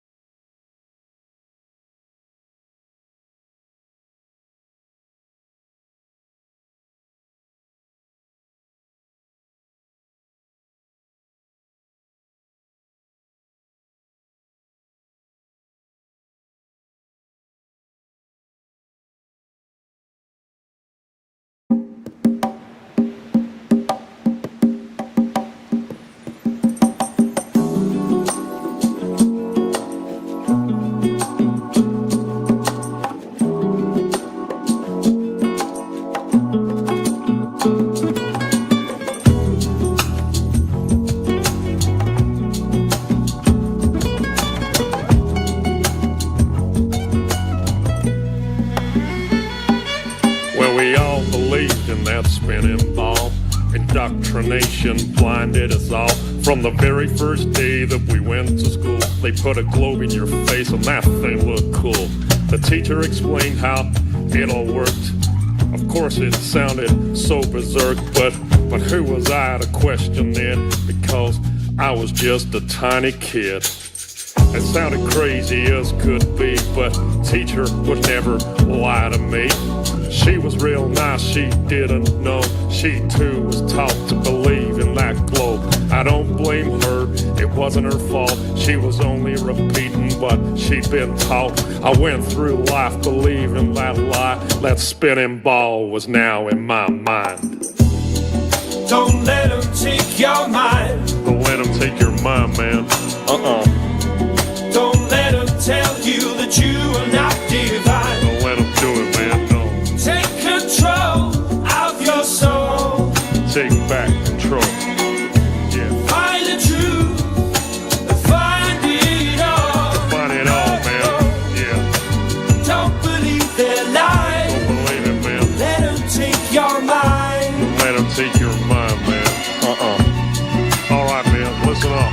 So I'm hurling through space on a road to nowhere. So I live my life without a care, cause I was taught that there ain't no creator. That's what I was told from my educator. So I live my life so selfishly, there ain't gonna be no hell for me. I'll do what I want with no care for others, with no respect for my brothers. Until one day when I woke up and I drank some truth with my coffee cup.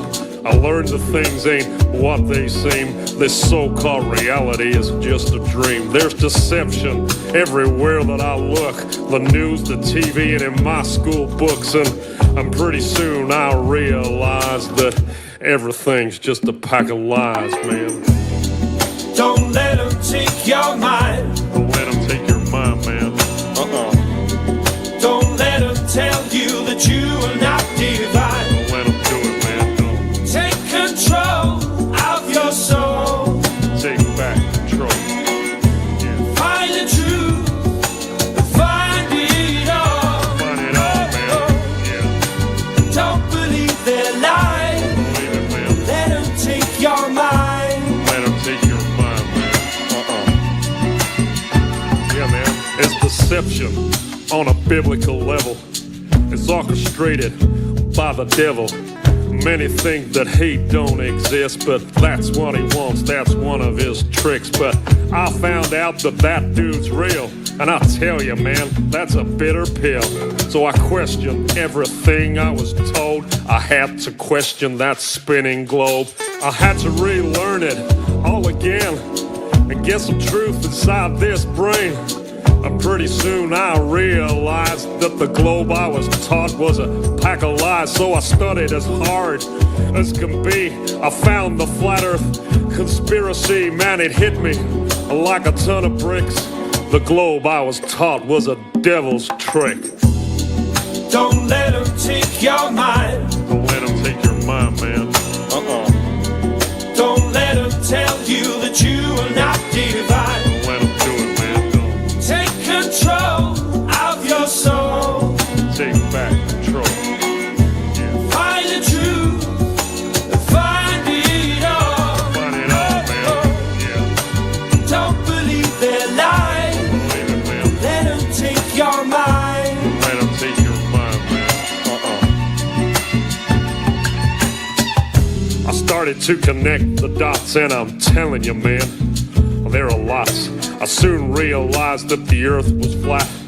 It's not a belief, man, it's a fact. And once I found out that reality, well, it did a funny thing to me. For a while there, I was pretty shocked, but now I know that there is a God. And once you get to that point of understanding, and once you know there ain't no moon landing, and once you know that space is fake, you view your life with a different take. It ain't just random chance that we're here. We ain't living on no stupid sphere. It ain't some ridiculous spinning ball. The earth is flat and God created it all. Don't let them take your mind. Don't let them take your mind, man. Don't let them tell you that you are not divine.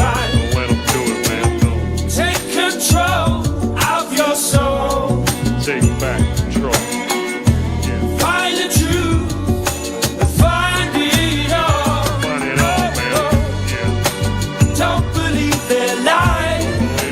Let them take your mind. Let them take your mind, man. Well, now I found out about all these lies. I live a completely different life. I stopped reading the news and turned off the TV. That thing is evil as can be. I started being a nicer guy, and God forbid I tell a lie. I treat people with more respect, and I've got me a wife that I'd never neglect. Yeah, being good's working out for me. Now I ain't blinded and I could see. I know that there is a God above, and if I'm good, then he'll show me love. I try to live life selflessly to be the best that I can be. I treat people how I want to be treated since my indoctrination was defeated. So don't believe in the devil's lies because it's God he wants to hide. That's why they teach that spinning ball to make you think you ain't special at all. Don't believe what you're being told. Don't believe that you're evolved. It's all an accident and you are too. No, you're someone special and God made you. Don't let them take your mind. Don't let them take your mind, man. Don't let them tell you that you are not divine. Don't let them do it, no. Take control of your soul. You gotta take back control. Find the truth. Find the truth. Find it all. Find it all, man. Don't believe their lies. Don't believe it. Let them take your mind. Don't let them take your mind. Yeah, play that guitar.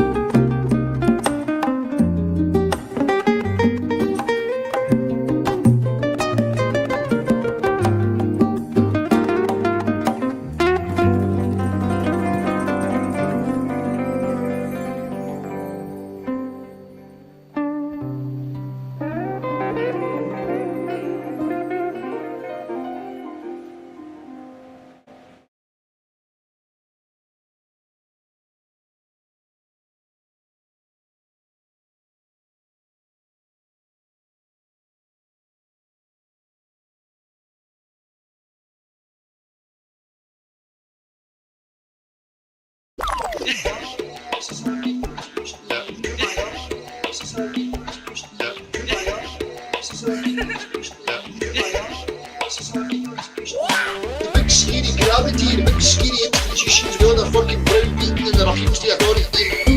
Bollocks, this is what I'm talking about. Take control of yourself. Commit. Stand up for yourself. Commit. Stand up for yourself. I want no nonsense approach. Commit. Stand up for yourself. Commit. Stand up for yourself. I want no nonsense approach. Oh, I've got a fucking big BMX that can fly.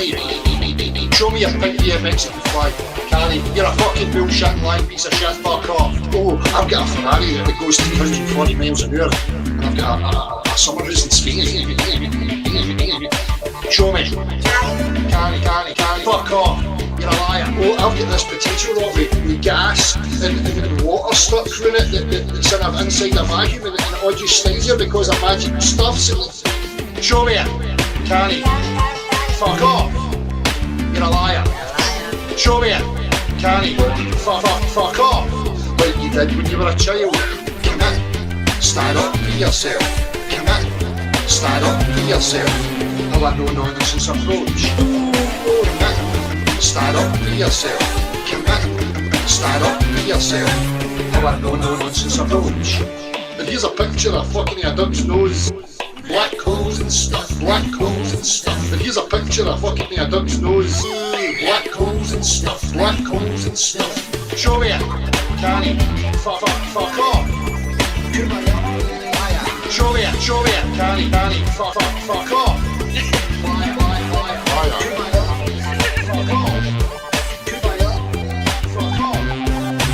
Let's all conform. Let's all conform and behave like good little children. Do not escape from your box. Conform to the social norm. Conform like a politician. Conform to the social norm. Conform like a politician.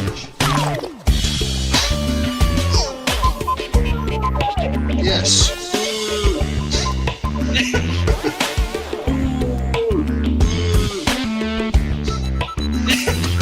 For fuck's sake, Brenda, we're just on 2 seconds. Now fuck off. We don't want you or your other globe disciples to go and take a running fuck to yourself, okay?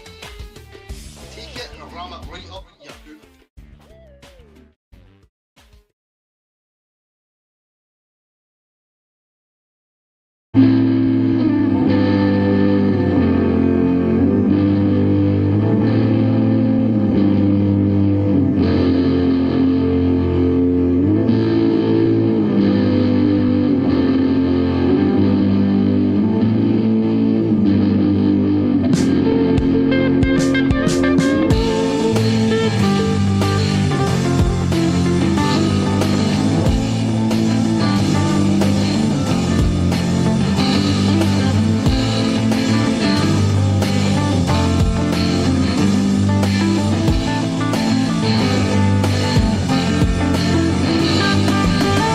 Rich guys like rockets and so do the babes.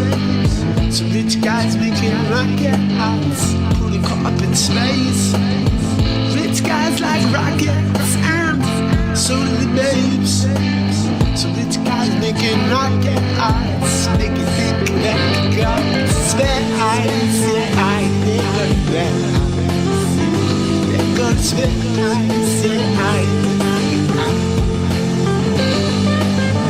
Rich guys like rockets and so do the babes. So rich guys making rocket hearts, put a car up in space. Rich guys like rockets and so do the lanes.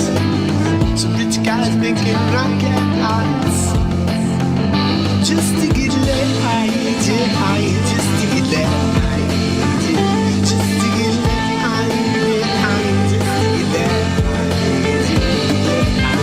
Rich guys like rockets and so do the babes. So rich guys making rocket lights, make you think they got. Rich guys like rockets and so do the lanes. Rich guys making rocket lights. You gotta pay, yeah, you gotta pay. You gotta pay, yeah, you gotta pay. Rich guys like rockets and so do the babes. So rich guys making rocket lights, put a car up in space. Rich guys like rockets and so do the babes. So rich guys making rocket lights, just to get lit, just to get lit,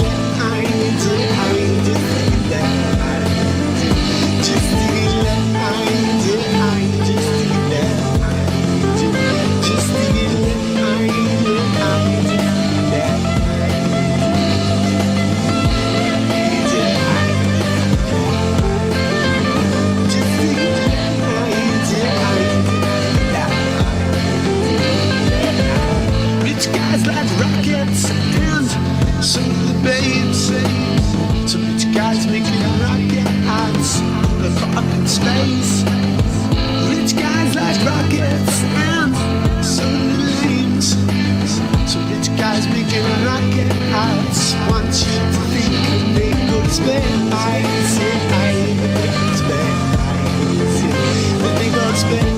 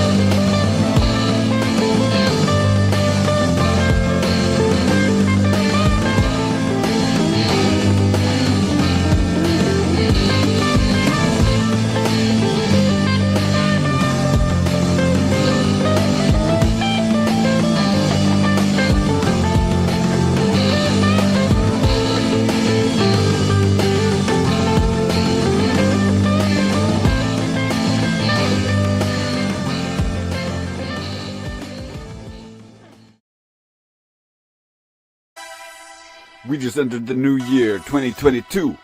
Happy New Year, everyone, and welcome to the Age of the Sextant. It's time for the globe to recant. And thank you, Toby Dog, for this awesome beat.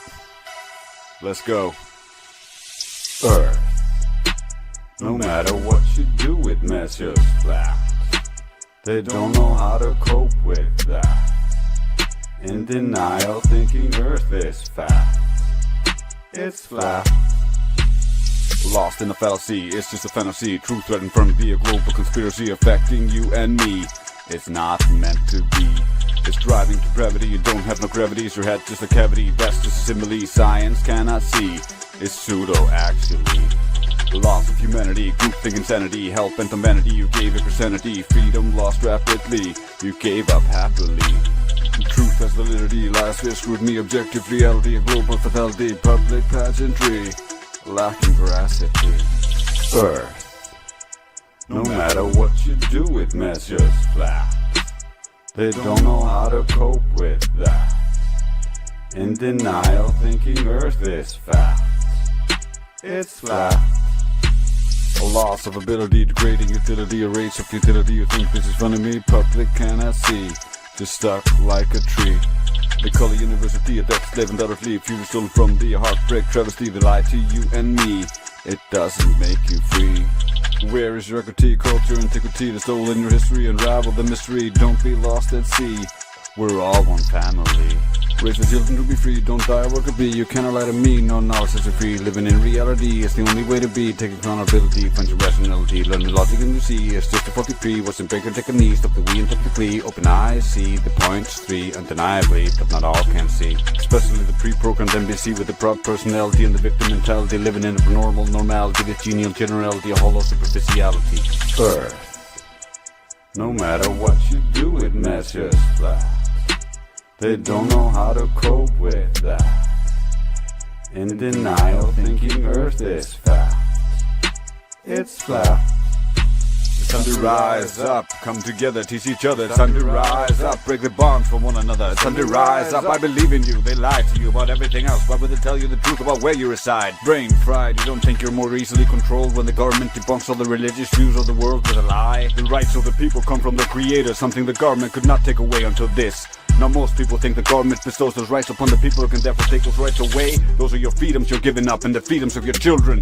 Don't bow before the tyranny, don't believe in this mockery. Getting hooked into a socialist democracy, a communist tyranny, a bold-faced hypocrisy. Obvious for all to see, NASA, Nazi repository, Nazi founded NASA, it's history. Behind the UN as well, it's no mystery. Do the research, stop the faith, it's your choice, your voice. Use it. 24/7 Flat Earth Discord. Come join us. Peace.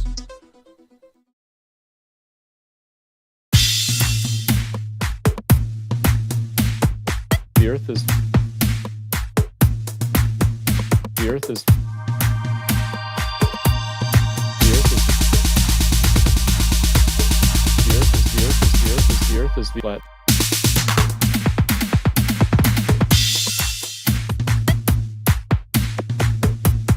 And space is big. The earth is the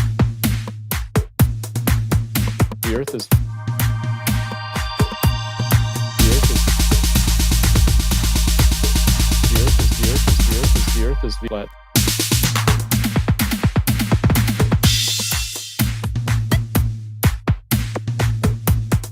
And space is big.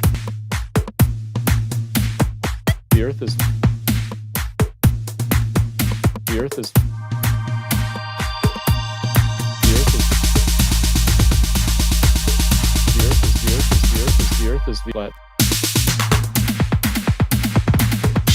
Did you know that the earth is flat? There's no curvature, it's not spinning, and space is big. Do they have any evidence?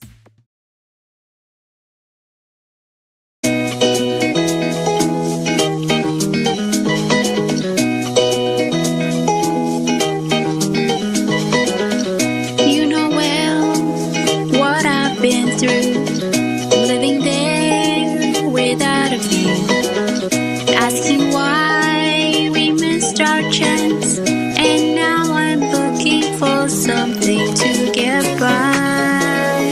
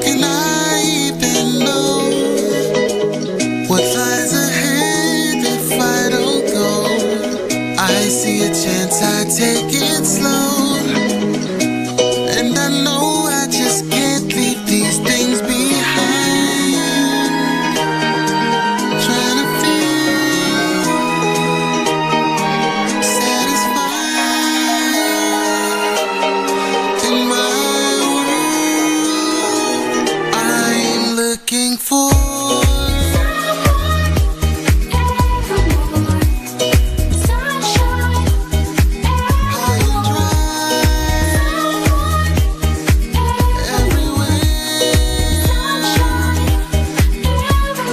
Look into a lot of the claims that is made by the Globe, and you'll find that it's either just an assumption or just straight up lies. Straight up.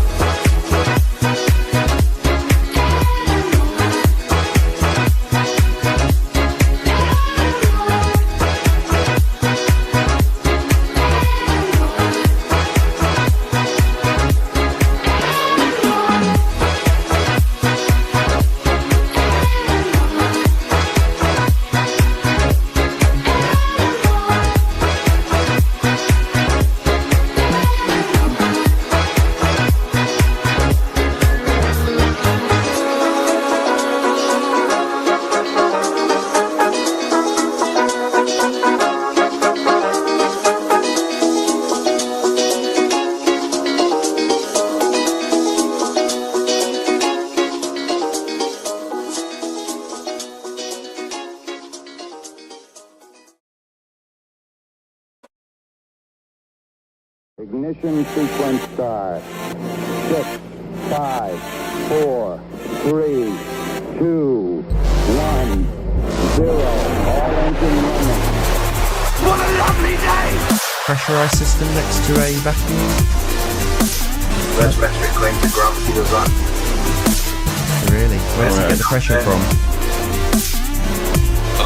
Okay, but there's a relationship between the two. No, that is what you're trying to prove. Right, okay, well anyways, Arwen, you illustrated the observation of dust clinging to things. Right, this is not science. Yeah, you need to formulate a decent hypothesis with an independent and a dependent variable, a cause and effect relationship. You've established none of this, yet you're still referring to it like it's some sort of science. It isn't. So ask me what the hypothesis is again, and I'll tell you, what the independent variable is. I'll tell you everything. What's the dependent variable? The what? Sorry. Dependent. Dependent variable. Dependent? Yeah. Exactly. I'm directly varying the independent variable. The force between the two objects. That's a variable, is it? It depends on the independent variable. Sorry. Yes, of course it does. It's a cause and effect relationship. I understand this. What's the dependent variable? The force between the two objects. So you're varying the force between the objects. How on earth are you varying? You don't vary the dependent variable. You don't vary the dependent variable. Right. But your dependent variable is the force. Yes, you don't vary that. Right. Come on, man. Well, that's my point. You don't vary it. You're trying to vary it. The dependent variable is the effect that you are having. So hold up. He's asking why you can't see this in everyday life. Objects attracting objects, because there's variables in everyday life, like friction, air pressure. There's magnetism. There's Earth's gravity. Okay, all right. Yeah, Earth's gravity. That assertion. Let me put it this way. Hold on. Why you slip this in? Earth's gravity.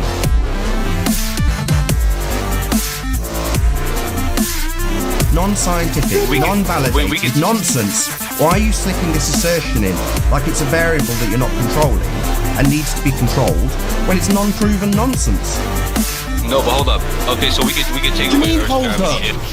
Wait, hold up. So the way you control for them, so I said friction is not allowing us to see these forces occur in everyday life. So friction, the way you account for friction is by suspending the experiment.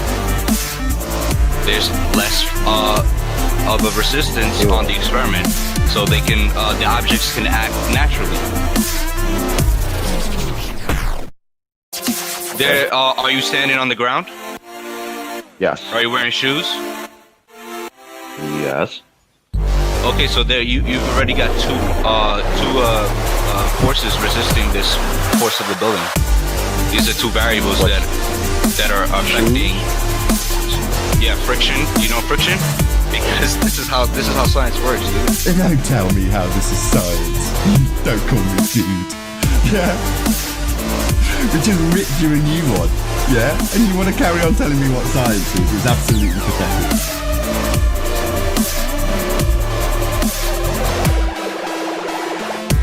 Anyway, with that, I'm going to say first and foremost a huge, massive, enormous thank you to all of the live audience for tuning in, hopefully sharing this debate, and a massive thank you to all of the debating panel for making this debate possible.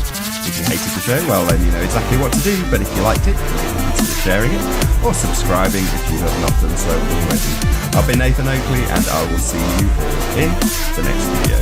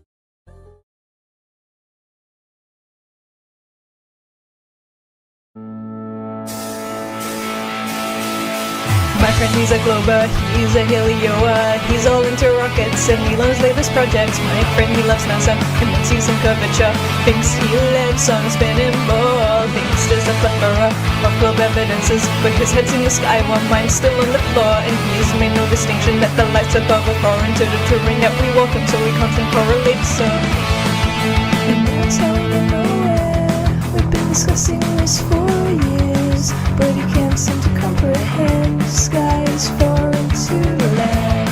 I say it's not tangible, and we don't really know what it might be, but he's seeing the spectrography, and he correlates them constantly. Correlation is not causation, but the best explanation validates it for you. Anything's better than one about an answer, so you find the speculation rather than being unsure. Correlation is not causation, but the best explanation validates it for you.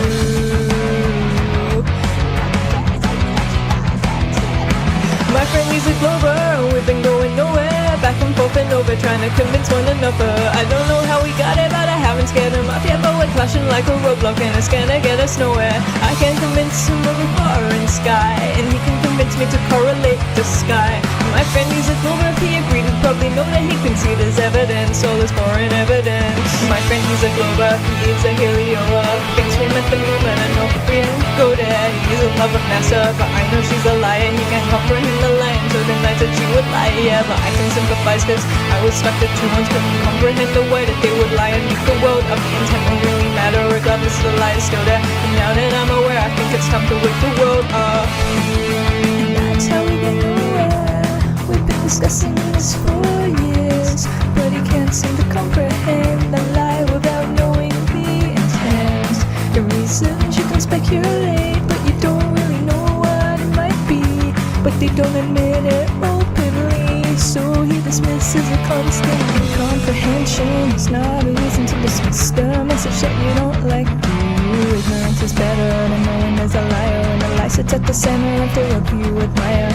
Comprehension is not a reason to dismiss the message that you don't like.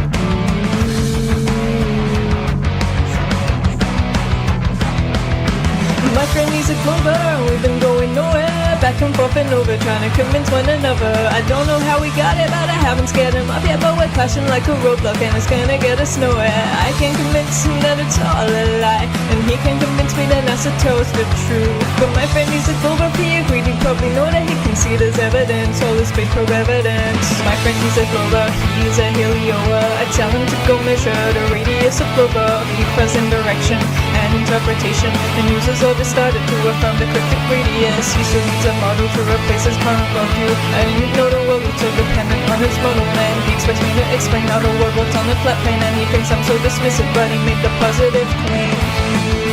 And that's how we get nowhere. We've been discussing this for years, but he can't seem to comprehend. Now without a model, the earth still stands. I say you need direct evidence, so you don't really know what form it might be, but you appeal to what's secondary, like it's akin to the primary. Direct evidence is ultimately worthless if it won't hold up to the direct proof. It's what the evidence is subject to, and it'll shatter that which can't be true. And direct evidence is ultimately worthless if it won't hold up to the direct proof. My friend Music Lover, we've been going nowhere, back and forth and over, trying to convince one another. I don't know how we got it, but I haven't scared him off yet, but we're clashing like a roadblock and it's gonna get us nowhere. I can't convince him a model has no need, and he can't convince me his proof is primary. But my friend Music Lover, he agreed, he probably know that he can see this evidence, all this globe of evidence.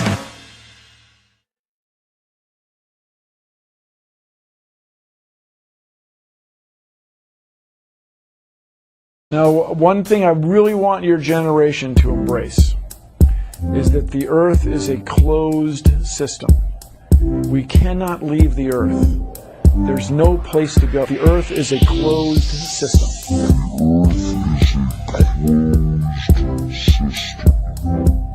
We cannot leave the Earth. We cannot leave the Earth. We cannot leave the Earth. The Earth is a closed system. We cannot leave the Earth. There's no place to go. Say the Earth is spinning around, but I've never been thrown off the ground. Not motion sick to account for speed. My ears don't hurt or pop or bleed. So I'm actually good. I'm not spinning nor tilted. I am actually good.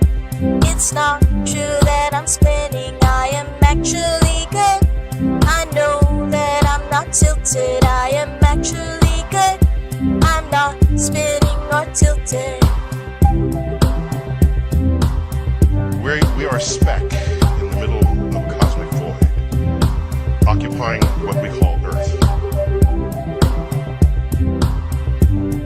When you sit down on a mountainside and you're there with the rock, those are your cousins too. Gravity makes things go round.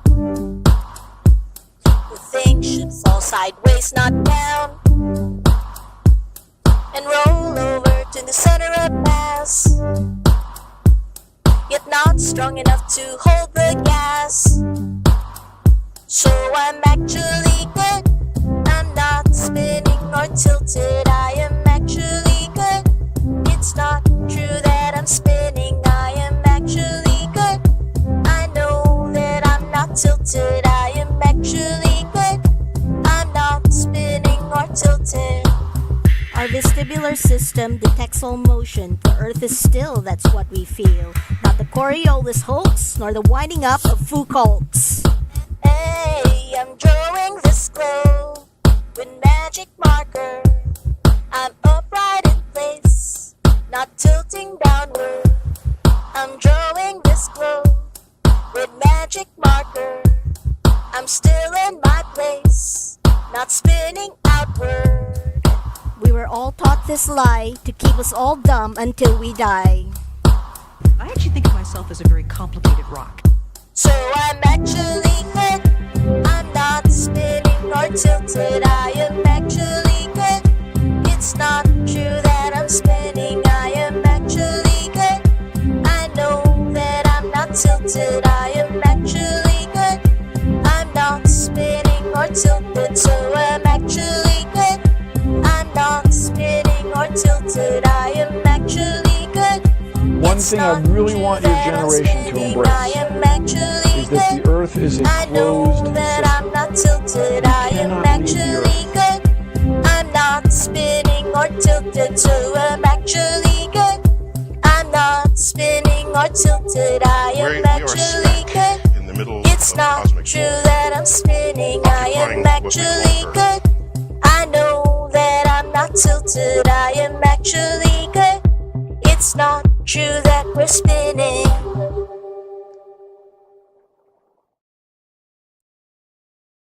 What is gravity? I have no idea. Okay, next question.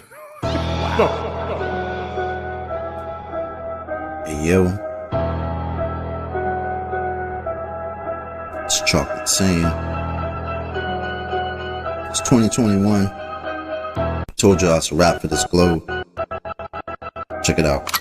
Way too many reifications of privations. Secular thermodynamics violations. Fuck with all these fake as apparent deviations. Globals always flapping their gums, no demonstrations. The black swan murdered the ball with simplicity. Pretend the clowns aren't they all, no specificity. Get with me, get that geometry. Your model needs nowadays. Mostly I sound like you're on your knees. Copper bleeds, with no wall to ever show for, nevermore. Been a rap for your multi-nine core, scientific, all the sicker that they're prolific. Crumble at the thought of flat earth, that's just terrific. My hypothesis, you know, paleo genius. You thought you had it all sewn up, like a seamstress. You never see this, you ain't chillin' peeping the Gleasons. The globe model so fucking dead, so many reasons. Mad at me, cause your fairy tale of gravity is rapidly becoming a motherfucking fatality. Independent variable, no physicality. Factually, you're dealing with no type of reality. A tragedy, all of the pseudoscience of fallacy. Sad to see that was surrounded by such banality. Globe darts step in the court for their arraignment. Gas fucking off all day, no containment. It's automatic, you sound like a fanatic. Your heart's beating out of your chest, no need to panic. Problematic, anytime there was Socratic. Defining terms for you was like dust to an asthmatic or a crack addict, all tuned up like a mechanic. State you're leaving in when you're done, it's so tragic. You end the sneezing, all snotty nose the wheezing. You globe darts wind up like Sub-Zero freezing. Ain't no reason for you not to remain calm. As my nigga make hit you with the 3-point palm. Instant exploding paradigm technique. Backslapping your beliefs into enigma that's sweet. Your points obliterated, finished, unable to speak. Have you looking like Tom Petty catching a leak? Your whole squad left sounding comatose. I hear Michelle Dollar keeps rocks on the head. She keeps the family close. Some of y'all think y'all the best things since butter toast. When it comes to FP, prepare to catch an overdose of intellectual honesty. The clear lack of thinking of you all has never ceased to astonish me. I gotta keep it real and be honest, B. It's quite possibly the dumbest thing I heard since the cosmology is often seen as a philosophy, mythology, but actually it's a prophecy of religiosity. Get all your skills and your weight up. This crunch time, your whack model getting ate up like lunchtime. How in the hell could we establish a baseline? Most of y'all trolls are just here to waste time. I'm not aware what much I hear through the grapevine, but you must be out your mind selling space-time. A mathematical construct of imagination with absolutely no experimental validation. Before the story begins, you need a foundation.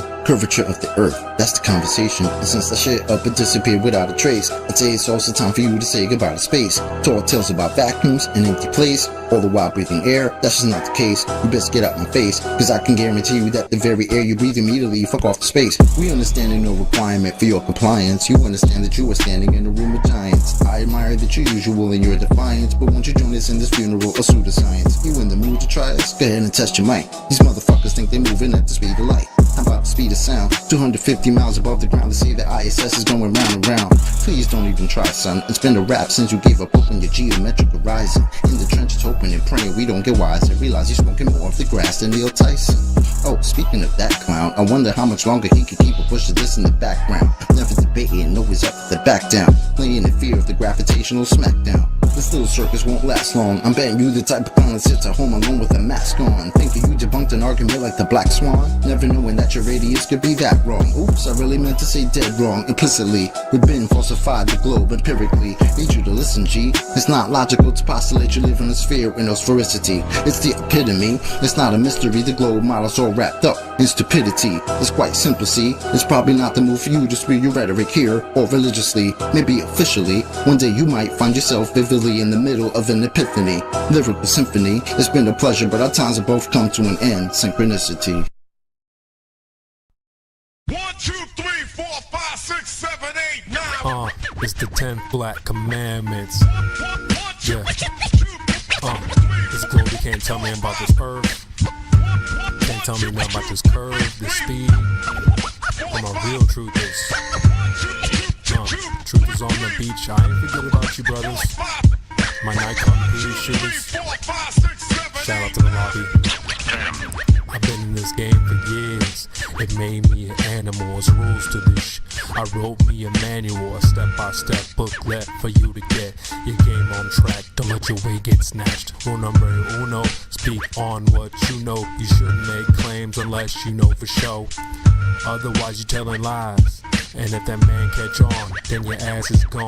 Number 2, never let them think the earth move. Don't you know the pendulum tricks are not science? Yeah, take it from your highness. They need to be set up from high up and kicked or fired up. 3, never trust nobody. The science guys will set that ass up properly gassed up. Fallacy to throw it up. Shit for the fast buck. They be lying in the comments, just confuse that ass up. Number 4, know you heard this before. Never get high on the CGI. Number 5, never speculate on the unknown. I don't care if they fight with an ounce, tell them bounce. Number 6, that goddamn citation, get it. You think a globe be backing up the claim, and forget it. Number 7, this rule is so underrated. Keep flat earth society and servers separated. Shadows and sticks don't hit, it's bullshit. 2021, man, that shit's archaic. Number 8, DC checking 1 or 2. Stop typing and get a mic or something to speak through. Number 9, should have been number 1 to me. If you ain't trolling back, get your ass in BC. If the team might get you slipping, they ain't trying to listen. They be pitching your ass out, straight out to cog this. Number 10, a strong word called a measurement. Strictly for honest men, if not, just watch them spin. If you ain't got the globe proof, say hell no. Flat earthers want that proof, rain, sleet, hail, snow. All these rules, you'll smash globes until they break up. If not, 24 trolls who won't wake up. Truth hit your mental, watch your mind shake up. You was sleeping, now you about to wake up. Snacks in the back on your way up. Bathrooms on the left, urinal caked up. DJ on the way, about to play some. Chairs good, stogies lit, feet up, 24/7. Discord.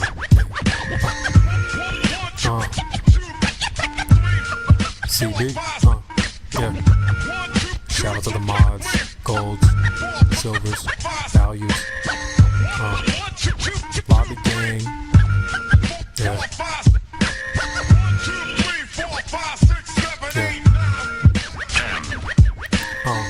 It's your boy CB. B. In the lobby. Catch me in the live stream.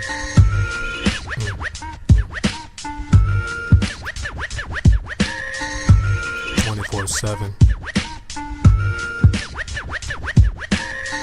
Shout out to Indio, CJ, Baba Yaga. Yeah.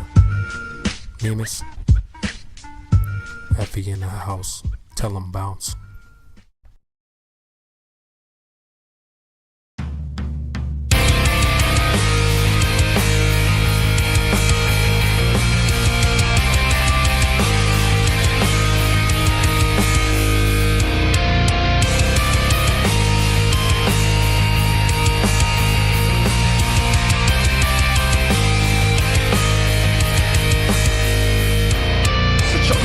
Thinks he can rap about the earth, producing epic content like Jeranism and Dearth. Well, he never saw crypto entering the fray. The best white rapper since Eric Dubay. Now I haven't rapped for long, so I don't want to boast, but my rhymes are better than the view at the coast. And right now I'm dropping some pretty sick bars, and I can't help notice that we see too far. In crypto trading we have different kind of bars. They exist on your screen just like terraforming Mars. You can't really go there, it's just a visage. It's not a real place and it's not a mirage. Anyway, let's get back to the plane. Unlike platypus, I'm bringing the pain. Earth is flat and it does not move. Anything else and you'd have to prove. Yeah, I won't believe their lies no more. Yeah, I won't believe their lies no more. Horizon is where the earth meets the sky. Always rises with you no matter how high.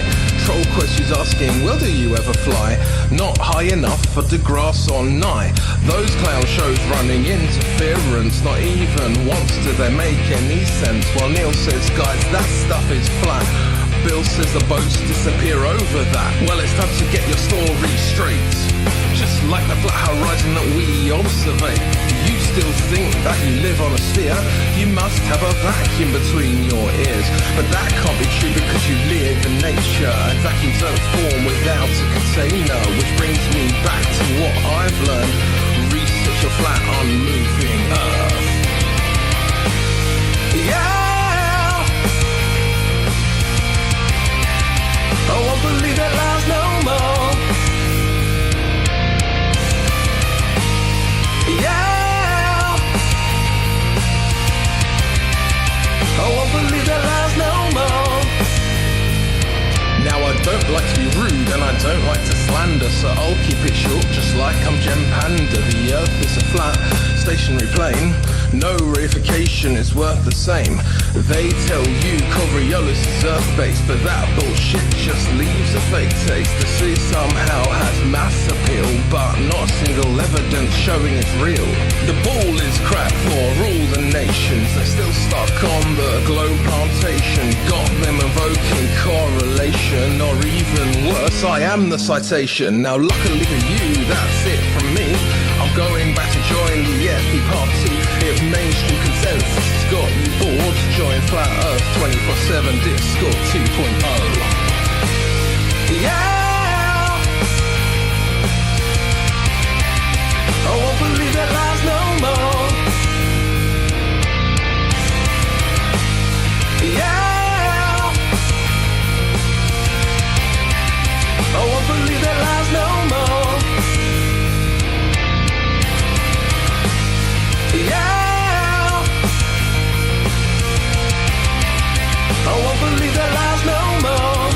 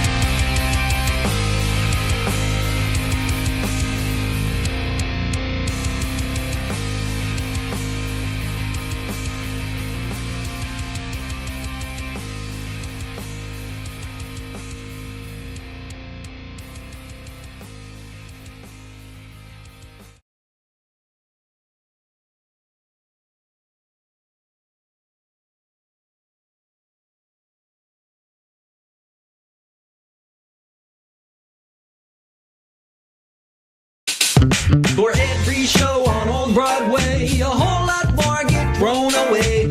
Garbage musicals.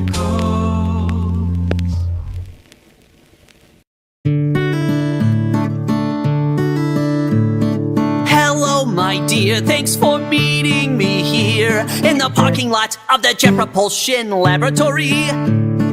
Darling, now please, it gives me unease that you're sitting here picketing my work as a physicist.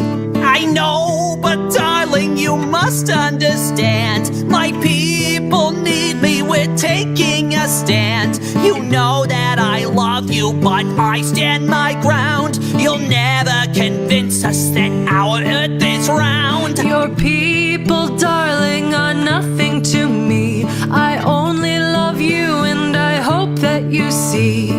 Even though you think the earth is a disc, a small disagreement I'm willing to risk. So take my hand, we'll travel the land, cross oceans and sand, over mountains so grand. Then maybe we'll help each other understand that gravity's a myth, that satellites are real, that our love is not a conspiracy. I'd walk 1,000 miles to the edge of the dome that covers our home to be with you. I'd calculate a trajectory using Earth's curvature if it would ensure we'd be together. But what if my lover's a government spy, hoping to spread more unspeakable lies? I know he's lost touch with reality now, but I think I'll convince her someday. Somehow.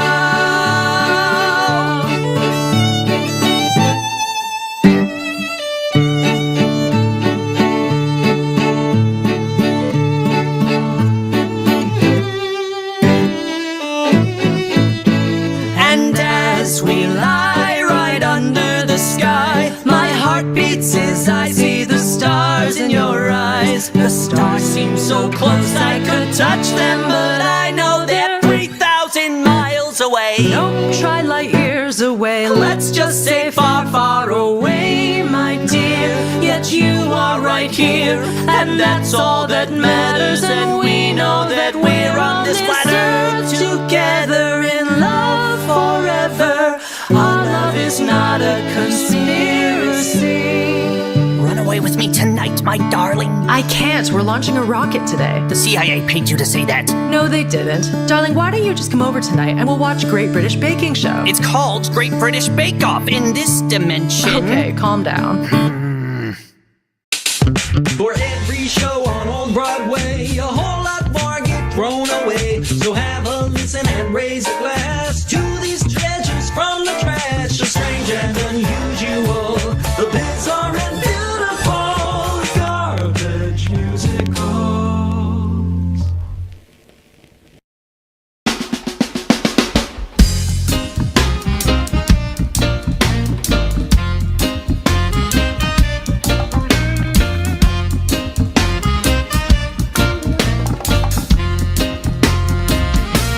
The earth is flat, living in illusion. The earth is flat. We take some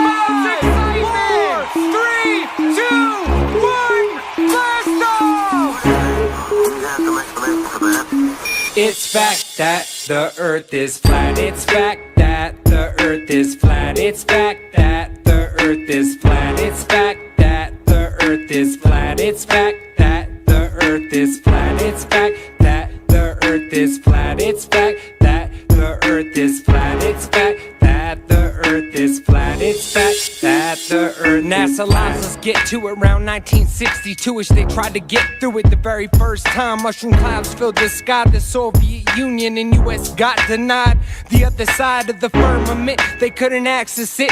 About that time, they invented NASA ships that couldn't pierce through the sky. Operation Fishbowl, go on and imagine it. And I ain't acting stupid when I say that space is fake. That this ain't no adding to it. See, the Masons made the Matrix maze and used religion to take away your faith. Hey, I guess I was just saved by grace, woke and not just a daily eighth of the face. And for a second, I ain't know if I should do this song, but then I thought, ain't no one could prove me wrong, cause it's fact that the earth is flat. It's fact that the earth is flat. It's fact that the earth is flat. It's fact that the earth is flat. It's fact that the earth is flat. It's fact that the earth is flat. It's fact that the earth is flat. It's fact that the earth. NASA lies. They want you to believe that it's your eyes. The moon is 200,000 miles away. Nice try, they ask. Why would they lie? Say 50 million plus a day seems kinda high. Besides, we are the apple of his eye. Take away the dome and we're not. Are you surprised? And if so, why? Think about it, man. Really a big bang? Then evolution? How could we be stardust? That's as nuts as Isaac Newton. All the research that I've been doing, you could even do if you're blind and stupid. Get a book on tape or YouTube and view it. It all makes sense. They don't want you to see the truth or to believe the truth, cause they believe you don't even need the truth. It's all made up, the elite, they're all in a club, and it's all gonna get worse. They signed it in blood, but in Yah's name holds faith and trust. So I'm just chillin', trying to tell y'all what's up. Repent. It's fact that the earth is flat. It's fact that the earth is flat. It's fact that the earth is flat. It's fact that the earth is flat. It's fact that the earth is flat. It's fact that the earth is flat. It's fact that the earth is flat. It's fact that the earth. NASA lies. NASA is a devil in disguise. I repeat, no shuttle has ever pierced through the sky. You decide. Look at any launch, how they fly sideways, never straight up. Yeah, that would work if the glove wasn't made up. NASA every day gets paid chunks of money for what? Some kids don't even get to eat lunch, disgusting. Some people don't even get to eat nothing. And we're trusting cause buildings ain't crumbling as we hurl through space doing 60,000 and something. Nothing you say will change my mind. We've been lied to. If you don't want to believe me, that's fine too. But please understand I've listed reasons why I choose to call you blind if you refuse to just open your eyes, you fools. And I ain't trying to leave on bad terms, but it's clear you're still brainwashed if you think the earth turns. It's fact that the earth is flat. It's fact that the earth is flat. It's fact that the earth is flat. It's fact that the earth is flat. It's fact that the earth is flat. It's fact that the earth is flat. It's fact that the earth is flat. It's fact that the earth is flat. Here to splash some flat water in your face with my boy, the one and only PC. We're here to tell you, do your own experiment. Stop believing everything they tell you, and the red pill is real.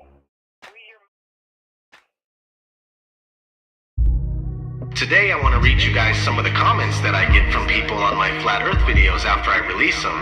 Every time I put a Flat Earth video out, I get a bunch of really smart people that come over to my channel and they basically correct me, put me in my place, and let me know exactly why I should never think for myself. So let's get started, this should be fun.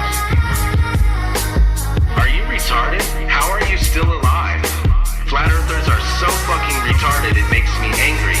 It blows my mind that these people exist. If I personally knew a person like this, I would ridicule incessantly. Are people really this stupid? It's obvious the Earth is a spinning sphere. If it wasn't, the scientists would tell us. Now go slap your mom for raising such a fucking asshole. I'm going to pray, and I won't stop until my prayers are answered and you're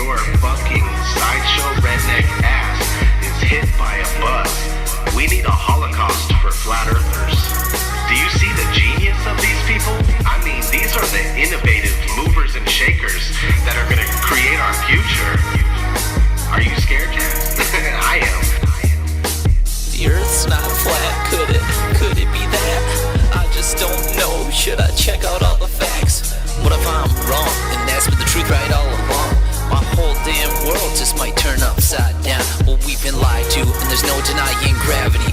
When I tell them it's just buoyancy and density forces, oh, they get mad at me, denying my facts, ad hominem and personal attacks. Sometimes being awake and aware, I just want to relapse. The cognitive dissonance is strong with this one.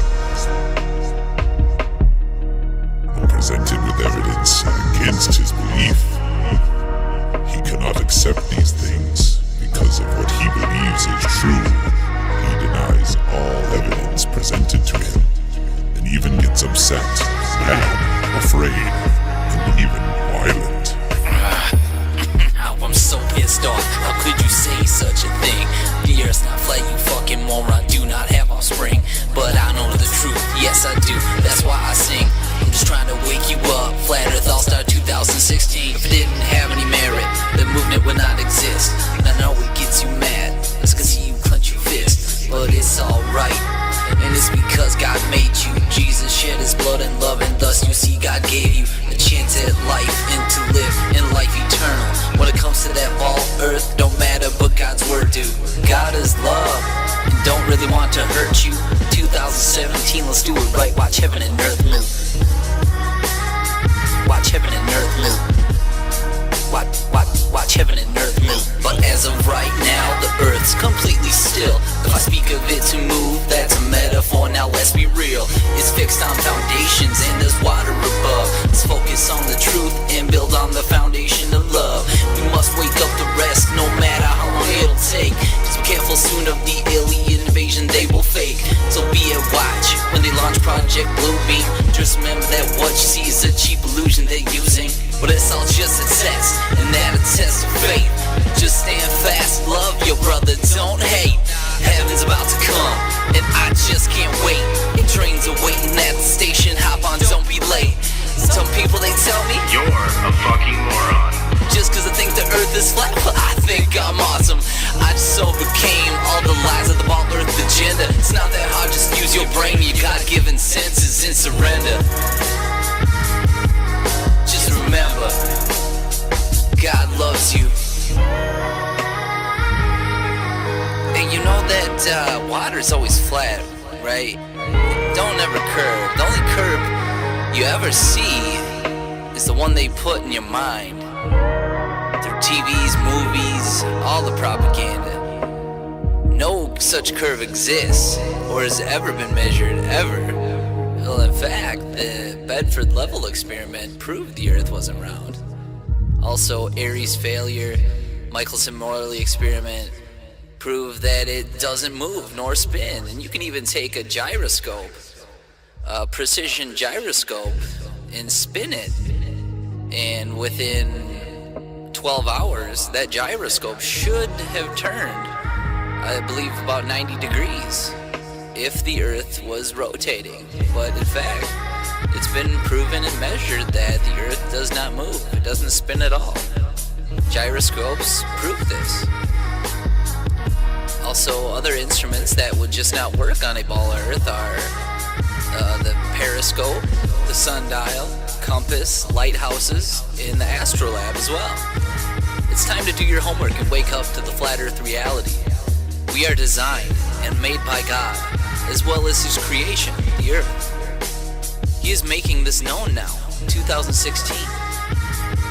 Wake up. Be blessed.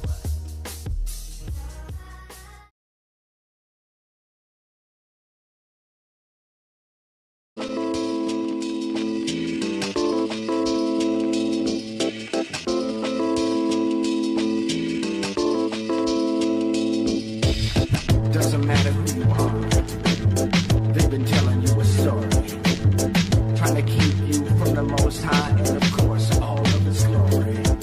They locked you away from the start and told you 1 + 1 is 2. It's true. Then they tell you this globe right here is your home, and as young ones, what can you do? Listen to me. In high hopes, they hope that your mind never learns to question their authority. They teach you to fear critical thinking is crazy because it goes against the majority. So let's cross-examine a few known facts about this thing that we call perspective. And let's be humble and truthful and real and not like politicians during elections. Now the tale of the tape stands me on the shore of this beautiful place called Michigan. And looking to the west 50 miles, we see Chicago. No, I'm not kidding. See, the water is flat, and that is that, and science is telling me that Chicago isn't where it's really at. And that's just a big confusing mess. So we did our own tests. 8 inches times the mileage squared. That's right, 8 inches times the mileage squared. 8 inches times the mileage squared gives you the curvature of the Earth. Now to find out the curvature in feet, just divide by 12, because, well, that's how it works. Now remember, we were 50 miles away from Chicago going all the way back over the water of Lake Michigan. Break it down! So we take 50 times 50 times 8 inches, it gives us 20,000 inches. You divide by 12, it gives you 1,667 feet below the horizon that Chicago should be. But it isn't. It isn't a ball. It isn't at all. It isn't at all.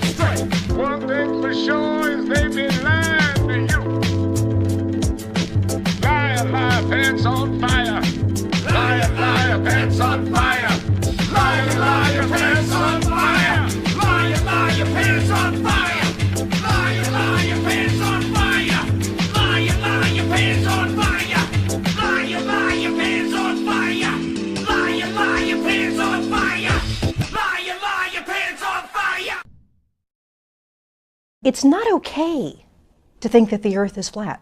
Is the Earth flat or round? It's round. Okay, now let's see. How do we go about proving that? Earth, throughout its life, even when it formed, it was spinning, and it got a little wider at the equator than it does at the poles. So it's not actually a sphere. It's oblate, and officially it's an oblate spheroid. That's what we call it. But not only that, it's slightly wider below the equator than above it. A little chubbier. Chubby's a good way. It's like pear-shaped.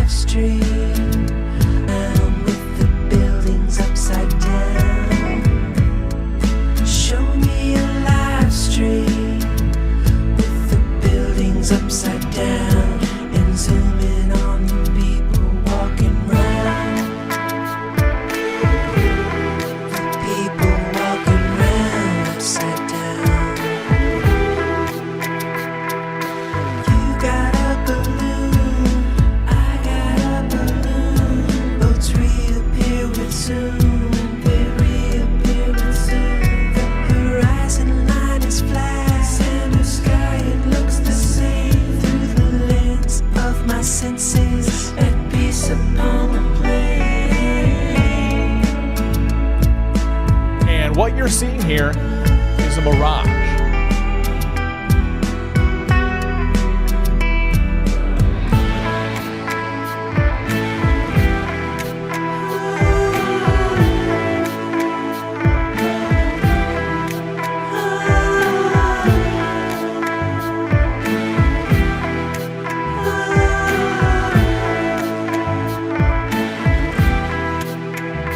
Hey, sunrise.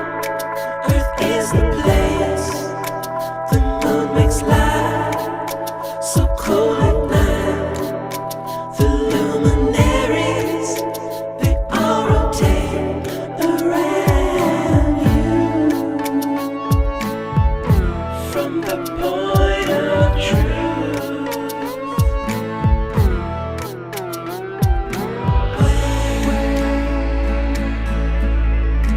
where is the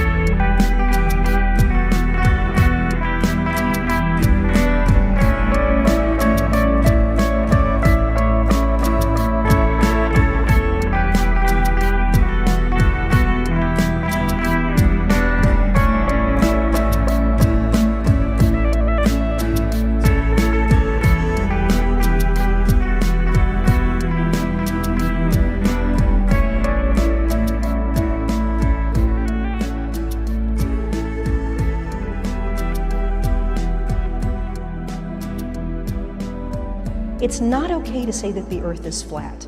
This is some sort of strange denial. I don't know where it comes from. And it's something where I keep getting this question. We really need to put this question to bed because we've known the earth is a sphere for a long time.